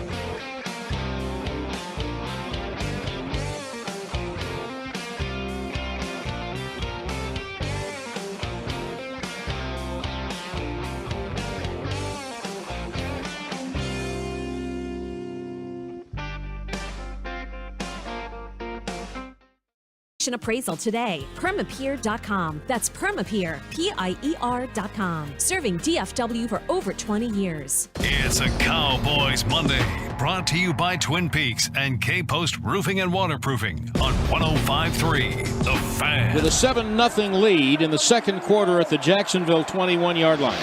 Prescott long count, back in the gun, well protected, going deep to the right side, into the end zone, perfect throw to Hendershot, touchdown Cowboys.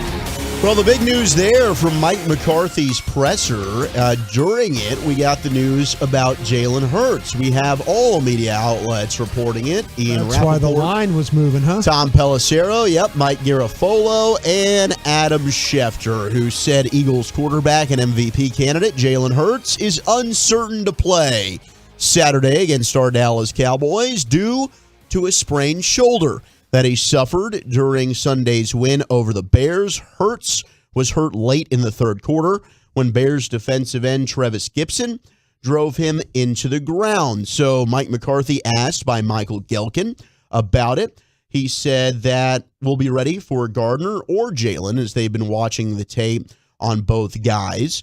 Mike McCarthy was also asked about the third down decision. He said he has no regrets about the third down incomplete pass at the end of regulation.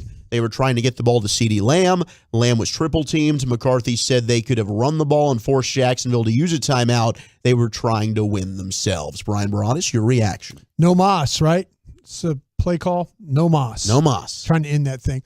I'm okay with them trying to end it because, you got to know the condition of your team, and your defense was really fighting it there in the second half, and who knows? You put them back out there, and you kind of see what happens. But that's what coaching. That's what it's really all about. I kind of wish, and he's absolutely right. The All-22 showed triple coverage. The play that they hit Lamb on, I believe, was a deep crossing route. This one that they ran was more of a vertical route inside up the middle. Like it was kind of that route that we've seen Dak throw that gets intercepted. In the middle of the field. Is it a post? Or it's more of a post is really what it was. He was on the left side, so they had him in the slot, and so what happens is CeeDee in the slot, and he runs vertically and then to the middle of the field, and it's like 5 black jerseys just converge on him right there in the in the middle of the field, and then now Dak has to try and throw the ball. I mean, the protection wasn't great. They tried to. They kept Schultz in to try and help, and it was a toss. I mean, he tried to make the throw, and unfortunately though he couldn't keep the ball in bounds. That might be one of those things where, and I've said it before, I'm looking at a guy like I'm looking at Gallup at that point. Guy that I know that can play vertically, go up, extend. Maybe draw a pass interference call. Contort his body. I'm with you. I got a lot of love for Michael Gallup, and the Cowboys are paying him a lot of money. Yeah, I think it's time that we see a little bit more of an emergence from Michael Gallup. Yeah, when they try and get him the ball, he's pretty good, but he really wasn't open very much yesterday. All right, we got a lot more from Mike McCarthy, a lot more Cowboys conversation to get into here on a Cowboys Monday with the G-Bag Nation. But up next, let's get some best of the weekend, bearing it all for God and country and debunking this Titanic myth next on The Fan. It has the entire sports world locked in. Jerry Jones Show. Tolo Jerry Jones.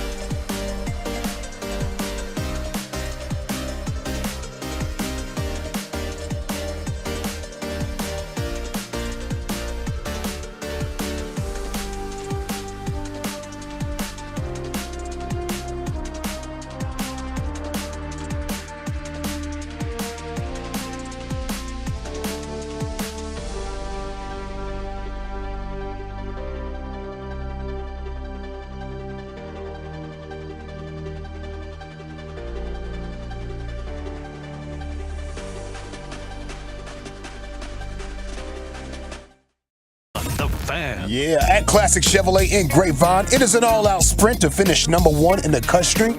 Custom order your vehicle online and lock in today's pricing. Because of #1, they'll get it to you faster. Find new roads at Classic Chevrolet. Oh, we are vibing on this Cowboys Monday, even though yesterday was bleeping heartbreaking. Game the Cowboys should not have lost. Should be 11-3 right now, Brian. But hey, we're playoff bound. Thank you very much, G-Men, for knocking off Washington. Let's get some best of the weekend. How about Argentina?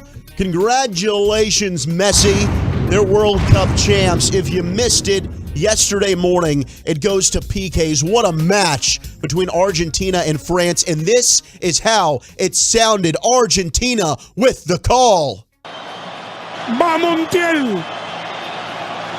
Montiel.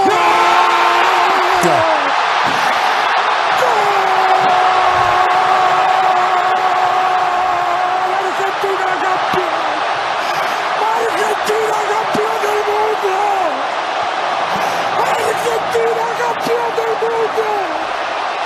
Argentina campeón del mundo. Argentina es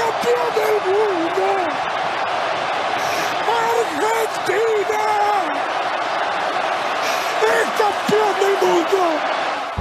Absolutely beautiful. Tears of joy.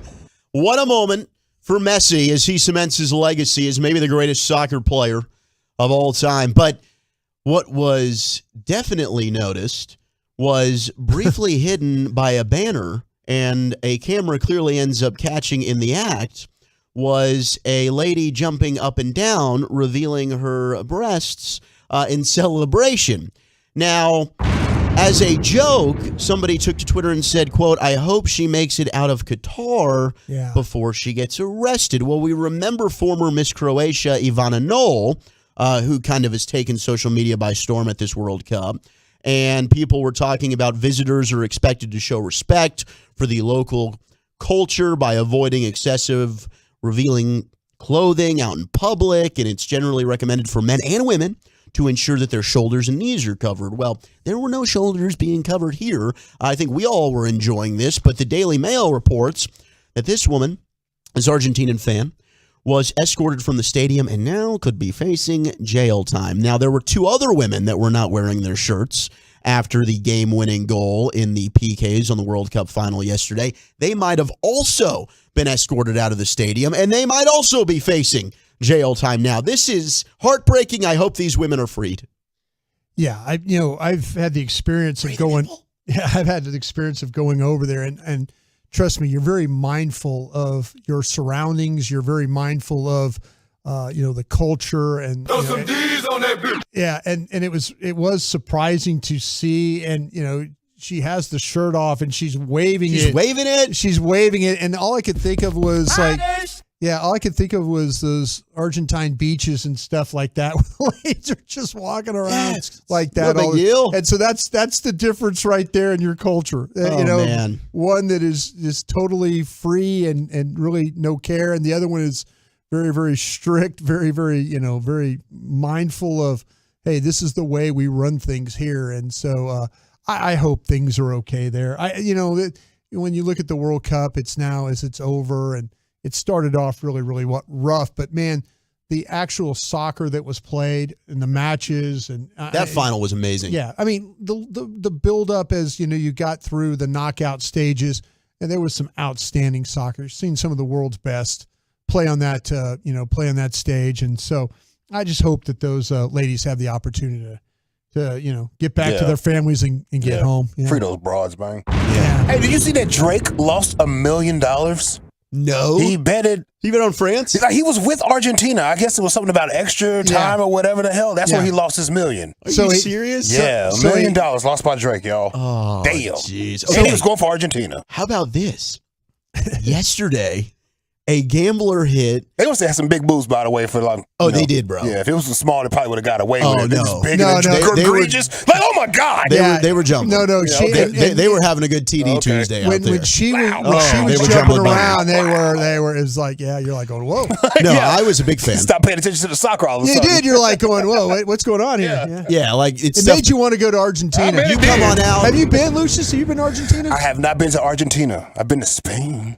Spain, I'll tell you what. We need to do G-Bag Nation takeover in Argentina, I'll baby. tell you what, our team in Barcelona during NFL Europe, they had their hotel was next to a topless beach. Yes. Oh. Yeah, the team, yeah. You were loving life then. Oh, I tell you what, it was super. Our players, Crusty be damned. That was Broadus. Let it free. Our players were so happy to be playing in Spain. I bet they were. They really, really were. That's when Broadus really showed his scouting skills. You know what I mean? Exactly. I was a decent evaluator there. Early dub of the week. You're talking about gambling. We had a guy hit a $2.8 million parlay after the Raiders had that walk-off touchdown yesterday where Chandler Jones intercepts the volleys back and forth. They're doing like, we're going to pitch it back, throw it back.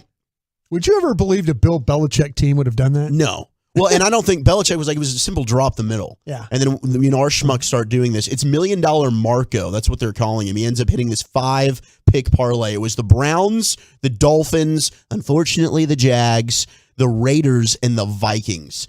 He bet $31,000 to win $2.8 million, and he hit it. So shout out to him for doing that. There was a guy that had a parlay, and it was and he took the payout instead of seeing it all the way through, and he had France in his final and he said, I'm not seeing this. He took the payout. I think he won $283,000 on his ticket. That's amazing. And finally, just to wrap up best of the weekend, let me know if you went out and saw the new Avatar, 877-881-1053. I've not seen it yet. I might go. $122 million? I might go next week. It made a pretty good amount of money. I've heard good things about it. But according to the Toronto Sun, James Cameron, of course, who made Titanic as well, he found some time to squeeze in some experiments of his own as he was making the latest Avatar.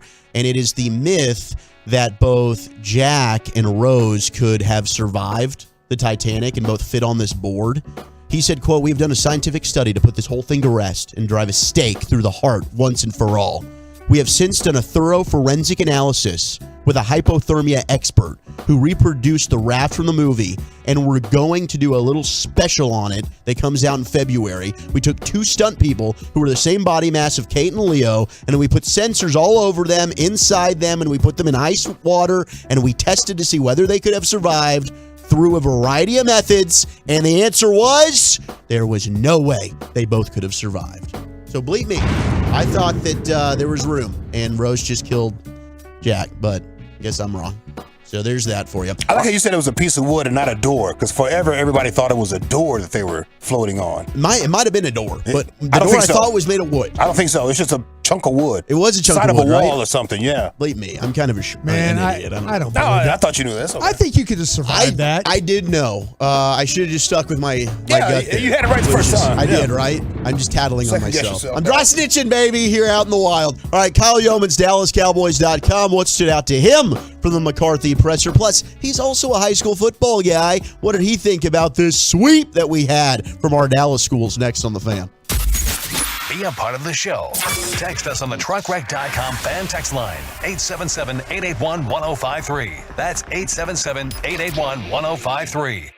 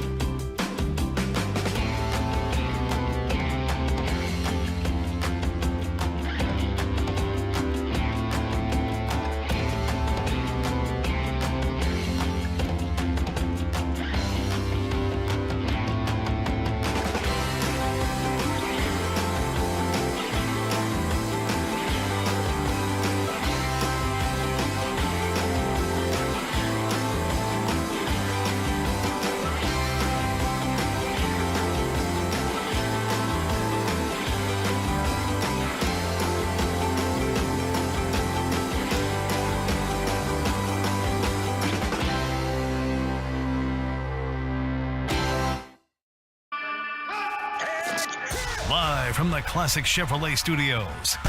You're rolling with the G-Bag Nation on 105.3 The Fan. Hour number 3 of the G-Bag Nation, about to catch up with our homie Callie Omans, DallasCowboys.com. Zach Wolchuk along with Brian Broaddus, Lucius Alexander, Carter Freeman, and you are Turn It On, Leave It On listeners. Hashtag Tolo, along with the Twolos and the Tubers. Gavin Dawson, Eric Chiafalo out. We should get Chiafalo back on Wednesday as he continues to hang out with the family after the birth of their third baby girl. But right now, let's welcome via the Diamond Factory hotline, Kyle Yeomans, DallasCowboys.com. Kyle, what the bleep? How dare you throw a pick six to lose the game like that? Say that one more time. You kind of broke up on me a little bit there, Zach. Sorry to get you off on a rough start, sales signal wise. No, it's all good. I just said, how dare you throw a pick six to lose the game like that? I mean, we were all hoping and praying that you would get the win, and you just totally blew it. Dude, I totally blew it. I knew it. And it's funny because in the first half, whenever they were up, what was it? I guess 21-7 at halftime. I thought Kellen Moore called a solid first half, and play calling wise, it was good. So I tweeted it out there, and I said, hey, guess what? Kellen Moore's called a great half to this point. But then, of course, that started to surface after the second half kind of came and went the way it did. So maybe it was actually my fault, Zach, because I jinxed it all the way through. You know, Kyle, one thing that Brian and I really broke down in the post game yesterday, and I'm sure you guys did as well on DallasCowboys.com, and Mike McCarthy just talked about it on his presser. Wonder your thoughts. The decision on third down after the defense forces that fumble to throw it, and they wanted CeeDee Lamb. It wasn't there, so they decided to go deep to Noah Brown instead of just running the football, keep the clock running, force Jacksonville to use that final timeout. What was your thinking with that decision? Yeah, I was kind of right there with you guys. I think you force them to call the timeout. I get it, trying to put the game away, and it's funny because you see this situation a lot. Whenever the opposing team, all they need is a field goal. Go and get the first down. Don't be conservative. Don't put the game away on the ground and just let the clock kind of play itself out. But I really thought in that scenario, Dallas had a chance to get a first down, and I would have loved to see them at least be aggressive in the fact of getting the first down, but not by running. It looks like almost curl routes or seams just all the way down the field. I mean, they were 20, 25-yard routes downfield rather than having a 10-yard in or a crosser route where you had some success with CeeDee Lamb where he was at the second level of the defense. I thought the decision to be aggressive there, that's not the wrong decision. If you want to go get a first down and win the football game, by all means do it. But why not run to the sticks as opposed to running 25 yards down the field? That's where I had the most reserve about it. If you're going to do that, then yes, run the ball, make them call a timeout, force them to really have to work the clock a different direction, and then we can talk about it from there. But I thought both of those things didn't happen, and because of that, the Cowboys were really put in a tough situation. Kyle, I thought they had a good play call on the one that went to Noah Brown that unfortunately ended the game for the Cowboys. Mm-hmm. You know, I like the design. I know there's some people that would probably say, listen, why don't you run CeeDee Lamb through all that? You know, make him be the guy that's going to separate. You know, I know I've been super critical of Kellen Moore and, you know, his lack of, you know, creativity, but I thought that was a really creative play. I just think, unfortunately, for the Cowboys, it didn't work out. Were you in the same light, or was that something that, you know, you said, oh, well, they should have used Lamb instead of Brown?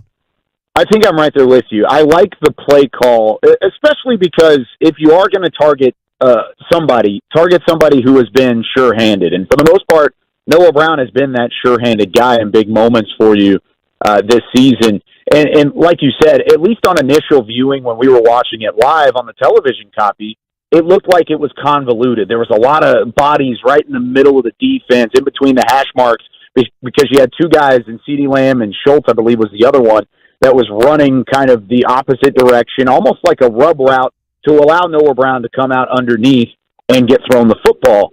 I understand that if you want to throw it to your number one target, CeeDee Lamb, and he's the one that's your guy, that's fine by me. Noah Brown, I think in that scenario where you just needed a couple yards, you needed a first down, that's where you throw the football.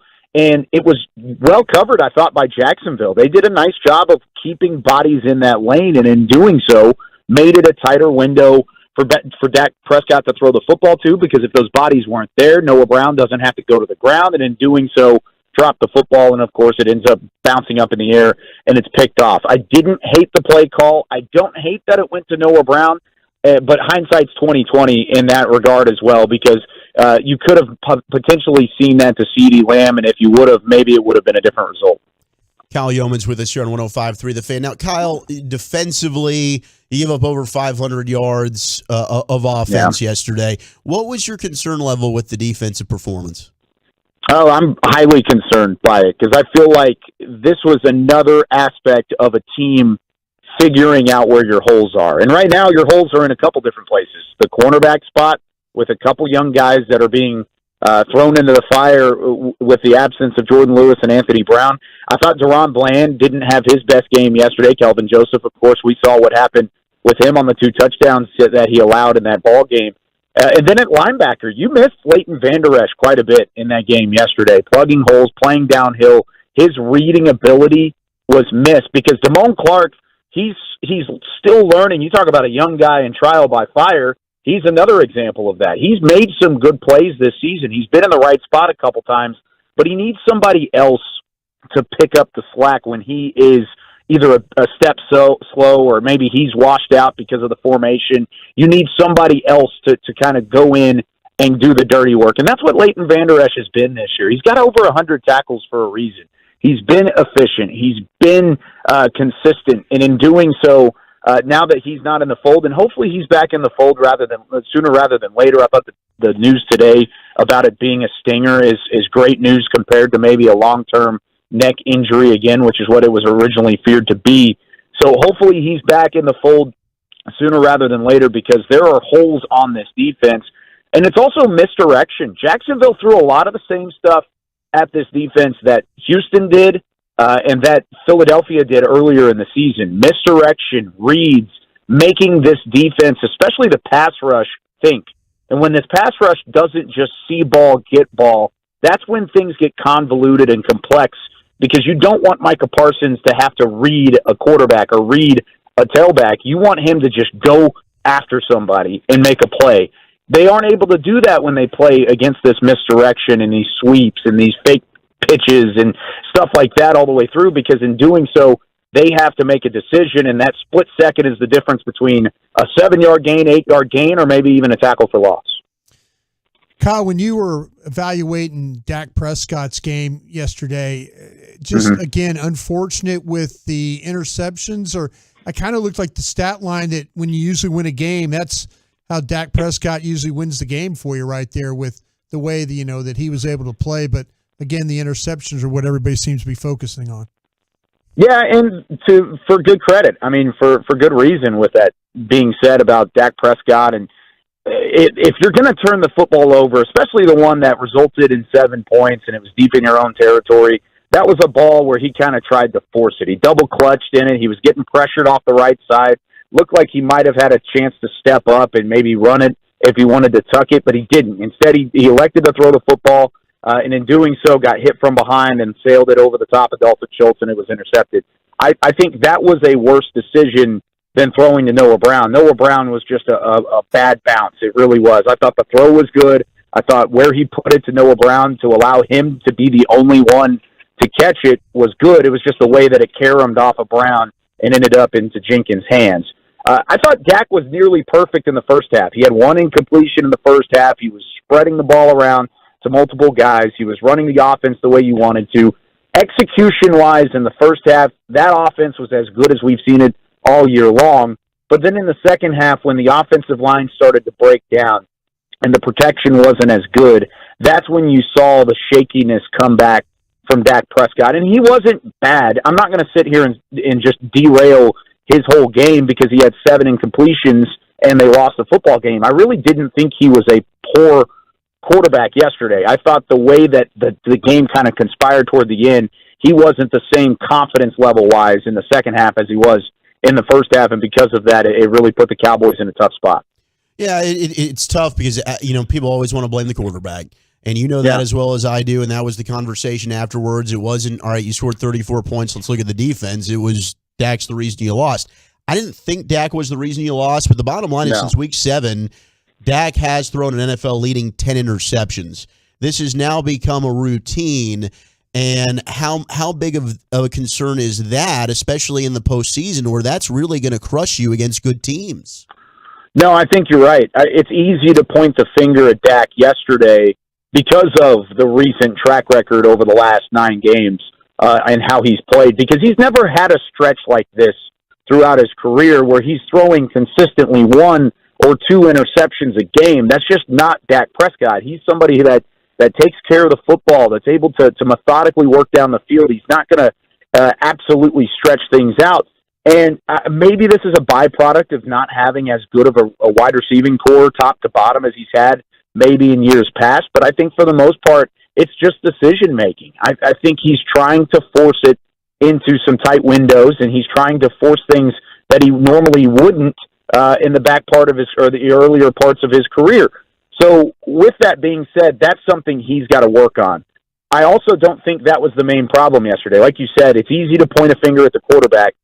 I don't think that's where the blame should go on this game. And even going into the study that I did this morning with it, I expected to put more blame on the offense than I actually did coming out of it. When I came out of looking at the All-22 this morning, I was more so upset with the performance from the defense. I thought there were too many holes, too many opportunities, and honestly, scheme-wise, I didn't think Dan Quinn had his best game calling a defense. I thought Trevor Lawrence and the Jacksonville Jaguars, a team that had just 5 wins going into yesterday, that was a team that made you look silly and off balance through 4 quarters. Even in the first half, whenever they only had 7 points on the board, there were holes scattered throughout the defense through the first and second quarters as much as they were through the third and the fourth as well. So I was more upset with the defense than I was with Dak Prescott in that game yesterday, but that's not to say there wasn't a little bit of blame to go around. Hey, Kyle, I'm just kind of watching Micah Parsons play. And to me, I don't know, beat up, tired, worn down. Are you seeing some of the similar things that I am, or do you no, Brian? They're just playing better offensive lines, and that's kind of what it is. It might be a little bit of both, Brian. I mean, you know this as much as I do, is the fact that nobody's healthy this late in the season because it is the NFL and you get beat up on a week-to-week basis. However, I mean, last week he went up basically head-to-head with Laramie Tunsil, one of the best offensive tackles in the National Football League. And then this week, the scheme really challenged Micah Parsons. The first play from scrimmage for Jacksonville, they chopped at his knees. They went right at him. Yeah. They wasted no time setting the tone offensively to just get after him and get down on the ground and trying to throw him off balance. Teams know to scheme up against Parsons, and he still got back there for 1 sack, but I know, of course, if you don't come out with a win, he's not going to be happy with just the 1 sack. He's going to want the win more so than that. I also think maybe there is a bit of fatigue to it as well, because not only are teams scheming up to try and stop him, but you look at Jacksonville's edge rushers, 41, 91, those guys got after Dallas on the edge. They were high motor, high intensity. I don't think you saw that matched from the Dallas edge rush, which is the pass rush that's supposed to be one of the tops, if not the top in the NFL. DeMarcus Lawrence and Micah Parsons, they didn't have that same type of motor and mentality yesterday that we're used to seeing. So I think you're spot on, Brian. I think it's a combination of both. Kyle, before we let you out of here, man, you and I have gotten to do a lot of high school football work together over the years with the high school football season in the books. Yeah. DFW dominating at the UIL State Championships over the weekend at AT&T Stadium. What were your thoughts on the way this high school season ended? Man, it was awesome to finally see Coach Reginald Samples on top. I mean, you and I have gotten to know him over the years and call a bunch of games of his, but the fact of the matter that he is now undoubtedly a state champion. He finally got over the hump of beating Galena Park North Shore. That was so big. And so that definitely put a smile on my face. I also loved it, seeing Alito dominate the way that they normally do, the way that DeSoto was able to use their weapons. And then South Oak Cliff, how about that? Back-to-back for Coach Jason Todd and the Golden Bears. I remember sitting in in the podcast studio with you at the Star in Frisco a couple years ago talking to Coach Todd when he first got that South Oak Cliff job, and he was talking about where he wanted to take them. Well, now he's not only taken them there, but he's built a dynasty with that being said. So congratulations to all the student-athletes in DFW that came out with medals and trophies, because it was a ton of fun to watch this season. Man, it's Coach Todd two-time now, as he wants to be called. Oh, Kyle, yeah. you the best, brother. Always appreciate getting to catch up with you, and enjoy the rest of the week. Let's go get a dub on Christmas Eve.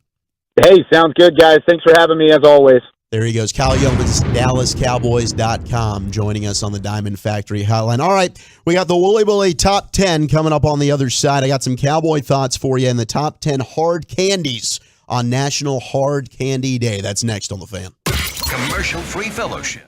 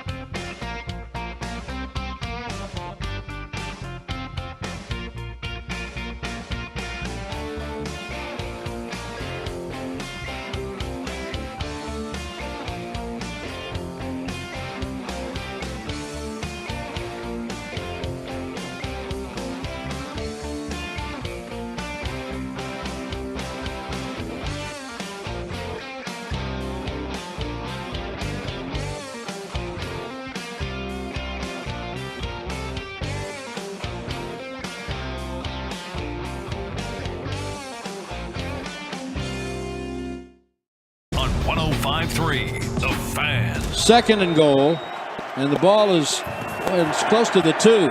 Here's a play fake and a rollout, and Prescott throws it back into the middle to Noah Brown. Touchdown, Cowboys. Noah Brown with a 2-touchdown day yesterday, as we're about to get into the Wooly Bully top that 10. catch he made against Houston last weekend? It was fantastic. We just need one more catch. We still love you, Noah. I'll tell you what, he makes some plays. He does. It's unfortunate, man. One awesome play. That was it. But he made a hell of a catch last week against Houston, laying out. Yeah. Sideline. Yeah. All right. Probably a harder catch than the one he tried to make yesterday. Here he is, the Wooly Bully. Thank you, Gavin. I appreciate you very much. Yeah, well, I can already see the jokes coming in as it's National Hard Candy Day. So I've got the top 10 hard candies for you. Before we get to that, though, I do have some thoughts from this Cowboys game. Brian, I'm getting a little bit worried about this pass rush. That's what really made this defense special. Yeah, that was your calling card. Like I said, when you don't have it, you look like a pretty ordinary defense. And it helps the secondary, right? Like we've always talked about how that's aligned. You know, a good pass rush is going to help a secondary, and especially now when they're banged up and you got question marks at your number 2 corner, that would be such a solution for you. Get after the quarterback. Pass rush is a great deodorant. Helps everything that stinks, you know. And they've had some problems, you know. Like I said, with Kelvin Joseph playing him in off coverage, I don't think is his best thing. But we'll see what they get with Nashawn Wright and Alexander. I mean, he's kind of a slot player, so maybe you figure out put him in the slot or test him in the slot. He's a veteran player, and then take Bland and put him on the outside. Well, I don't know. It's kind of like this offensive line thing. You want to be moving a lot of guys around, but you might have to. And it's going to be a real challenge this weekend. Even with Gardner Minshew likely playing quarterback, you're dealing with guys those receivers that they got size, they got vertical range, they're bad ball catchers. I mean, it's a pretty good crew out there, no matter who's throwing the ball to them. So, yeah, you got to find a way to get some rush home and affect the pocket and make these quarterbacks have to hold the ball a little bit longer to give this secondary a little bit of a chance to rally and make plays. One other thought that I had from this game, and one that we didn't really talk about, was not a lot of penalties. It's another game. Ever since I've gone on my rant that they'll never change, they've changed. So, yeah, congratulations. If they can manage where they're only getting 3 to 5 penalties a game, by all means, let's go. That's what but I still believe a lot of it has to do with officiating. You could talk about helping, or the pre-snap penalties you can handle, but all the other ones, man, every weekend in the NFL, we become more and more conscious of these officials. And it happened last night. Fortunately for you, you got in the playoffs because of John Hussey, who they've had before as a crew. Matter of fact, in the pre-show, I believe that John Hussey's crew was the one that was in the Green Bay game that Jalen Tolbert talked about. Jalen Tolbert was lined up off sides, but he said, "No, I asked the guy, and he didn't help me there." So, John Hussey's crew was, but the answer, like the pool reporter afterwards asked the question, and John Hussey's like, "Well, I don't know if he has the opportunity to be able to tell the receiver to move back. There's a lot he's looking at pre-snap," and I'm just like going, I am so tired of you guys. Ride into town and ruin people's lives, Oh, they cost Washington that game. They cost Washington the game. That call cost them the football game. Let me tell you this. But it did give the Cowboys a playoff berth. Well, how about the pass interference call that wasn't made? McLaurin gets tackled. That's over the back. Yeah. He played through the receiver. That's technically by the letter of the law. You're not allowed to do that. No. But hey, that's what I'm saying. Now, if the Commanders don't make the playoffs and miss it by one game, this is they're neck and neck with Detroit now. Those Lions are coming. Absolutely. Yeah. They're hot on their tail. Yeah. Don't giggle at that, Lucius. Yeah, I saw that. I've made a couple of Freudian slips already today. I need to be better. And then the last one would just be you couldn't run out the clock, and that was a little disheartening. I think I've been really impressed with the way the Cowboys have run the football. And I think you brought up a good point. I think this offensive line has a chance to be even better with Tyron Smith. And I do, too. I was really impressed with how Tyron was playing. And I know they were rotating, and they didn't want to give him just a full dose right away, first game back. But your defense made what should have been the game-winning play, and all you needed was one first down. I like my chances with this offensive line and with the 1-2 punch of Ezekiel Elliott and Tony Pollard that were feasting in the first half of this football game. I really thought the Cowboys should have been able to run out that clock. Well, I'll say this again. I'm sorry for repeating myself, but that's what I do at 59 years old, it seems like. Dallas, the opportunity to throw the football should have been on first down.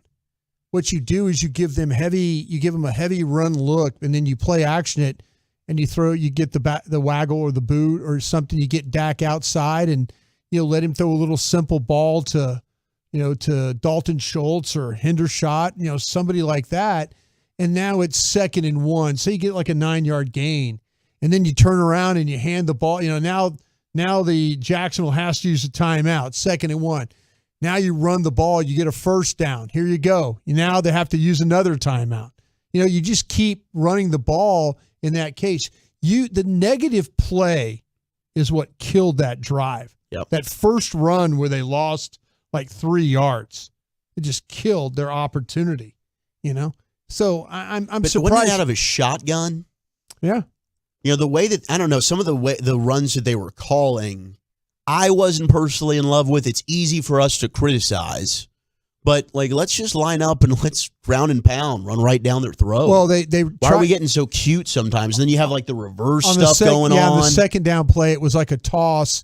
And then, Pollard, he cut it back inside thinking he could just press the hole and take it inside there. Maybe he could have bounced it outside and had an opportunity there. Maybe if you bounce it outside, it might get a holding penalty there. Sure. Which is another killer thing to have to deal with. Remember, the Cowboys lost a game against the Lions in Detroit when Tyron Smith got a hold one time. So, yeah, I mean that's just tough. It's just the negative play, and then if you wanted to throw for it on first down. That's where you get it, because if you get positive yards, then you have a chance to run it for the first and make them start to use those timeouts, and then get it all the way down. And if you don't get a first down, then you just punt it, and they don't have any timeouts, and they don't have much clock left either. All right, let's slide into the top 10 at 420. It's National Hard Candy Day. I've got a list of the top 10 hard candies. L.A., what's your go-to? Jolly Ranchers. Of course. That's it. Mine as well. Yeah. And maybe those Worthington little things. But it's snob. The Werthers. What's a the Werthers snob originals. Man going on here? Okay, you don't like the Werthers? Oh, no, man. That's like a high-end candy, though, isn't it? It's what your grandma always has laying out. Yeah, So you put your hands in, you start digging into It's it. a top seller. It's not fruity, but I'll take it You look right at the now. Amazon bestsellers list, man, the Werther's originals are all over that bad boy. Does anybody just hate the straight peppermint? Okay, no, because these freaking peppermint candy canes are No. I'm just talking about just the regular old peppermints. I'm just talking about Lucius. You go out. Oh. You go out and you had that Italian meal you love, that lasagna, the garlic bread you love. You're always looking for that mint when you're walking out, right? Aren't you looking around like they've got some of those little chocolate mints here? Well, Don't they? Those are Some the old school mints. Those are church candies right there. The Andes Mountains, those are the chocolate ones that Olive Garden will give you. Yeah, the little square with the mint in them. Oh, man, those things are good. Those are delicious. Yeah. Now, I don't know if those will count as a hard candy. No. I'm just talking about the straight I'm peppermint. with you there. The straight round peppermint. We're getting some loves for the Warheads. Oh, man, I remember those. You used to have the crybabies and warheads. You were trying to put as many as you can in your mouth. They're fizzing all up. Yeah, Is that what it going does? crazy. Yeah. I got 6 of them, dog. Oh. The Twolos are also loving on the Jolly Rancher, and I'm with you there. What's the flavor of the Jolly Rancher? The watermelon? There's so many. Cherry. Yeah, I did choke on a Jolly. I swallowed one whole, and it got lodged in there. Eventually, it made its way down. Did you do that at Scared the school? hell out of them. I freaked out. Did you do it at school? Yeah, I was sitting down. See, did they at a keep- how desk, do and I they- didn't want to panic in front of everyone, and then everyone's Yeah. like, "What's going on?" So I sat there for a second, what do I do? And then eventually, it wiggled its way through. I thought maybe they had you drink some hot tea or something it like was that. okay. Teachers are always smart with that. Okay. Somebody come over and bang on your back. Yeah. Oh, you be all right. Bam, bam. Does that even work? Like, Is you that a don't even talk myth? to me, Yeah, fam. it's very 1973, but yeah, it works. I always hate that when people do that. The honorable mention of the top 10 hard candies is the Pez, those Pez candies. Oh, the Pez dispensers and whatnot. Those tell are you always what, fun. Man, if you've got a Pez dispenser, those things are collectibles now. Are they? Oh, yeah. You could get thousands of dollars for those Pez dispensers. I loved the Pez as a kid. Little bitty pill-like Yeah, candies. you got to fill them yourself. Yeah, oh, yeah. Oh, big fan. Yeah. Number 10 is the Pop Rocks. Okay. Used to make that sound on your tongue. Yeah. Oh, yeah. Number 9 is the Hot Tamales. You'd be like, listen. Hot tamales is like a go-to movie theater candy. It is. People love the Hot Tamales. Do you mix it with popcorn? I've never done that. See, here's the problem. It's pretty good. When I've tried to mix stuff with M&M's the with popcorn before. Yeah, but they fall to the bottom of the bowl. You know what I mean? You gotta dig around, bro. You gotta dig, bro. I do, but it's just like I'd rather almost like get a bit of popcorn. Now I'm just gonna mix it in my hand. Okay.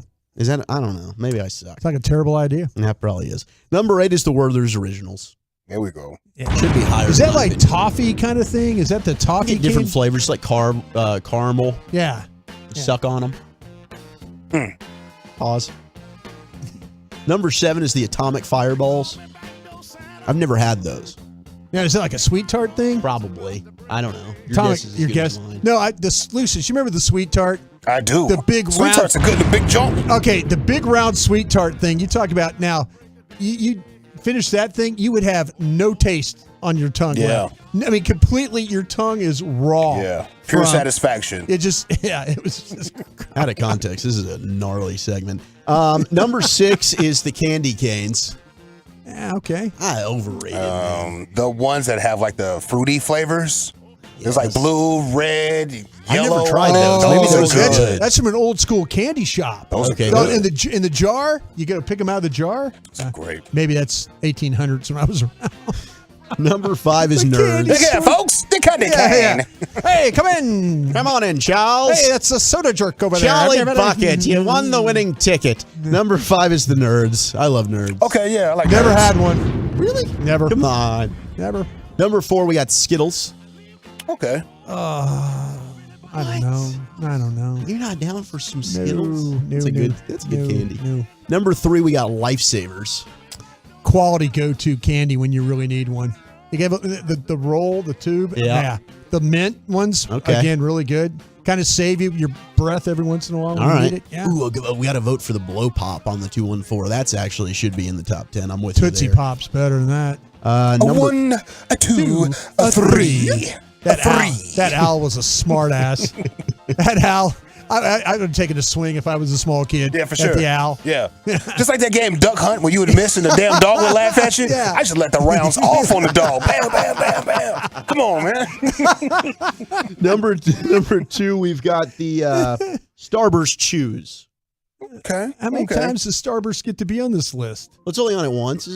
I thought. this is it. Okay. I thought there was something. Oh, I was thinking of Skittles. Skittles, yeah. Okay. Similar-ish, but not really. Yeah, okay. And number 1, the number 1 hard candy on National Hard Candy Day is indeed the Jolly Rancher. As it should The be. watermelon one's really good, I think. Yeah, I agree. And I actually don't even mind the blueberry, and usually I'm not a blueberry guy. But I don't like candies that turn your mouth a different color. Yeah. Just because people don't take you serious if you have like a purple tongue or a blue tongue. Like you might get into something, a situation, and you got a blue tongue. is that where Lucius Marie was born? You look. No, Lucius Marie comes from me having a bad attitude, apparently. Dang it. Lucius Marie, you better act right. Act right, Lucius Marie.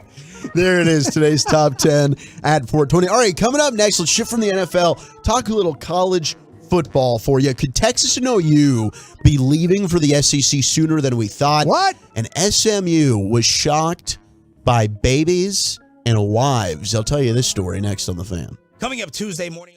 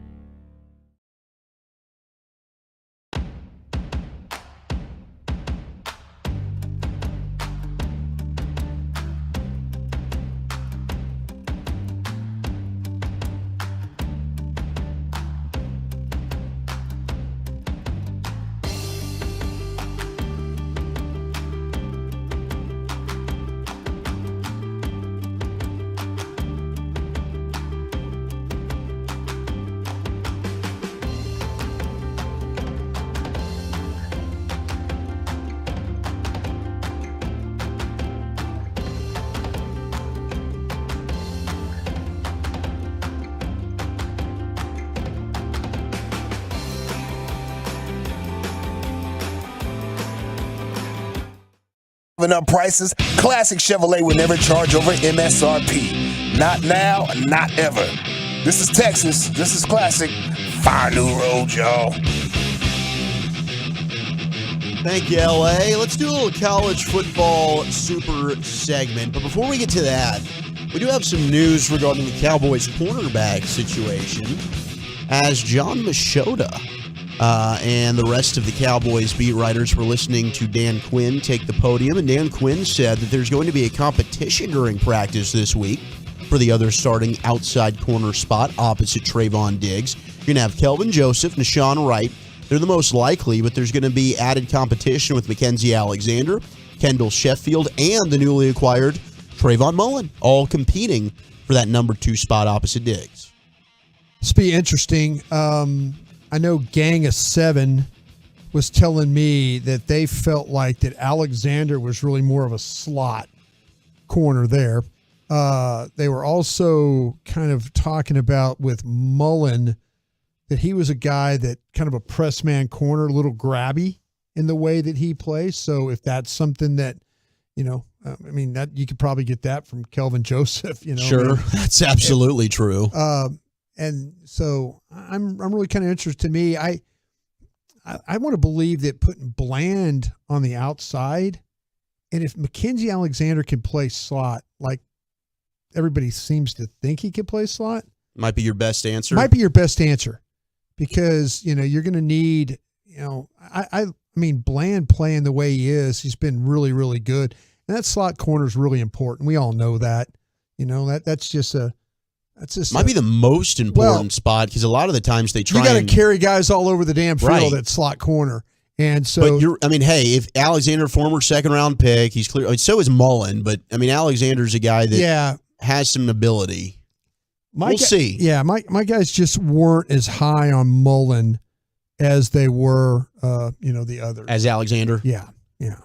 And it seems like, Dan Quinn thinks highly of Sheffield, bringing him in here as well. So, hey, let him go out there and compete. Well, see, the thing about I'm going back and looking through my notes here as we speak, because I was trying to think about, with Sheffield and whatever he's been able to do. Oh man, you got to keep talking here. I'm sorry. I'm just fine. I keep all my notes on my phone from my guys, and so that's where I would. Well, the other big aspect, if you're just maybe you're getting off work, Jalen Hurts is in doubt for this Christmas Eve game. He's got a sprained shoulder. It's not considered a long-term injury, but the reports are that he might not play, and the Eagles only need to win one more of their last 3 games to clinch the number 1 seed and the division, of course, in the NFC. So they don't have to play Jalen Hurts in this football game, and most likely, if there's any doubt about that shoulder, I would imagine they start Gardner Minshew. So like the 940 says, hey, what do you think? What's your bet on the Christmas Eve game? I'm probably not going to bet on this thing, but the Cowboys have moved up to as high as a 5-point favorite, depending on what sportsbook you look at, because Vegas is not thinking Jalen Hurts is going to play in this game for Philadelphia. Yeah, that's Vegas. Vegas was on this really early. Yeah, that's why they're Vegas, I guess, man. I'll tell you what, that line was at 1, and I was listening to Sean and RJ and Bobby this morning, and it was like the line kept going up, and they were surprised, and then by the afternoon, it was damn near, it's 5, and you're thinking, it's got to be a quarterback situation right. So here. With the way the Cowboys have been playing and the way the Eagles have been playing, who's the better team? It's Philadelphia right now. Absolutely. All right, real quick on Sheffield. Very quiet kid, best in press, where he can jam and run. He struggles in playing off and zone, not great instincts. Struggles with ball skills, very good gunner. He's had a problem with his health. He's always got a hamstring or a calf that takes long to recover. He never made it back to the type of ability that he showed his rookie year there, I believe it was in Atlanta. So that's what one of my guys was talking about with Sheffield is there. So kind of sounds like Kelvin Joseph, like better man than off coverage guy, and Gotcha. We'll see. Yeah. All right. So we will also be giving away Cowboys tickets in the 5 o'clock hour. So make sure you are locked in for that. We got Cowboys-Eagles tickets to be giving away in the 5 o'clock hour. Let's get into some college football talk. as there's rumblings that Texas and Oklahoma could be possibly moving out. As the Action Network was the first to report last week that there is a growing sentiment that there's an increased possibility of Texas and Oklahoma negotiating an early exit from the Big 12. The Athletic followed by saying the early departure had gained momentum. Now, two people with knowledge of the situation confirmed the ongoing discussions, although each cautioned that many problems must be overcome. Any decision on leaving early would have to come by February 1st, when the Big 12 has to notify the TV partners of its future schedules for planning purposes. And publicly, officials at Texas and OU have maintained they plan to fulfill their commitment to the Big 12. Now, new Commissioner Brett Yormark had said he expected the Longhorns and Sooners to stay through 2025. But at the same time, the relationship between Texas and OU and the Big 12 has always seemed unstable at best, especially after the two accepted invitations to the SEC in late July of 2021, in news that obviously rocked the college football landscape. So this is an evolving situation, but maybe by February 1st, we find out that Texas and OU are departing for the SEC sooner rather than later. A lot of things going on here because of all these contracts and things like that.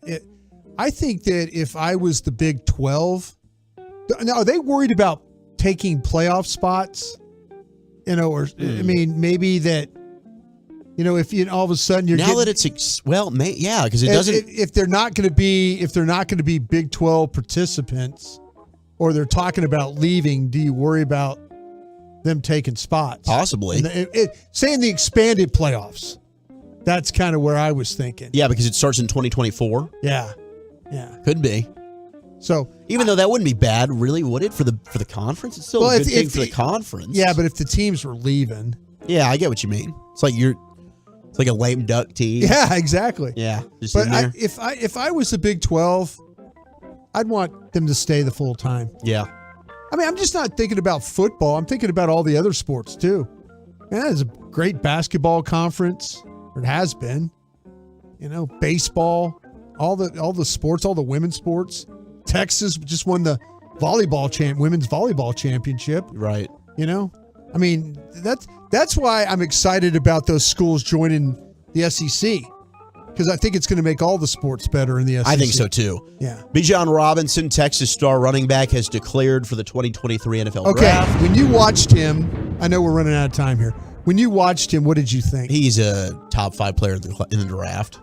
Maybe, he should go in the top 10. I think when you start to talk about top 5 player regardless of position. Yeah, that's what I'm saying. Yes, I agree. I mean, I really enjoyed watching him as far as just a play. pure running back goes, there's nothing he can't do.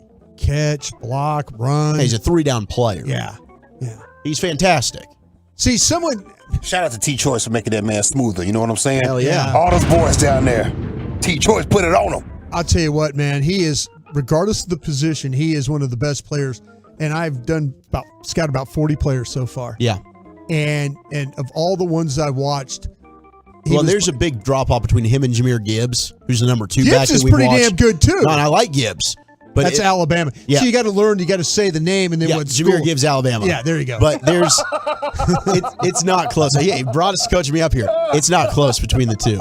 No, am I right, Lucius? No, you're totally right. Because people always. I thought he was on the Texas squad for a second until you made that clarification. Yeah, you're right. Roshan Johnson, Texas. Yeah, that's the other guy. When you talk about these players, and again, we got to get out of here, but when you talk about them, you got to tell what school they're from. Okay. That people can kind of follow. I got you. Yeah. Max Duggan from TCU is also going to the NFL draft. Bo Nix is going back to Oregon. Yeah. So that's big for the Ducks. He was player number 100 on my list, by the way. So SMU loses to BYU in their bowl game, but their players were shocked to see all the BYU players' wives and children when they got off the bus in their traveling group for the bowl game. They were asked about this, and SMU's quarterback Tanner Mordecai, who's also preparing for his last college football game, said, yeah, it was a little weird with a smile on his face. He said they had kids too. Yeah. Like, we have a few guys on the team that have kids, maybe like 3 or 4, but yeah, that's different. The whole team at Provo and at BYU, we went to a game one time there in 2007, and I had never been to Provo, Utah. And you watch the players, and their families are all meeting them after the game. It's like wife, couple of kids. Like kids already like 3-4 years old, and they're playing against you. It's nuts. But All right, hey, they got those kids from soaking. Don't they soak down there? Do they? The Mormons soak, right? Maybe. So they got them from soaking. They probably. You get kids from soaking? No. Okay. I don't think so. Google that. I'm going to. I didn't want to answer. I am thrown off, and I didn't want to say something I shouldn't have said. I was afraid the Mormon crowd I've was done going that to jump way me. too bleeping much. But you love the Mormons, Brian. I do love the Mormons. You love them so much. I All do. right. Mavs Very injury friendly news. folks. Cowboys injury concerns. What's up with Jalen Hurts? We got your headlines for you. Plus, we got Cowboy tickets to give away next on The Fan. You can wait 24 hours. You can wait 24 hours.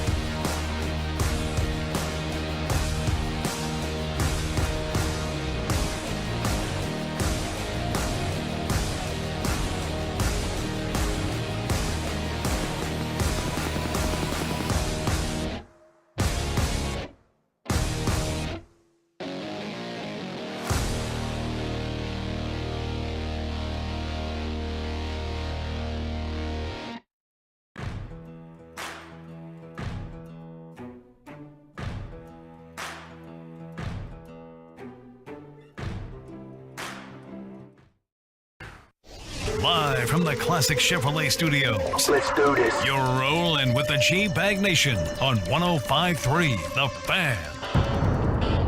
Hour number 4 of the G-Bag Nation as we're about to get you set for the Expressway. We're also going to be giving away to caller number 10 a pair of party passes. That's standing room only tickets to the Cowboys take on Philadelphia on Saturday afternoon. So you got to listen to the cue, okay? That's not right now. That's not right now. You got to listen for the cue to win those party passes, Is it baby. soaking? Is that the cue? It's soaking. Soaking will be the cue. A little debrine. We're going to definitely debrine that meat. A little marination. Oh, we're going to let it marinate. We're going to let it soak. As we were on break, I was doing a little research. We got look at the phone lines lining up. I was like, isn't it awesome? It is great creation. It is. Yeah, we can sit back and watch Netflix. Yeah. Just chill. Just together. Let it brine a little bit. I tell you what's even better, the outfits they wear to be a part of this thing. But you went right down the rabbit hole, didn't you? I did. I started researching. You started researching. You read a whole little monologue about it. Yeah, I'm about to switch up. Lucius is move to Utah. Oh, man, it's a pretty state. Yeah, it is. Lucius is always educating us on this show. He always is. Educating us. But that's fantastic. So listen up for the cue, which will be soaking. And that's how you know you're a true G-Bag national. A true Tolo. Turn it on, leave it on, baby.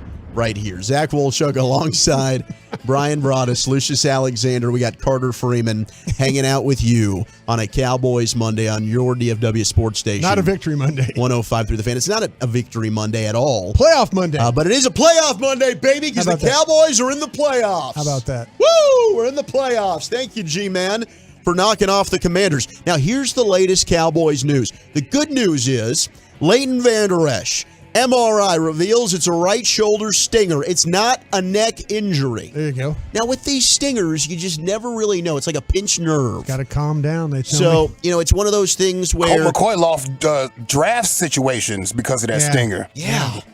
I mean, nobody knows about stingers, really. Nobody knows. It could be, maybe if all things go well, I'm going to play the optimist. Maybe he can play on Saturday, but the odds are probably not. No, Mike already said I think he's out. Did he? Mike already said that. Damn it, Mike said it. Yeah. He said no, he's out.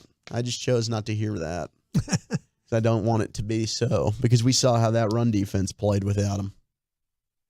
And we also got the news of Jalen Hurts, who is uncertain to play against the Cowboys on Christmas Eve. And that's because of a sprained shoulder.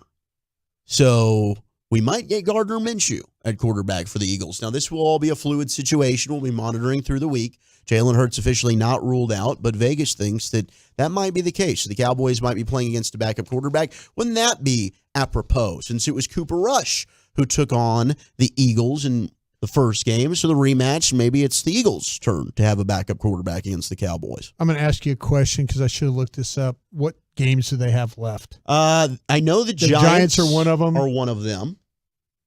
They also have the Commanders left. No, they don't. They played the Commanders twice already. It's the Saints. So they've got the Giants and the Saints. So they got Cowboys, Giants, Saints. Yep. And all they have to do is win one of those, right? Yeah, it's actually Cowboys, Saints, Giants. So the Giants will be their last game of the season. Exactly. And all they have to do is win one, and they clinch the 1 seed and the division. Okay. And so if it was me, I don't think I'd play him this week. I wouldn't not with this. I don't think that it's worth the risk, especially with. I mean, they're in a great situation. Yeah, all they have to do is win one, and they got the number 1 overall seed. Right. There's no need to force it. Yeah. But I mean, that's big news coming out of Filthy today, and of course, that's something that can greatly impact that game. Now, for the Cowboys, I'd say one more win, and they're locked into that 5 seed. Right. So the Cowboys are also looking at a situation where you got to get that 11th win. And then their final 2 games, the Cowboys can be in a situation where if they've got guys that are banged up, maybe they're looking at resting guys. I'll tell you what, man, what's scaring me a little bit is that, you get things locked up, and that Commanders game, they're playing for something at the very end. And you're like, and now, we'll have time to talk about you're this. You're kind of a banged up team yourself right now. And certainly, look, like a guy like Micah Parsons, and Mike is a guy that's never going to say, I'd like to rest, but he would benefit from it. The one issue that I have with the whole resting players conversation, this team, but specifically the offense, has not looked good following rest. They have not played well. When you talked about the long layoff after the 10-day, the mini bye, the actual bye when they came back again, the Green Bay game, they have not played well. So that's what scares me is resting, and then you play in the postseason game in the wild card round, and you look horrible to start the game. And you had a horrible start last year against San Francisco, and you rallied, and it was too little too late. So that alone can be a reason why you lose a football game, is a bad start. Yeah.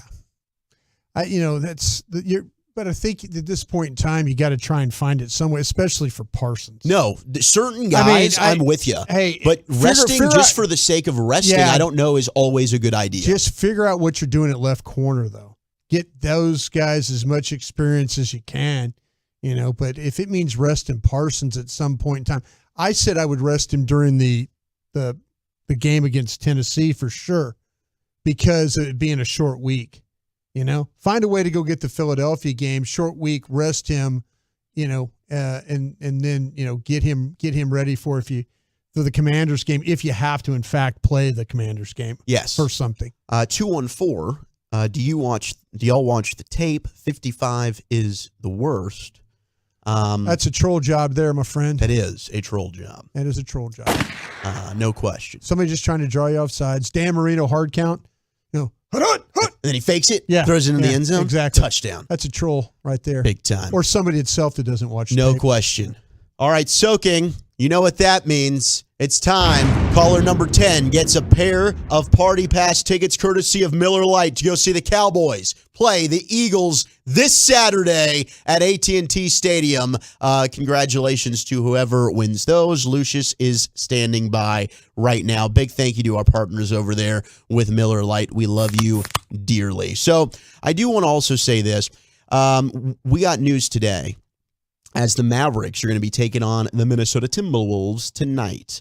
Now, the Mavs got a loss over the weekend in overtime, but we do have some good news that Davis Bertans and Luka Doncic have both been upgraded to available for tonight's game in Minnesota. This was after you had Tim Hardaway Jr. with a non-COVID illness and Dwight Powell with a left thigh contusion were listed as questionable. We don't know about their status, but good thing is you'll have Luka at least available. I know some people might roll your eyes and say, I don't know about Bertans because it doesn't always help you much, but got to have Luka. One thing Bertans could do is shoot free throws. That's true. And hell, the three ball was a rockin' the other night for the Mavs and a big win over Portland. I'll tell you what though, that game in Cleveland, you're talking about the Portland game, and that was very well played by the Mavs. But you had a chance with a limited roster against the Cavs. And, you took the Cavs to overtime, just ran out of gas in that game. I was talking to people in the organization about it. They were like, listen, hey, it was, we did all we could. And like I say with the Mavs, I'm always going to pull for the Mavs. I'm always going to be that guy that wants to see them do well, right now being 15-15. But, how about Kemba Walker, though, the other night, what he was able to do? I think that, that right there, because I don't know what I was really expecting from Kemba Walker. I really, really don't. I wasn't expecting a whole lot, but when the way he handled the situation, the shooting, the in the game situations, I thought that he did a pretty damn good job. I agree. Yeah. So get another 30-plus point game. I mean, look, if you can get that, you can start to have maybe Kemba and Luka together. Sure. Get a nice little backcourt duo. And that might be too much to ask. Like, I don't know how sustainable that is from Kemba. You might kind of have to pick and choose your spots because of the age and everything there. He looked good the other night. Yeah, he looked great. He really did. I wasn't expecting a whole heck of a lot. No. But I don't think we knew really what to expect. I think you're right. I mean, the shots, the drives, I was, heck, I'll take that and you're right. It's not going to be that every single night, but if you kind of get that kind of player, I'm totally okay with that. Yeah. Now, this was interesting. Saw this in the morning news, but, Luka, who did not play the other night in Cleveland, you had, a fan who went specifically to that game to watch Luka play. And, we've talked about this before when it comes to the load management stuff in the NBA. And oftentimes you have fans that buy tickets to go and see players and they don't end up playing. And it's well, hey, we kind of wasted money, or maybe they fly out or specifically attend these games, and it creates a bit of a problem. But what Luka ended up doing for these fans, his name was Noam. He wanted to see Luka for his 13th birthday and his bar mitzvah gift. So his dad booked a hotel and drove them to Cleveland for the weekend. And, the NBA schedule, it's the second night of a back-to-back. Luka doesn't end up playing. It's the load management stuff, and Coach Kidd ended up not playing Spencer Dinwiddie either as he recovers from that right knee injury that he suffered. And I get why Jason Kidd and the Mavericks do this. Every team in the NBA does this. They're not alone. But what Luka ended up doing for this young man is he made this right. So you had a Mavericks communications staff member made contact with the father of Noam, the 13-year-old boy, during the game Saturday. And he extended Luka's invitation for them to be his guests with tickets to the team's next game in the Midwest area, which will be March 27th in Indianapolis. And they will be wearing a new blue number 77 Luka jersey, and will also get a special package from Luka at the game.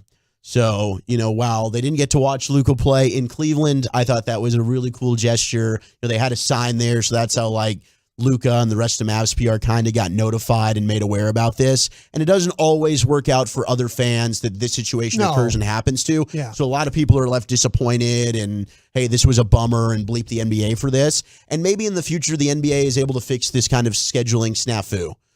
And it created, it reopened the conversation about the load management stuff. Yeah. But I just thought this was also a showcase. We were spoiled with Dirk and just how great and humbled and amazing Dirk is with the community. But Luka is also one of these type of guys that will try and make right and do the best that he can in these type of situations. No, Luka, and give Mavs PR a lot of credit too for noticing the situation and trying to do their best. You're not going to make every single fan completely happy with this load management stuff. But if we worked for the team and our best chance of winning games or winning the division or winning whatever, or getting into the playoffs and the high seed, if it's managing our players every night, you have to do that. You really have to. I mean, you can't. I don't know what the league does about it. I really, really don't. I'll tell you what the league does is don't schedule so many back-to-backs. Yeah. I mean, I think they've tried to get better on that, and and also be very mindful of the 3 games in 4 days crap that you throw at players sometimes, or the long, the circus trips or the rodeo trips, or that where they're not playing at home for 12 games or 10 games or something like that. These teams, I mean, I fully understand them trying to do whatever they have to do to make it sure they get through the entire season.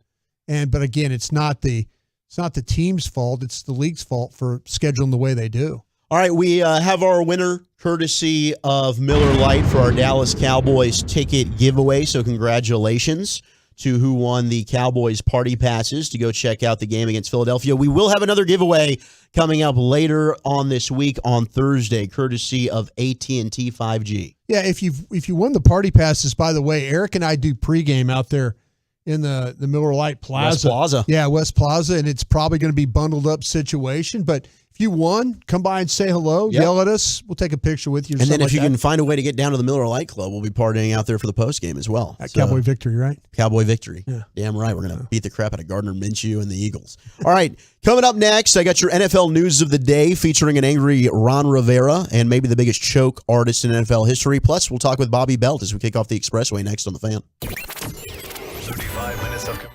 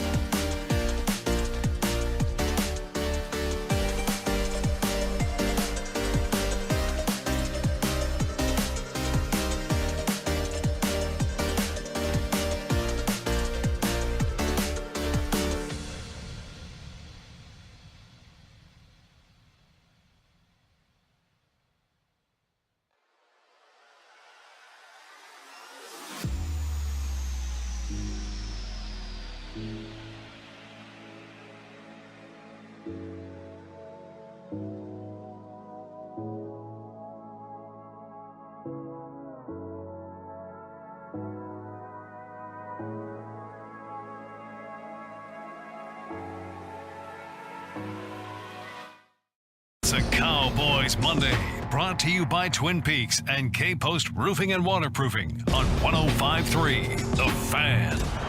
At the Dallas 47. Prescott in the gun. Back.